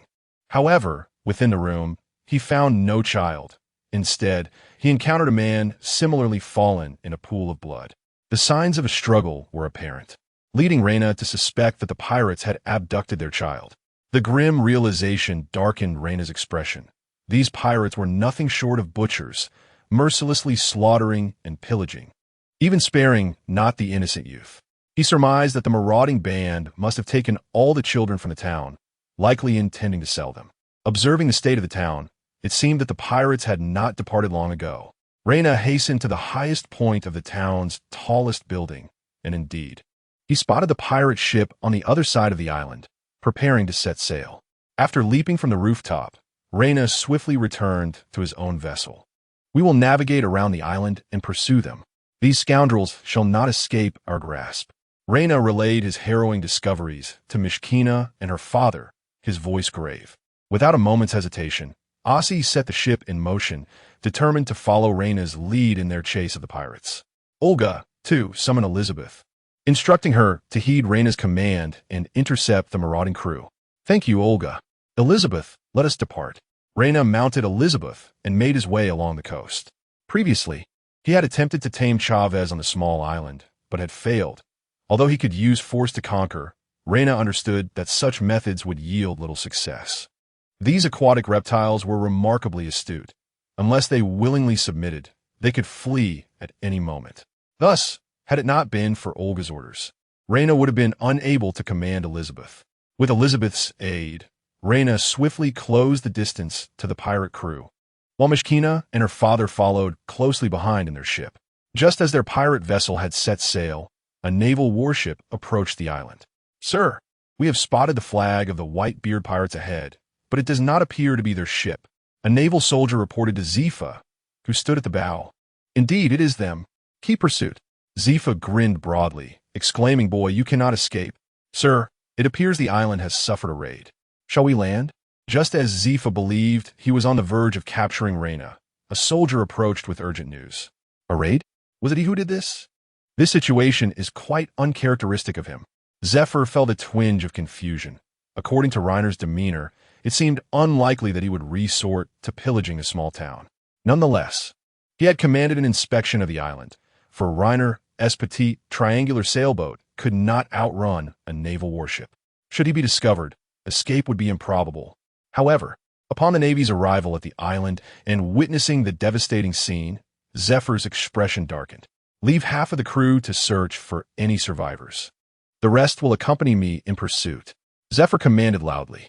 Yes, the naval soldiers, incensed by the sight before them, were eager to chase down the pirates and administer justice on the spot. Meanwhile, riding on Elizabeth, Reiner managed to catch up with the band of pirates shortly after they set sail. You scoundrels, you truly are swift? Reiner approached the pirate vessel but hesitated to board, intending first to ascertain the whereabouts of the children abducted by the pirates. If a confrontation were to arise, it would be troublesome if the pirates used the children as hostages. Once stealthily aboard, Reiner realized he had underestimated this band of rogues. Having just ransacked a small town, they were reveling in a feast within the ship's hold. Quietly advancing to the lower deck, Reiner discovered the kidnapped children, most of whom were crying in fear. Hush now. Do not cry or speak. I am here to rescue you. Keep your voices down and follow me. Reiner instructed as he broke the prison door open. At the sight of Reiner, the children recoiled in fear, with a slightly older boy stepping forward to protect the others, evidently skeptical of Reiner's intentions. Big brother, are you really here to save us? A little girl asked through her sobs, hiding among the group. Yes, but now is not the time for such questions. The pirates are celebrating and will not notice us for a while. Let's first move to a safer location. Then I will deal with them and return for you. Reiner spoke softly, striving to appear gentle. The children exchanged glances, and finally, a few of the older ones made a collective decision to trust Reiner, reasoning that things could not possibly worsen than their current plight. Thus, under Reiner's guidance, the group of children began to move cautiously to another area. Wait, Reiner suddenly halted, signaling for silence as he slowly peered around a corner. At the end of the passage, two pirates sat drinking. Well, this time we've really struck it rich. Not to mention the treasures we've stolen.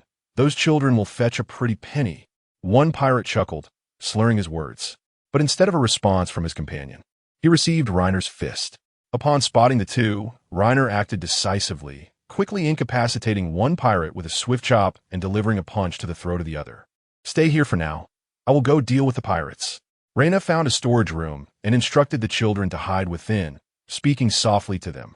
Be careful. Big brother, if it comes to it, you should just leave us and escape. One of the older children hesitated before speaking up.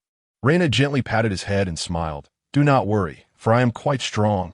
With that, he grasped the weapon he had just acquired from the pirates and departed. Bang! Suddenly, a large hole burst open in the banquet hall of the ship, and a pirate collapsed to the ground, unconscious. Who goes there? The pirates, who were enjoying the feast, rose in unison to peer outside. There stood Reina, weapon in hand, slowly making his entrance. "You there, who are you? How dare you come here to seek death?" The one-eyed pirate captain, sitting at the head of the table, glared at Reina menacingly. "Me? I am Reina of the Whitebeard pirates." Reina replied with a light chuckle. "The Whitebeard pirates? The one that has recently gained notoriety?" The pirates exchanged anxious glances. "Why would someone from the Whitebeard pirates come here? We have not wronged them, have we?" Even their captain, the one-eyed Wells, appeared momentarily taken aback upon hearing the name of Whitebeard. "Fear not, for I am alone this time. As for my intentions, as a pirate, is it not reasonable to rob you?" Reina slowly advanced into the banquet hall. Upon hearing that there was only one of him, Wells immediately signaled to his subordinates, and, with a smile, said, "If it's treasure you seek, then let us converse. Please, young brother, have a seat. We shall present you with our treasures shortly. Bring forth drinks for the young brother from the Whitebeard pirates." Responding to the captain's gesture, several pirates hurriedly brought forth barrels of liquor, eager to serve Reina, while two others discreetly slipped out of the cabin. Reina observed everything but chose not to intervene. Sure enough, the two departing pirates soon returned, nodding to the captain, indicating that it was indeed just Reina who had come. "Ha ha! Boy, I care not whether you are truly from the Whitebeard pirates. Since you dare come alone to seek death, I shall oblige. Men, take him down." Wells's demeanor shifted dramatically as he bellowed. It was only a matter of time, was it not? Reina smiled faintly, casually striking down the approaching pirates with swift punches as he made his way towards Wells. Observing that neither gunfire nor blades had any effect on Reina, Wells's expression darkened. "A devil fruit user. No. To you, I am the true demon. Scum, prepare to meet your end." As Reina spoke, he closed the distance to Wells. Just as the words left his lips, he vanished from his position, reappearing right before Wells. Bang! Ah boy, do not think you're the only one with powers. One-eyed Wells had transformed into a towering figure, his body now adorned with a coat of golden fur. Following a clash with Reina, he bellowed, "I am the wielder of the animal type, lion fruit." Oomph. Trash is still trash. Even if you possess the powers of a devil fruit, it changes nothing. Today, your head will be mine. Reina scoffed, taking a step forward and charging once more at Wells. With a furious roar, One-eyed Wells charged at Reina in return. Animal-type users, upon acquiring their abilities, experience a significant enhancement in physical prowess, strength, speed, and stamina all receive a considerable boost, granting them a distinct advantage in close combat. When One-eyed Wells' fist collided with Reina's, he felt no tangible impact. A sense of alarm surged through Wells as he realized this was the essence of his opponent's power. Just as he prepared to retreat, he found Reina's foot hurtling towards him. Reacting instinctively, One-eyed Wells raised his arm to defend, yet the immense force that resonated through his limb left him astounded. With a swift kick, Reina sent One-eyed Wells flying across the deck, leaving the surrounding pirates agape in disbelief at the sight of Reina standing unfazed. "Today, none of you shall escape," Reina declared, retrieving a weapon from the ground and commencing a merciless harvest of the pirates' lives within the ship's confines. He exuded an unnerving coldness, akin to the arrival of the Grim Reaper, especially with his Sharingan inadvertently activated, instilling profound terror in the hearts of the pirates. Chapter 42. A fateful reunion with Zephyr. Oh, the devil. He is indeed a devil. The carnage wrought by Reina finally sent a wave of terror through the pirates, who hastily began to scatter. "Hold your ground, you scoundrels. He is but a mere boy. Kill him," bellowed the One-eyed Wells, who had just been hurled from the cabin by Reina's kick, seizing a fleeing crew member in his grip. "Sea Captain, he is the Crimson-eyed Reina, the notorious pirate with a bounty of 80 million. A pirate, clearly recognizing Reina, collapsed to the ground, trembling in fear. Tick, tick, tick. With a bloodied longsword in hand, Reina emerged slowly from the cabin, having dealt with all the pirates within, leaving only those on deck. "So what if it's 80 million? He is but one man. Charge him." Wells shouted, flinging the pirate he had captured towards Reyna. With a swift kick, Reyna sent the thrown pirate crashing against the ship's railing, his body going limp. I warned you. None shall escape today. Reyna raised his sword, pointing it coldly at Wells. You insolent child. Do not be so arrogant. Wells roared, charging at Reyna once more. This time, he disregarded all caution. His arms transformed into deadly claws, lunging directly at Reyna. The razor-sharp claws struck like swords, and Reyna's blade could hardly withstand a few blows before it shattered. Ha ha! Boy, let us see what else you can do. Prepare to die. Wells laughed maniacally, pressing the attack. Reyna smirked disdainfully, discarding the broken sword and beckoning Wells forward, indicating he should continue his assault. Feline King's Claw. Penetrate. Wells unleashed his most powerful move, spinning and charging at Reyna with both hands drawn together. Reyna, however, cast aside all pretense and delivered a straightforward punch. Thud! When his fist met the whirling claws, Wells' attack, though potent, was gradually absorbed by Reyna's strength. Nevertheless, Reyna had accumulated substantial energy from dispatching the ordinary pirates earlier, and Wells' claws ultimately made contact with Reyna's fist. Feeling the sensation of striking flesh, Wells was momentarily elated. But before he could revel in it, a tremendous force erupted from Reyna's fist, sending him hurtling away. With all his might, Reyna unleashed a straightforward punch, even without resorting to the powers of his Sharingan, releasing the gathered energy in a singular, powerful blow. As Wells was sent flying, crashing through the ship's bow and plummeting into the sea, Reyna slowly retracted his fist. The surrounding pirates were paralyzed with fear, rendered motionless on the ground. Reyna, are you unscathed? We have come to assist you. At that moment, Miski and her father, having arrived on their pirate ship, anxiously approached, weapons in hand, calling out loudly as they drew near. You all, bind yourselves, or I shall end your lives, Reyna declared, gesturing towards the two individuals before casting a sidelong glance at the motionless pirates, his voice cold and resolute. The pirates, unable to refuse, hastily procured ropes and bound themselves, awaiting Reyna's judgment. Reyna, are you all right? Olga inquired, her face etched with concern as she leapt from her ship, noticing the blood staining his attire. I'm Fine. Their captain was sent flying into the sea by me. Have Elizabeth retrieve him.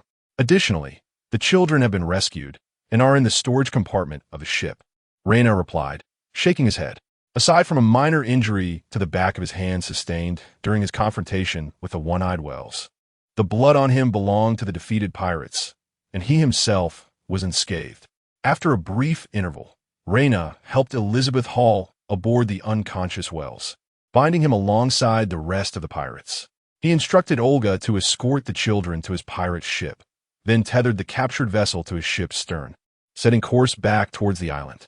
Reyna, look, it's a naval warship, they exclaimed, noticing the approaching ship swiftly closing in behind them. No worries. The Navy's arrival is fortuitous. These children cannot fend for themselves, and with the Navy present, they stand a better chance at survival. Reyna exhaled, shaking his head lightly. Olga patted Olga's head, adding, we can barely take care of ourselves, let alone so many children. Surely, you cannot expect them to follow Reyna into piracy? Very well. I understand. Olga conceded, feeling sympathy for the children, but recognizing that aligning with the Navy was preferable to following pirates. Returning to the pirate ship with the children, Reyna emptied the pirates' treasure holds, discreetly leaving some for each child before rejoining Miski and her father aboard his vessel. Children, take care of yourselves. Remember, if the Navy treats you poorly, seek out the Whitebeard pirates and mention Reyna's name. They will come to your aid, Olga said, her eyes glistening with emotion as she waved farewell to the newly acquainted children. Hey, Reyna observed Olga's immediate betrayal of him, too exasperated to comment.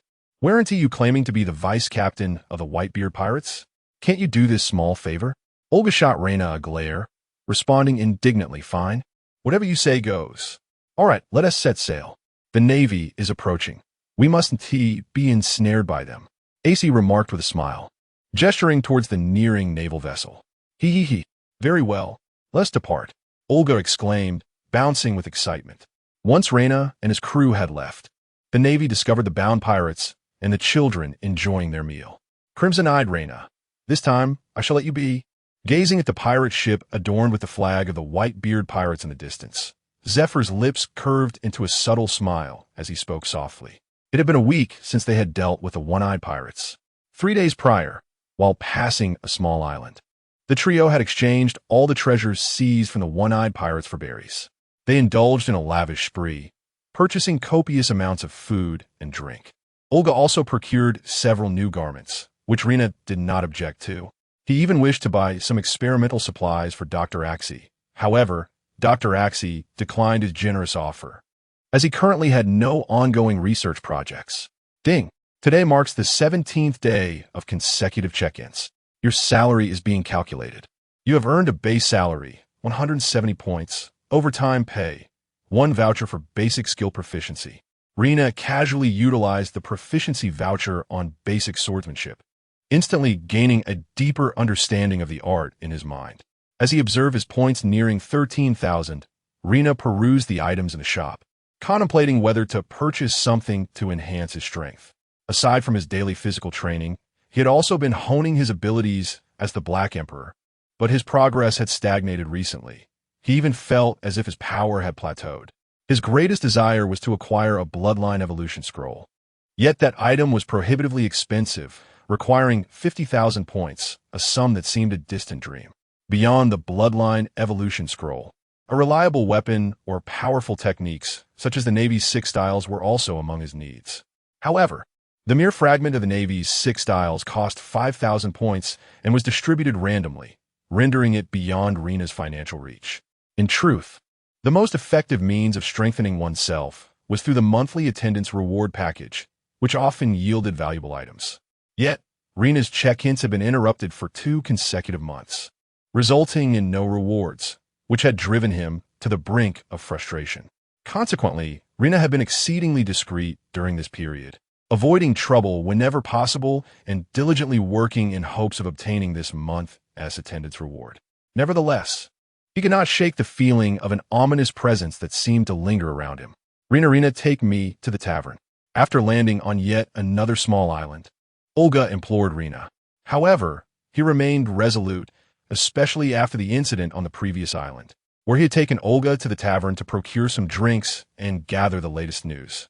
Unfortunately, she had clashed with other pirates, and had it not been for Rena revealing his Sharingan, they would have undoubtedly engaged in a brawl. Thus, upon arriving on this island, Rena firmly insisted that Olga's stay aboard the ship. You and Dr. Axie will remain on the vessel while I go procure some supplies. No causing trouble, Rena declared, shaking his head with determination. Oof, stinky Rena. Even if you don't take me with you, once you leave, I shall certainly sneak off on my own. Staring at the sea every day is utterly tedious. Why can't I relax a little? Olga declared, her expression resolute, as though she would not relent until she got her way. Reluctantly, Rena acquiesced and decided to bring Olga ashore, leaving Dr. Axie alone on the ship. This time, they refrained from docking the pirate ship at the harbor. Having learned from previous encounters, Rena wisely anchored on the coast behind the small island, ensuring greater safety. Upon arriving in the town of the island, Olga's spirits visibly lifted, prompting a twinge of guilt in Rena. Were it not for his insistence, Olga and her father could have thrived on any small island of their choosing, rather than trailing after him. Although they were ostensibly seeking a remedy for Olga's ailment, only Rena understood that her condition was likely not a grave concern. Wow, Rena, look at that restaurant. It seems delightful. Let us go in, Olga exclaimed, her mouth watering as she stood at the entrance of a modest eatery. Rena inspected the establishment but found nothing particularly enticing about it. Nevertheless, since Olga had spoken up and he was not short on funds at the moment, he refrained from declining her invitation. However, upon entering the restaurant, he immediately regretted his decision and vowed that he would henceforth avoid any place Olga suggested. Look at all these people. Perhaps we should try another place? Olga whispered, swallowing hard as she glanced at Rena. Unfortunately, the restaurant was filled to the brim with naval soldiers, and even a few donned in capes of justice. The atmosphere was such that even Rena felt a chill run down his spine, not just Olga. Crimson eyes. Rena, I told you we were fated to meet, didn't I? Zephyr remarked, slowly turning around with a plate of noodles, a smirk playing on his lips as he gazed at Reina.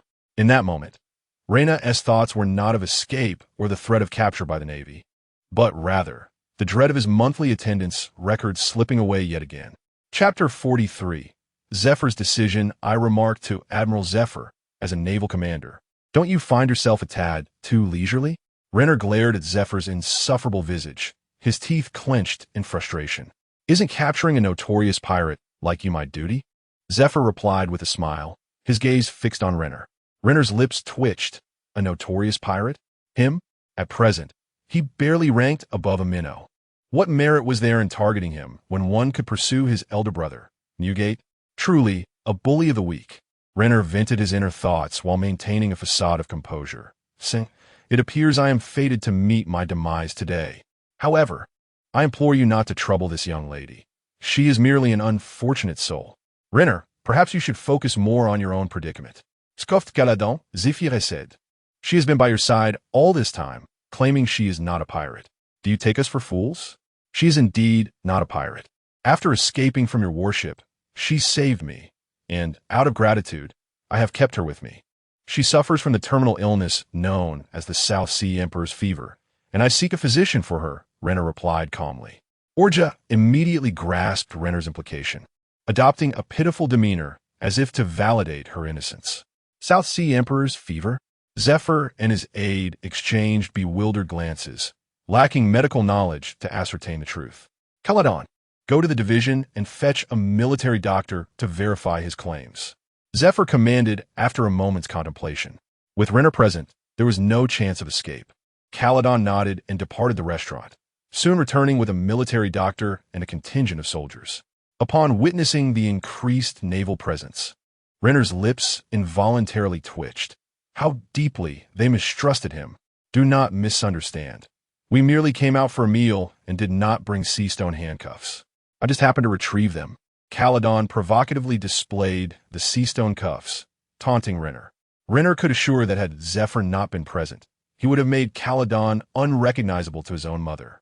"Doctor, please ascertain whether that young lady is afflicted with the South Sea Emperor's fever," Zephyr instructed the military doctor, dismissing the petty exchange between Renner and Caladon. "South Sea Emperor's fever?" The doctor paused, then replied incredulously, "In the past, it was indeed considered a terminal illness. However, a groundbreaking cure has been developed. Once administered the special medication, recovery is assured, so it can no longer be deemed terminal." "What?" Both Renner and Orja exclaimed in astonishment. "Are you certain? There's a cure now? Where can one obtain this special medication?" Renner inquired eagerly, hastening to the military doctor. Orja, too, regarded the military doctor with anxious anticipation. However, the military doctor did not respond to Reiner, but instead turned to Zephyr. Only after Zephyr nodded did he say, "Typically, naval divisions possess such miraculous medicines, and our division is no exception. Lord Zephyr, you may have your physician examine her. Indeed, Olga is afflicted with the Southern Sea Emperor's fever. You naval officers pride yourselves on justice, do you not? Surely, you would not stand idly by while such a young girl suffers due to your inaction?" Reiner hastily draped the mantle of righteousness over Zephyr, ensuring at least Olga's safety. Crimson Eye, do not resist. Once we have apprehended you, we shall provide treatment for the girl. As for whether she is a pirate, that requires a just trial. But worry not, even if she is a pirate.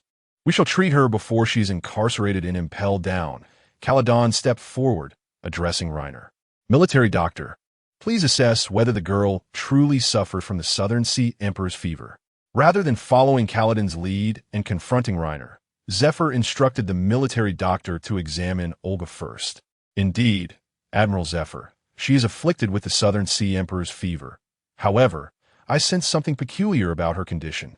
It appears that the virus is reproducing quite slowly within her body." The military doctor nodded after examining Olga. "How about that, Admiral Zephyr? Am I not correct? I have not deceived you." Reiner quickly interjected. "Very well. In that case, Crimson Eye Reiner, I present you with a choice. You saved the child on Corla's island last time. Now I grant you an opportunity. You may either leave immediately, or I shall administer the antidote to the young girl and then allow her to depart. The choice is yours." Zephyr nodded, speaking in a low tone. Both Reiner and Olga were taken aback, astonished that Zephyr was aware of their previous act of saving a child, and equally surprised by the choice he presented. Reiner, you should go ahead. I am not a pirate. The Navy cannot take any action against me. Besides, now that the antidote has been discovered, there must be other ways to obtain it. Before Reiner could speak, Olga asserted, Lord Zephyr, I truly did not perceive you as such a person. Very well. Administer the antidote to Olga and then let her go. Reiner smiled faintly, finding a place to sit as he spoke. Oh, are you certain? Know that by doing so, you will be captured and sent to impel down. Zephyr remarked with a smile. Enough with the chatter. Simply comply with my request. Additionally, administer it here. I wish to personally witness her receive the injection, after which you are to allow her to leave, Reiner declared, seizing a drink from a nearby naval soldier and raising his voice. Zephyr nodded at the military doctor, who promptly arranged for someone to return to the division to fetch the antidote. Shortly thereafter, a naval soldier returned with the antidote, and the military physician prepared to administer it to Olga in front of Reiner. I don't want an injection. I'm afraid of needles. Before the doctor could proceed, Olga surprisingly turned and fled, evidently terrified of the impending injection. Reiner swiftly departed from his original position, seizing the fleeing Olga, and gently remarked, Olga, do not act foolishly. This is a splendid opportunity for your treatment. No, I refuse. That needle is enormous. I do not want to be injected. Olga protested vehemently. Initially, Reiner assumed Olga's reluctance stemmed from a desire to evade treatment, thus sparing him from the Navy's wrath. However, he soon realized her genuine fear of needles.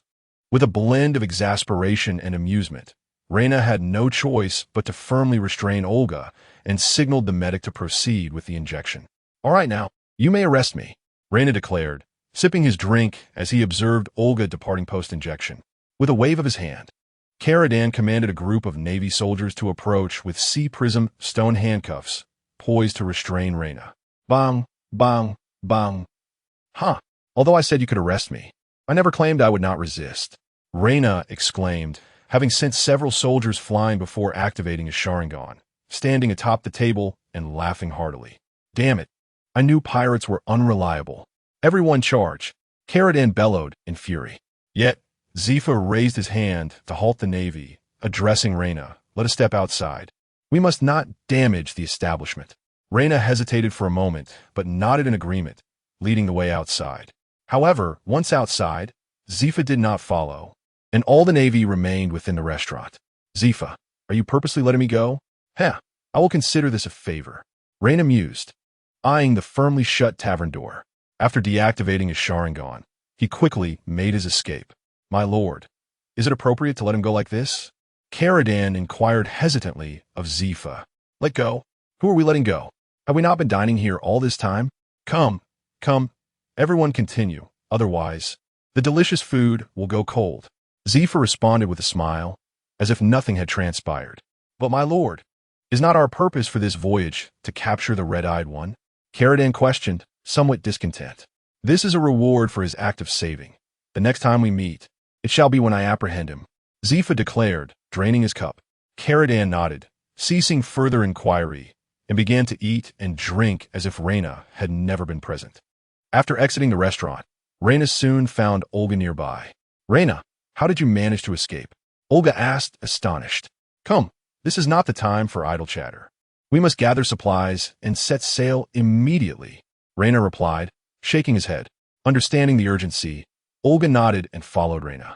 After procuring the necessary provisions, they promptly returned to the pirate ship.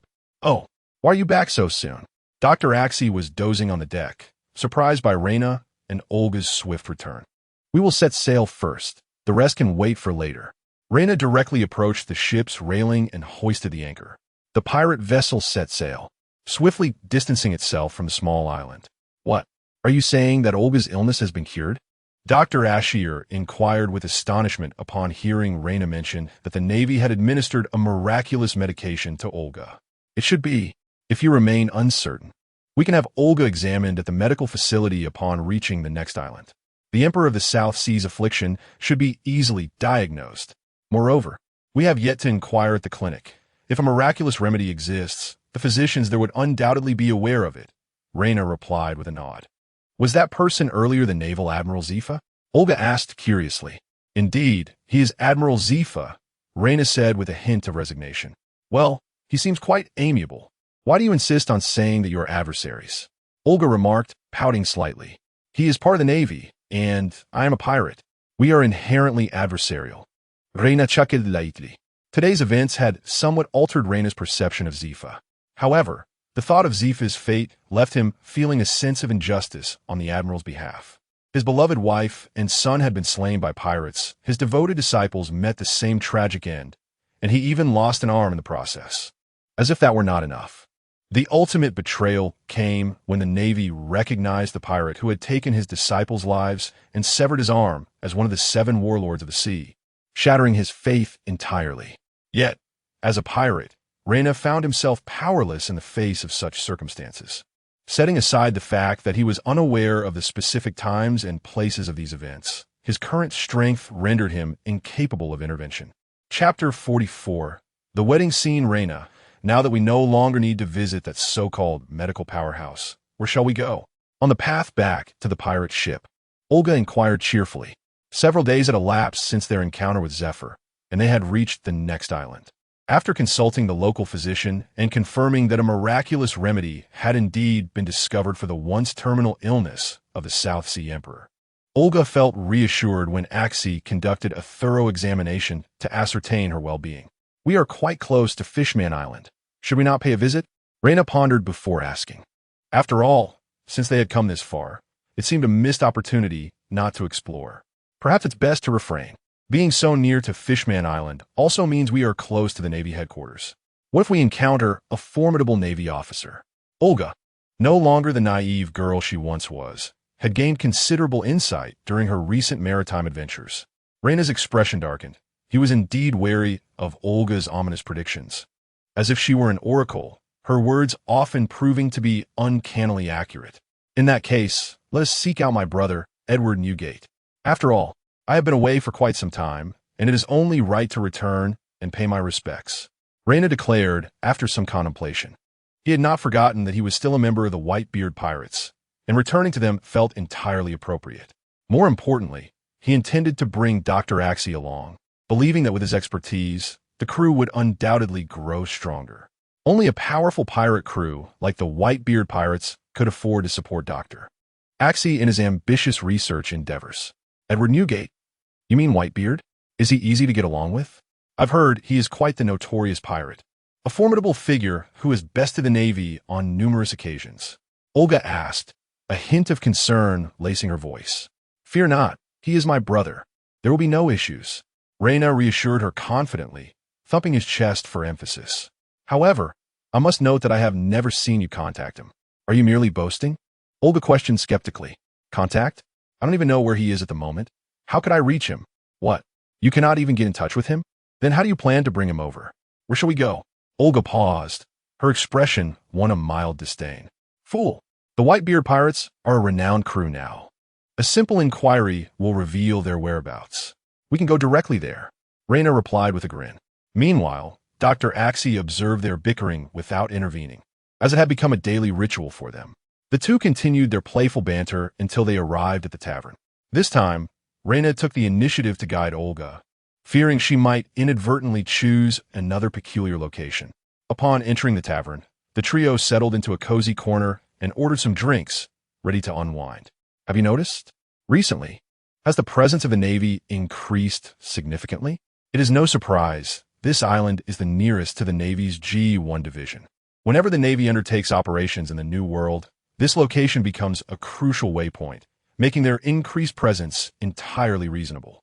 Shortly after, Reyna overheard the surrounding patrons discussing the sudden surge in naval activity, prompting him to ponder whether the Navy was planning something significant. Hey, Reyna, do you think the Navy is targeting someone for a major operation? Olga quietly inquired, having caught wind of the conversation. I am uncertain, but it likely does not concern us, Reyna replied, shaking his head. Given his current strength and reputation, if the Navy aimed to apprehend him, they could easily dispatch a few formidable commanders without needing such a grand mobilization. Frankly, considering the Navy's current power, apart from the already disbanded Rocks Pirates. No other pirate crew would warrant such a response. Wait, the Rocks Pirates? Suddenly, Reyna recalled that after the dissolution of the Rocks Pirates, the Navy had indeed erased all traces of their existence.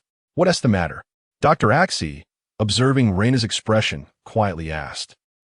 The Navy may have made some strategic deployments concerning the Rocks Pirates. Reyna nodded in response. The Rocks Pirates? Miski and her father inquired curiously. They had never heard of this name and were unaware of its significance. Reyna briefly elucidated the might of the Rocks Pirates, leaving the father and daughter astonished at the existence of such a formidable force upon the seas. Thus, after the disbandment of the Rocks Pirates, it was quite possible that the Navy— No, this must be the work of the world government. The Navy does not possess such overwhelming influence. So, what could be the purpose of gathering so many personnel? As he continued to contemplate, Reyna dismissed his own conjecture. Could it be aimed at the members following the dissolution of the Rocks Pirates? For instance, your brother, Edward Newgate. After all, you were all members of that ship, and now you are rapidly rising in prominence. It is certainly prudent for the Navy to curtail your development. Dr. Axie suggested after a moment of thought. That could be the case. I must alert my brother. Reyna nodded in agreement. Shall we depart now? No, we must first ascertain the Navy's intentions. Otherwise, our efforts would be futile. Here is the plan. You all wait for me here while I investigate the G1 division. Reyna proposed after some contemplation. That is too perilous for you. I should go instead. I am neither a pirate nor a bounty target, so the Navy is unlikely to notice me. Dr. Axie shook his head. Absolutely not. It is far too dangerous. Reyna firmly rejected. Oh, why don't we all go together? Reyna, you can hide while my father and I gather information. If anything goes awry, you can provide swift assistance. Olga suggested directly. Reyna and Dr. Axie exchanged glances, both in agreement with Olga's plan, which indeed offered a win-win solution. After procuring some supplies, the trio returned to the pirate ship. Following Reyna's minor modifications and lowering the pirate flag, they boldly set sail towards the G1 branch. How thrilling it was! This was the G1 branch. With the island now clearly visible ahead, Olga exclaimed with a hint of excitement. You better behave. Stirring up trouble here could lead to me abandoning you to escape. Reyna replied, somewhat exasperative. Are you mistaken? You are the most perilous one here. My father and I are not even wanted. If we stand before the Navy, they would merely protect us rather than arrest us. Olga retorted with a pout. Reyna paused, realizing that indeed he was the most at risk. If Mish and her father were to arrive, the Navy would simply regard them as tourists. Once we disembark, we'll split up. I'll hide and won't cause you any trouble. That is more like it. You'd better understand your situation, you rascal.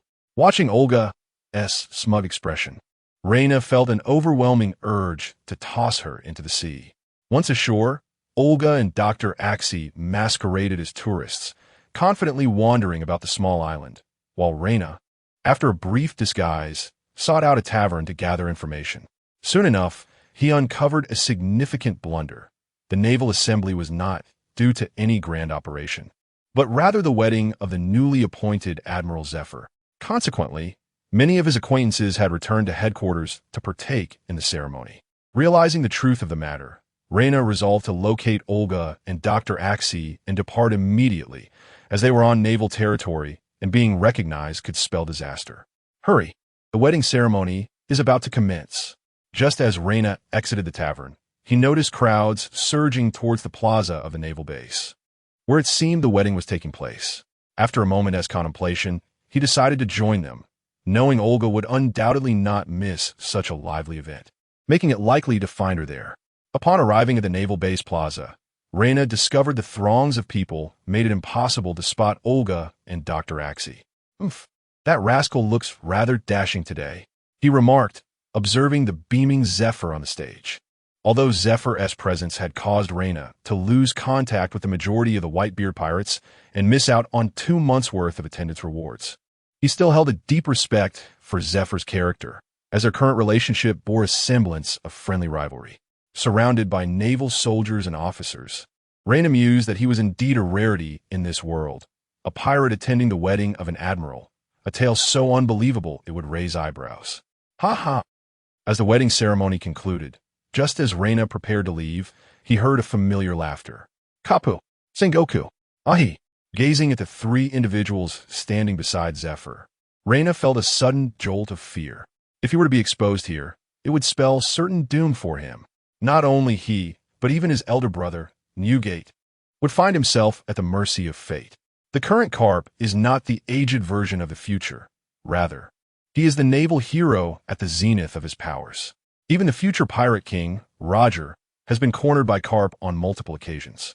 Alas, having just recognized the sound of Carp's laughter, Reina had been fixated on the platform. Yet just moments ago, he and Zephyr had exchanged a glance, and he was certain that the man had already identified him. Under the gaze of Zephyr, Reina's palms began to sweat. Should he flee or confront the adversary with bravado? Regardless of the outcome, it might be wiser to exhibit a semblance of courage. Chapter 45. Inventory. Gazing intently at him, Zephyr, Reina, took a deep breath, already contemplating the activation of his Sharingan. Hey you've made it quite a challenge to find you. Reina turned in astonishment, only to discover Zephyr's aide, Karadan, holding a wine glass, wearing an enigmatic smile. You've got some audacity, daring to come here and cause a ruckus, Karadan remarked with feigned severity. At that moment, Reina's mind raced. It was peculiar that Karadan, upon noticing him, chose not to raise an alarm, but instead approached him quietly, which was decidedly uncharacteristic of him. Rest assured, I am not here to cause trouble. The last time he let me off the hook, I happened to be nearby. So I came to attend his wedding to extend my congratulations and express my gratitude. Reina produced a stack of berries from his pocket and handed them to Karadan, saying, This is my wedding gift. Oomph, at least you have some sense. Karadan replied, his demeanor softening. Since you brought a gift, let's share a drink. Just this once. The next time we meet, I will ensure you are sent to Impel Down. With a sigh of relief, Karadan maintained his stern expression. He was apprehensive that Reina might indeed be there to stir trouble, especially since this was the wedding of Admiral Zephyr, held at the G1 base. If Reina were to disrupt the event, it would be a significant embarrassment for the Navy. After presenting his gift and sharing a drink, Reina hastily departed. He had sensed that Sengoku and Garp were beginning to take notice of him, and he sought to escape before they could act against him. Garp was manageable, but if Sengoku discovered he was a pirate, he might not resort to violence at the wedding, yet would undoubtedly deploy the Navy to intercept him before he could board his ship. As Reina had anticipated, Sengoku, sensing something amiss, was already instructing his aide to arrange for a capture, though Zephyr intervened. Garp, if Roger were to attend your wedding, would you apprehend him on the spot? Zephyr asked Garp, who was observing the unfolding scene with amusement. Roger? Garp pondered for a moment, acknowledging the possibility that Roger might indeed pull such a stunt. I can't say for certain. However, I would definitely share a drink with him. Zephyr. Who is this person? How can you compare him to Roger? Sengoku inquired, somewhat taken aback. Ha ha. His strength certainly cannot be compared to Roger's, but his potential is immense. He will undoubtedly pose a threat to our Navy in the future. Zephyr exclaimed with hearty laughter. Then why did you let him go? Unbeknownst to them, Ahe had approached, holding a wine glass and posing the question. Today is my wedding day. If he dares to come and offer his congratulations, why would I not allow him to leave? I will eventually capture him myself, so a few days' delay is of no consequence. Zephyr replied with a smile. The old companions exchanged knowing smiles. They understood Zephyr's intent. With a wave of his hand, Sengoku dismissed his aide, and the group resumed their revelry, drinking and chatting. Upon returning to the ship, Reina realized that the clothing beneath his weighted vest was completely soaked with sweat. Oh, Reina, you're back so soon? You won't believe it. The Navy has made no significant moves. It's actually Admiral Zephyr's wedding. It was none other than your arch-nemesis Zephyr. Shortly thereafter, Olga and Dr. Asya returned to the ship. I see. Let us depart swiftly. Reina waved his hand and declared. He refrained from disclosing to Olga that he had also been present at the wedding.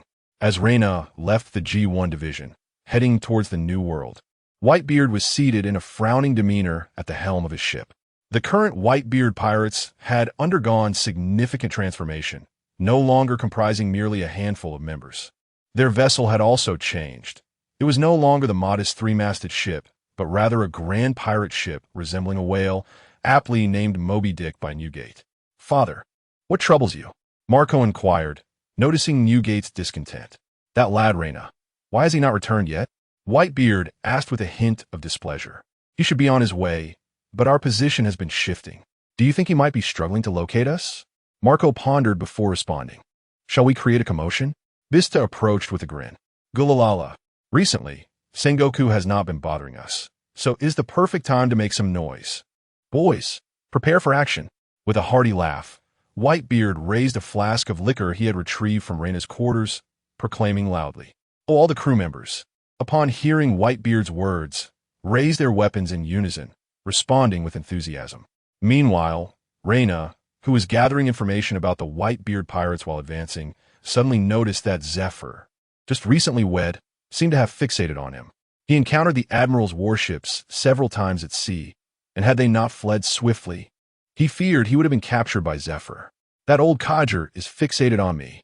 He just got married. Why isn't he at home with his wife?" Reyna was filled with resentment towards Zephyr. "Reyna, what do you think of my attire?" Olga, donned in exotic garb, stood before Reyna with a beaming smile. This was the spoils they had seized from a merchant ship the previous day. Aside from treasures and berries, they had selected some goods without causing harm, merely taking a portion of the wealth. To be honest, the outfits were quite distinctive, yet Olga was still a child, and thus they did not suit her well. Nevertheless, Reyna begrudgingly praised her, knowing full well that Olga would not let him off easily otherwise. Now, Olga had also been placed under a bounty, as the Navy naturally assumed that being in Reyna's company made her a pirate as well, albeit her bounty was a meager 3 million berries. Yet this was enough to bring her immense joy. On the other hand, Dr. Asio was more concerned, fearing that formidable bounty hunters might target Olga. He sternly ordered her not to wander off recklessly and insisted that she remain aboard the ship with him. As a result of staying on the ship, Dr. Asio himself had not been subjected to a bounty. Ding! Today marks the 30th consecutive day of clocking in. Today's salary is being settled. You have earned a base salary, 300 points, overtime pay, fragment of the spear skill scroll, having signed in for 30 consecutive days this month. You have received the attendance gift pack, inventory, universal. That evening, after concluding a day of labor, Reyna finally received the long-awaited attendance gift pack. An inventory? What purpose does it serve? Pondering over the contents of his attendance gift pack, Reyna found himself perplexed. Had he not already possessed an inventory? Could it be that the size of the inventory had been augmented? A sense of disappointment washed over him. His inventory currently bore little significance, being almost entirely vacant save for a few skill scroll fragments. Items redeemed from the marketplace, once brought into the real world, could no longer be stored in the inventory, rendering any increase in size rather inconsequential. Oh well, perhaps it could prove useful once he accumulates more skill scrolls. Observing yet another fragment of the Navy's 6-style spear added to his inventory, Reyna shook his head in resignation, preparing to accept this less-than-ideal attendance gift pack. Just as he was about to close the inventory, he suddenly realized that it seemed not to have expanded. His inventory slots remained at 64 as before. A thought struck him, and with a surge of excitement, he randomly selected an item, silently willing it to be stored. To his astonishment, the item remained firmly in his grasp, not transferred to the inventory. This revelation instantly quelled Reyna's enthusiasm. Had he truly overthought this? Sighing, he set down the mop in his hand and glanced at the skill scroll fragments within the inventory, intending to close it. However, at that moment, the spear skill scroll that had been stored in the inventory suddenly manifested in his hand, startling Reyna. This is... As he stared at the skill scroll that had appeared, a flash of inspiration struck him, and he promptly returned the scroll to the inventory. After taking a deep breath, Reyna placed one hand on his weighted suit and focused his thoughts.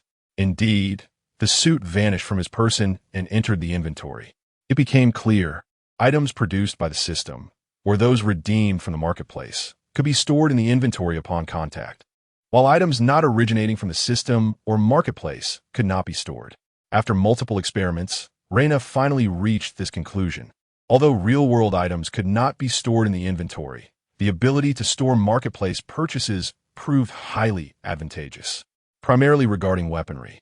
As long as he stored a weapon in the inventory, it would be readily accessible for retrieval at any time, undeniably beneficial during combat. Furthermore, his previously redeemed items, such as the wine gourd and musical instruments, would no longer be lost, as they had previously been inaccessible after his separation from the pirate crew. Especially the burden garments he wore, he had already lost 2 pieces, and now he donned the 3rd one he had purchased. The first burden garment was intentionally discarded during his battle with Zifa, and subsequently, it was simply lost. The second was also destroyed in the same conflict. Had such functionality existed back then, he would not have lost his belongings, particularly the wine gourd, which he cherished greatly. However, the thought of spending more points to acquire another makes him hesitant, as he wishes to save his points for purchasing a lineage ability evolution voucher. Now, with the advent of the item inventory, he can choose to exchange many items without the fear of losing them. Chapter 46. The Deserted Island. Quick, surrender all your treasures, Olga declared triumphantly, brandishing a long sword while standing upon the bound pirate. They're all tied up. How can they comply? You should search the hold yourself, Reiner retorted, having secured the enemy captain as well. Quite right. Reiner, you keep watch while I venture inside to seek the treasure. Olga nodded innocently, flinging her sword aside and dashing into the pirate ship's hold. Initially, Reiner and his crew had been navigating smoothly until they encountered this band of pirates. The outcome was inevitable. They were swiftly subdued, including their captain, leading to the scene that had just unfolded.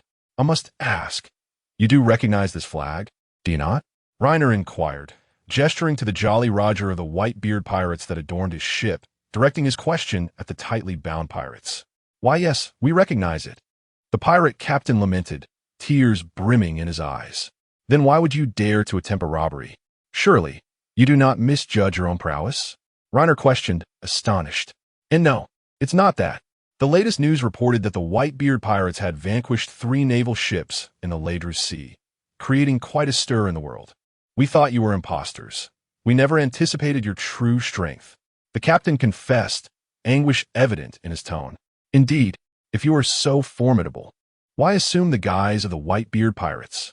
Lamented the other pirates in unison, realizing they had misjudged their adversaries, believing them to be easy prey, only to discover they were a formidable force, with Reiner single-handedly defeating them all.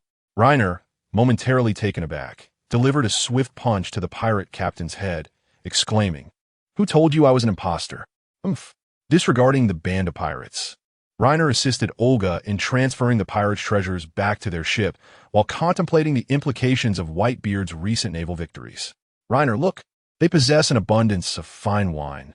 We've struck gold this time, Olga exclaimed, cheerfully maneuvering a barrel nearly her size. All right, we must set sail. Zifa could be nearby, and he is not to be trifled with, Reiner replied, helping Olga with the barrel. Once all preparations were complete, they departed swiftly.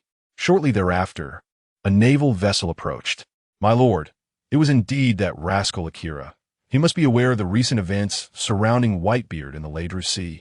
Karadan reported to Zifa after interrogating the unfortunate pirates.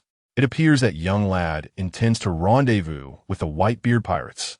Increase our speed. We must capture them before they can unite, Zifa commanded decisively. Meanwhile, having learned the precise location of the Whitebeard pirates, Reiner pondered how best to join forces with them. To directly proceed would certainly invite an ambush from Zephyr. Thus, Reiner resolved to take a longer route, aiming to avoid conflict with him.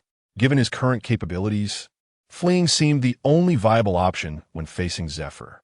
However, to his dismay, this detour left him utterly lost. Reiner, where on earth are we? Exclaimed Olga in exasperation. It has been over a week since we last sighted an island, and our provisions aboard are dwindling. If this continues, we are doomed. Reiner found himself in a predicament. Despite having a recording pointer, following its lead would undoubtedly result in an ambush by Zephyr.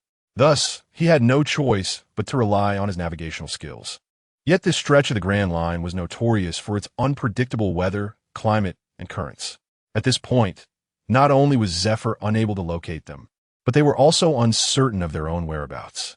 As per our usual routine, starting tomorrow, You shall take charge of fishing. If worst comes to worst, fish will have to suffice, Rainer remarked, his lips twitching involuntarily. He was somewhat weary of fish. Several food crises have been endured by relying on fish, leading to a significant improvement in his cooking skills. More fish? Absolutely not. I want meat. Meat. Olga's face was a canvas of refusal. Well, you had better pray we encounter an island before tomorrow. Otherwise, fish it shall be. Rainer shrugged, indicating his helplessness. Ignoring Olga's protests, he commenced his swordsmanship training for the day. His proficiency in basic swordsmanship was on the verge of completion, a result of having recently dedicated more time to practice. Otherwise, he was uncertain when he would reach full mastery. Most of his focus had been on physical training, and had he not recently activated his inventory, allowing him to unexpectedly draw weapons for surprise attacks, he might not have pursued swordsmanship at all. Congratulations! Your basic swordsmanship has successfully upgraded. Upon utilizing the exchange skill scroll, Rainer's basic swordsmanship elevated to intermediate. Rainer, come quickly. I see an island. Just as Rainer sheathed his sword, he heard Olga's jubilant cry from the mast. An island? Rainer's spirits lifted, and he leapt up to the mast with vigor. Look, is it not an island over there? Olga excitedly handed him the telescope. Rainer took the telescope and gazed in the direction she pointed. Indeed, a small dark spot emerged, unmistakably an island. Ah, Z. Steer left, 10 o'clock. Rainer shouted downwards, glancing at the island. Understood, came C's response from below. Ha! Finally, we won't have to eat fish anymore. This time, we must buy plenty of meat to fill the kitchen to the brim. Olga declared exuberantly. Fool, we do not possess a refrigerator large enough for that. Meat cannot be preserved for long. Rainer gently tapped Olga on the head. Then let us acquire a larger refrigerator. I refuse to eat fish. Olga shook her head, a resolute expression on her face. The notion of acquiring a refrigerator seems utterly implausible, given the sheer size required. However, the transformation of the ship's hold into a cold storage facility is not entirely out of reach. Rainer mused, stroking his chin. Having endured several food crises, he recognized the merit in establishing a freezer. Let us proceed with the renovation. Did we not uncover a treasure trove last time? That should suffice to fund this endeavor. Olga's eyes sparkled with anticipation as she inquired eagerly. The bounty should be ample, yet I wonder if the island possesses the requisite technology. If it does, then we shall transform it. Rena nodded in agreement. Hooray! This time, we must fill the hold with meat. Olga's mouth nearly watered at the thought. By evening, they finally arrived at the island, only to find, much to their dismay, that it was devoid of shipwrights for the renovations. In fact, not a single soul was in sight, as if this were a deserted isle. What? What is this? We were so hopeful. Olga was on the verge of tears, as the anticipated cold storage vanished along with the promise of food, leaving even their dreams of a grand refrigerator unfulfilled. Well, encountering an island is fortunate in itself. Let us see if we can find some animals to sustain us for now. Rena sighed. He harbored a similar desire for a freezer, as he too wished to diversify his diet beyond fish. I shall consume all the meat on this island. After her dreams were dashed, Olga vowed to gorge herself until she could bear it no longer, ensuring that when food scarcity struck again, she would not yearn for meat so desperately. Having subsisted on fruits and vegetables for over 170 years while trapped in a lanternfish's belly, her craving for meat had become almost obsessive. Once they secured the ship, the trio disembarked and set forth towards the island. Due to its long-term uninhabitation, the vegetation flourished remarkably, with towering trees abundant throughout. As they traversed from the coast, they entered a dense woodland, and upon emerging, the island's scenery captivated their senses. This modest isle featured a gentle hill at its center, and from their vantage point, a large lake appeared to lie at its base, where numerous small animals gathered to drink.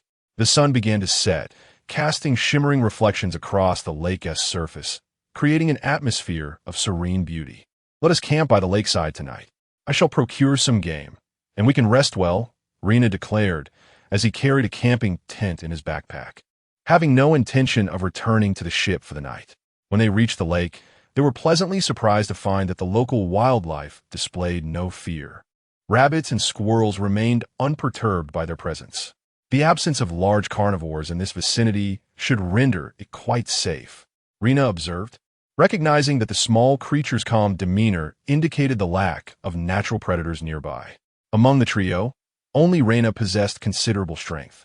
Although Olga had trained in some martial arts under Rena, her dedication was lacking, resulting in limited abilities she could manage against ordinary pirates or naval soldiers, but would falter against those with any notable prowess. Thus, after surveying the surroundings, Rena commenced the establishment of their camp. "All right, Rena, leave this to us. Go hunt. Catch plenty, for I am so famished it could devour a dinosaur," exclaimed Olga, rushing over as she saw Rena still setting up the tent. Rena glanced at Olga, her skepticism evident as she asked, "Can you really pitch a tent? Underestimate me, will you? I have traversed alone for over 170 years," Olga retorted, a hint of pride in her voice. Rena considered her words and conceded that erecting a tent was indeed not a daunting task. After handing the tools to Olga, she set off to hunt for their evening meal. However, upon Rena's return to the campsite, there was no sign of the tent, nor could she find Olga or Dr. Ashai.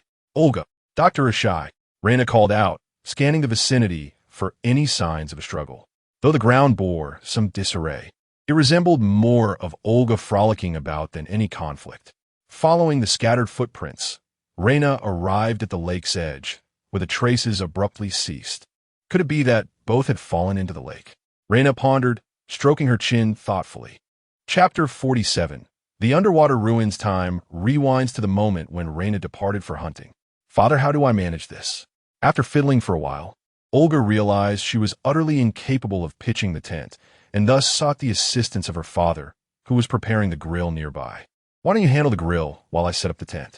Dr. Ashier suggested with a smile. The previous misunderstandings with his daughter, Olga, had instilled in him a heightened affection for her. He would not deny any request she made as long as it was within his power to fulfill. "Thank you, father," Olga exclaimed joyfully, immediately setting aside her tools to rush over to the grill. In no time, Olga adeptly prepared everything, while Dr. Ashier successfully erected a tent. Initially intending to assist her father, Olga's attention was suddenly captivated by a small rabbit, prompting her to chase after the adorable creature. To her surprise, although the rabbit lacked offensive capabilities, it was surprisingly swift. Once it sensed Olga's intent to capture it, the little rabbit hopped away nimbly. Undeterred, Olga pursued it, and Dr. Ashier, feeling anxious, followed closely behind. When Olga finally managed to catch the rabbit, she had unwittingly arrived at the lake's edge. "What's this?" Holding the rabbit, Olga suddenly noticed something peculiar in the water not far away. "Olga, don't go over there. We shall investigate once Rena returns," Dr. Ashier exclaimed upon seeing Olga approach the lake. "It's fine, father. I'll just take a quick look." Olga waved dismissively, assuring him there was no cause for concern. Unsettled, Dr. Ashier followed her, but as Olga grasped the murky object beneath the water, the lake bed unexpectedly split open, and both of them, caught off guard, plunged into the depths along with the water. After their descent, the opening sealed once more, leaving no trace except for a slight reduction in the lake's water level. Thus, when Rena arrived in search of them, he found no evidence of their presence. "This is peculiar. How could two living beings simply vanish?" Rena mused, scanning the area for clues. Aside from some footprints along the lakeshore, there were no signs indicating that they must have disappeared from this very spot. Alternatively, it suggested that they had entered the lake, which accounted for the absence of evidence. In a state of desperation, Rena fashioned a rudimentary raft with nearby tools and paddled towards the center of the lake. However, after thoroughly searching the entire small lake, he still found no trace of them, leaving him utterly baffled. Where on earth could those two have gone? As the sky darkened, Rena felt a sense of resignation. Time was running short. He needed to return to the ship by morning, or he would face complications for the day's work ahead. Thus, he was compelled to locate them tonight, as every passing moment jeopardized their safety. Yet, after a cursory exploration of the entire island yielded no clues, frustration began to mount within him. How could two living beings suddenly vanish? Could it be that they sank to the bottom of the lake? Raynar pondered as he returned to the lakeside where the two had mysteriously disappeared. Thunderous sounds echoed, Regardless of the circumstances, Raynar found himself at a loss. He decided to unleash a barrage of strikes upon the lakeshore. To his astonishment, this seemingly haphazard action revealed the metallic wall concealed beneath the water surface. After searching for quite some time, he finally located the source. Exhaling a sigh of relief, Raynar felt a sense of reassurance. Finding a clue was paramount. His greatest fear was the absence of any leads, leaving him utterly adrift. However, after several attempts, he discovered that the metal was remarkably resilient, proving impossible to breach. Thus, Raynar resorted to the most rudimentary approach, following the metallic wall in search of an entrance. Soon, he stumbled upon the opening where Olga and Dr. Ashai had fallen. A gentle pull of the mechanism caused the entrance to open, drawing Raynar inside. Upon descending through the opening, he landed in a small pool of water. Fortunately, having prepared himself, he emerged unscathed. Was this truly the place? Clambering out of the pool, Raynar soon discovered remnants of human activity, likely left behind by Olga and Dr. Ashai. Following the trail, he ventured towards the only passage available. The corridor lacked any illumination, compelling him to redeem a flashlight from the marketplace for light. In earlier times, Raynar would have ventured forth with his Sharingan activated and would not have bothered to exchange for a flashlight. However, with the advent of an inventory system, the acquisition of such mundane items felt inconsequential, as there was now a place to store them for potential future use. After traversing the lengthy corridor, Raynar arrived at a stone door, now ajar. He was uncertain whether it had been left open or if Olga and the others had opened it. Observing the carvings adorning the door, he sensed they chronicled something significant, though he could not decipher their meaning. Stepping through the stone door, he found himself in a small, square chamber, its walls similarly adorned with intricate murals. Gazing at the diminutive figures depicted in the artwork, Raynar was suddenly reminded of the Sky Island. The figures bore wings, strikingly reminiscent of the inhabitants from a Sky Island. Rather than hastily departing, he chose to examine the murals closely. The imagery suggested that the ancient lunar beings possessed wings and had journeyed to Blue Star due to a shortage of energy. What perplexed Raynar most was their mode of arrival. It was not via advanced spacecraft, but rather through balloons. Indeed, according to the mural's narrative, they had reached Blue Star using balloons. In addition to the illustrations, there were also inscriptions, yet Raynar could not comprehend the text, leaving him unaware of its contents. Prior to his arrival in this world, Raynar had conducted some research on the realm of One Piece, with the greatest enigma being the One Piece itself.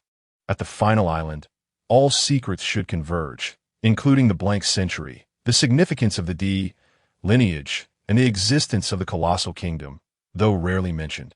That undeniably exists. In the realm of the floating islands, descendants of the lunar inhabitants ponder the roles their ancestors assumed upon arriving at the blue planet. Gazing at the murals adorning the walls, which depict the reasons and processes of the lunar being's arrival, Raynar feels an intuitive sense that he is on the verge of uncovering something momentous. After perusing the entirety of the murals, he steps into the center of a small chamber where a spiral staircase beckons, seemingly offering an exit from his place. Ascending the spiral staircase, he finds himself yet again in a modest room, yet this space is no longer shrouded in darkness. A magnificent chandelier hangs from the ceiling, illuminating the entire area. The room is quite spacious, devoid of any furnishings apart from the chandelier above, and the walls are bare of murals, save for a half-open wooden door. Upon opening the door, he discovers yet another passageway. Raynar progresses along the corridor, uncertain of how long he has been walking when he suddenly perceives a disturbance ahead. Olga! Dr. Axie, is that you? Raynar calls out, straining to listen intently. However, apart from the echo of his own voice, there is no response. Thus, he quickens his pace, pressing onward. After traversing the lengthy corridor, Raynar arrives once more in an expansive area, where his gaze is immediately drawn to a raised platform resembling an altar at the center. The altar is exposed to the moonlight, which casts a brighter glow than that of the corridor. Basking in the moonlight, Raynar spots Olga and Dr. Axie sprawled on the ground. Olga, Dr. Axie, he exclaims, rushing forward to assess their condition. A sudden jolt, electricity? Upon touching the two, Raynar feels his latent powers activated, absorbing a faint current of energy. Thankfully, they appear merely unconscious. What has transpired? Why were they incapacitated by electricity? After a brief examination of their conditions, Rainer surveys the surroundings, finding no apparent devices or wires that could emit such a current. Rainer? Be careful. Perhaps due to Rainer's absorption of the residual electricity from their bodies, the two slowly begin to regain consciousness. Olga, are you all right? What happened to you? Rainer inquires, kneeling beside her. I have no idea. My father and I were just about to investigate, when suddenly a surge of electricity struck us, and then we were out cold. Olga replies, shaking her head. It was a magnetic field. The altar possesses an electromagnetic field, which is why we were struck by the current upon our intrusion. Be cautious, Rainer. This place appears extraordinary. Dr. Axie struggles to sit up, remarking, this seems to have been established by the lunar beings. Their technological prowess far surpasses our own. Rainer nods in agreement. Lunar beings? Dr. Axie is taken aback, as he and Olga lack any illumination devices, thereby rendering them oblivious to the murals in the room Rainer had discovered. They had merely navigated through the spiral staircase, relying on touch to advance until they arrived here. Rainer nodded, recounting the mural he had observed, which piqued Dr. Axie's curiosity and surprised him. As a scientist, such a discovery naturally ignited interest. You two take a moment to rest. I shall ascend to investigate. With the assurance that both individuals were regaining their strength, Raina felt a sense of relief. Be cautious. The current above, while not lethal, is still formidable. It would be wise to scan the surroundings for any mechanisms that might disrupt the magnetic field.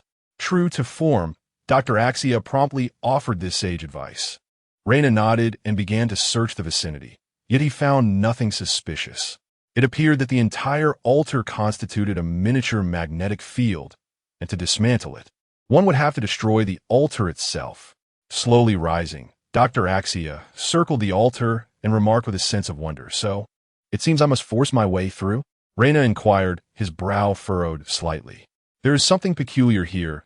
To unravel this mystery, I will require more time. In articulating these thoughts, Dr. Axia exhibited his professional acumen. However, Raina's greatest concern was the potential loss of time. Should he fail to return to the pirate ship promptly, his monthly attendance reward would be jeopardized. Thus, he resolved to attempt a bold approach. After a brief adjustment of his mental state, Raina began to ascend the stairs towards the altar. Just as he neared the summit, a surge of electricity enveloped the altar, illuminating the surroundings. The current that struck Raina was immediately absorbed, yet it did not dissipate. Instead, it continued to assault him. Within less than 10 seconds, Raina's capacity to absorb energy reached its limit, compelling him to leap back swiftly, escaping the altar's range. Upon his departure, the electric current gradually subsided. Chapter 48. The launch platform. Rainer attempted several times to traverse the current towards the heart of the altar, yet his efforts proved futile. The current remained relentless.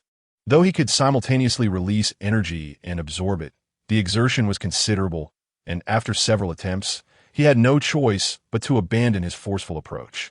While this sustained assault significantly honed his Black Monarch powers, his primary objective was to escape from this place.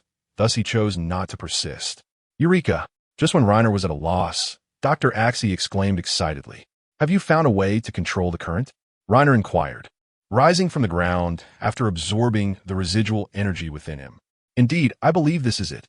Dr. Axie pointed to an inconspicuous protrusion beneath the altar, stating, Although this may not be a complete control method, pressing this should disrupt the magnetic field's generation, thereby eliminating the current. I see. Shall we give it a try?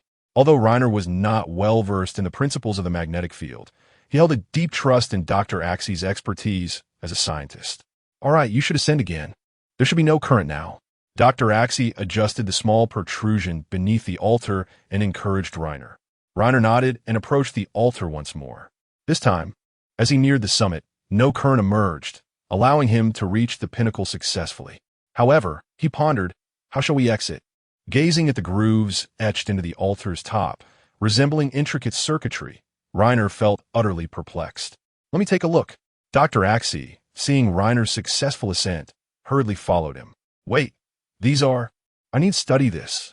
Upon reaching the altar, Dr.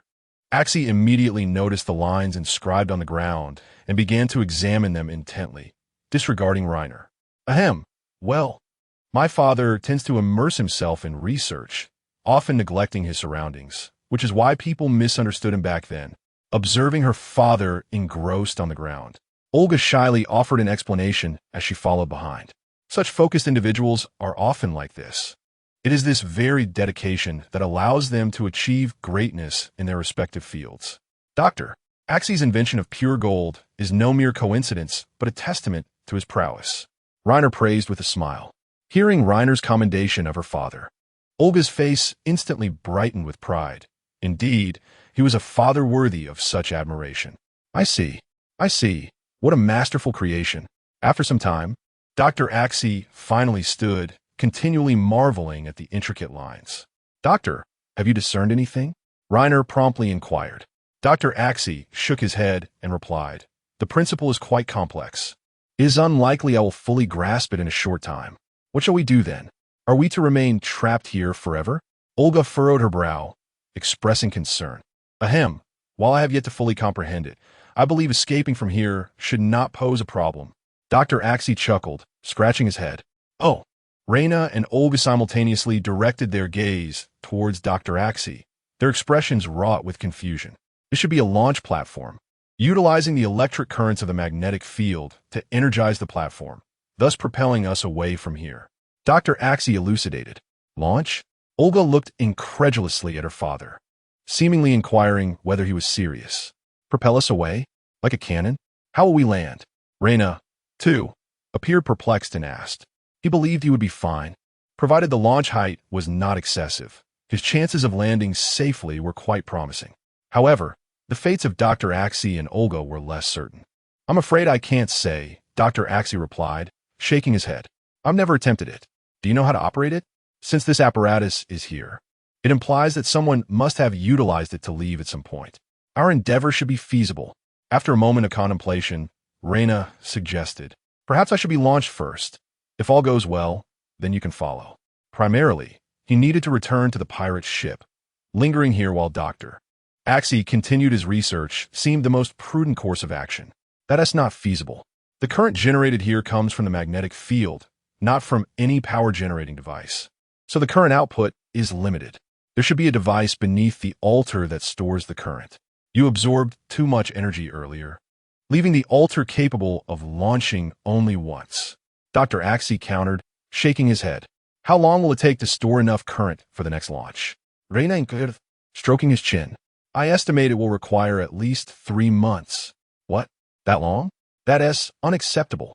We cannot remain here for such an extended period. Even if we don't starve, we will surely die of boredom. Do not hesitate. Reina is correct. Since this mechanism is here, it surely cannot be designed to launch us only to our demise. Olga exclaimed, shaking her head resolutely. Very well. You two move a bit closer to me. Reina nodded in agreement. First, let us clear this area a bit. Then I will restore the previous location, and finally, I will return to restore this place. We three must stand within this circle. When the energy activates, it will launch us. Dr. Axie indicated a small protrusion on the ground. Reina and Olga exchanged glances, utterly befuddled by Dr. Axie's words. So, essentially, we just need to remain still here, correct? After a moment of reflection, Reina pointed at the circle on the ground, seeking clarification. Your understanding is acceptable. Honestly, it would have been simpler to state it directly rather than complicating things. It's incomprehensible. Once all preparations were complete, Dr. Axie restored the final protrusion, and instantly, the entire altar illuminated once more, with countless currents swirling chaotically. Reina felt a surge of energy converging beneath their feet. Suddenly, a grave concern struck him. When this energy acted upon him, propelling him forward, his Black Emperor ability would inadvertently activate, potentially absorbing the energy entirely. How then could he make his escape? However, at this moment, there was no time for him to absorb energy, forcing him to desperately suppress his Black Emperor abilities to prevent them from absorbing the impending force directed at him. This was his inaugural attempt at restraining his own powers. during which he realized that his mastery over the Black Emperor was still rather rudimentary. Suddenly, a surge of electricity coursed through, and the energy circle beneath the three erupted with tremendous force, propelling them into the air. Damun! Three voices echoed simultaneously as their figures launched from the ground, soaring into the sky. Just moments prior, Reina had been unable to fully restrain his Black Emperor power, and upon contact with the surge of energy, he inadvertently absorbed a portion of it. However, he discovered that by passively activating the Black Emperor's abilities, he could only absorb nearly half of his limits. Due to his intense suppression, he had absorbed merely about a third of that limit. In comparison to the immense energy, the fraction that Reina absorbed was negligible. In contrast to the constantly screaming Olga, Reina maintained a semblance of calm. Although it was his first time soaring through the air and he worried about how to land, he found the time to admire the scenery around him. It dawned on him that they had been launched from the center of a small hill on the island. As he gazed down at the hill beneath him, he finally understood their location. However, they were ascending higher and higher, showing no signs of deceleration. If they were to fall from such a height, it would be fatal, whether landing on the island or plunging into the ocean. Reina, what are we going to do? I don't want to die from falling. That would be so disgraceful. After the initial panic subsided, Olga had ceased her cries, though tears still lingered at the corners of her eyes. As for Dr. Axie, he had long since lost consciousness. Do not fret. Have you not noticed? There is a layer of electricity surrounding us, protecting us. Reina was not overly concerned. He merely pondered where they might end up if they continued to ascend. Surely, we won't just fly to the moon, will we? Upon hearing Reina's words and recalling their previous location, Olga speculated that it must have been constructed by moon dwellers, and it was likely a device built for their return home. It shouldn't be possible, right? Initially, Reina was convinced that reaching the moon was implausible. After all, beyond the atmosphere of the blue planet, they would be entering a vacuum where survival was impossible. Yet, considering the mural depicting moon inhabitants reaching the blue planet using balloon-like contraptions, Reina began to feel that in this world, perhaps nothing was truly impossible. Reina, hasn't our speed begun to decrease? We haven't even reached the moon yet. After breaking through the clouds, Olga sensed a significant reduction in their ascent and, feeling somewhat bewildered, turned to Reina for clarification. It must be due to the three of us. Perhaps there isn't enough energy. Soon we should begin our descent. Reina remarked with a hint of nonchalance. He had his suspicions, yet at that moment, he could not assure the veracity of his conjectures. In other words, were they about to meet their demise? Olga's complexion paled as she trembled and inquired. Reina nodded, stating, barring any unforeseen circumstances, that appears to be the case. Unforeseen circumstances? What sort of unforeseen circumstances? A fierce desire to survive ignited in Olga's eyes as she gazed expectantly at Reina. Unforeseen circumstances. For instance, if we were to unexpectedly land on that island in the sky. Reina smiled, gesturing towards the distant floating island. He had previously speculated that if their ultimate destination was not the moon, it was highly likely to be the Sky Island, as the descendants of the lunar inhabitants predominantly resided there. Those adorned with a pair of small wings possessed a higher purity of lunar blood, while those without wings were likely the result of intermarriage with Terrans, leading to their assimilation and the eventual loss of their wings. The Sky Island? Olga looked up to see a small isle enveloped in white clouds, floating not far from her sight. Chapter 49, The Floating Island Doctor. Doctor, please wake up. As Oxy heard Reina seemingly calling her, she slowly opened her eyes and indeed saw Reina and her daughter, Olga, gazing at her with concern. Reina? Olga? Where are we? Oxy inquired, a hint of confusion in her voice. This should be a floating island created by the lunar inhabitants. Are you feeling better? There are many things here that we cannot comprehend, and we need your insight. Reina supported Oxy as she sat up. A floating island? What floating island? Oxy's eyes widened in astonishment as she questioned. Reina recounted the events of their recent launch from the launch pad beneath the lake, assisting Oxy in piecing together the situation. So, we have indeed arrived on the floating island? Oxy gradually stood up, surveying her surroundings. Precisely. The island is not large.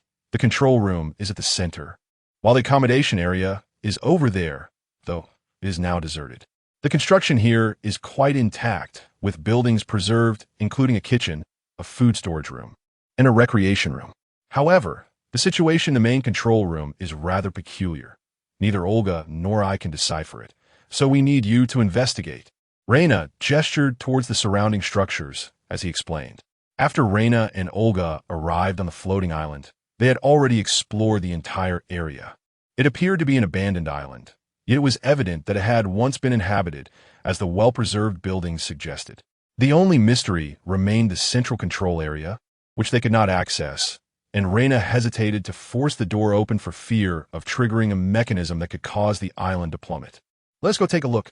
Upon hearing this, Dr. Oxy seemed invigorated and promptly headed toward the center. Before long, the three of them arrived at the control room. This is the place. The door simply won't budge, and I am hesitant to force it open, fearing that damaging the control room could result in the island losing its power and falling. Reina pointed to a closed door. Without further ado, Dr. Oxy began to examine the surroundings. Come on, let's tidy up the area. If the doctor doesn't discover anything, we might have to reside here for a while. Reina playfully patted Olga on the head. As for food and water, he could exchange some from the marketplace, so there was no immediate concern about sustenance. Although he had previously refrained from trading for food during the food crisis due to its impracticality, the situation had changed. Without marketplace exchanges, they would be unable to procure food, as the supplies in the island storage room had long since spoiled. When the sun rose over the horizon, they witnessed a breathtaking scene that they might never experience again in their lifetimes. It's truly magnificent. I never expected watching the sunrise from the clouds would be so beautiful, Olga exclaimed after being roused by Reina. Indeed, who was it just a moment ago that complained about me waking her? Reina chuckled. It was not intentional. After a long night of toil, filled with both dissents and ascents, Olga spoke with a hint of grievance. Never mind. After watching the sunrise, you can return to sleep. I will tidy up a few rooms over there. Raynar shook his head and replied. Raynar, Olga, come quickly. At that moment, Dr. Axia called out to the two with palpable excitement. They exchanged glances, recognizing the hope reflected in each other's eyes, and immediately rushed toward the control room. Doctor, have you made any progress in your research? Father, can you open the door now? They inquired in unison. I have not disappointed you. The artifacts here share the same methodology as those from the underground ruins, which is why I was able to unlock this door so swiftly. However, there remains much to study, and I am aware that this is not the right time, coupled with a lack of materials. So let us first open this door. With that, Dr. Axia began to manipulate the surroundings. Before long, the control room door, which Raynar had been unable to open, automatically swung open. Kulme, follow me inside, but do not move recklessly. There may still be traps within. As the door opened, Dr. Axia stepped in first. Upon entering, the trio was awestruck by the sight before them. A colossal energy crystal loomed at the center, beneath which lay a control console, encircled by countless wires. It was nothing short of a masterpiece. What a magnificent invention! Dr. Axia exclaimed in wonder at the sight. Doctor, how does one operate this device? Can we approach it? Raynar inquired, unable to contain his curiosity as he stood rooted to the spot. Please wait here. I shall examine it first. Dr. Axia deliberated before responding. Perhaps I should go first. Should any danger arise, I possess some means of self-defense. Raynar grasped Dr. Axia's arm and urged him. Rest assured, there is no cause for concern. Dr. Axia replied with a reassuring smile. Seeing this, Raynar fell silent, positioning Olga protectively behind him. Prepare to shield her at the first sign of trouble. Beep beep, beep beep. After pressing a few buttons on the control console, a mechanical sound emanated from the device. Ah, indeed, this crystal serves as the power source for the Sky Island. Just like before, it operates on electric energy, and the crystal possesses the same automatic energy gathering function as previously encountered. As a machine sprang to life, Dr. Axia smiled at the two and said, You may move now. I have deactivated the defensive systems. Doctor, can you now control this Sky Island? Raynar stepped forward, intrigued. How much could such a massive crystal be worth if sold? Olga marveled at the enormous crystal before her. This crystal is priceless. The intricate patterns etched upon it for energy gathering, once deciphered, would be a tremendous asset to the entire world, not to mention the advanced technology contained within these machines. I shall endeavor to manipulate this floating island. Dr. Xie shook his head and spoke. Amid the eager gazes of Rina and Olga, Dr. Xie commenced his operations at the control panel. Before long, they felt the entire island tremble. Do not panic.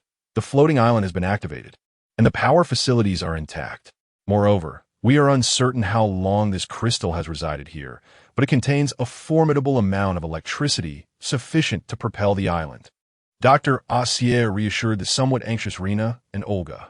It is not surprising that they felt apprehensive at such a great altitude. Any misfortune could lead to dire consequences. Falling from such heights would mean certain doom.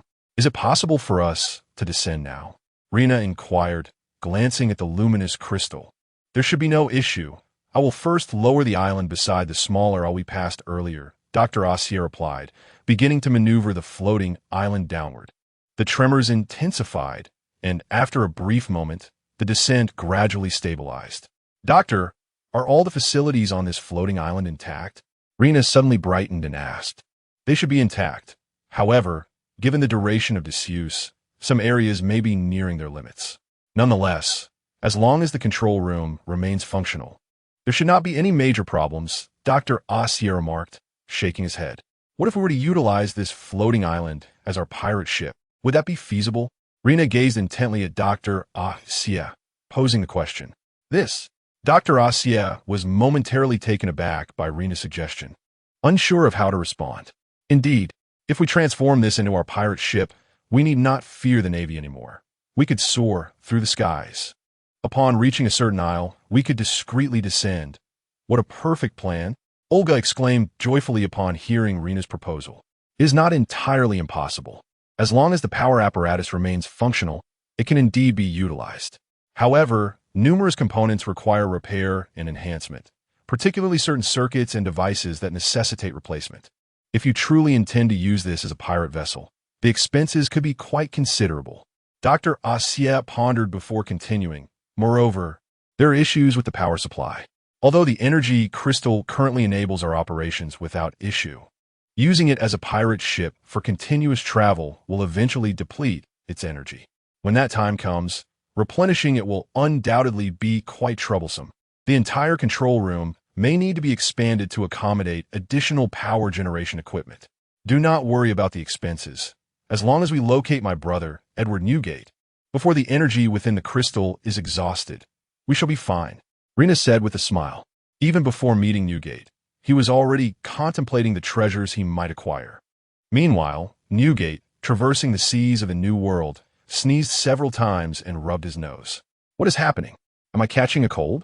Are you all right, old man? Did you perhaps overindulge at last night's banquet? Marco inquired with a concerned expression. Gulalala, what does that little alcohol matter?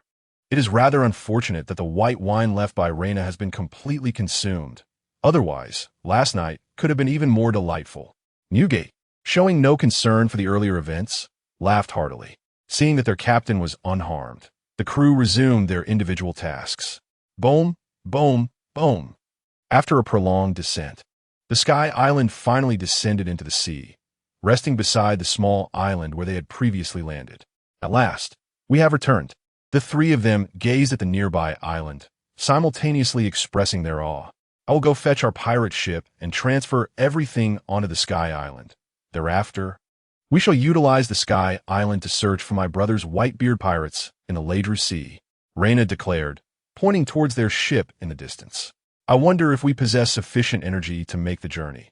As you witnessed earlier, the Sky Island's speed of flight is quite sluggish. By the time we reach the Ladru Sea, the Whitebeard pirates will likely have already departed. Dr. Ashier shook his head and remarked, regardless, let's first reach the next small island and procure all the necessary supplies for the Sky Island. Doctor, please provide me with a list shortly when the time comes. We will descend in advance. I will ride the water lizard to the island, gather the materials, and then Olga can come over with our pirate ship to assist. Once we are away from prying eyes, we will transport everything to the Sky Island. What do you think? Reyna pondered before speaking. Chapter 50, breeding plan after hoisting the entire pirate ship onto the Sky Island. Reina and his companions ascended once more aboard the Sky Island. Reina had previously experimented and discovered that upon raising the flag of the Whitebeard pirates atop the Sky Island, the system astonishingly recognized the entire island as a pirate vessel. Consequently, the ensuing period afforded Reina an abundance of opportunities. Once Dr. Axie had established the course for the Sky Island, the trio commenced a thorough cleansing of their newfound domain. This undertaking consumed nearly 3 days, as they hastily concluded their labor. Beyond mere sanitation, many structures upon the island required repairs. However, the scarcity of materials rendered such plans temporarily shelved. Having previously discerned that harnessing electrical energy, a force capable of sustained assault, significantly enhanced his Black Emperor abilities, Reina endeavored to practice with electricity. Yet, the limited power available on the Sky Island could not withstand Reina's wasteful approach. Thus, he adopted an alternative method, igniting a great fire in an open space and plunging himself into the inferno to absorb the energy of the flames for his training. However, upon activating his ability to absorb fire damage, he realized that even the flames were consumed by his power, resulting in minimal harm and proving ineffective for rigorous training. After numerous attempts, Reina reluctantly abandoned this clever ruse and resolved to engage in more grounded exercises. His primary focus now lay in mastering the Black Emperor capability, having recognized, following the incident at the launch pad, that his command over this power had been woefully inadequate.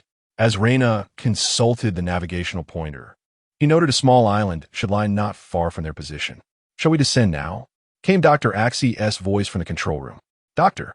Axie typically remained in the control room, not only managing the Sky Island, but also tirelessly researching the advanced technologies left by the Linarians. Reina believed that, had he not been constrained by experimental materials and instruments, Dr. Axie would have achieved remarkable results. "Let us descend a bit and assess the situation. I'll take Chabs down first, and you two can conceal yourselves among the clouds," Reina suggested as he entered the control room. "Very well. We shall agree on a time to lower the Sky Island and retrieve you." Dr. Axie nodded in agreement. "Let us do it tomorrow. I'll head down now and return early in the morning," Reina declared decisively. "I want to go down too," Olga interjected, having overheard Dr. Axie's conversation. "Given the Sky Island's modest size, this time you shall remain behind.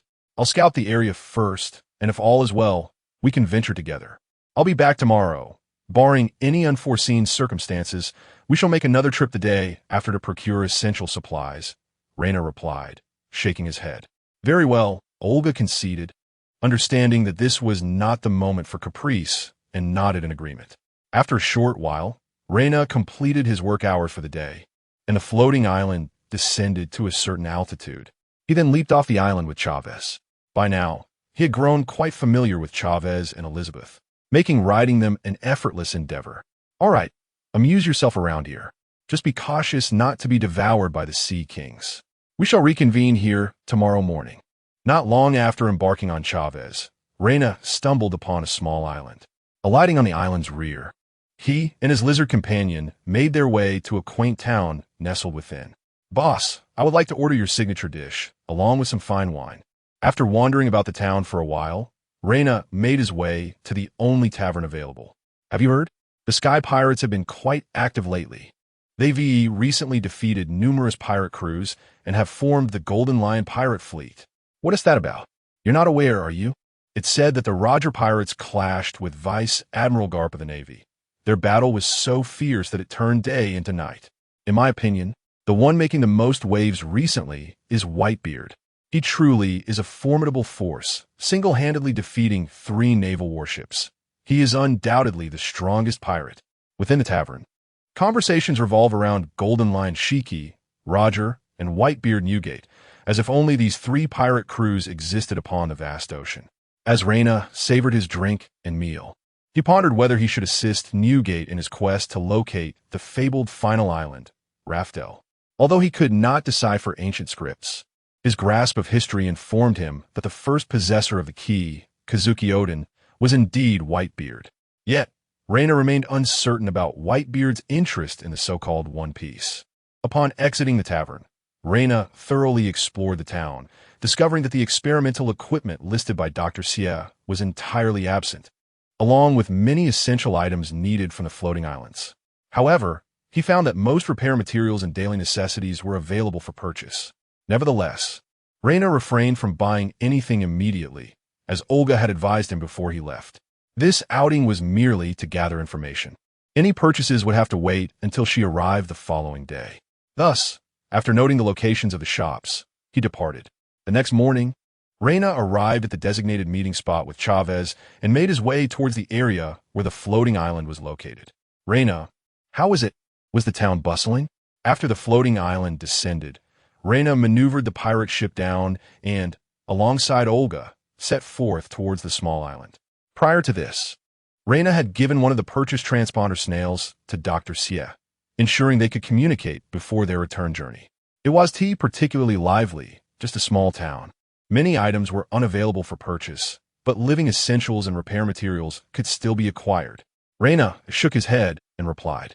In order to evade Zephyr's scrutiny once more, Reina planted the pirate flag atop the Sky Island, but refrained from hoisting another on their pirate ship. Consequently, the vessel now resembled a merchant ship, rendering it indistinguishable from any ordinary trading vessel. Is there a possibility of acquiring a freezer?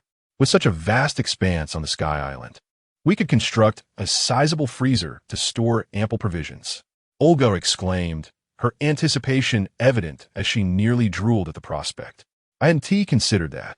Let us inquire once we reach the island, Reina replied, hesitating momentarily. With the Sky Island at their disposal, Reina's enthusiasm for building a freezer waned. Although the island was not particularly extensive, it was still significantly larger than a typical pirate ship. Apart from a control center and living quarters, Reina intended to designate an area on the Sky Island for livestock, preferring frozen meat over the comfort of fresh fare. However, he was uncertain about what animals to raise, and the renovation of the Sky Island would demand a considerable amount of belly, which he currently lacked. Thus, livestock rearing would have to wait until they completed the construction of the control area. Soon after, Reina and Olga confidently sailed their vessel into the port, unencumbered by the pirate flag, alleviating any fears of attracting the Navy's attention, especially since Zephyr's whereabouts remained unknown. Following their previous list, they procured an abundance of supplies and materials to repair the Sky Island structures before approaching a local freezer owner to inquire about the availability of a small freezer. Are you planning to install a freezer on your ship? The freezer owner asked, bewildered as he regarded Reina and Olga. Indeed, our food supplies are perpetually insufficient, and purchasing in bulk leads to spoilage, rendering the refrigerator inadequate, Reina explained, nodding in affirmation. I apologize, but even the smallest freezer would be too large for your modest sailboat.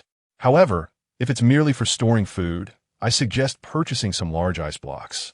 They can be stored in the cabin and will suffice as a makeshift freezer. Just be prepared to replace the ice blocks upon reaching new islands. It's up to you to decide, the owner proposed. That sounds reasonable. Let us proceed as you suggested, boss. You must have large ice blocks for sale, right? We need to purchase some, Reina responded, his eyes brightening with realization. Although Olga harbored some dissatisfaction, she seldom contradicted Reina once he made a decision. Reina, the Sky Island is so expansive. We could easily buy a freezer. Why opt for ice blocks? Olga questioned, her expression one of discontent as they exited the freezer owner's establishment. Foolishness. We'll make do with these ice blocks for now. Once we finish constructing the central control area, we can allocate space for some live animals. Wouldn't that be far superior to a mere freezer? Reina articulated his plan to Olga. Indeed, upon hearing Reina's plan, Olga was so exhilarated that she could hardly contain her eagerness to select livestock for breeding immediately. Reina had to persuade her with great effort, explaining that they must wait until the central control area was fully constructed before executing the breeding plan. How frustrating it was for her father. Why must the necessary research equipment be so exorbitantly priced? He had not brought any of the equipment left behind in alchemy. If he had done so earlier, they could have savored fresh meat much sooner. Upon learning that Reina had to allocate resources to procure the equipment needed by Dr. Axie, Olga muttered her discontent. Fool! We can only construct what we desire once we have complete control over the floating island. Otherwise, when the energy on the floating island is depleted, it will truly become just a small island, offering us no benefits at all. Rina gently tapped Olga on the head, speaking earnestly. Ultimately, Olga had no choice but to accompany Rina back to the floating island. After transporting all the materials to the floating island, they set off once more for the next island. This time, however, their altitude was not high, and Olga remained vigilant, constantly monitoring the surface of the sea. At the first sight of a merchant ship or a pirate vessel, she would immediately inform Rina, urging him to descend and seize the opportunity to plunder, thereby amassing wealth. Chapter 51. Landing on the island Rena. We cannot continue like this. The frequency of ascents and descents of the Sky Island is depleting our energy reserves too rapidly. Until we acquire sufficient power generation equipment, we must refrain from such frequent maneuvers.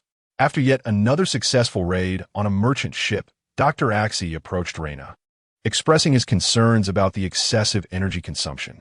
"All right, I understand," Rena replied, his lips twitching involuntarily. In truth, this was not his desire. However, when Olga became serious, he found himself at a loss. As a pirate, isn't plundering your primary duty? This very statement rendered Rena unable to refuse Olga's requests. Thus, he found himself descending repeatedly to commandeer passing merchant vessels, even occasionally targeting seemingly affluent pirates. The system dictated that every time it engaged in a raid, it counted as his working hours. The prospect of accruing treasure, fulfilling work obligations, and simultaneously enhancing his combat experience was an opportunity Rena could hardly decline. Nevertheless, even the most advantageous circumstances must be halted. Due to the excessive energy expenditure of the Sky Island, he had no choice but to pause until he could procure power generation equipment. Gazing down at the merchant ships traversing below, Olga felt her heart ache. She had heard from her father about the necessity of limiting their ascents and descents due to energy constraints. Observing the vessels from above, she could swiftly identify potential targets for plunder, yet now such opportunities were slipping away from her grasp. At this rate, when would she ever amass enough berries to initiate her aquaculture plans on the Sky Island? Time was of the essence. Upon spotting a luxurious merchant ship drifting away, Olga muttered despairingly under her breath. Rena, too, felt a sense of helplessness.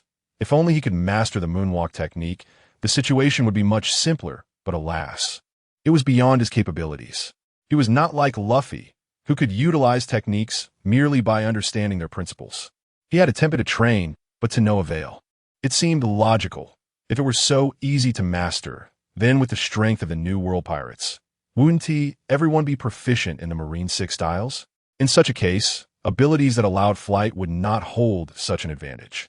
Unable to engage in plundering, Rena and Olga turned their attention to the construction of the Sky Island. The repair materials they had purchased were originally intended for gradual restoration, but out of sheer boredom, Olga transformed the repair work into a game. Had it not been for Rena's diverse responsibilities, which included shipwright duties, he would have gladly delegated the entire task to Olga. "Rena, I have some unfortunate news to share with you." After a period of flight, Dr. Axie sought out Rena once more. "What news? Surely it cannot be that our energy reserves are dwindling?" Rena inquired, a hint of surprise in his voice. Dr. Axie nodded solemnly, stating initially, "Our energy should have been sufficient to reach our destination. However, we have squandered some of it along the way, so it is uncertain whether we shall arrive at all. What shall we do now? Even though the floating island hovers in the sky, it surely requires energy, does it not? We cannot merely descend to the ocean's surface and proceed like a ship." Rena expressed his frustration. "Well, it's not entirely impossible, but it would necessitate some modifications, and the project would be quite extensive." Dr. Axie replied with a serious demeanor. "That's not what I meant. I was asking what we should do now." Rena inquired, a mix of laughter and exasperation in his voice. "The best course of action would be to find a place to halt, then send a message to your elder brother, asking him to come over. This way, we only need to maintain the island's levitation, which won't demand too much energy." Dr. Axie smiled as he spoke. "All right then, we shall look for a small island to conceal ourselves nearby, and I will find someone to deliver the message to my brother. If all else fails, I will have to personally go fetch him." Rena contemplated before responding. To Rena's surprise, Olga, upon hearing this, did not complain. Instead, she urged him to hasten their progress, leading Rena to believe she had undergone a change of heart. It was only later that he learned she had grown weary of the floating island, eagerly anticipating the opportunity to explore the next one, which was infinitely more appealing than remaining on the island. Having reached a decision, they no longer conserved energy and occasionally descended to plunder affluent merchant vessels. This allowed them to amass a considerable fortune, enabling them to finally afford some of the equipment Dr. Axie required. Before long, they arrived at the next island, which was not insignificant, boasting a sizable city. "Doctor, I entrust this to you. I will take Olga to explore. If we find suitable equipment, I will prioritize its purchase." After selecting a hidden location, Rena prepared to venture onto the island with Olga. "Yes, prioritize the power generation equipment, followed by the research apparatus I require. And we must also procure materials for modifying the floating island. Many devices in the control room have aged, resulting in excessive energy wastage." Dr. Axie instructed Rena on the items to purchase. Taking the list handed over by Dr. Axie, Rena set forth with Olga aboard a pirate ship. "Wow, Rena, this place is exceptionally prosperous." Upon landing on the small island, Olga was awestruck by the grand city. "Let us first search for the necessary equipment and materials for the island's modification.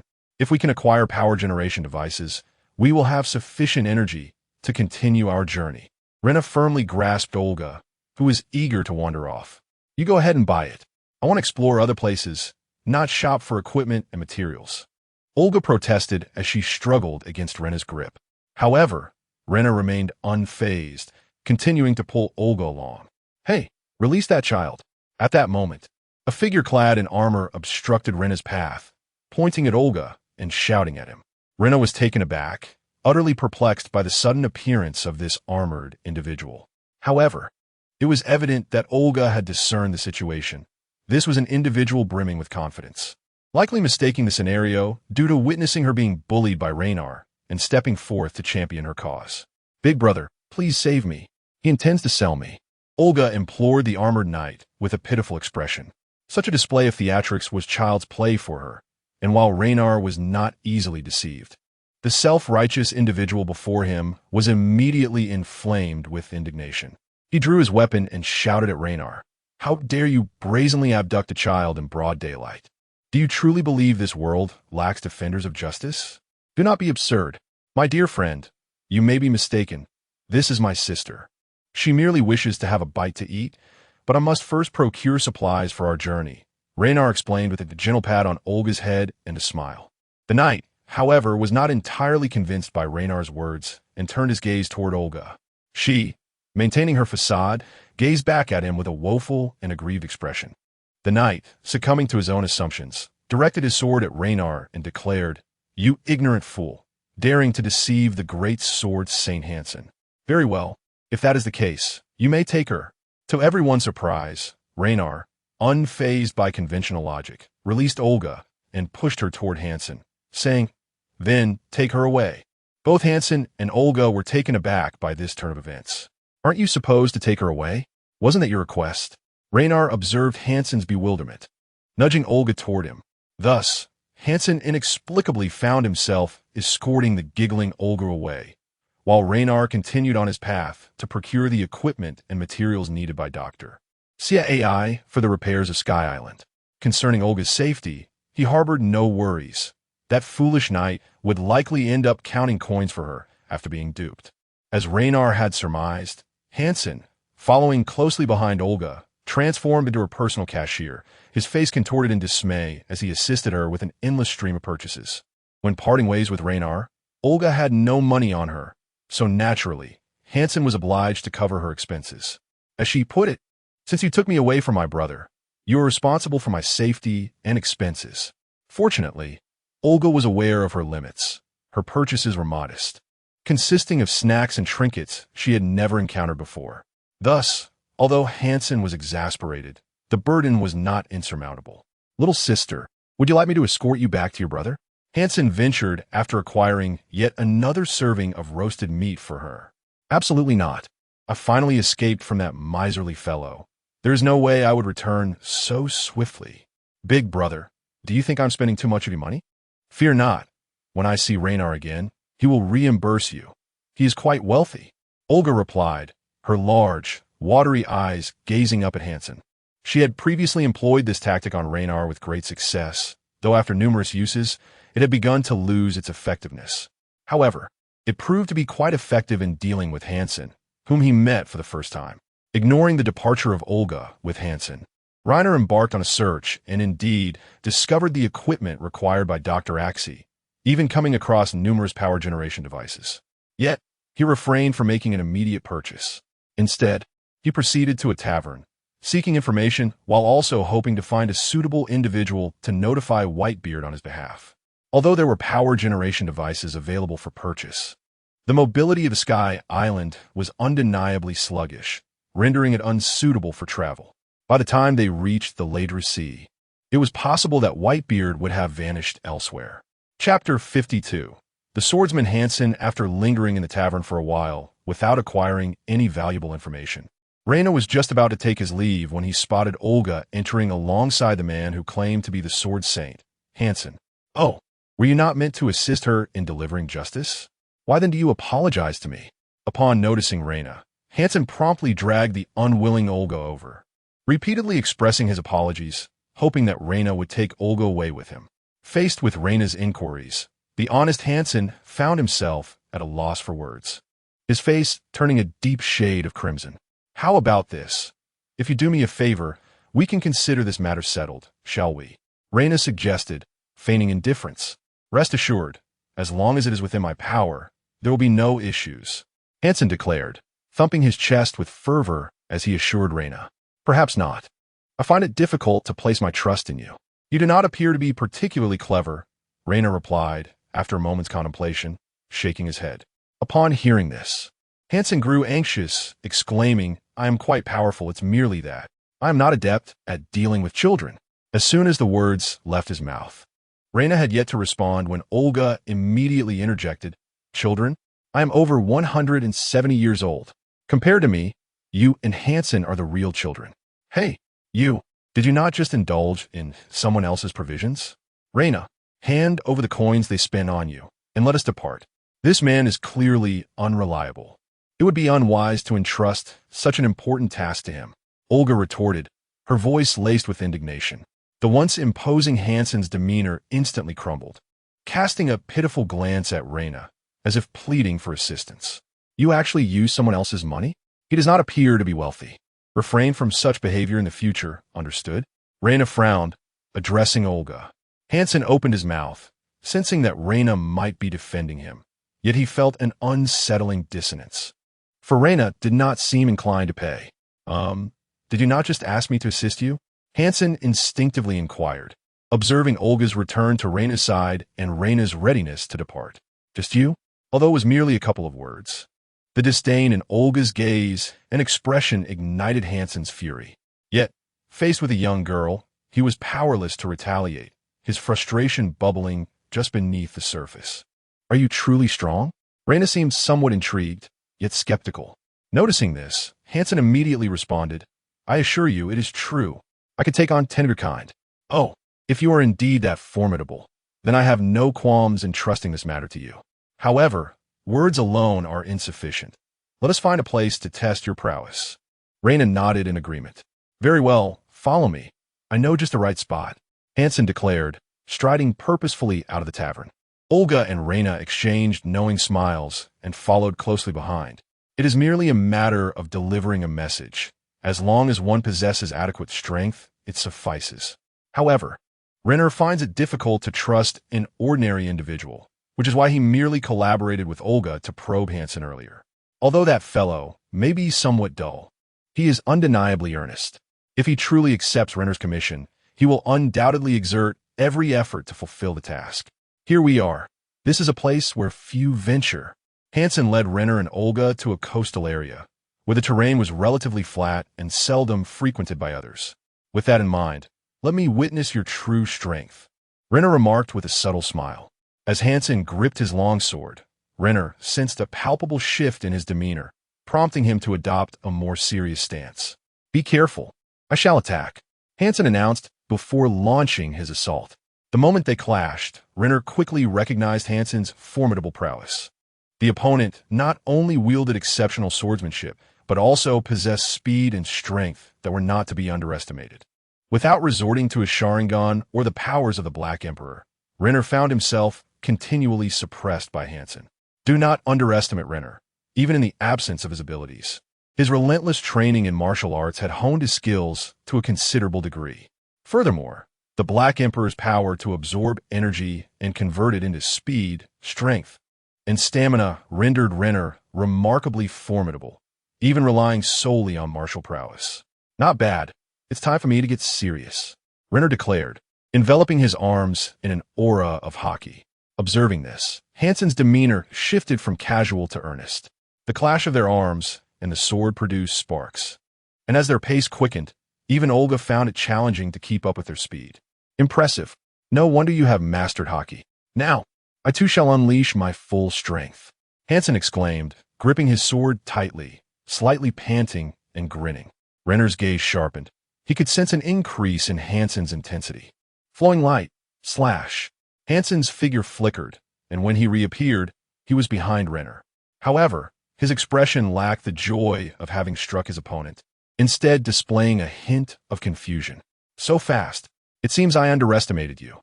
I must employ my true skills." Renner slowly turned to face Hansen. Hansen stood with his sword sheathed, perplexed, as he sensed he should have struck his opponent. Yet, the feedback from his weapon indicated that his attack had not succeeded. Renner regarded Hansen with a subtle smile. His previous assault had been entirely absorbed by Renner's Black Emperor ability. This power activated passively upon receiving damage, requiring no conscious effort on his part.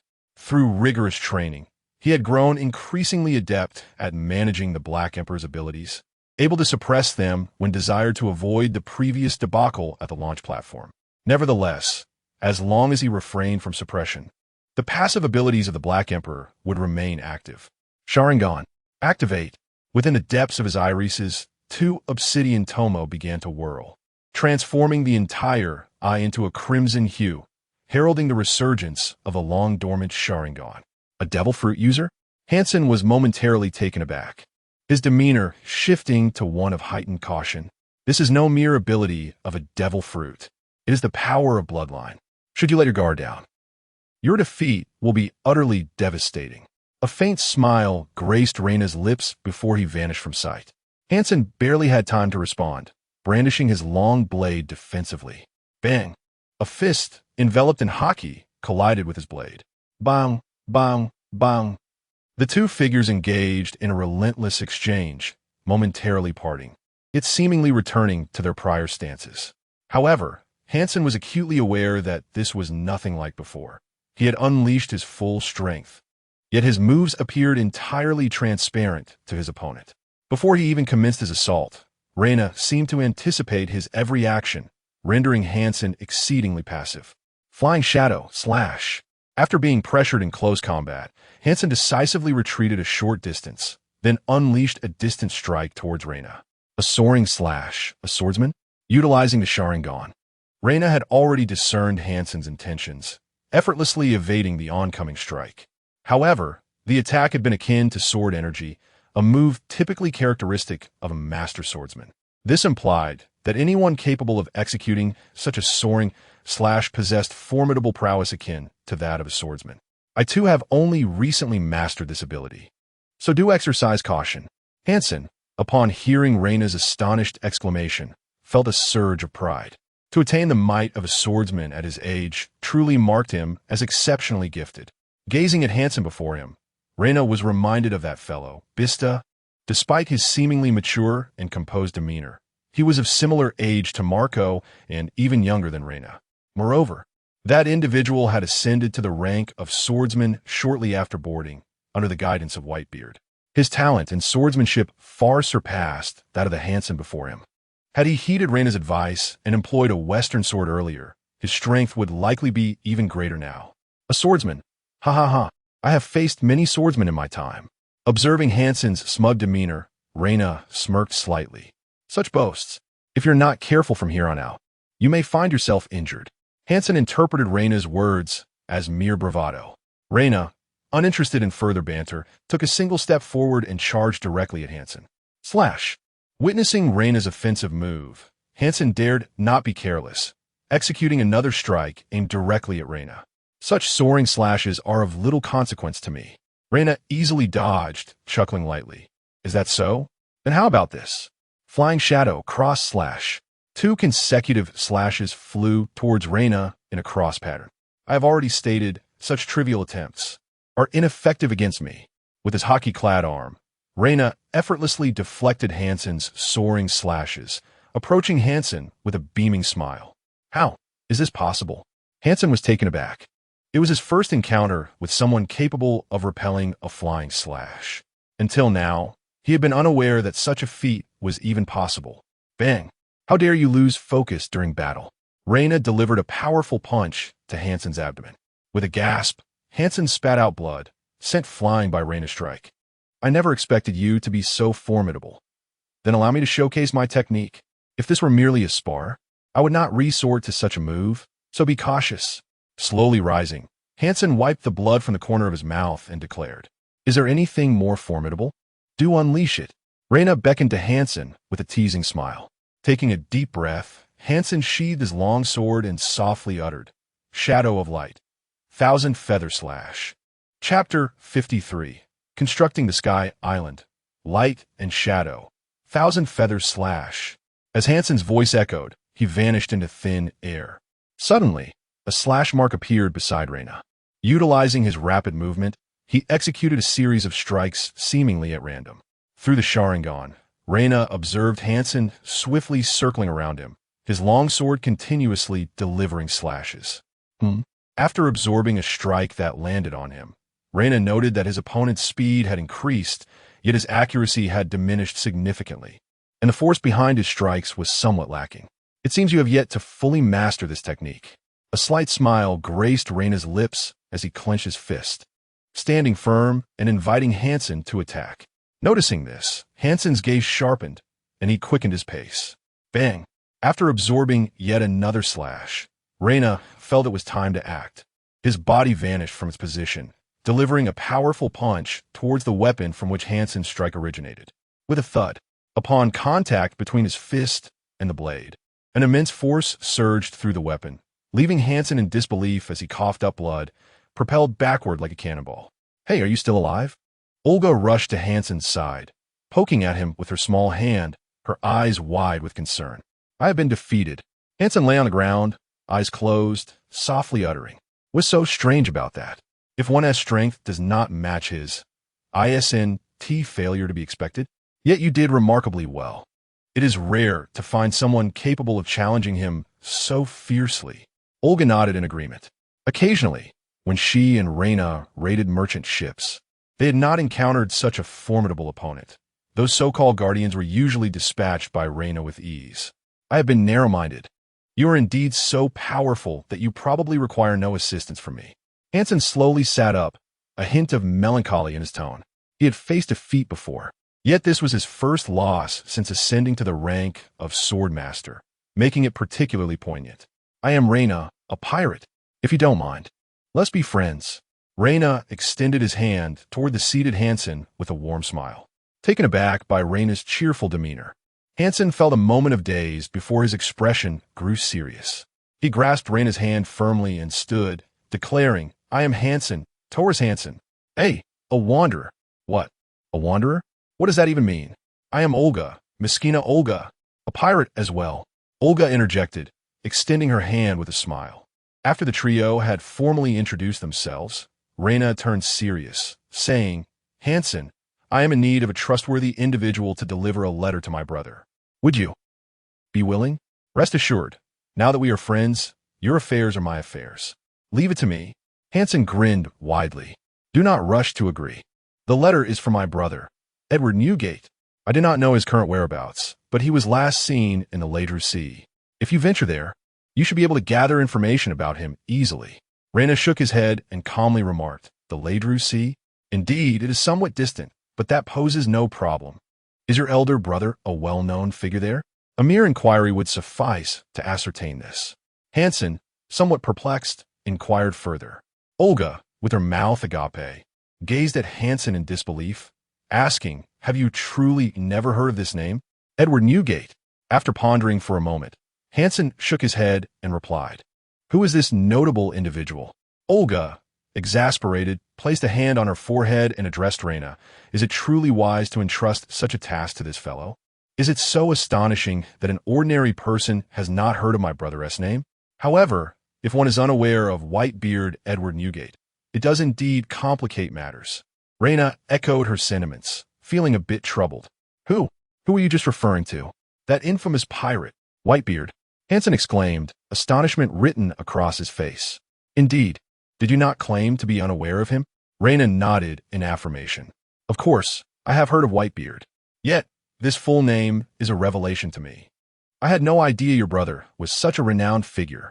Hansen remarked, somewhat in awe. How about it? Would you be interested in assisting me with this task? If it is inconvenient, that is perfectly acceptable. Reina paused. As it became apparent, he had overlooked the fact that Newgate's name was less recognized compared to his moniker. No problem. If you wish to locate Whitebeard, it is indeed quite simple. Leave it to me, Hansen declared confidently, patting his chest. Seeing this, Reina handed Hansen a letter along with a stack of berries, saying, "In that case, I entrust this to you. These berries should cover your travel expenses.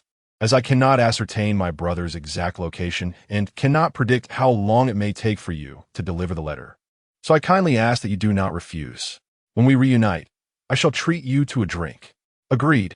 Hansen accepted the letter and berries with gravity, assuring, "I shall personally deliver this letter into Whitebeard's hands." Although Reina had not known Hansen for long, he was confident that once the latter had made a promise, he would fulfill it. Yet he harbored some concerns about Hansen's somewhat naive demeanor. After bidding farewell to Hansen, Reina, accompanied by Olga, procured the necessary materials for the power generation equipment and repairs for the Sky Island control room, and subsequently acquired a state-of-the-art research apparatus before setting sail back on their pirate ship. In the coming days, they would remain in the vicinity, awaiting Whitebeard's arrival after receiving his letter. The recent substantial purchases had completely depleted his accumulated berries. After contacting Dr. Asai via the transponder snail, Reina steered the pirate ship towards the Sky Island, where he had previously cleared a convenient docking area at the island's edge. "Doctor, we had a fruitful expedition. We secured a set of power generation equipment and the materials you specified for the control room repairs, along with a delightful surprise." Reina greeted his doctor. Asai emerged to welcome them, his face beaming with joy. Upon hearing Reina's words, Dr. Axie appeared exceedingly elated. During this period, he had been engrossed in various research endeavors and studies. The scientific techniques of the lunar inhabitants were evident from the apparatus on the floating island, complemented by exquisite carvings and murals that captivated Axie. Were it not for the absence of suitable research equipment and materials at hand, he could hardly restrain himself from undertaking a grand project. Now that his daughter, Olga, was in good health, he felt reassured under Reina's attentive care, allowing him to devote himself wholeheartedly to his scientific pursuits, which brought him immense joy. Ding, ding, ding, ding. Reina led Dr. Axie to the latest research apparatus, dramatically unveiling it by pulling aside the crimson cloth that concealed it. This was Dr. Axie gazed at the equipment with the fervor one might reserve for a beloved, his eyes sparkling with intensity as he gently caressed the research apparatus, completely disregarding Reina's presence beside him. Father is just as he has always been. When it comes to research, he transforms entirely, Olga remarked with a hint of dissatisfaction. Abruptly roused from his reverie by Olga's voice, Dr. Axie turned his attention to her, his expression one of solicitousness. "If you disapprove, I shall cease my research. You shall always remain the most treasured presence in my heart." "Well, I didn't say you couldn't research. I merely hope you won't become overly absorbed in it, as it may not be good for your health," Olga retorted, turning her head away with a touch of pride. After departing from the pure gold, Dr. Axie's physique began to revert to that of an ordinary human, no longer retaining the stasis of growth. Alarmed, Reina hastily retrieved the fist-sized pure gold, now residing in the control room, where Dr. Axie spent the majority of his time. In truth, after acquiring the pure gold, Reina had concealed it, for he discovered that his own body had begun to pause its growth following his exposure to it. It was crucial to note that he had yet to reach the pinnacle of his natural development. Being halted in growth could significantly impact his strength. Consequently, Reina sought to avoid the control room whenever possible, typically only venturing there when summoned by the doctor. After severing his exposure to the pure gold, Reina's body gradually resumed its growth. The ensuing days were primarily characterized by Dr. Axie directing operations, with Reina and Olga laboring diligently to replace components and materials in the control room equipment. Furthermore, Dr. Axie completed the installation of the power generation equipment, finally providing the floating island with its own energy source, albeit this equipment required fuel. Heating Reina's council, Dr. Axie employed coal combustion to generate heat as an energy source for the power apparatus, while also devising hydroelectric wheels and wind turbines on the floating island, effectively resolving the electrical depletion due to flight.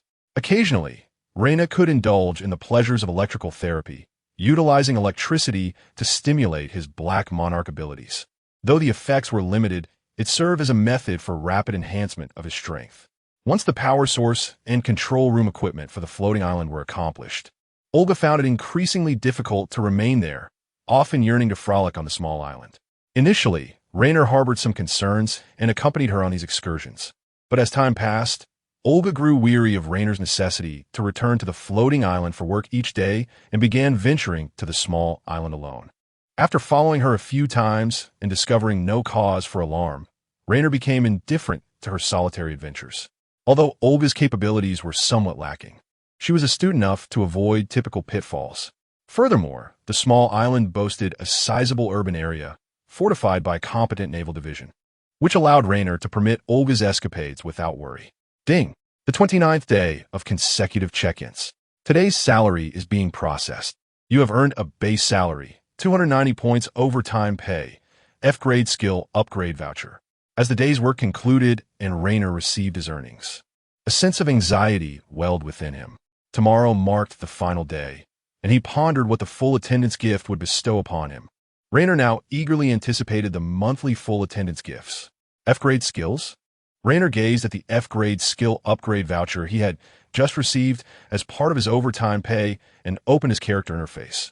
Name, Reina position, Vice Captain of the Whitebeard Pirates. Concurrently serving as navigator, helmsman, chef, sailor, combatant, ship's doctor, shipwright. In musician combat power, 930 skills. Intermediate body technique for 01, 1000. Intermediate swordsmanship, 132, 1000. Genetic lineage. Mutant Black Emperor Sebastian Shaw with a growth-type mutation gene capable of absorbing and releasing all forms of energy or enhancing oneself. Bloodline limit. Sharingan Double Tomo. Points. 25,000 items. Conqueror's Hockey Fragment. 1. Moonwalk Skill Fragment. 1. Finger Gun Skill Fragment. 1. F-grade skills. Music, painting, calligraphy, chess D-grade skills. Cooking, navigation, building, shipwright. Medicine, ship's doctor, chapter 54. The disappearance of Olga gazing at the F-grade skill upgrade scroll in his inventory. Reiner hesitated momentarily before applying it to his music skill, elevating it from FD grade. The following morning, Reiner commenced his work early, determined to remain undistracted by any unforeseen events. However, by midday, Dr. Axie approached him, her face etched with concern, to inform him that Olga had not yet returned since leaving the previous day. Despite her playful nature, Olga was typically prudent. She would usually return home by evening after venturing out early in the morning. Should she not return, she would invariably notify either Dr. Axie or Reiner through the communication insect. Last night, Olga had informed Dr. Axie about the fireworks display in the city, stating she would return this morning. Now, as noon had arrived and she was still absent, Dr. Axie's anxiety prompted her to seek Reiner's assistance in locating Olga. Reiner, conflicted, regarded Dr. Axie with concern. Although it was still early afternoon, he knew that if he left now, his work for the day would be irrevocably compromised. Yet, failing to act would certainly leave Dr. Axie in a precarious position. After weighing his options, he resolutely stated, "Doctor, I assure you that Olga is unlikely to be in any peril. I still require over 3 hours to complete my work. If she is not returned by the time I finish, I shall set out to find her immediately. How does that sound? Of course, if your concern is overwhelming, I can abandon my work and leave at once. Seeing the pained expression on Reiner's face, Dr. Axie, though puzzled, ultimately nodded in agreement. Consequently, in the afternoon, she found herself unable to focus on her research, instead waiting at the edge of the floating island with the communication insect in hand. Finally, when Reiner completed his tasks, he promptly approached Dr. Axie, requesting her to lower the floating island so he could search for Olga. I apologize for the trouble, Dr. Axie said with a hint of remorse. No, I should be the one apologizing for not setting out sooner to find Olga. I'm truly sorry, Reiner replied.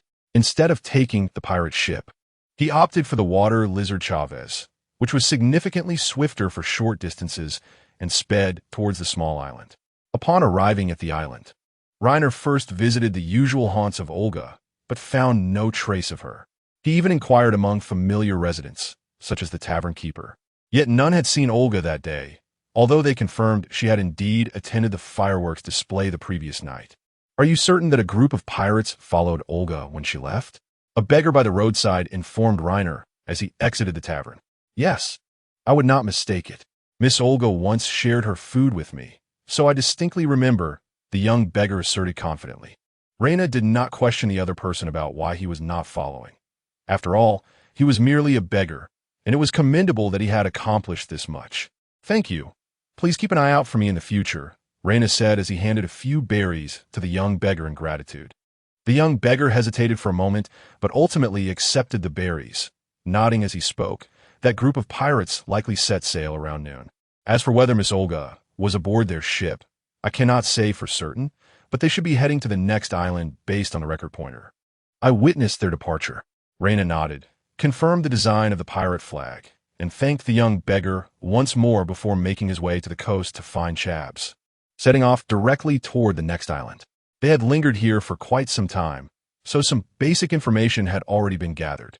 Doctor, I have obtained some intelligence regarding Olga. She should be heading to the next island. I will proceed ahead while you stay here on Sky Island. If Olga returns, you may wait for me here. On the way out, Reina explained the situation to Dr. Oxy, hoping to reassure him. Very well, do take care. Oxy did not inquire further. She understood that while Olga was mischievous, she was not one to act without reason and would not head to the next island without notifying them. Trusting Reina, she refrained from pressing for more details. Riding on Chabs, Reina followed the direction indicated by the record pointer, advancing toward the next island. In terms of short-distance running, the water lizard had an advantage. But over long distances, it could not compete with a ship, even a mere pirate vessel, as the water lizard was a living creature and required rest, eventually tiring. Currently, Reina and the others were about 4 hours behind, and, given Chab's speed, it would be impossible to catch up today. As evening approached, Chabs, exhausted from exertion, slowed down. Reina understood that he could not urge Chabs on and decided to let him rest, providing him with some food. After consuming the meal, Chabs resumed their journey, albeit at a diminished pace. However, not long after, Chabs roared, suddenly accelerating. Reina's spirits lifted. He knew that Chabs must have detected something. Moments later, Chabs let out another roar, and this time Reina discerned a distant roar in response, recognizing it as the voice of Olga's mount, Elizabeth. Let us go, Chabs. We must rendezvous with Elizabeth, Reina encouraged, patting Chabs on the neck. Chabs nodded and quickened his pace toward the sound. Elizabeth, do you know where Olga is? Upon encountering Elizabeth, Reina felt a wave of relief wash over him. Her presence indicated that Olga could not be far. Indeed, Elizabeth called out and tugged at Reina's clothing, signaling for him to mount her. Chabs, you follow at your own pace. If you get lost, make your way back, understood? After transforming into Elizabeth, Reina cautioned Chabs. These two aquatic lizards are exceedingly precious, especially after having spent so much time together. It would not be an exaggeration for Chabs to refer to them as family. Should they be lost here, Reina would find it difficult to explain to Dr. Asai. Once in Elizabeth's form, her vigor allowed her to move much faster than Chabs. When darkness fully enveloped the surroundings, Reyna finally spotted a pirate ship, its flag identical to the one described by the little beggar. At last, I have found you. Let me see who possesses such audacity. A glint of murderous intent flickered in Reyna's eyes as he murmured to himself. His time in the world of pirates had not been brief, and although he had vanquished foes before, he generally refrained from taking lives. They were not true mortal enemies, and he did not wish to accumulate more sins, being a soul nurtured under the red flag. However, this time he was genuinely incensed. Not to mention that it was Olga who had led him out from the belly of the lantern fish, but throughout their time together, Reyna had come to regard her and Dr. Asai as family. Approaching the pirate ship stealthily, Reyna did not launch a direct assault. He first needed to ascertain Olga's condition. A rash attack might provoke the adversaries to take Olga hostage, confronting him. Silently boarding the pirate vessel, he incapacitated a few watchful pirates and began to search meticulously. Soon, he stumbled upon a place resembling a prison. However, with the guards gathered in the ship's cabin, entry would undoubtedly alert them. At that moment, Reyna felt quite frustrated. Although he had awakened his armament haki long ago, his observation haki remained dormant, showing no signs of awakening. Had he possessed observation haki now, he could swiftly locate Olga without such trepidation. Captain, our haul this time has been meager. If we yield nothing at the next island, how shall we account to Lord Gabriel Freitas? Just as Reyna wrestled with his worries, he suddenly overheard voices from within the cabin. It can't be helped. The Navy seems to have received some intelligence lately and is cracking down hard on us, sighed the man referred to as Captain. Did the little girl we captured not mention having a brother? Why don't we lure him out and capture both? She must have plenty of belly on her.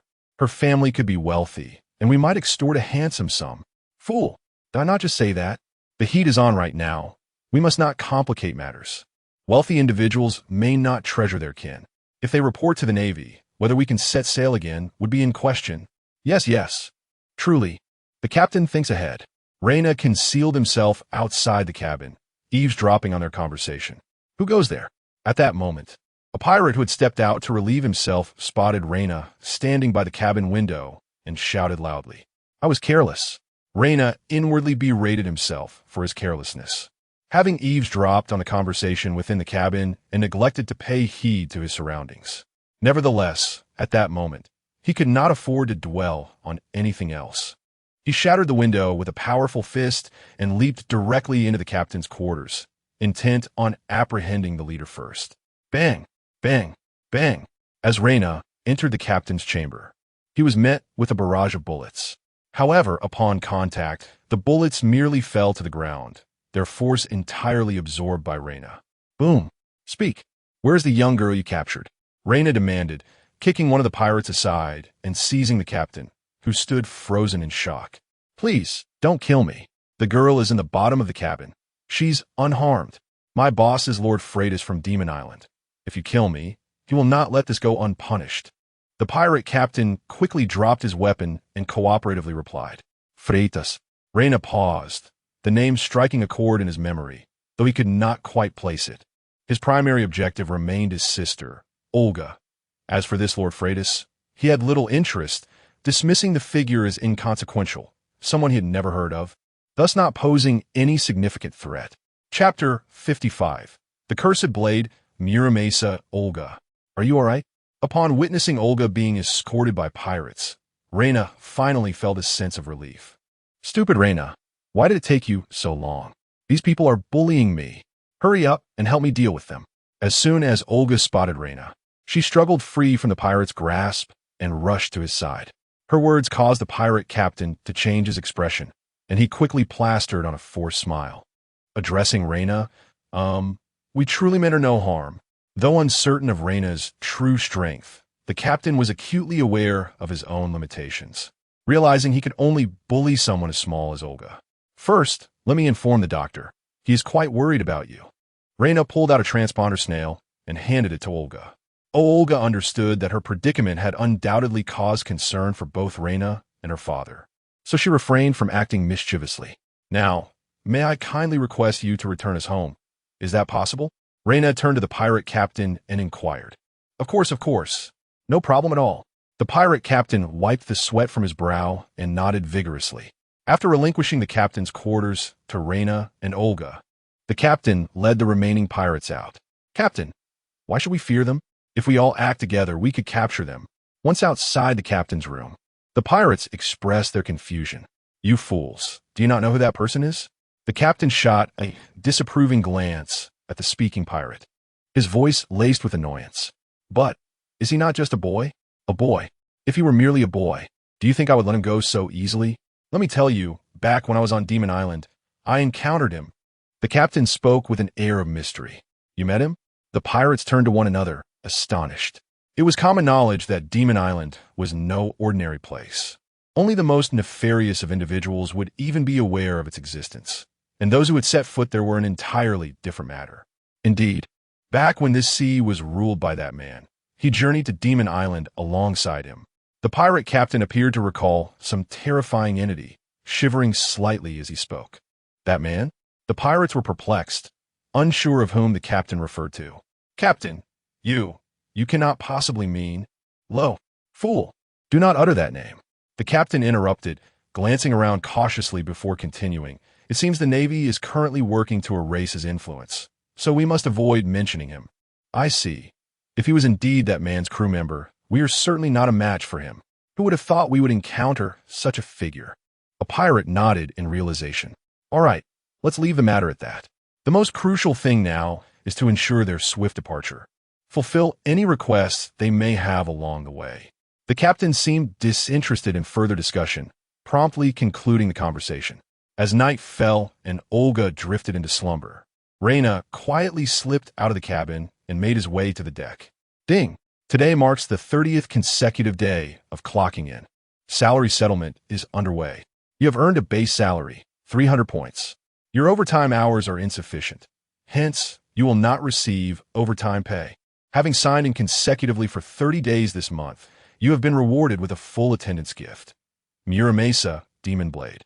Upon receiving the day's wages and the monthly full attendance package, Reina felt a stir within. The first sight that caught his eye was a scabbard of deep black, adorned with crimson patterns. Is this the infamous Demon Blade, Muramesa? As he held it, Reina sensed its heft. The hilt, predominantly black, bore a striking white diamond emblem in the center, exuding a striking elegance.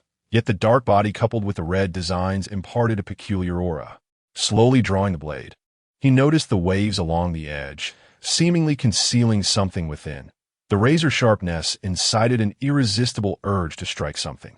With a gentle flick towards the ship's railing, he felt no resistance as it effortlessly severed. How remarkably sharp! Reina was genuinely astonished, having never wielded a renowned sword before. He was unaware if all famous blades performed thus. With another flourish of Muramesa, an entire section of the railing was cleaved with ease. The exhilarating sensation of effortlessly slicing through anything ignited a compelling desire within him to continue. What was happening? A drowsy pirate, drawn by the commotion, approached to investigate. But upon seeing Reina wielding Muramesa, all sleepiness vanished, replaced by a primal fear akin to being preyed upon by a beast. Reina cast a sidelong glance at the pirate, sheathing the blade with deliberate slowness before retreating to the cabin. Damn it, so this is the Demon Blade? Reina's expression darkened. When he encountered that pirate, an impulsive urge to test the blade's might surged within him. The unparalleled sharpness of Muramesa stirred a desire to see what it could slice through, likely the reason behind its infamous reputation. Although Reina's own swordsmanship was not particularly formidable, having only recently reached an intermediate level, he found himself unconsciously entranced by the blade's allure. However, he was no weakling and quickly regained his composure.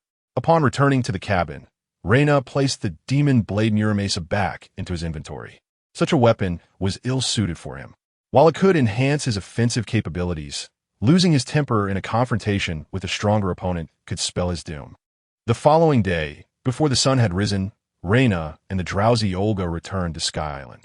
Shortly after the pirate ship had delivered them back to the small island, it departed into the night. Once the ship was far away, Reina contacted Dr. Asi to return to Sky Island with Olga. As a form of punishment, you must remain calm and refrain from venturing out for a while. Calculating the time, if Hansen has encountered no unforeseen circumstances, Brother Newgate and the others should be arriving soon. Upon their return to Sky Island, Reyna instructed the doctor to elevate the island and ensured that Olga would not leave. At this moment, Hansen, who was highly anticipated by Reyna, had just arrived aboard the ship of the Whitebeard pirates. "So, you're the one who wants to meet our old man?" Marco inquired, his eyes drooping, appearing as if he had just awakened, as he regarded Hansen, who looked like a vagabond. "Indeed, I seek the infamous pirate Whitebeard," Hansen affirmed with a nod. "Our old man is not someone just anyone can meet." Marco replied languidly. It was already a significant gesture for Hansen that their captain would personally come to see him. Thus, without a valid reason, he would not grant Hansen an audience with Whitebeard. Hansen nodded and said, "I am here to deliver a message. A man named Reyna asked me to convey a letter to Whitebeard, and I promised him that I would personally deliver it into his hands." "Who? Did you say Reyna sent you?" Marco's demeanor instantly shifted from lethargy to alertness upon hearing the unexpected name. "Reyna, where's the letter? Let me see it," Marco urged eagerly.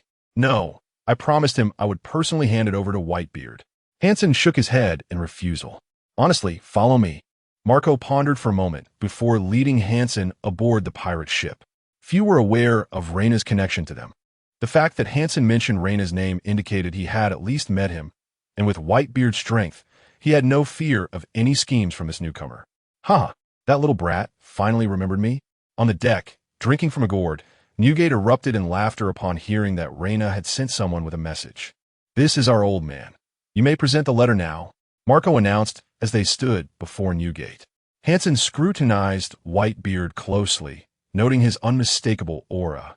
Such unparalleled dominance was not something an ordinary person could feign. "This letter is from my friend Reyna," Hansen declared, producing the letter and handing it to Whitebeard. Jozu stepped forward, taking the letter from Hansen before passing it to Newgate. "Why didn't that little brat come himself? He sent you instead?" Newgate set down his gourd, accepting the letter while questioning. Upon hearing the news, his first thought was that Reyna must be in trouble, hence unable to come himself. Sending someone to deliver a message was likely a plea for help, especially after observing Hansen's disheveled state. However, Hansen did not lament nor appear anxious upon meeting him, which piqued Newgate's curiosity. "I don't know. He mentioned he was with his sister and asked me to help deliver the message," Hansen replied, shaking his head. "Sister?" Marco, Jozu, and the others exchanged glances, puzzled by the revelation of Reyna having a sister. "Huh, it seems that little brat still has a conscience." After reading the letter, Newgate understood the situation and laughed heartily. "Old man, what exactly has happened to Reyna?" Marco questioned, bewildered. Newgate entrusted a letter to Marco, instructing, "Take this lad to rest. Marco, notify everyone. We are preparing to set sail." Marco quickly perused the letter, grasping the context, and, as he escorted Hansen to the cabin for respite, he inquired, "When did you depart? How did things come to this?" "Well, I set off quite some time ago, and the journey has been truly indescribable," Hansen replied with a wry smile. Originally, the bounty that Reynar had bestowed upon him was sufficient for a comfortable existence until he encountered the Whitebeard pirates. Moreover, when he embarked, Reynar had specifically arranged for a merchant vessel that was closest to the Ladru Sea. Under normal circumstances, Hansen would have easily located the Whitebeard pirates. Initially, the voyage proceeded seamlessly. However, after disembarking from the merchant ship, misfortune began to plague Hansen, or rather, he began to court disaster. He diligently sought information regarding the whereabouts of the Whitebeard pirates, only to find himself targeted by the Navy. After a strenuous endeavor to elude their grasp, he then fell victim to a thief. Not far along the road, his hard-earned bounty was entirely pilfered. In desperation, Hansen was compelled to revert to his former ways, becoming a vagabond as he relentlessly pursued the trail of the Whitebeard pirates. Had it not been for the fact that the Whitebeard pirates were waiting here for Reynar, he might not have found them at all. Chapter 56. Converted to Hansen. Come over and enjoy a drink. In just a few days, the carefree Hansen had become quite familiar with the crew aboard the Whitebeard pirate ship. Had Whitebeard invited him aboard at this moment, he would undoubtedly have accepted. However, Whitebeard remained unaware of his connection with Reyna, and thus did not extend the invitation. Neither did Marco and the others, who planned to inquire after meeting Reyna. hoping that the returning Reina would invite Hansen aboard. During this period, he and Vista had frequently engaged in sparring, earning recognition for their prowess. As a swordsman is certainly not an inconsequential figure. Hansen had come to learn that Reina was the notorious pirate with an 8 million bounty, Crimson-Eyed Reina, and also the vice-captain of the Whitebeard pirates.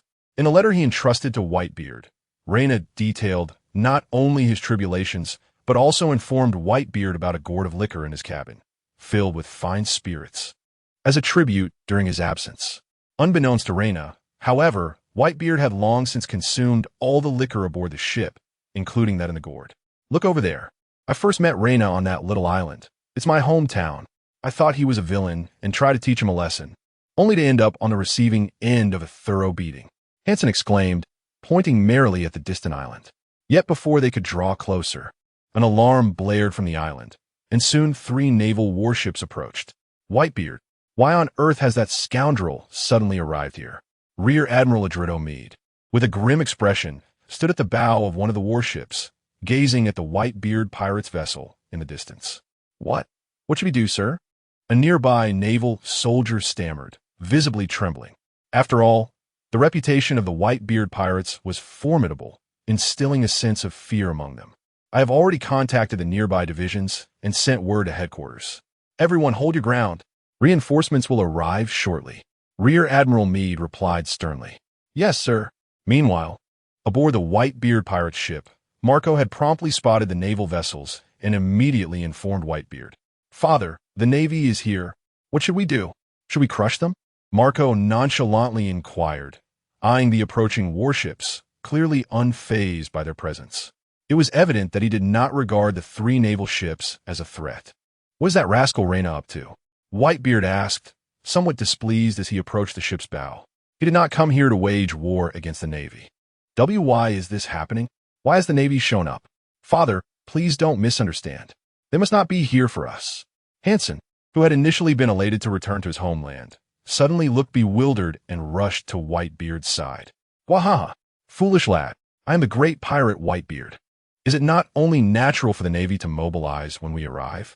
Whitebeard chuckled, amused by Hansen's obliviousness to the fact that he was aboard the ship of the Whitebeard pirates. Then, have I unwittingly invited the pirates to attack my hometown? Hansen plopped down onto the ground, murmuring to himself. Hey, you haven't forgotten the reason for our arrival, have you? Marco interjected, unable to bear the absurdity any longer. Yes, Rainer, it was that scoundrel. He deceived me. Hansen gritted his teeth in frustration. This entire scheme was orchestrated by Rainer, leading the Whitebeard pirates to assault his homeland. The crew members nearby were taken aback, while they often considered him somewhat foolish. They never imagined he could be this naive. Fool, we are here to find Rainer, not to attack your hometown. Why are you panicking? Marco sighed, shaking his head in exasperation. Oh, right, we're not here to invade the island. But wait, why did the Navy come charging out? Hansen found himself ensnared in his own thoughts, unable to extricate himself from the confusion. Marco had entirely given up, no longer wishing to engage in conversation. At that moment, a small black dot appeared on the distant sea, heading straight towards the Whitebeard pirates. Brother, I've finally waited for you. Rainer, riding atop Chabs, laughed heartily as he approached the Moby Dick. Hey, father, it's Rainer. Marco pointed towards Rainer, who was drawing nearer, and called out to Newgate. Garara. You rascal, it seems you've been doing quite well. Newgate's lips curled into a subtle smile as he turned to Jaws, who was at the helm. Jaws, turn the ship head that way. Jaws immediately adjusted the helm, steering towards Rainer. The Navy, poised and ready, found themselves perplexed as the Whitebeard pirates abruptly changed course. They couldn't fathom the sudden appearance followed by a departure. Was there a deeper intention behind it? Ha, brother, I missed you so much. After leaping from Chabs directly onto the Moby Dick, Rainer embraced Marco and then warmly greeted Newgate as well. Gurara, you rascal, are you all right? Newgate clapped Rainer on the shoulder, laughing heartily. I'm fine, just missed you, brother, since it's been a while.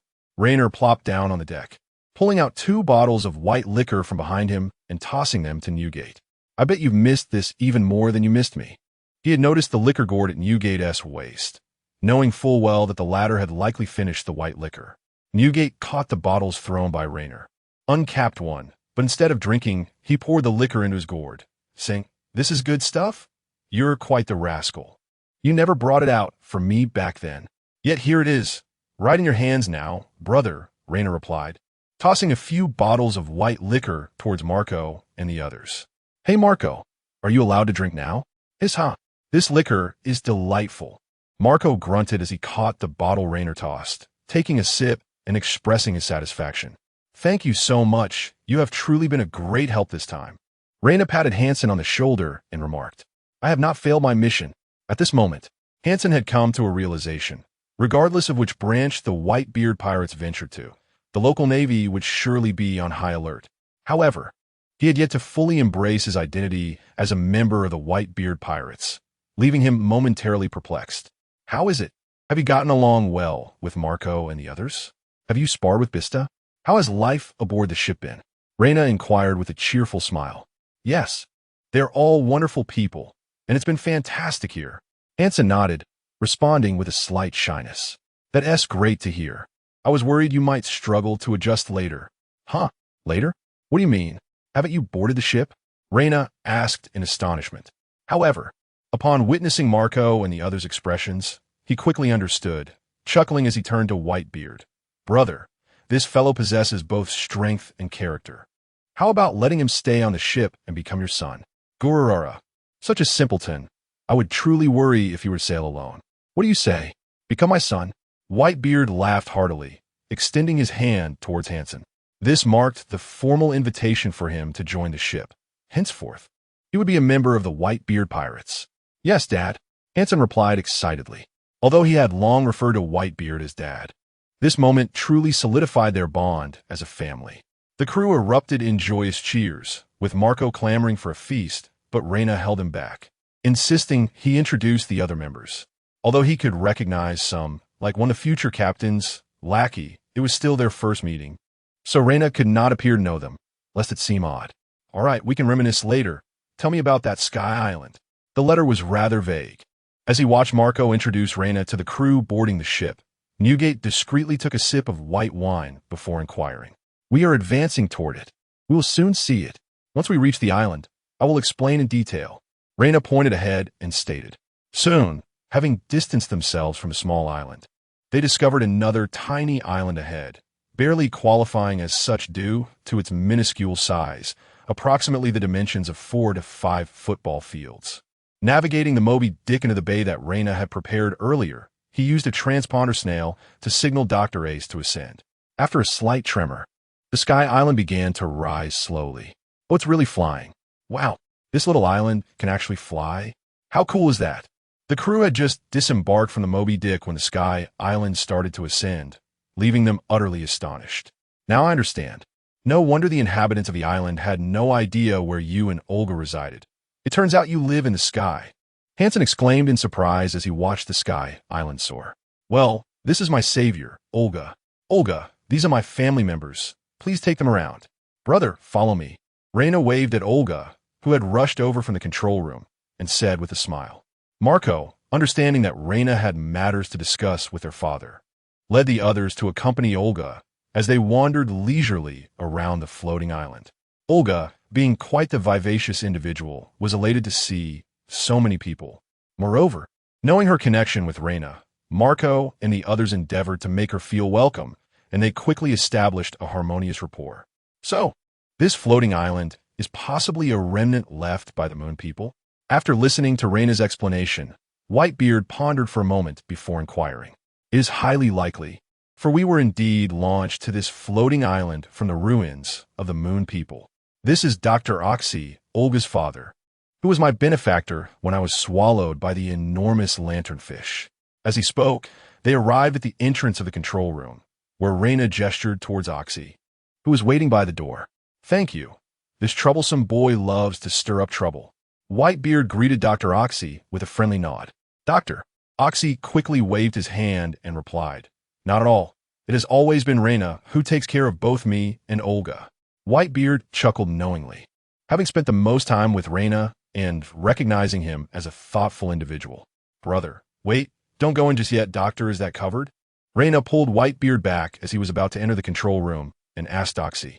Rest assured, it has been covered. Dr. Oxy nodded with a smile. Whitebeard looked at Reyna with a puzzled expression, uncertain about what mischief he had concocted. That is something I intend to introduce to my brother shortly. It is a treasure refined by Dr. Oxy over 170 years ago. However, it may be more trouble than it's worth for us now. So it's best not to be illuminated by it just yet, Reyna said with a grin. Over 170 years ago, Whitebeard was taken aback and began to scrutinize the man Reyna referred to as Doctor with great interest. Chapter 57, A Small Objective at the Marine Headquarters in Marineford. Zephyr scrutinized the documents in his hands, his brow slightly furrowed. He murmured, "It seems that Whitebeard ventured forth for him." Alas, he was not apprehended before their rendezvous. Who could it be? Carp, seated nearby and munching on rice crackers, inquired. Having been preoccupied with pursuing Roger, Carp was not well informed about the recent developments concerning Raynor. It must be red-eyed Raynor. Sengoku adjusted his glasses and spoke with gravity. During the last encounter with Whitebeard, that young general managed to escape after damaging the ship. I never anticipated he had survived. Having had a few dealings with Whitebeard, Sengoku was somewhat familiar with Raynor. Indeed, a remarkably promising individual. After I downed him into the sea, he dispersed from Whitebeard's crew.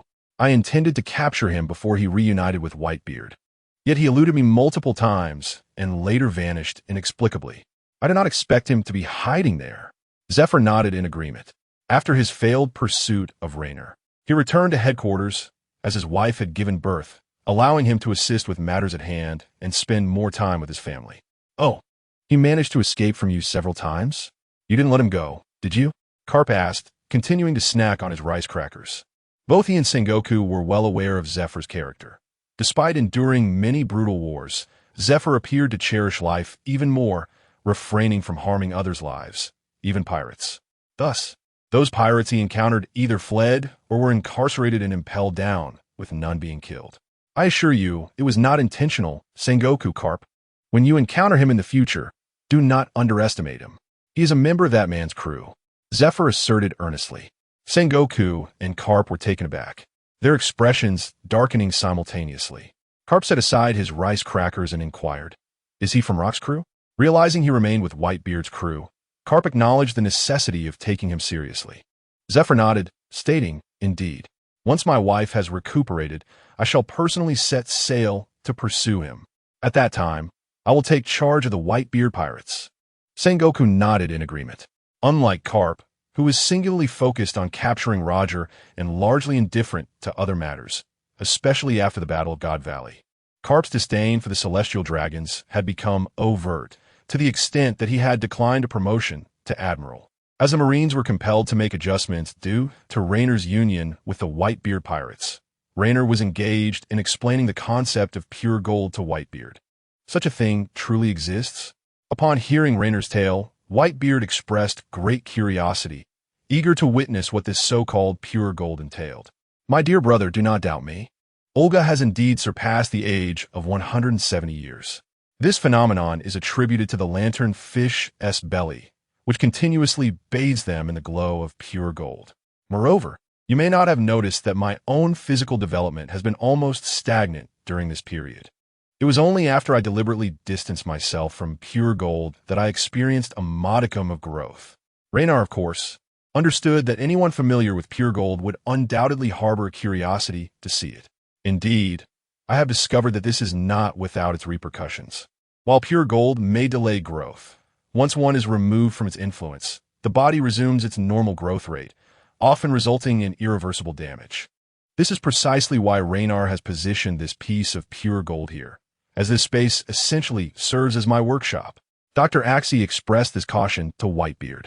Unacquainted with Whitebeard's character, he feared that the latter might act irrationally in pursuit of pure gold. Gulalala, how astonishing to be underestimated. I am merely driven by curiosity, not a desire for immortality. Whitebeard chuckled heartily. Please wait a moment. I shall step outside. I do not wish to remain at this height. Raynor nodded to Dr. Axie before departing the control room. Shortly thereafter, the door swung open once more, and Whitebeard emerged with a grave expression, stating, This matter must remain confidential. It is indeed a captivating power, and even Marco and the others must remain unaware. Raynar and Dr. Axie nodded in understanding. Subsequently, after a tour of the Sky Island, Whitebeard extended an invitation to Miss Kushina and her daughter to join the Whitebeard pirates. However, given Kushina Axie's age, she could not assume the role of Whitebeard's daughter. Thus, she joined as a specially appointed chief scientist. As for Olga, she promptly referred to Whitebeard as Papa and expressed her desire to leave Sky Island, wishing to live aboard the Moby Dick. She had just enjoyed a delightful time with Marco and the others. Dr. Axie felt reassured, for there was no place safer than aboard the Whitebeard pirate ship. What are your plans for this Sky Island? On the open ground, the members of the Whitebeard pirates were joyfully celebrating, and Newgate turned to Raynar beside him and inquired. Now that the energy issues of the Sky Island have been resolved, construction is still required. I intend to designate this place as our secret base, where only core members will be privy to its existence. Thus, I seek your support, dear brother. Raynar stated directly. What manner of support do you require from me? Whitebeard asked after taking a sip of his drink. The doctor needs some research equipment, and the island requires development, both of which demand substantial berries. Furthermore, I plan to rear some animals on the island to provide sustenance. We will also need to make modifications to the island to endow it with a measure of offensive capability. I firmly believe there will come a day when we will find the Sky Island indispensable. Raynar said with a light chuckle. Gulyalu, young one, do you intend to fashion this place into a paradise or a weapon of war? After Whitebeard took several hearty gulps of liquor, he turned to Rayna and proclaimed, I envision transforming this place into a defensible retirement home. Our pirate crew, as they age and face disabilities, shall reside here. Rayna inhaled deeply and replied. Suddenly, Whitebeard erupted into laughter, rising to his feet. Then let us embark on this endeavor. I shall lend you my utmost support. Thank you, brother. Rayna also stood, raising his cup in a toast to Newgate, saying, there is no need for formality among family. Now, have you found your true purpose? Newgate inquired unexpectedly. This question echoed one that Rayna had posed to him during their time aboard the Rock's ship. At that moment, Whitebeard had expressed his desire for a family, and now, Rayna was in the midst of realizing that very aspiration. However, back then, Rayna lacked a personal life goal, which is why Newgate posed the question now. No, this is not a life goal, merely a small ambition. Rayna replied with a faint smile. Hey, Rayna, come join us for a drink. At that moment, Marco, dancing and singing by the campfire, called out to Rayna. Hey, brother, my violin is still around, right? Rayna suddenly recalled that, with the crew's change of ship, his cherished violin might still be preserved. Of course, it's in the room we prepared for you, though it belongs to me now. Newgate raised his wine gourd in response. Rayna shrugged and found his violin in the cabin of the Moby Dick. Yo ho ho yo ho ho ho yo ho ho ho. Yo ho ho ho, Binks brew delivered to your side like the sea breeze, carefree, riding the waves. The melody of Binks brew filled the air once more, transforming the Sky Island into a joyous ocean of revelry. Olga was nearly beside herself with excitement. This was the life she had always yearned for. Dr. Aussie, grinning broadly, joined the members in drinking, as Whitebeard had previously announced their inclusion in the crew. The festivities continued from the afternoon until midnight, with inebriated members succumbing to slumber on the open grass. Rayna did not partake in the entire celebration. He departed in the evening, as the events of the day had left him with some unfinished work. Fortunately, his identity as a musician permitted him to perform at the banquet, albeit for a limited time of merely an hour. The following morning, as the sun ascended, all members were awakened by the brilliant sunlight. This is an unimaginable sight. Members witnessing the sunrise for the first time were entranced by the spectacle before them, Newgate included. Once you witness such sights daily, they will lose their novelty. Olga remarked with a smirk. Oh, Olga, you haven't finished your story from yesterday. The grand adventure within the belly of the colossal lanternfish has yet to reach its conclusion, has it not? Who ultimately claimed the final treasure? Was it the formidable one-eyed pirate or the enchanting female pirate? Indeed, I surmise it must have been the mighty one-eyed pirate, for strength reigns supreme upon the vast ocean. Yesterday, Olga received a warning from Reina, advising her to keep the matter of the pure gold to herself, even refraining from disclosing it to her companions for fear of endangering the pirate crew. Consequently, Olga decided to embellish the tale. Reina transformed into the fearsome, one-eyed pirate, while she herself became the captivating female pirate. As for her father, he assumed the role of the most nefarious archvillain. The three of them, in their quest for a legendary treasure, unfortunately found themselves swallowed by the gigantic lanternfish. Since this was rooted in a true story, her narration was particularly enthralling. Many crew members, rising early, eagerly urged her to continue the story from the previous night, which had been abruptly cut short by that band of rascals. Chapter 58. A spar in swordsmanship indeed. Life aboard the ship is leisurely. Reiner reclined on the deck chair, having just concluded his physical training.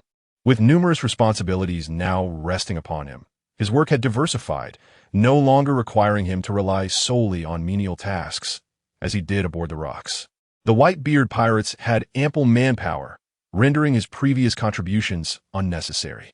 After their visit to Skypiea yesterday, Whitebeard had allocated some crew members to assist Dr. Asia, while the rest returned to the ship. Reiner should have remained on Skypiea, but lacking materials and equipment, the planned renovations had yet to commence, prompting his return to the ship. Bista, it seems you have indeed opted for the rapier, Reiner remarked, observing Bista practicing fundamental sword techniques. Indeed, Bista nodded.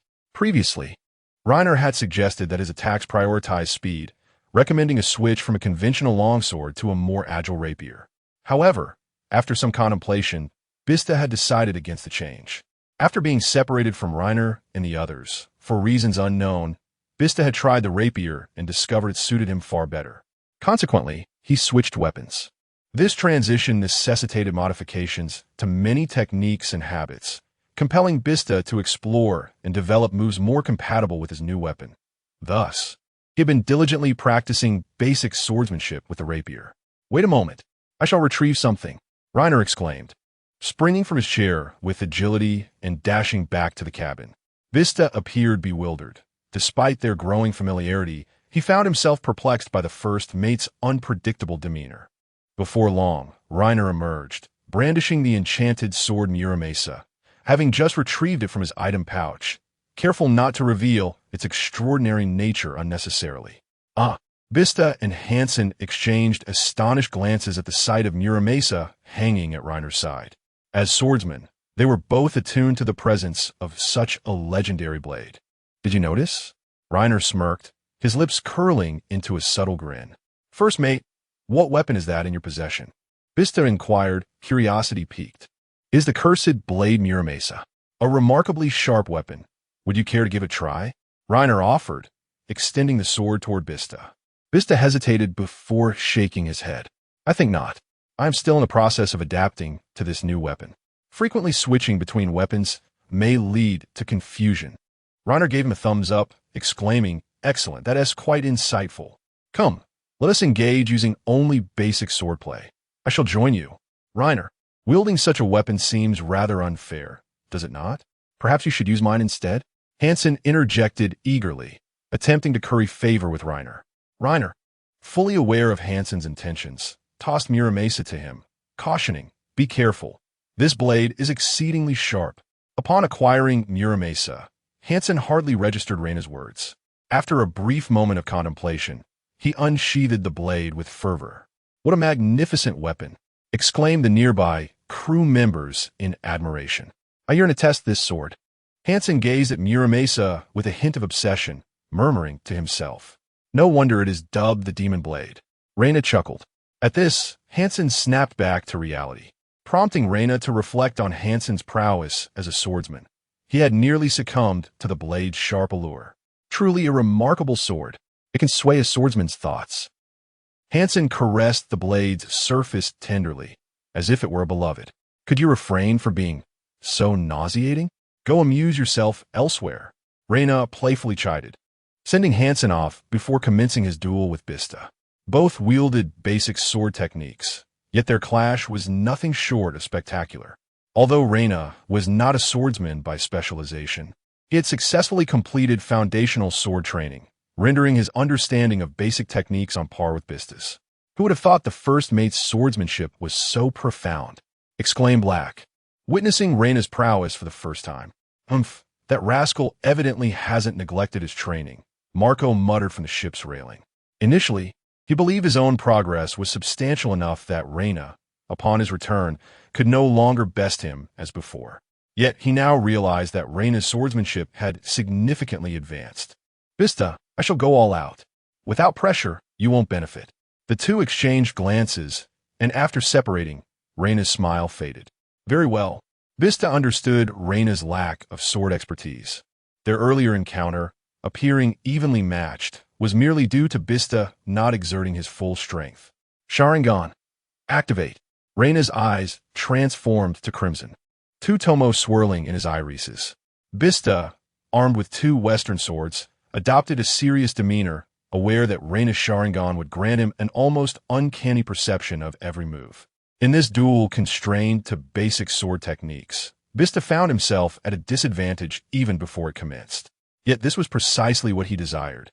As he sought to refine his Western sword skills under pressure, the clash of swords echoed as they resumed combat, Reina's offensive becoming increasingly ferocious.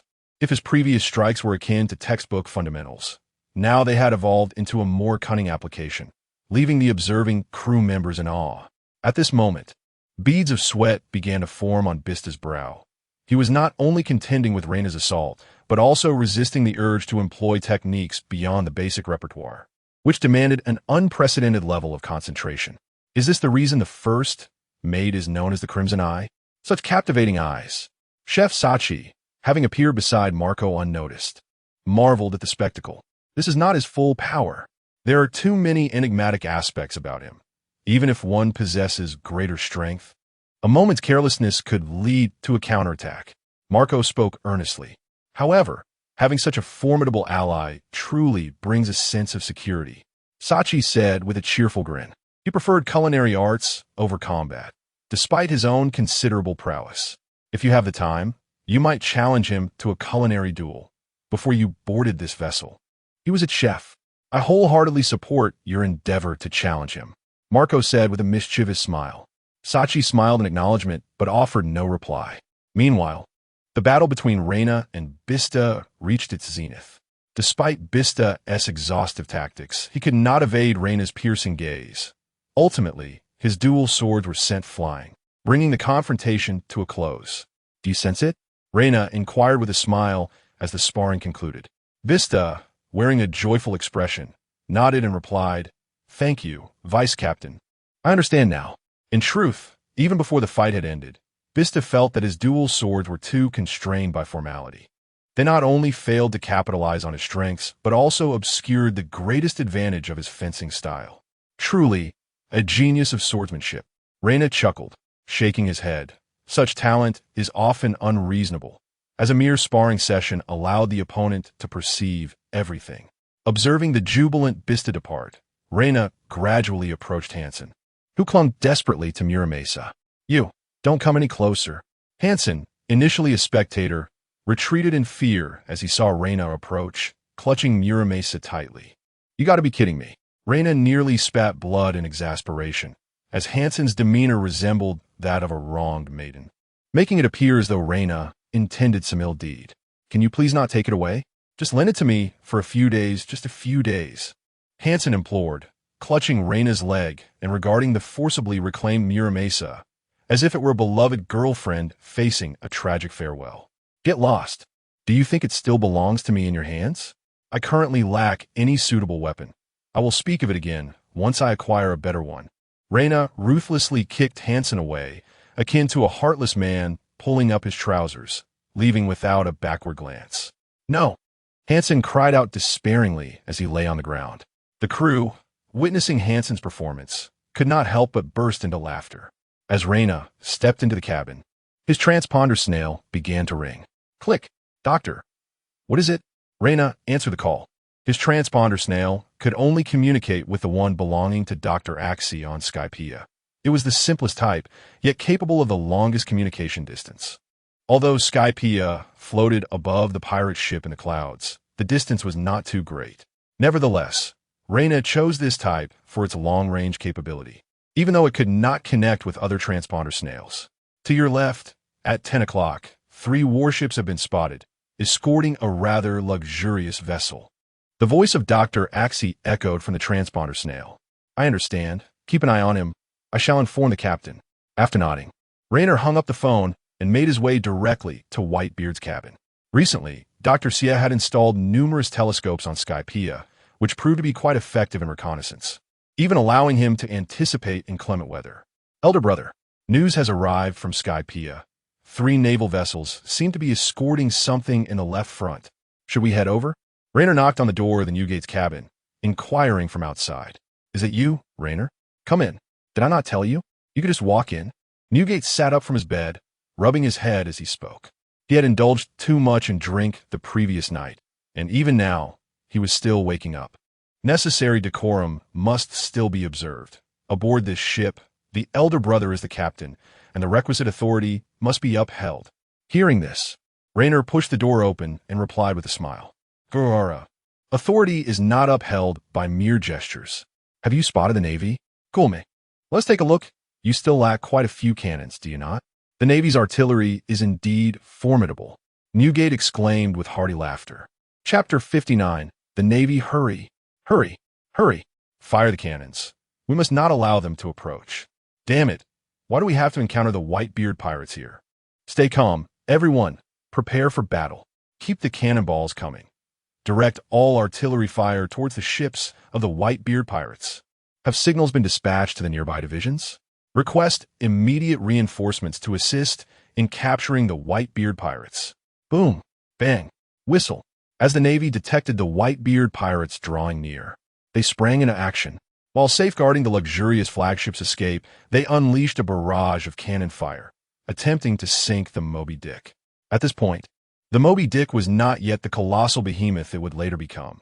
Rather, it was merely comparable in size to an ordinary naval vessel. Boom! What a useless contraption. Reyna disdainfully kicked aside a cannonball aimed at the hull.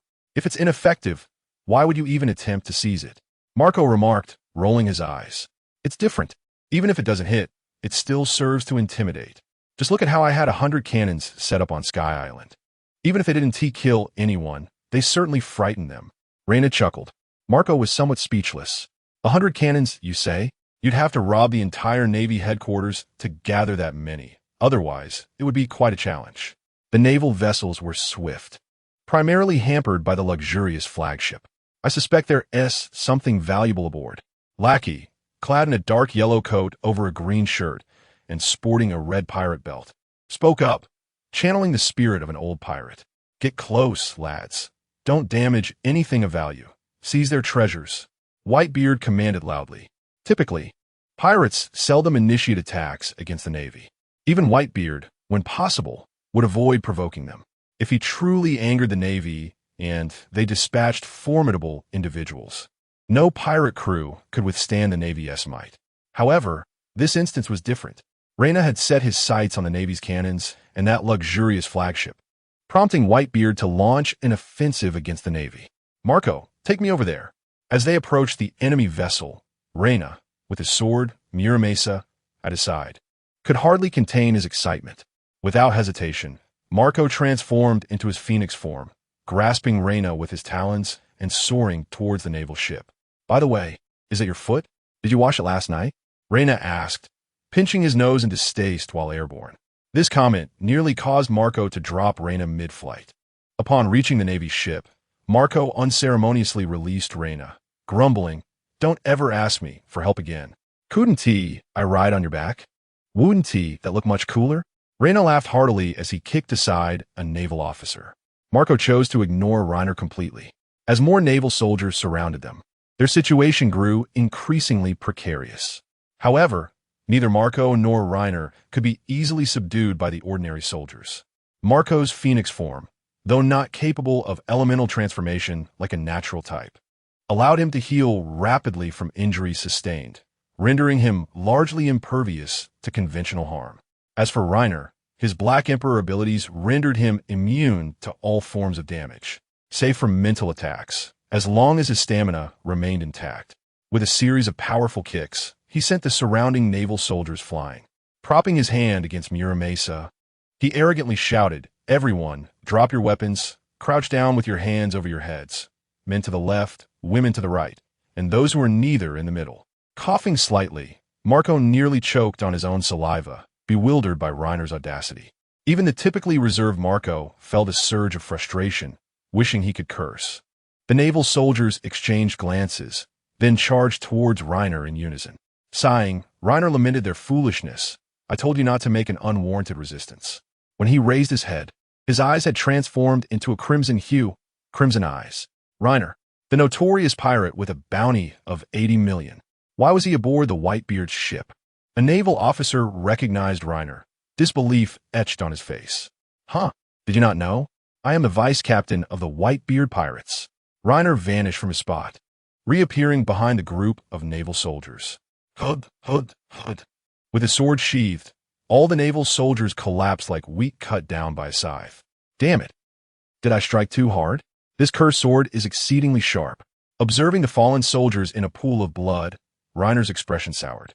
He had not intended to kill them. His goal was merely to incapacitate. Yet, he had underestimated the sharpness of Muramesa, leaving the soldiers gravely injured. And without proper medical attention, their chances of survival were slim. "Bastard, how dare you attack our navy?" "Crimson eyes, Reiner, prepare to meet your end," shouted a naval officer, clad in a justice cloak, as he charged at Reiner with a fist. Reiner deftly leaped back, evading the attack, and replied, "You're the Navy, and I'm a pirate. We are enemies by nature, are we not?"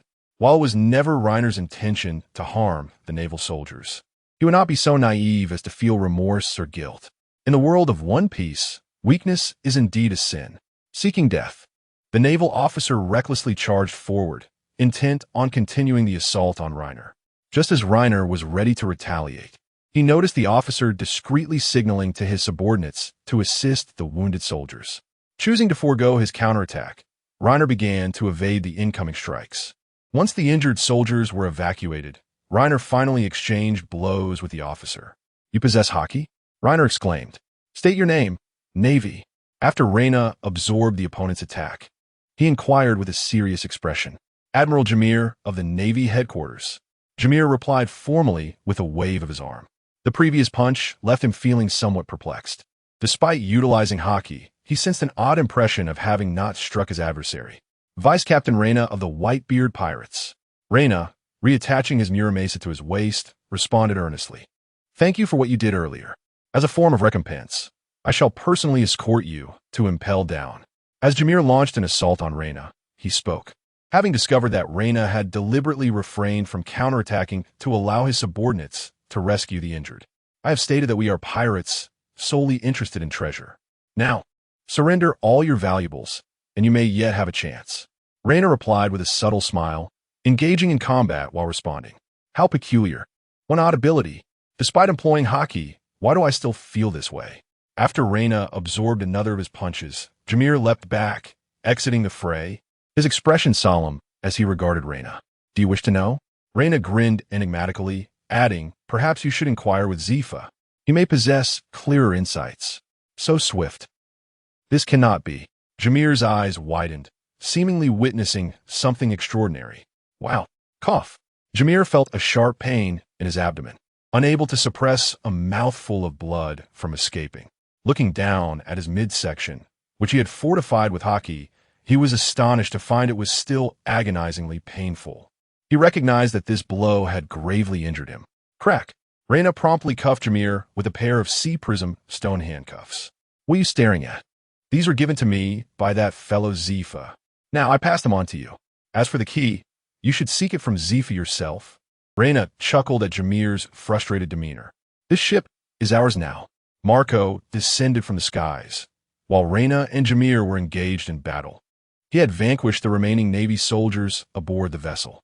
"Oh, we are quite formidable now," Reina remarked cheerfully, observing the nearing conclusion of the battles on the other two warships. "Indeed. Have you forgotten who we are? The Whitebeard pirates are not to be underestimated," Marco replied proudly. Ignoring the defeated Jameer, Reyna directed the ordinary crew members who had boarded the ship to carry all the Navy's cannons and ammunition back to their vessel, while he proceeded toward the grandest ship. It seems we've caught a big fish. Reyna's eyes sparkled with delight as he watched crew members drag merchants from the hold. I inquired earlier. This is a group of merchant guild members who assist the celestial dragons in capturing slaves to sell to them. Vista approached with a serious expression. Celestial dragons? Selling slaves? How intriguing. Reyna approached the group of merchants, casting a malevolent gaze upon them. Let me see what the minions of the celestial dragons look like. Whitebeard, Newgate, approached slowly, wielding his naginata. Though he bore a smile, Reyna could discern the chill in his voice. Just moments ago, he had single-handedly vanquished a warship, not merely defeating the Navy aboard, but utterly annihilating both the vessel and its crew. Please don't kill me. I have wealth, immense wealth. Spare my life, and I shall offer you riches beyond measure, pleaded a wealthy merchant, kneeling in desperation. Yes, we are all affluent, and you cannot take our lives. We are under the protection of Lord Freitas. Another merchant hastily chimed in. Freitas? That name. It seems vaguely familiar. Reyna mused, trying to recall, but came up empty. Foolish Reyna. Did not the pirates who once captured me utter similar words? Olga, standing behind Newgate, interjected. Oh right, who exactly is Freitas? This individual seems to be involved in the nefarious trade of human trafficking. Upon hearing Olga's words, Reyna's memory was jogged. Freitas? Do not think for a moment that your allegiance to him will save you. Even if he were present, I would sever his head with one stroke. Whitebeard retorted with a disdainful snort.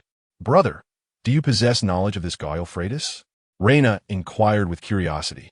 Do you recall our visit to Devil's Island? Freitas is one of the three principal figures of that place, responsible for the dissemination of information. To my astonishment, he is also involved in human trafficking and has connections with the celestial dragons. Whitebeard stated bluntly. So it is he. I thought that name sounded familiar. He was indeed the proprietor of the tavern on Devil's Island, was he not? It is no wonder they have ties to the celestial dragons. Otherwise, Captain Rox would not have procured intelligence about them from their ranks. As the pieces fell into place, Reyna no longer found it surprising. Chapter 60. A new objective. The treasure map. Do you know whom you are escorting? Reyna inquired with a light chuckle, observing the downcast Jeremy. The self-righteous Navy was, in fact, escorting a band of true fiends of the world. One could only wonder if any vestige of justice remained within these sailors. Having entirely lost his favorable impression of Jeremy after witnessing his protection of his subordinates, Reyna turned to Whitebeard and suggested, Brother, shall I take charge of this situation? Whitebeard nodded and returned directly to the pirate ship with his crew. They separated the groups, leaving the Navy with a warship, yet demanding that the helm be removed. Furthermore, only 3 days' worth of provisions were to be left for them. As for their survival, that was a matter of fate. As for those merchants, seize everything from their ship, including their personal belongings. Take all that holds value, then leave them aboard this vessel. After contemplating, Reyna addressed the ordinary crew members nearby. Once all arrangements were finalized, Reyna too returned to the pirate ship. Sink that ship to the depths of the sea. Let the ocean cleanse them of their sins. Reyna commanded coldly, gesturing toward the luxurious vessel occupied by the merchants. Boom, boom, boom. Crash, crash, crash. With a volley of cannon fire, the opulent ship was transformed into a sea of flames before the eyes of the entire Navy, gradually sinking beneath the waves. After distancing themselves from the area, Reyna utilized a transponder snail to instruct Dr. Asiya to lower the Sky Island, bringing the commandeered Navy warship complete with cannons and ammunition to dock in the bay of the Sky Island. I leave the rest in your capable hands, Doctor. After briefing Dr. Asiya, Reyna returned once more to the pirate ship. The treasures would need to be exchanged for berries or used as materials for constructing the Sky Island upon encountering an island. As for the cannons, Dr. Asiya was tasked with installing them on the Sky Island to endow it with a measure of offensive capability. Brother, after completing all tasks, Reyna approached Whitebeard, clutching a bottle of fine liquor. What's the matter? Still troubled by the events of the day? Newgate, upon seeing Reyna's demeanor, asked with a smile. Not all. Such matters are trivial and beyond my control. My duty is to care for myself and my comrades and family. Reina replied, flashing a grin. Gulalala. It is splendid that you think this way. The Navy does not embody absolute justice. Yet, among them are indeed some individuals of genuine righteousness. As for us pirates, we need only to be free. Whitebeard exclaimed, clapping Reina on the shoulder with hearty laughter. Brother, ease up. You're going to break my shoulder. Reina chuckled wryly, handing the liquor to Whitebeard. Galugulu. Now what brings you to me? Whitebeard inquired, casting a sidelong glance at Reina. Why do you ask, brother? Can I not seek you out simply to discuss the events of the day? Reina replié, feigning surprise. If it were truly about the day's events, you would not have brought me this drink. Whitebeard pointed to the bottle with a triumphant grin. Ha ha, as expected of you, brother. Right on the mark. Indeed, I have come to seek your wisdom, dear brother. Reiner masked his embarrassment with laughter, unable to refute Whitebeard's remark about his stinginess. Whitebeard, indifferent to Reiner's awkwardness, chose to tread lightly, for he did not wish to offend him severely. After all, would Reiner still desire to indulge in white liquor afterwards? Brother, do you believe I lack the talent for observation hockey? Despite my proficiency in utilizing armament hockey, I have yet to awaken my observation hockey. Observing Whitebeard's demeanor, Reiner knew there was no need for pretense and posed his question directly. Ah, young one, have you not realized? Your Sharingan bears some resemblance to the ability of observation hockey. Whitebeard exclaimed with a hearty laugh upon hearing this. Indeed, they share similarities, yet they are two entirely distinct abilities. One pertains to sight, while the other relates to perception. Reiner nodded in acknowledgement, perplexed, and inquired, but do you know what the first step in training observation hockey is? Whitebeard turned his gaze towards Reiner, chuckling as he asked, the first step? To cultivate perception? While that was not entirely incorrect, the question remained, how does one cultivate it? Most individuals are accustomed to trusting their own eyesight, let alone someone like you, who possesses the Sharingan. Thus, how can one who continuously employs the Sharingan develop this perception? Reiner suddenly grasped the truth. Indeed, although he never consciously relied on the Sharingan, he would instinctively activate it whenever a battle reached a stalemate. Yet, such moments were precisely the opportune times to nurture his sense of observation hockey, which he had completely overlooked. In his case, his eyes had entirely supplanted his perception, hence the delay in awakening his observation hockey. Thank you, brother. I now understand what I must do. Reiner beamed as he departed. However, after taking a few steps, he turned back and snatched the half-full bottle of white liquor that Whitebeard had yet to finish. This mischievous lad. Whitebeard chuckled, watching Reiner head towards Marco's quarters. As Whitebeard had surmised, Reiner proposed to Marco that in exchange for the remaining half-bottle of liquor, Marco would unconditionally assist him in training observation hockey. Initially, Marco was reluctant to agree. The severe thrashing he endured from Reiner upon joining the crew had left him with psychological scars. Thus, despite the allure of the liquor, he remained hesitant, as he was not one to relish such torment like Jozu. However, upon hearing Reiner's intent to train observation hockey, Marco conceded to the offer, especially since it was free of charge, and the half-bottle of liquor presented a perfect opportunity for revenge. The prospect of drinking while launching relentless attacks at Reiner, who could only evade without retaliating, was indeed enticing. Yet, the following day, Marco began to reconsider his decision. For Reiner, Marco's assaults were utterly meaningless. They were either evaded or absorbed. After absorption, Reiner would pause, allowing himself to digest the experience before continuing. This had turned into quite the arduous task. Having consumed a considerable amount of Baijiu, he was acutely aware that withdrawing at this juncture would only foretell his dismal fate. Thus, he fervently hoped for Reina to swiftly awaken his observation hockey. 3 days later, it remained uncertain whether Reina's talent was exceptional or if fortune had smiled upon Marco. Yet Reina finally activated his observation hockey. At the very moment Reina awakened this ability, Marco seized the opportunity to declare that he had fulfilled his end of the bargain and promptly departed, leaving a somewhat disgruntled Reina, who still yearned to continue his training. However, as his gaze traversed the other crew members, even the most good-natured among them, Jaws pretended not to notice. Come on, everyone. Must you act this way? Isn't it permissible for you to pummel me? Reina expressed his frustration. Vice Captain, I truly believe you are quite formidable already. There is no need for further training. Jaws, with his characteristic honesty, interjected, eliciting sympathetic glances from those around him. Formidable? I do not share that sentiment. Huh? What is this? Just as Reina was prepared to articulate his thoughts to enlighten Jaws about his misconceptions, he was swiftly captivated by a treasure map that lay beside him. This is a treasure map. We discovered it while plundering that merchant ship, and everyone believes it to be authentic, which is why Father decided we should investigate. Jaws explained earnestly. Such a thing. Does the ship possess more? Reina restrained his curiosity from spilling forth. Observing the unmistakable delight on the vice captain's face, Jaws was somewhat puzzled. Although Reina was generally not generous, it was merely in relation to the oddities he produced, such as baijiu or that bait which attracted numerous fish. In terms of berries, Reina was typically quite magnanimous. Even now, in his relentless pursuit of treasure, it was rumored to be for the development of Sky Island rather than a genuine fondness for riches. Yet, the sheer enthusiasm Reina displayed upon encountering the treasure map was evidently more exaggerated than Hansen's reaction to the cursed sword in Uramesa, leaving Jaws in a state of bewilderment. Nevertheless, he possessed the wisdom to recognize his own limitations, adhering to the advice of the astute rather than questioning the perplexing. The treasure maps are kept in the navigator's quarters, where he typically sifts through them first, selecting the genuine maps before we proceed. Jaws replied candidly.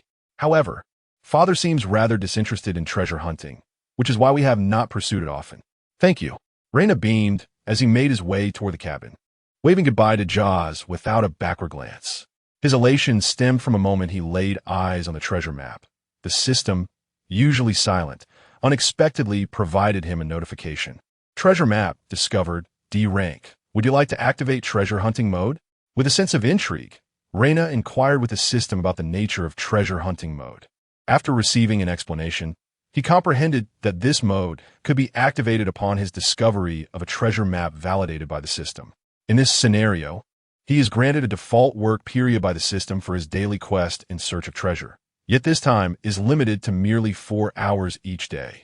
Although it may seem limited, those 4 hours are indeed a generous gift. With this additional time, he can dedicate himself to cultivation or pursue his personal interests. Most importantly, upon successfully locating the treasure, not only will he reap the rewards contained within, but the system will also generously bestow upon him a treasure map gift pack of equivalent quality to the original. This is precisely why Reina is so exhilarated, neglecting even his training in observation with Jaws. What is this? It is nothing short of a windfall. Bang! The door to the cabin swung open, and upon seeing the elated Reina rush in, the navigator, who had been meticulously charting the sea, felt bewildered. Where is the treasure map? Where is the treasure map? Reina immediately inquired upon encountering the navigator. Treasure map? What treasure map? The navigator responded, utterly confused. The treasure map, the one aboard our ship. Jaws mentioned that all the treasure maps are in your possession. Reina pressed on, urgency etched across his face. Chapter 61. The food hunting competition. Although the navigator was uncertain of Reina's intentions, he dutifully handed over all the treasure maps to him. Reina eagerly sifted through the maps, a smile unconsciously curling at the corners of his mouth. Among the entire collection of treasure maps, approximately 1/3 were marked by the system, indicating that he could activate treasure hunting mode while searching for these designated maps. All right, I'll take these. If any new treasure maps come in, be sure to show them to me first. Reina cheerfully departed with the marked maps, leaving the navigator bewildered by the situation. Reina's unusual behavior did not stir much concern. After all, they were merely treasure maps, and Whitebeard was indifferent to them. Consequently, the crew members paid little mind to the matter. However, in the days that followed, Reina dedicated an increasing amount of time to training, even practicing swordsmanship, which left his familiar crewmates puzzled. What is going on with the first mate? Sachi, who had gotten to know Reina only after his return, wondered aloud. He was aware of Reina's strong commitment to the pirate ship's duties, as he consistently worked without interruption. Who knows? Marco shrugged, equally perplexed by Reina's odd behavior. Could it be that he's upset because you didn't train with him that day? Vista hesitated before inquiring with a smile. I doubt it. It's likely related to the treasure maps. Jaws shook his head, speaking in his characteristic deep tone. Treasure maps? The others expressed their surprise. questioning how this matter could relate to the maps. Thus, Jaws recounted the events of that day, noting Reynar's apparent importance placed on those maps. Well, it's not a significant issue. Let him be, Marco remarked dismissively, suggesting they cease their concern over the matter. A few days later, they arrived at the uninhabited island indicated on the treasure map. The process of retrieving the treasure proved far less daunting than Raynar had anticipated. Upon locating the designated spot, they effortlessly unearthed a trove of gold and jewels. While undeniably valuable, these riches held little significance for them. They cherished more the thrill of the hunt and the joy that followed the discovery. After lowering the Sky Island to stow the treasure, Newgate planned to host a banquet on the island that evening. Sachi, do we have enough food for tonight? Raynar inquired with a smile as he approached Sachi, who was busy preparing the banquet feast. There should be no problem. Our food reserves are ample. Sachi replied with a grin. What do you think about diving for some additional provisions? Raynar suggested, raising an eyebrow and sporting a slight smile. His primary aim was to delay Sachi, thus granting him a valid reason to assist in food preparation, as he still held the title of chef. This way, he could not only partake in the feast, but also fulfill his work obligations, 2 birds with 1 stone. Oh, the first mate wishes to engage in a food hunting competition with me? Sachi expressed enthusiasm, grinning widely. Competition? What competition? I want to join. As fate would have it, Hansen happened to overhear Sachi's words and immediately approached. All right, we intend to seize the moment and venture into the sea for some food. Let us see who can gather the largest portion, the most edible meat. What do you say? Initially, Reiner had not considered such an endeavor, but with the challenge laid out, he could not back down. But I must insist, no use of your peculiar contraptions, otherwise it would lose its charm. Hansen was already aware of Reiner's miraculous bait that guaranteed a catch. Of course, Reiner nodded in agreement. Such an intriguing contest should certainly include us, right? At some point, Vista had joined the group along with Marco, Jaws, and others. In that case, let us see who else wishes to participate. Let us make this grand. I have 2 pounds of fine liquor as a prize for the victor. What do you think? After some contemplation, Reiner proposed. Thus, what began as a mere excuse to delay Sachi transformed into a grand food-gathering competition involving the entire crew. Even Whitebeard showed a flicker of interest. Brother, it will be pointless for you to join. You should serve as the judge. Reiner understood that Whitebeard was merely tempted by the prospect of the liquor. Fear not, old man. Watch how I procure that fine drink from Reiner. Jaws exclaimed with fervor. Huh, a mere ability user dares to make such grand claims? Can you truly dive into the sea to catch fish? Or perhaps capture a sea king? Reiner scoffed dismissively. Hey, if we are participating, then the rules cannot be limited solely to marine bounty. There are numerous beasts on this island that should count as well. Marco interjected, expressing his dissatisfaction. Whitebeard nodded, laughing heartily gulalala. Indeed, from this moment forth, until sunset, whoever brings back the largest catch wins, whether from the sea, the island, or even the skies, as long as it can be captured and brought here. Seeing that Whitebeard had spoken, Reiner did not object, nodding in agreement. Very well. But considering there are hardly any large creatures on the island, prepare to concede. Gulalala, children, let the competition commence. Show me what you've got. And don't let that scoundrel Reiner carry away the fine liquor. Whitebeard declared with a hearty laugh, signaling the start of the contest. To be honest, the waters surrounding the island lacked any sizable sea kings, and even large fish were scarce.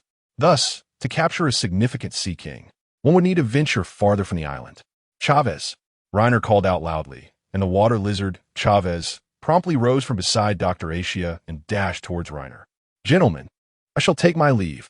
With that, Reiner mounted Chavez and sprinted across the water surface. Hey, the first mate is truly cunning. Yes. How can he enlist Chavez help? Doctor quickly summoned Chavez back. Many crew members shouted in protest, but Reiner disregarded their cries. He was not adept at moonwalking nor possessed the abilities of Akiji, and thus lacked the means to traverse the sea unaided. Although Dr. Axie usually resides on the Sky Island, his existence is well known among the people. Whenever the Sky Island descends, many take the opportunity to visit, thus Dr. Axie is not entirely unfamiliar to them. As for Chab's and Elizabeth's abilities, They have received unanimous praise from the crew, particularly from those like Marco and Jaws, who possess remarkable powers and are exceedingly envious. Hey, how about we collaborate? Olga exclaimed, her eyes sparkling as she called out to Marco, who was deep in thought about how to capture their prey. Oh, what kind of collaboration do you have in mind? Marco asked, momentarily taken aback and intrigued. Though Olga's strength may be lacking, her clever ideas abound, and the crew often treats her with kindness, viewing her as a child. I'll set sail with Elizabeth to attract the prey, and you can follow me from the air. We can split the catch evenly. How does that sound? Olga said with a cheerful grin. Split evenly? But wouldn't that mean we both lose this contest? Marco shook his head, suggesting, how about this? Following your plan, we catch two. You decide what to do with the first one, and after we catch it, it's yours. The second one will be under my command, and it will belong to me once captured. What do you say? Olga nodded enthusiastically, and after a quick high five with Marco, she responded, sounds good. Let us set sail now and find a suitable spot. As for Jaws, unable to venture into the sea, he opted for a small mountain on the island, which housed numerous ferocious beasts, although they had yet to encounter any colossal creatures. Meanwhile, Bista, Sachi, and Rikuyo exchanged glances before each taking a lifeboat to head out to sea. The remaining ordinary crew members either chose to hunt the island's beasts like Jaws or plunged into the water to see if they could catch anything. On the other side, after reaching a distant part of the sea, Olga cautiously surveyed her surroundings before retrieving a small jar from her pocket. Are you planning to cheat? Marco, whose arms had transformed into wings, paused as he recognized the contents of the jar. Reina's special bait, guaranteed to catch fish. Cheat? I'm not cheating. I'm not using this for fishing. I merely dropped a little by mistake. Olga replied with a mischievous smile. Marco felt somewhat exasperated. What had initially been a game of chance now seemed devoid of meaning if they won this way. Don't worry, given Reina's nature, he will likely use it too, Olga asserted confidently. After some contemplation, Marco nodded in agreement, finding her reasoning quite sound. In fact, her earlier justification eerily echoed Reina's tone. Meanwhile, far from a small island, Reina indeed retrieved a small jar, opened it, and took out several pieces of bait, accidentally allowing some to fall into the ocean. Oh dear, what a disaster. I dropped some by mistake. What should I do now? He lamented. Meanwhile, apart from Bista, several other members who had ventured out to sea simultaneously retrieved their usual bait and cast it into the water around them. Before long, Whitebeard, seated on the beach and sipping a drink, furrowed his brow and gazed out at the distant sea, sensing that something was amiss. This group of youngsters, they're simply too reckless. Oh, what is it? Dr. AC inquired with curiosity. It's nothing. Let them frolic as they please. Glug, glug, glug. Let us drink. Whitebeard shook his head, raised his glass with a smile, and proclaimed, Here they come. At the same time, in various directions across the sea, Rayleigh, Marco, and others simultaneously opened their eyes and uttered in unison. Chapter 62. The treasure package. Those few fellows indeed utilized it. Vista sensed powerful life energy emanating from several nearby locations, and he couldn't help but smile wryly. He too possessed the kind of bait that Reina had, but he had thought it was merely an ordinary competition for food, and everyone had agreed beforehand not to use such bait. To his surprise, the others, besides himself, had all coincidentally employed it. This is troublesome. I cannot discern their sizes. Over there, Reina, mounted on Chabs, was the most agile, and upon discovering that others had used bait, he intended to seize the opportunity. However, having only recently awakened his observation haki, although he could sense life energy, he was unable to detect specific forms, leaving him to pursue the strongest presence of life energy. Oh, Reina, not only do you use bait yourself, but you also wish to claim my quarry? Upon seeing Reina rushing towards him, Lackey chided with a laugh and swiftly began to wield his meteor hammer. Observing Reina and Lackey take the initiative, the others were unwilling to fall behind and began to engage the Sea Kings advancing towards the ocean. Only Marco, being a power user, had to remain in the air, keeping a vigilant watch on Olga's movements. Damn it, those fellows are doing it intentionally, acting first to provoke the Sea King's alertness. Olga, be cautious, the Sea Kings may strike. Marco's expression suddenly changed as he called down to Olga below. Fear not. Though I lack your abilities, Elizabeth shall remain safe from the Sea Kings. Olga reassured, patting Elizabeth on the neck with a smile. Just as she finished speaking, Elizabeth began to grow restless and suddenly emitted a strange cry, darting off in another direction. Seeing this, Marco was wary, for he had already glimpsed a massive shadow beneath the surface of the sea. Boom, boom, boom, no fewer than 10 Sea Kings suddenly breached the surface from various points, fixating their gaze upon the humans before them. Gulp! Hansen stared at a Sea King with eyes larger than his own and murmured, "This spells trouble. Have we taken things too far?" Naturally, the crew near the small island also noticed the commotion, hastily scrambling out of the water towards the beach. Then I shall not hold back. Lackey, more eager than Reyna, swung his meteor hammer directly at the nearest Sea King. Gugwa. Before him was a colossal Sea King with a frog's head. As Lackey's meteor hammer struck, the frog let out a croak and opened its mouth, extending its tongue in an attempt to swallow the hammer. My meteor hammer is not so easily devoured. Lackey chuckled mischievously, enveloping the entire hammer in his haki. The tongue of the frog-like Sea King finally made contact with the meteor hammer, yet it appeared that both were evenly matched. The frog's tongue was repelled, while Lackio's meteor hammer also did not gain the upper hand. Rose dance. Following this, Bista sprang into action, wielding a sword in each hand, as petals of roses seemed to fall around him. Opposing him was a colossal eel-like Sea King, which countered Bista's slashes with a sweeping motion of its tail.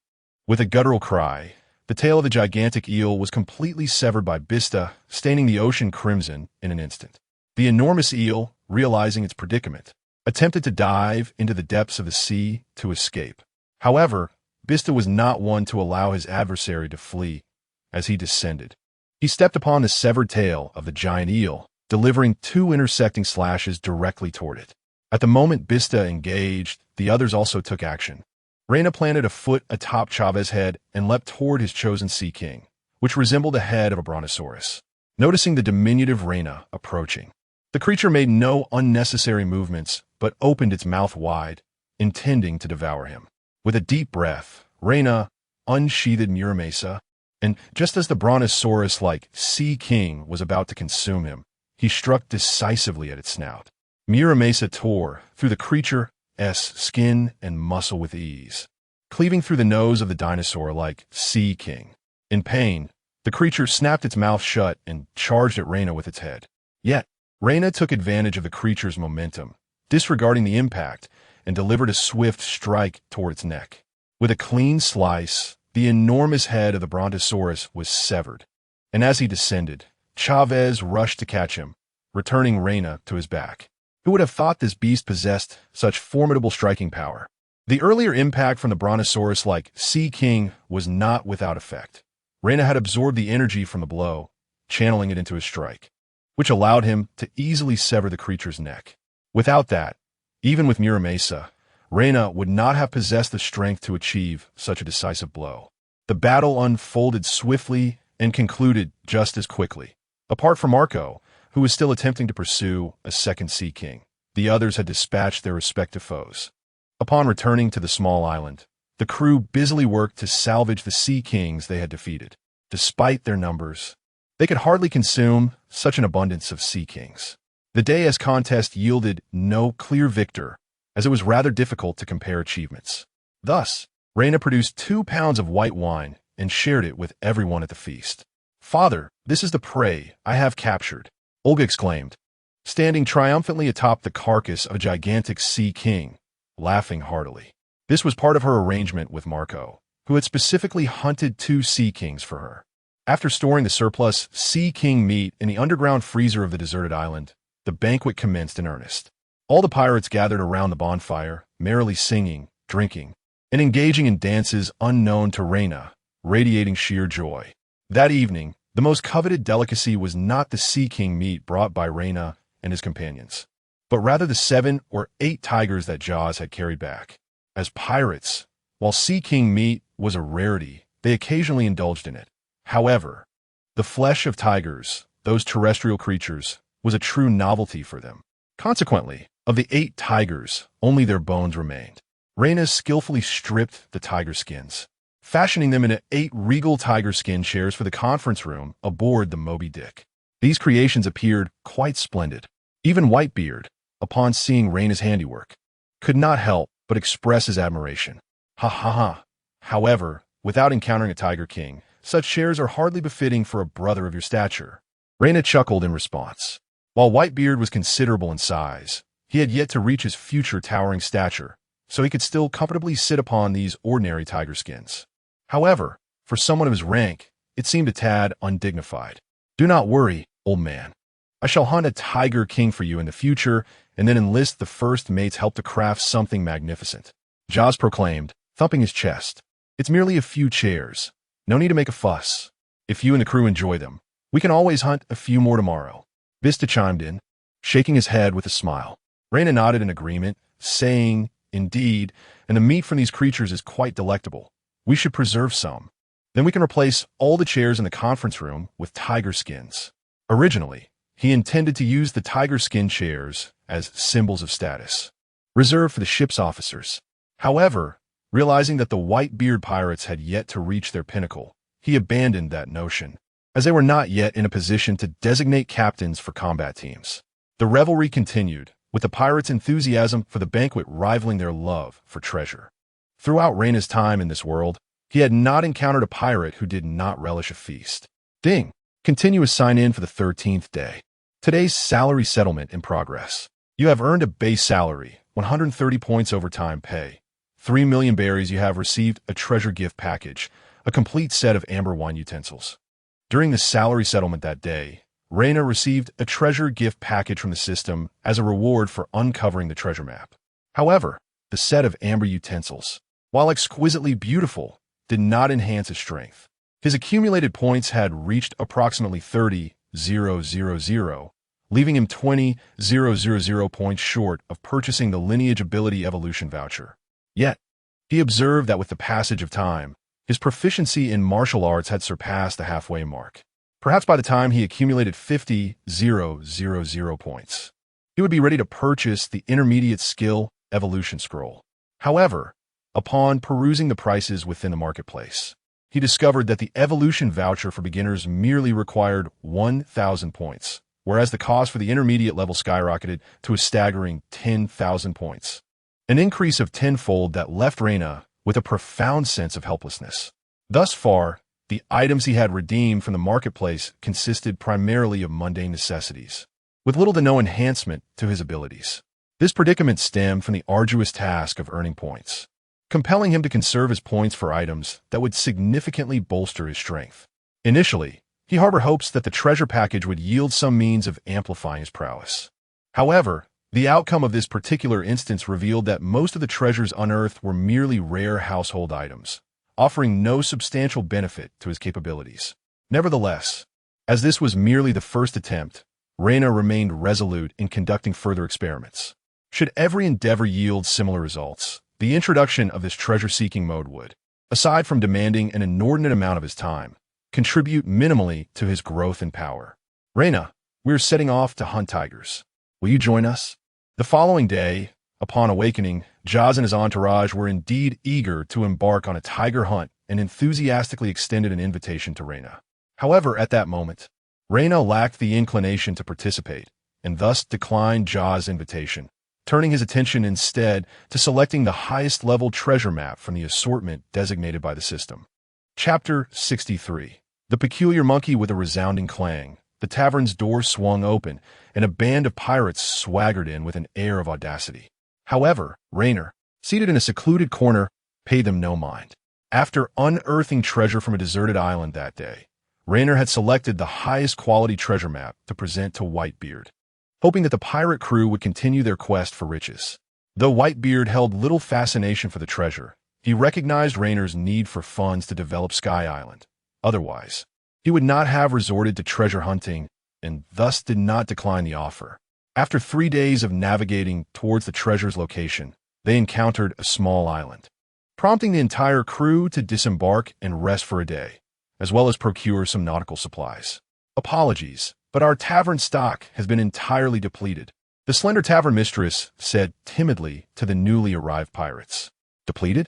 If that is the case, then what are they drinking? At this moment, aside from Reina's table, A few others were occupied by members of Whitebeard's crew, who were indeed responsible for the tavern's empty barrels. We've drained the supply of spirits. What's it to you? Do you dispute that? Hansen was the first to rise, addressing the pirate captain. How dare you? Who do you think you are to speak to our captain in such a manner? Do you know who he is, Bang? Before the pirate could finish his sentence, Raynor had sent him flying out of the tavern with a swift kick. What is there to discuss with such trash? Check if they have any bounties. If they do, pack it up and deliver it to the tavern mistress as our apology. Those without bounties shall sink to the depths of the sea. Raynor clapped his hands, nonchalantly declaring, if you're going to fight, then fight without delay. I detest those who engage in endless banter before confrontation. It is a sheer waste of time. Indeed, Raynor's words left the pirates momentarily stunned. They had never encountered such a direct approach, where a disagreement immediately led to confrontation. Shouldn't they first exchange threats and then compare bounties? What was this? Were they being dismissed so easily?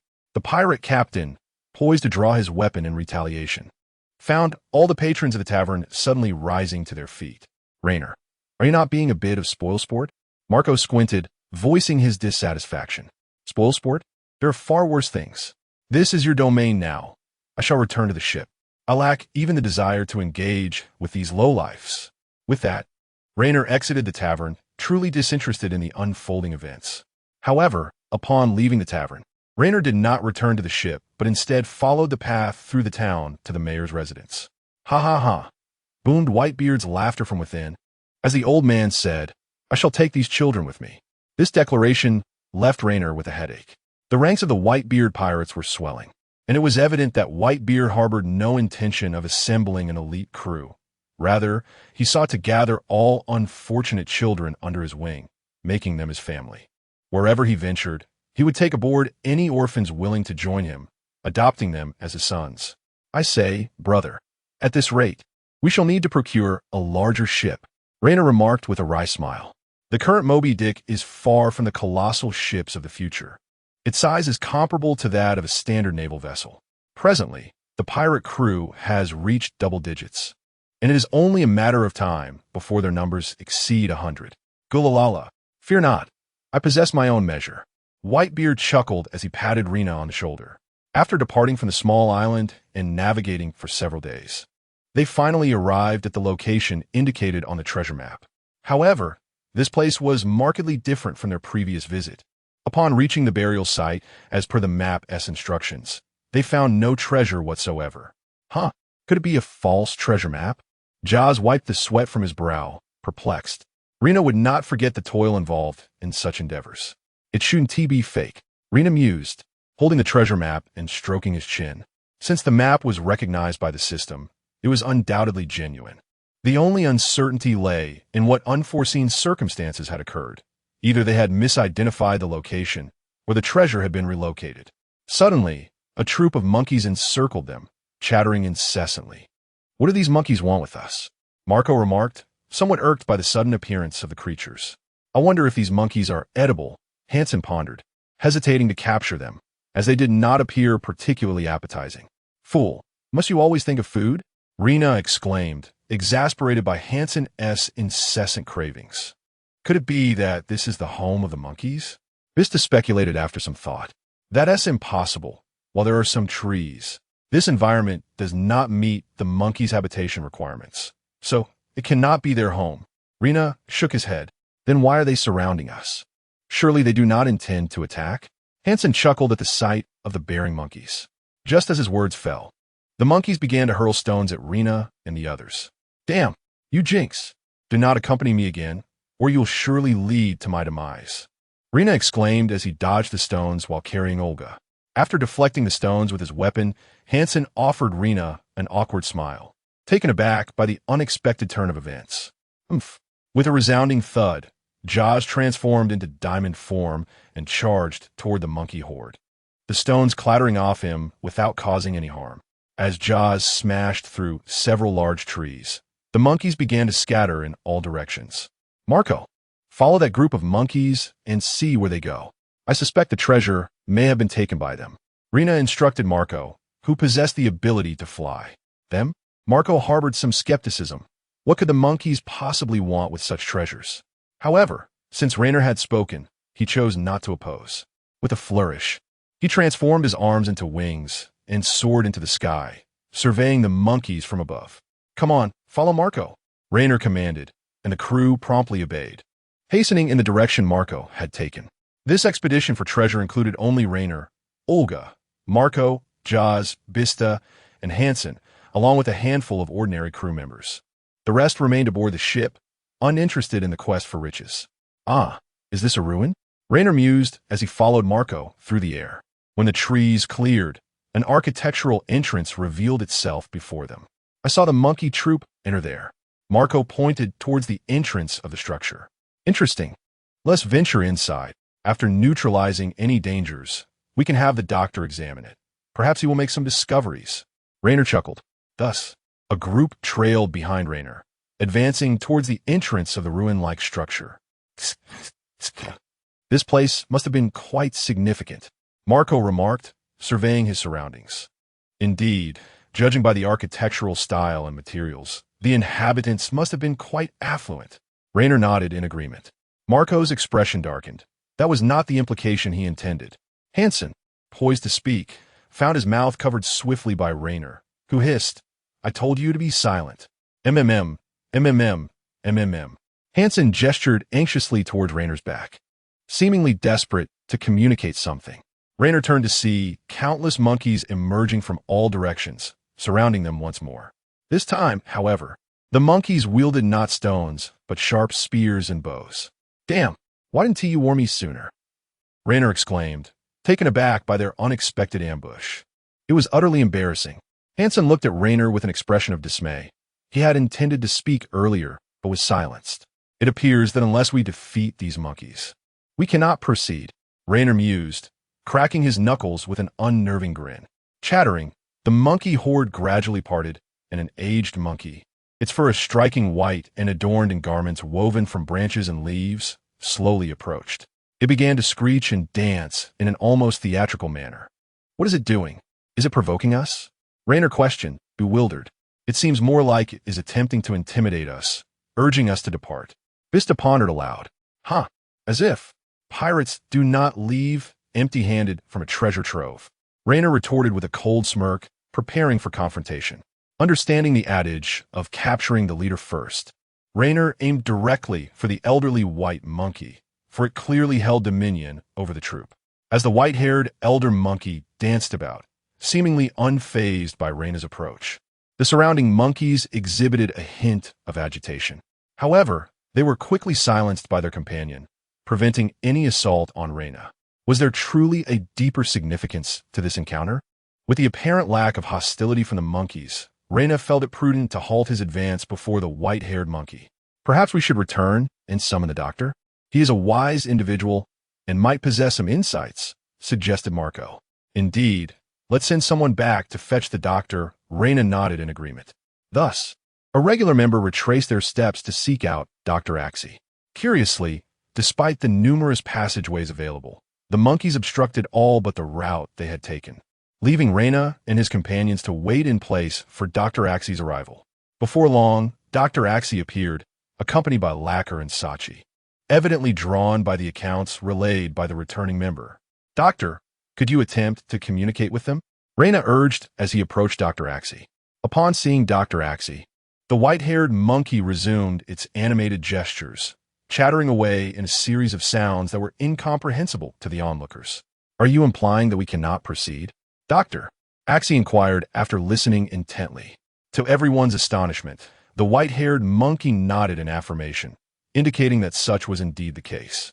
This revelation startled Rainer and his companions, for it signified that the monkey possessed an understanding of their language.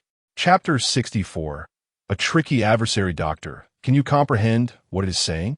Rainer inquired, somewhat astonished that Axie could understand the meaning of the white-haired monkey upon its arrival. "No, I cannot discern it all," Axie replied, shaking his head.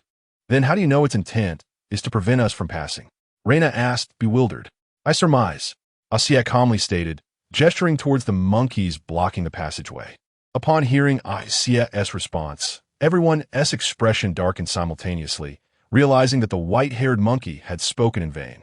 What do we do now? Reina asked, his face clouded with concern. What do you mean? What do we do? Asiel looked at Reina in confusion. They're preventing our entry. Reina pointed helplessly at the monkeys. With curiosity etched on his face, Asiel looked at Reina and slowly asked, do you genuinely wish to enter? Reina nodded. If he did not wish to venture inside, why had he come here? To observe monkeys? Then simply proceed. Surely these monkeys cannot thwart you? Indeed. I can simply enter. These monkeys cannot stop us, Reina exclaimed, a look of enlightenment washing over him. The members nearby collapsed in exasperation, realizing that it took Reina this long to grasp the situation. Chattering anxiously, the white-haired monkeys seemed to sense Reina's intention to force his way through, becoming increasingly agitated. Are you implying there is danger within? That we are to be barred from entry? Asiel continued to speculate. The white-haired monkey shook its head, indicating that was not the case. Then is it because this is your home, and thus we are not permitted to enter? Reina ventured another guess. The monkey shook its head once more. You must provide me with a valid reason for our exclusion. Reina's frustration began to mount. Chattering. Apologies, but I cannot comprehend. Reina's lips twitched involuntarily. The creature had indeed offered him a rationale, but alas, he could not understand. Hey, what now? Since communication has broken down, shall we force our way in? Marco asked, his eyes blinking as if he had just awakened. Let us consider this. Prolonging our stay here is not productive. You all remain here while I venture inside to investigate. Reina proposed after a moment of contemplation. Upon hearing Reina's words, the white-haired monkeys realized they could no longer deter him. With a peculiar cry, they raised their weapons towards Reina, suggesting that should he attempt to breach their defenses, they would resort to action. But at that moment, strange sounds echoed from within the passage. Booming. The noise grew increasingly thunderous, causing the monkey troop to become restless, their agitation palpable. What is that sound? Reina queried, taken aback. It seems something is rolling toward us, Marco remarked, straining to listen. Chattering. At that moment, the white-haired monkeys appeared to exhale in relief, bellowing a few commands to their kin, who promptly scattered in all directions, vanishing in a matter of moments. What? Reina and the others exchanged perplexed glances, unable to fathom the monkey's sudden behavior. Look, what is that? At that moment, the sounds within the corridor grew increasingly loud, and soon, several colossal spherical stones rolled out from the passage. Roar! As the stone orbs emerged, they gradually unfurled, transforming into gigantic stone figures that let out a series of fierce roars directed at Reina and his companions. Stone beings? Reina gazed in astonishment at the scene before him, taken aback by the unexpected turn of events. Chirp, chirp, chirp. Upon witnessing the stone figures, the white-furred monkey that had not departed let out a series of loud cries before leaping behind Reina, incessantly chattering while pointing toward the passage. Do you want me to go through this passage? Reina began to grasp the monkey's intent and inquired. The white-furred monkey nodded and urged Reina forward, seemingly eager for him to enter without delay. However, Reina did not rush. Instead, he turned to Dr. Axie and said, Doctor, this situation appears rather peculiar. Please escort Olga outside the ruins while we investigate further. Dr. Axie nodded in agreement, and although Olga was somewhat reluctant, she retreated outside with the protection of several ordinary crew members alongside Dr. Axie. Boom, while they were conversing, the stone figures had already launched their attack. Yet, one of the stone beings was shattered into rubble by a single punch from Jaws. Remarkably, the fragments of the destroyed stone figure began to coalesce once more, reforming into a new stone being. Jaws, I leave this to you. Marco, let us proceed. Seeing this, Reina directed Jaws to hold off the stone beings while he, along with Marco and others, advanced toward the passage indicated by the white-furred monkey. Upon entering the passage, they progressed swiftly under the monkey's guidance, navigating each fork according to its indications. Nevertheless, Reina discreetly marked their path, ensuring they would not become disoriented within the ruins should any complication arise. After what felt like an eternity, they finally traversed the labyrinthine corridor and arrived at a resplendent hall. The entire chamber was illuminated by torches lining the walls, and aside from some murals, peculiar carvings adorned the surrounding columns. At the center of the hall lay a mound of gold, surrounded by numerous white bones.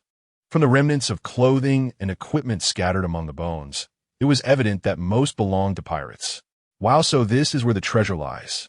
The mountain of gold here must be worth at least 1 or 200 million berries. Lakyu exclaimed in astonishment upon seeing the treasure pile high in the hall. What's the purpose of bringing us here? Reina questioned, puzzled. Could it be that the white-furred monkey merely intended to lead them to this treasure? Surely, it could not be that simple. Indeed, as soon as Reina's words fell, the white-furred monkey began to bare its teeth at the treasure, as if it sensed something peculiar within. Oh, have you not given up yet? A shadow appeared atop the mound of treasure, its tone dripping with disdain. The white-furred monkey seemed dreadfully wary of this figure, retreating a few steps while continuing to snarl defensively. Who are you? Reina, filled with curiosity, inquired. One ignorant fellow. It appears yet another unfortunate soul has been lured here by the allure of treasure. I am the sovereign of this realm, Ciro Willis. Foolish mortals, become my slaves. Emerging from the shadows atop the treasure mound was a well-dressed monkey, brandishing a scepter. Ha ha ha, a monkey? How audacious to speak so boldly. The ordinary crew members who had accompanied Reina burst into laughter at the self-proclaimed King Ciro Willis. How outrageous! Ciro Willis exclaimed, striking his scepter upon the ground, causing the stone golems they had previously encountered to reappear. This development prompted Reina and his companions to adopt a more cautious demeanor. Initially, he had presumed that the creature was akin to Chopper, merely a monkey that had consumed a human fruit, thus enabling it to speak. However, the ability to control these stone golems suggested that its powers were indeed peculiar. Marco, go ahead and give it a try. Reina gestured to his companion Marco, signaling him to initiate an attack. Marco rolled his eyes, but nevertheless charged toward the creature. Yet, it seemed Ciro Willis was prepared. As Marco moved, he waved his scepter, and a stone golem immediately positioned itself in front of him, thwarting Marco's assault. These golems appear to possess greater strength than the previous ones. Marco had anticipated that a single kick would shatter the blocking golem, but it remained steadfast. Regardless, Reina resolved that acquiring the treasure necessitated overcoming this obstacle. Let us engage, Reina commanded, prompting the group to launch their attacks. However, these golems were significantly more formidable than before. Even Reina struggled to shatter them with a single blow. Wahaha, capture them all. These creatures possess admirable strength. Transforming them into new stone golems will yield even greater power. Ciro Willis, retreating to the summit of the treasure pile, cackled as he directed the golems to besiege Reina and his companions. What a bothersome creature, Reina noted, observing that numerous ordinary crew members had already succumbed to the golems. He then enveloped his arms in haki and struck once more at the golems. Reina, those golems are under his control. Leave this to us. You go apprehend that creature. Vestra, with a swift stroke, cleaved the golem into pieces, creating an opening and calling out to Reina. All right, leave it to me, Reina exclaimed, kicking a golem in the head and utilizing the rebound to propel himself toward the monkey atop the treasure. Observing this, Ciro Willis showed no intention of fleeing. Instead, he raised his scepter and bellowed at Reina, become stone.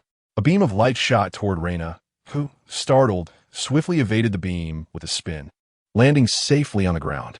The beam, having missed Reina, struck a nearby ordinary crew member who began to petrify before the eyes of all present, ultimately transforming entirely into stone. The thunderous rumbling echoed around as the fragments of stone gradually converged upon the crew member, who was on the verge of becoming entirely encased in stone, ultimately transforming him into a new stone being. Damned wretch! A shiver of dread coursed through Reina. Had that beam struck him, he too would surely have been petrified, although the Black Emperor's powers allowed him to absorb any form of energy. They were limited to damage inflicted directly. The ability to petrify was beyond his capacity to absorb. Sharingan, activate. To safeguard against potential peril, Reina activated his Sharingan, unwilling to succumb to becoming a stone being here. Marco and the others, having witnessed the preceding spectacle, heightened their vigilance. Oha, ho ho ho. How do you feel? Are you awestruck by my formidable power? But that's not all. Even more exhilarating surprises await you. Arise, my most loyal servant. Atop a mound of treasures, Ciro Willis began to swiftly wave his scepter. As he did so, the gold beneath him began to tremble violently. Before long, all the gold appeared to liquefy, reshaping itself into a colossal golden giant, with Ciro Willis standing atop its head, looking down at Reina and the others with disdain. Chapter 65. A unified strike when the world is this? After being repelled yet again by the Golden Giant, Reina muttered in frustration. It was quite humiliating to be driven to flee by a mere monkey. Oahaha, surrender, human. Become my slave. Zyro Willis, wielding his staff, stood atop the Golden Giant, laughing heartily as he shouted at Reina. Truly it seems that if I don't demonstrate some real power, I shall be underestimated. Ceasing his retreat, Reina turned to deliver a punch to the Golden Giant, who regarded his attack with utter disdain. Although Reina's previous strikes had been formidable, the Golden Giant was not a genuine creature, and thus showed no reaction to his blows. However, this time, after clashing with the Golden Giant, Reina found that the giant remained unscathed, as if nothing had occurred. This was due to the fact that he had absorbed the impact from the giant's fist. Seizing the opportunity to leap onto the giant's arm and dash towards Zyro Willis, perched atop its head. Did I not say it was futile? Upon witnessing this, Zyro Willis waved his staff, and the Golden Giant's head immediately began to melt, engulfing him within. Reina had previously attempted to use this very tactic to subdue Zyro Willis. But once ensconced within the giant, he found himself utterly powerless. Is that so? This time it shall be different. With a powerful leap, Reina appeared on the shoulder of the Golden Giant and unleashed a kick aimed at its head. This time, in addition to his own strength, he released the energy he had absorbed earlier. Thud crack. Reina's kick flattened the giant's cheek, and with the release of his energy, the Golden Giant's head seemed on the verge of exploding. That fellow has significantly increased his strength. Marco observed Reina's attack, hastily commenting. Previously, they had all attempted to assault the Golden Giant, even Bista and he, but they could only inflict minor injuries and were unable to reach Zyro Willis hidden within the giant's skull. Cracked eye, Reina roared, feeling the surge of energy within him, concentrating all his power in his leg before unleashing it. Boom! Half of the Golden Giant's face was sent flying by Reina's kick, revealing a bewildered Zyro Willis within. Zyro Willis gazed at Reina in disbelief, utterly taken aback by the ferocity of his earlier strike. Phew, I must thank you. After so long in development, I finally possess my own technique. Reina gasped for breath, a smile gracing his face. His previous battles had relied on the abilities of the Black Emperor and the Sharingan. Now, with the addition of armament and observation haki, he felt he lacked a high-impact technique of his own. Not the crude, raw displays of energy like the Black Emperor, but rather a controlled technique that belonged solely to him. During his training in martial arts and the mastery of the Black Emperor's powers, Reiner endeavored to harness the energy within him, seeking to release it according to his own volition. However, despite his relentless efforts, he always felt a lingering inadequacy. Although he could sense and manipulate the energy within, its release during combat never met his expectations. Just moments ago, an epiphany allowed him to direct the energy through specific pathways to his feet, subsequently gathering and unleashing it in a powerful explosion. The intensity of this release rivaled that of his full power after absorbing energy to its maximum capacity. It is noteworthy that he had only absorbed the impact of a single punch from the Golden Giant, which, theoretically, should not have been sufficient to achieve such formidable force. Had he continued to employ this method of release after reaching his limits, his offensive capabilities would have surged exponentially, resulting in even greater destruction. This was the explosive manifestation of energy he had long sought to develop, transcending the previous paradigm of merely releasing energy equivalent to what he absorbed. For instance, if he absorbed 100 units of energy and released it all at once, the resultant devastation might only amount to 90 or 80 units due to inevitable waste. Furthermore, this energy was not inherently his. It merely resided temporarily within him, making it challenging to wield. However, the situation had changed. Utilizing the aforementioned release technique, he absorbed merely 30 units of energy, yet the damage inflicted soared to 80 or even 90 units, rivaling the potency of his prior full-force releases. Thus, should he manage to absorb 100 units of energy, theoretically, he could unleash over 290 units of destructive power, an impressive exponential growth. With the acquisition of this newfound ability, particularly one of his own invention, Reiner was immensely elated. If he could channel energy through his feet, surely his fists could yield similar results. Adopting a similar approach, he concentrated energy in his hands, yet refrained from immediate release. Instead, He gathered a significant amount before directing a strike towards the shoulder of the golden giant beneath him. Bang! Boom! Indeed, this time Reiner's punch unleashed a force far exceeding his usual strength, creating a deep dent in the shoulder of the golden giant. As this technique was born from accumulated energy, he decided to name it Concentrated Strike. With a grin, Reiner turned his gaze towards the fleeing Ciro Willis. Still attempting to escape? Prepare to meet your demise. With a swift motion, Reiner charged towards Ciro Willis. Startled, Ciro instinctively raised his staff to block Reiner's assault. Crack! Reiner's fist collided with the staff, shattering the ornate weapon. In that instant, as Ciro Willis's staff was destroyed, all the stone giants and the golden giant ceased their movements. With a resounding clang, the stone beings transformed back into mere stones, scattering across the ground. The crew members, previously struck by Ciro Willis's staff, reverted to their human forms. Lying unconscious on the ground, their fates uncertain. Among the fallen stone beings were several pirates, and, astonishingly, some were monkeys. The towering golden giant appeared to have melted, morphing into a puddle of liquid gold, which rapidly cooled into an irregular mass of gold. Suddenly, the white-haired monkey, which had vanished at the onset of the battle, emerged from the shadows, seizing a robust, white-haired monkey that had fallen among the stone beings. You dare to shatter my staff? Ciro Willis seethed. Collapsing to the side, his gaze filled with hatred directed at Reina. Reina, taken aback, had initially believed the power belonged solely to Ciro Willis, only to learn it was a manifestation of his staff's abilities. Was that the power of the staff? Reina slowly turned to confront the furious Ciro Willis.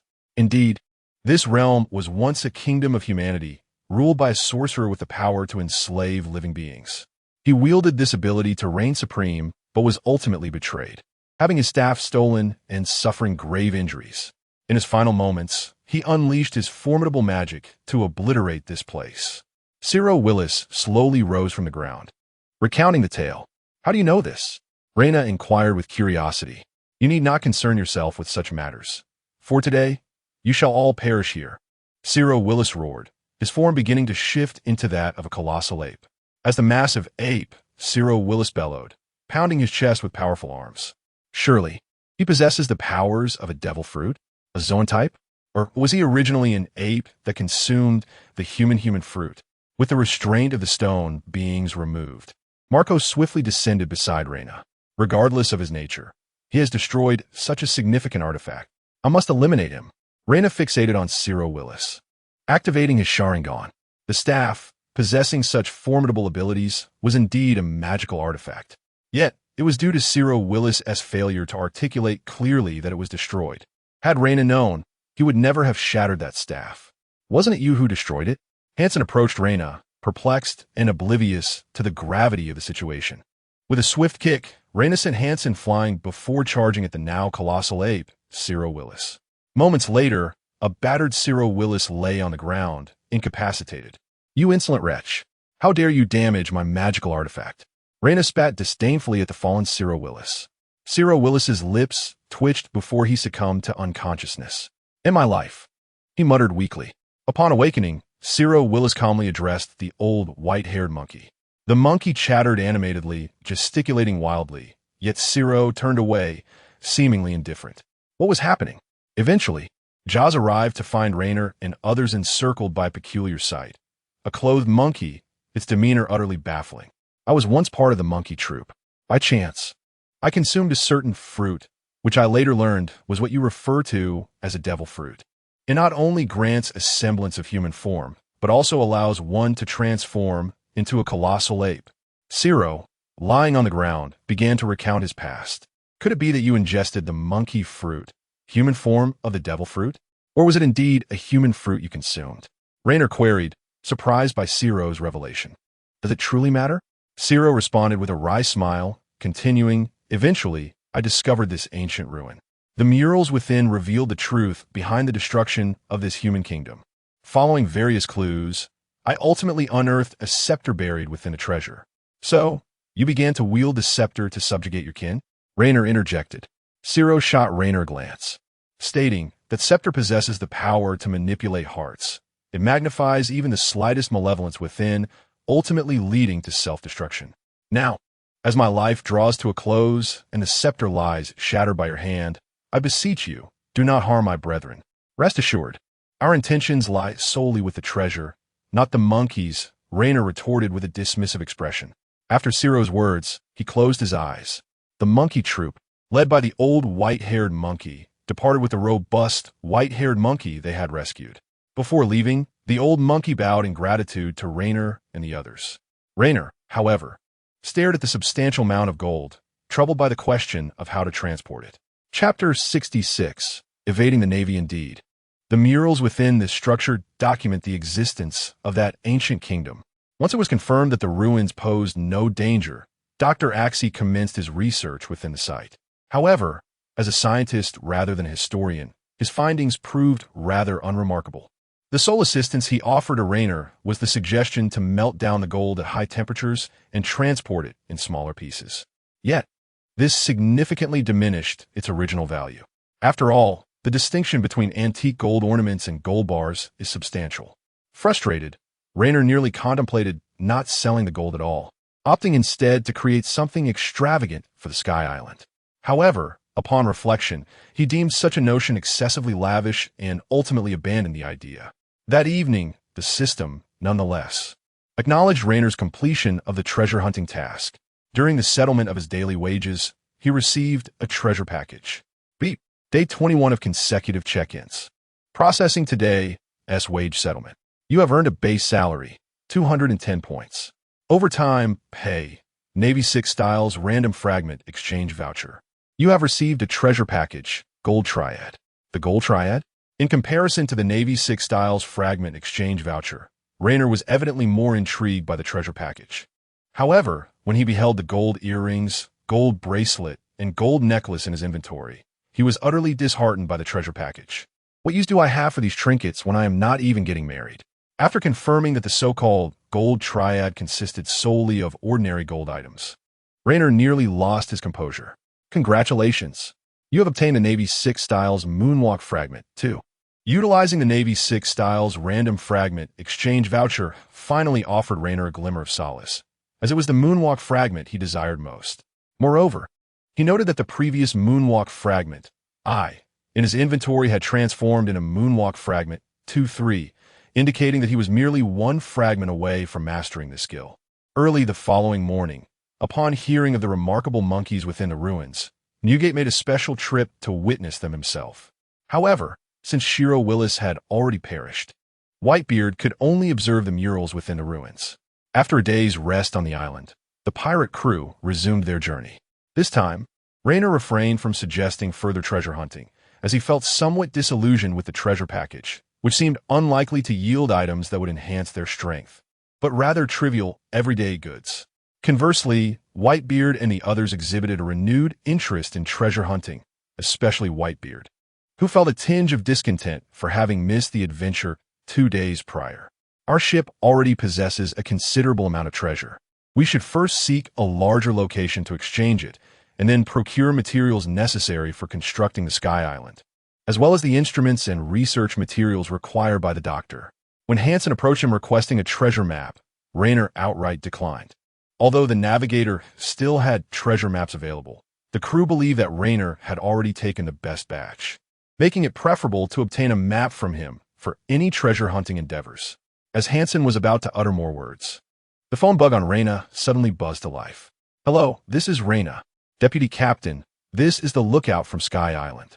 We have detected a naval warship at 1 o'clock ahead. Understood. Is it the flag of the Navy headquarters or one of the divisions? Reina Jaunet Incoairing. His sentiments towards the Navy were far from favorable, so avoiding interaction with them was preferable. It appears to be a warship from the Navy headquarters, as there are no division numbers on the sails. Very well, I shall inform the helmsman and navigator to steer clear. Raina concluded the call and made his way to the deck, where the navigator and Jaws were present. He relayed the message from Sky Island, advising them to steer away from the Navy-S direction. With Sky Island at our disposal, we hold all the cards. It's truly convenient. We used to be frequently ambushed by the Navy, but now it is we who will ambush others. No one shall dare to strike us. Rikuyo chuckled at Reina's words. Let us not be overly complacent. There are still times when they may not be vigilant. Reina cautioned with a shake of his head. Rikuyo nodded in agreement, acknowledging that this world harbors many incredible tactics. Even with Sky Island as their surveillance tool, they could not guarantee absolute safety. As Reina and his crew adjusted their course to avoid the Navy, Zifa on the naval ship gazed quizzically at the distant island and questioned, "Is the information accurate? Were we not supposed to encounter them before reaching this island?" Theoretically, yes. According to the intel from headquarters, they should indeed be following this route. Karadan replied, equally perplexed. "Let us confirm with headquarters to ascertain their position. We shall dock on the island to regroup." Zifa frowned, shaking his head. He had set sail specifically to intercept the Whitebeard pirates after headquarters confirmed their route, yet he had unexpectedly failed to encounter them. A short while later, Lieutenant Karadan approached Zifa and reported, "Sir, we have confirmed with headquarters that the Whitebeard pirates have already arrived at Ross Island. We have missed them." "What? We actually missed them?" Zifa was taken aback, his eyes widening in disbelief. It is essential to note that this area lies in the latter half of the Grand Line, where the routes are generally fixed and all navigators rely on their log poses to advance, unless unforeseen events arise, such as storms or natural disasters. Deviations from the course are rare. The Whitebeard pirates, being an exceptionally active crew in this segment of the Grand Line, would not typically make such an error. This discrepancy left Zifa bewildered. In that case, relay the orders to set sail immediately for Ross Island. Zifa downed the rum before him and stood up decisively. "Yes, sir." Karadan saluted and promptly notified the naval crew to prepare for departure. On the other side, after evading the Navy, the Whitebeard pirates arrived at the next island, Rosanani Island, where they were procuring navigational supplies. "Brother, do you know Roger?" Reina inquired, sitting beside Whitebeard and sipping his drink. "Roger? I've seen him a few times." "What about him?" Newgate replied, turning to Reina. "Oh, just curious. What do you think of him?" Reina asked with a chuckle. "Roger. Boom, boom, boom. He is a monster. Hurry, kill him. He is a monster." Just as Whitebeard was lost in memory, a sudden commotion erupted outside the tavern. "What is going on?" Reina and Newgate simultaneously glanced outside. "I'll go take a look." Hansen, ever the enthusiast for excitement, immediately rose and headed toward the tavern door. "Wait for me. I'm coming too," Olga exclaimed, springing from her seat to follow Hansen. "What child?" Reina shook his head, chuckling softly. "Gulalala. They're still just kids." Newgate seemed to find humor in Reina's words, laughing heartily. Moments later, Hansen and Olga returned to the tavern, looking dejected. Reina could tell from their expressions that the incident was hardly thrilling. It was a lost fishman, but the villagers mistook him for a monster and scared him off. Hansen shrugged, preempting questions. "A fishman? How did they end up here?" "Huh, fishmen. Those fellows are not to be trifled with. It's hard to believe they would fear ordinary villagers." The crew began to murmur among themselves, yet Reina and Newgate remained silent, quietly enjoying their drinks. Speaking of fishmen, the one that left the most significant impression on Reina was none other than Jinbei, one of the future Shichibukai. Moreover, it seemed he had a favorable relationship with the Whitebeard pirates, just as Whitebeard was well regarded in Fishman Island. However, when Reina glanced at Newgate, he noticed the latter appeared remarkably calm, seemingly unfazed by the presence of the fishman. "Brother, should we go rescue that fishman?" Reina tentatively asked. Why will we specifically do that?" Newgate looked at Reina in astonishment. Reina paused, realizing that Whitebeard had yet to form a friendship with Neptune from Fishman Island. Thus, he naturally held no particular concern for the fishmen. Isn't it just a fishman? They can usually be employed as laborers and could serve as emergency food in a crisis. "Isn't that rather clever?" Reina said with a grin. "Wow, Reina, are you a devil? Fishmen are sentient beings. You actually want to eat them?" Olga exclaimed. Her face contorted in horror as she pointed at Reina in anger. "Pohaha, indeed. First mate, could you be too heartless? What if it's a mermaid? Would you still eat her? Ha ha. First mate, I support you. Emergency food. That is just too funny." The crew erupted into laughter, having discerned the teasing undertone in Reiner's words. Only Olga remained oblivious to it, feeling a sense of confusion. "Hey, Reiner, you can't be serious, can you?" Olga tilted her head, pondering for a moment before she inquired. "Gulalala, this fellow is someone who seldom strikes down even the Navy without hesitation. Do you truly believe he would harm innocent fishmen?" Newgate, witnessing Olga's naive expression, could not help but laugh heartily. Only Reiner chuckled softly, shaking his head, unfazed by Whitebeard's comments. He simply did not wish to take a life lightly. However, he never hesitated to be merciless towards those who deserved it. The ordinary Navy merely represented an adversarial relationship, with no compelling reason to eliminate one another, especially since Zephyr of the Navy had spared him on several occasions. Just as they were sharing their mirth, the tavern's door swung open once more, and a group of pirates strode in. Leading them was a particularly tall pirate, adorned with a horned helmet, with a diminutive companion perched upon his left shoulder. Reiner furrowed his brow. This individual seemed familiar to him from somewhere. Chapter 67. Confronting Reyna. Upon entering the tavern, the pirates were taken aback upon encountering Whitebeard. Ward Newgate was equally surprised to find a familiar face in such a remote locale. "Ha ha ha! What a delight it is to meet you here on such a small island," exclaimed the burly man, referred to by Whitebeard as Ward. "What is going on, brother? Do you know him?" Reyna asked casually, sensing the familiarity between Whitebeard and the man. "Bondivite, captain of the Ward pirates, merely a madman," Whitebeard remarked dismissively, casting a glance at Bondywald. "Ha ha ha! As a formidable warrior, I isn't it quite normal for me to eliminate any obstacles in my path?" Bondywald laughed heartily. "Is that so? If you think you can, then feel free to try," Whitebeard retorted with an air of authority. For reasons unknown, perhaps due to a sense of trepidation towards Whitebeard or something else, Bondywald had no intention of engaging in battle. Instead, he found a place to sit and ordered some food and drinks. "Let us go. Everything is nearly prepared. It's time to set sail," Whitebeard declared, draining his cup of liquor and rising to his feet. It seemed that Bondywald's presence had dampened his spirits. Reyna nodded and signaled to his companions to get ready to depart. Once outside the tavern, curiosity got the better of him, and he asked, "Brother, who is that man? Is he strong? His strength is notable. He is a user of the Momo fruit. I've had a few dealings with him before. He is quite reckless in battle." Whitebeard replied, a hint of disdain in his voice. "The Momo fruit?" Reyna pondered for a moment before continuing. "Isn't that the fruit that enhances the size and speed of objects it touches?" "Oh, you actually know about it?" Whitebeard said, surprised that Reyna was familiar with the Momo fruit. "Yes, I've heard of it before." Reyna stroked his chin thoughtfully. He finally recalled the individual. Seemingly a character from the films, indeed formidable, yet it appeared that he was wary of Whitebeard's might, which was why he refrained from attacking. Now that no conflict had arisen, Reyna chose to dismiss it. Soon, once everything was in order, and as they prepared to set sail, a naval warship suddenly approached rapidly. Although the Sky Island had not descended, the pirate ship had anchored and rested, causing the crew on the Sky Island to neglect their watch, allowing the naval vessel to draw near undetected.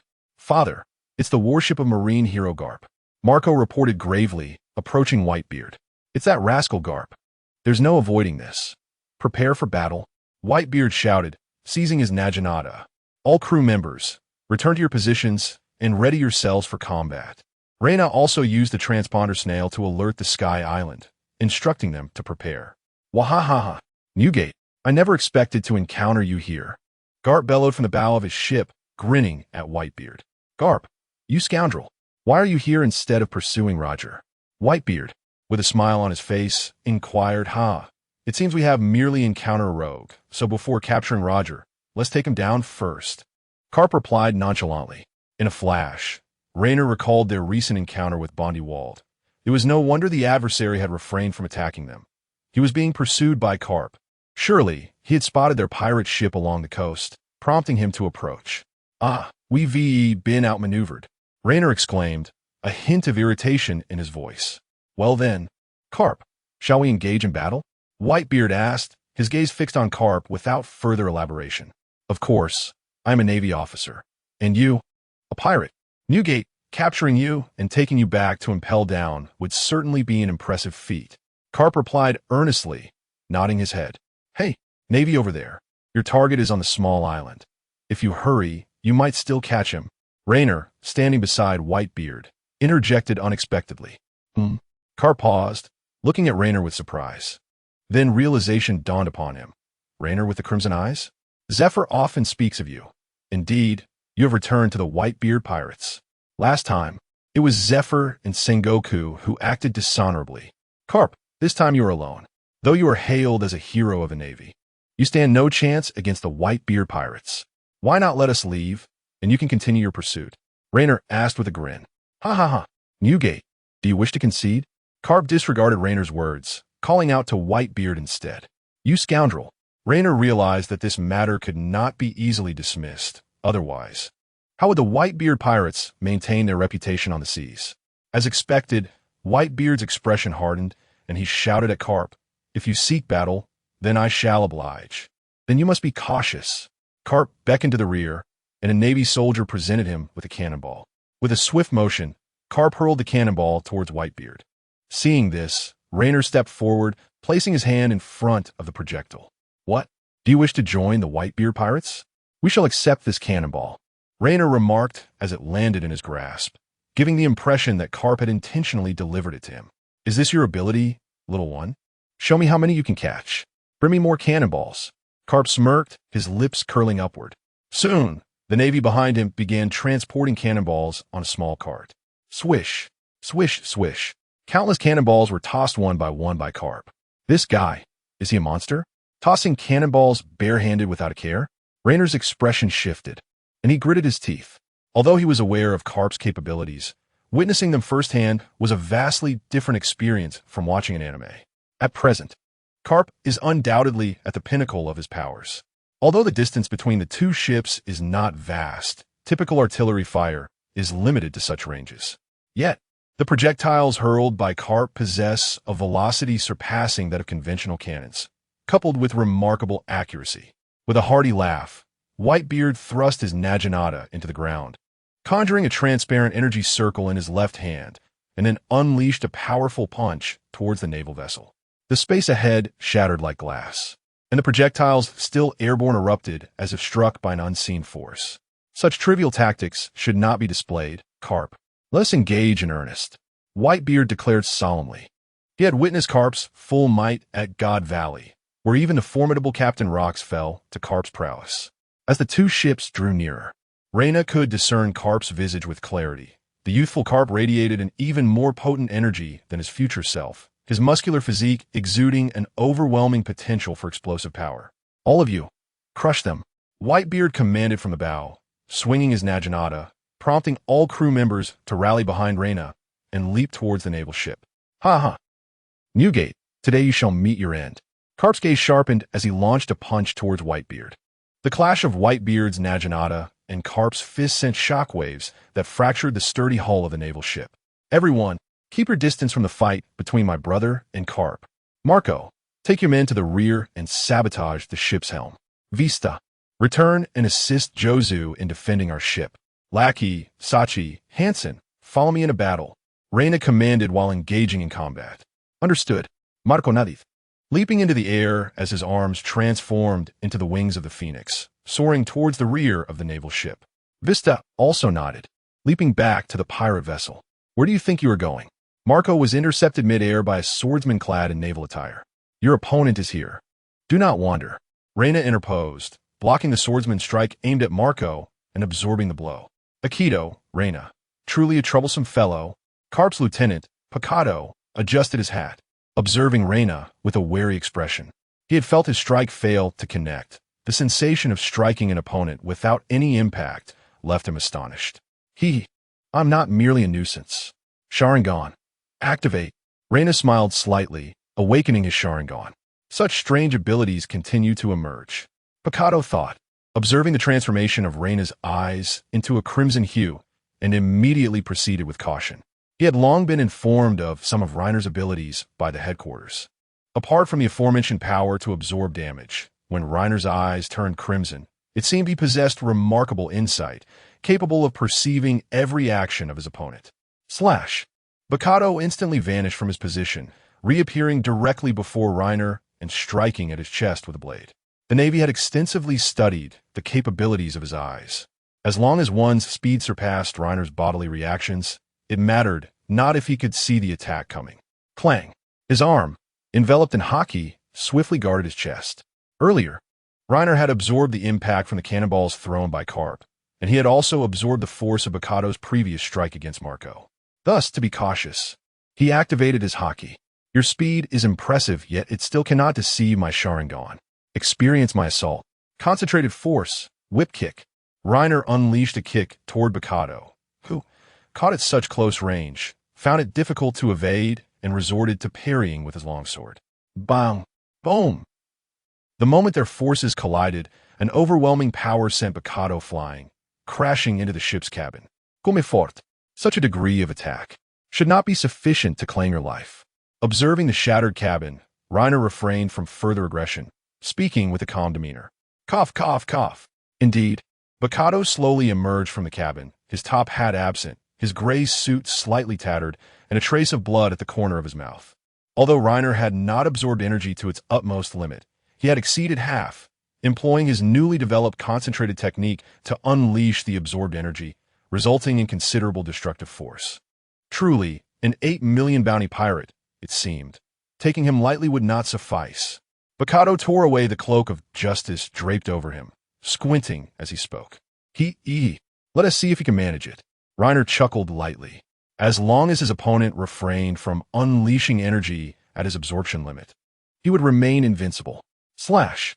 Mikado remained silent, responding to Reiner with a sudden attack. How swift! The Sharingan detected the trajectory of the assault. Yet Reiner's body could not react in time and was struck. However, it appeared that in pursuit of ultimate speed, the damage inflicted was not severe. No. Reiner's expression shifted as he grasped the opponent's intent. Swoosh! A slash tore through Reiner's garments, leaving a bloody mark upon his shoulder. Chapter 68. Self-awareness upon exiting the battlefield. Reina gazed grimly at the panting Mikado.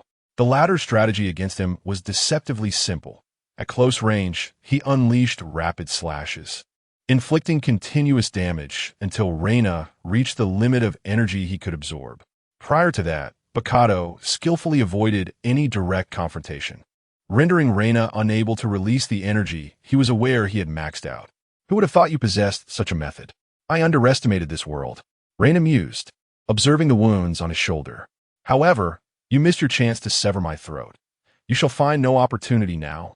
In a flash, Mikado vanished from Reina's sight, seemingly intent on employing the same tactic once more.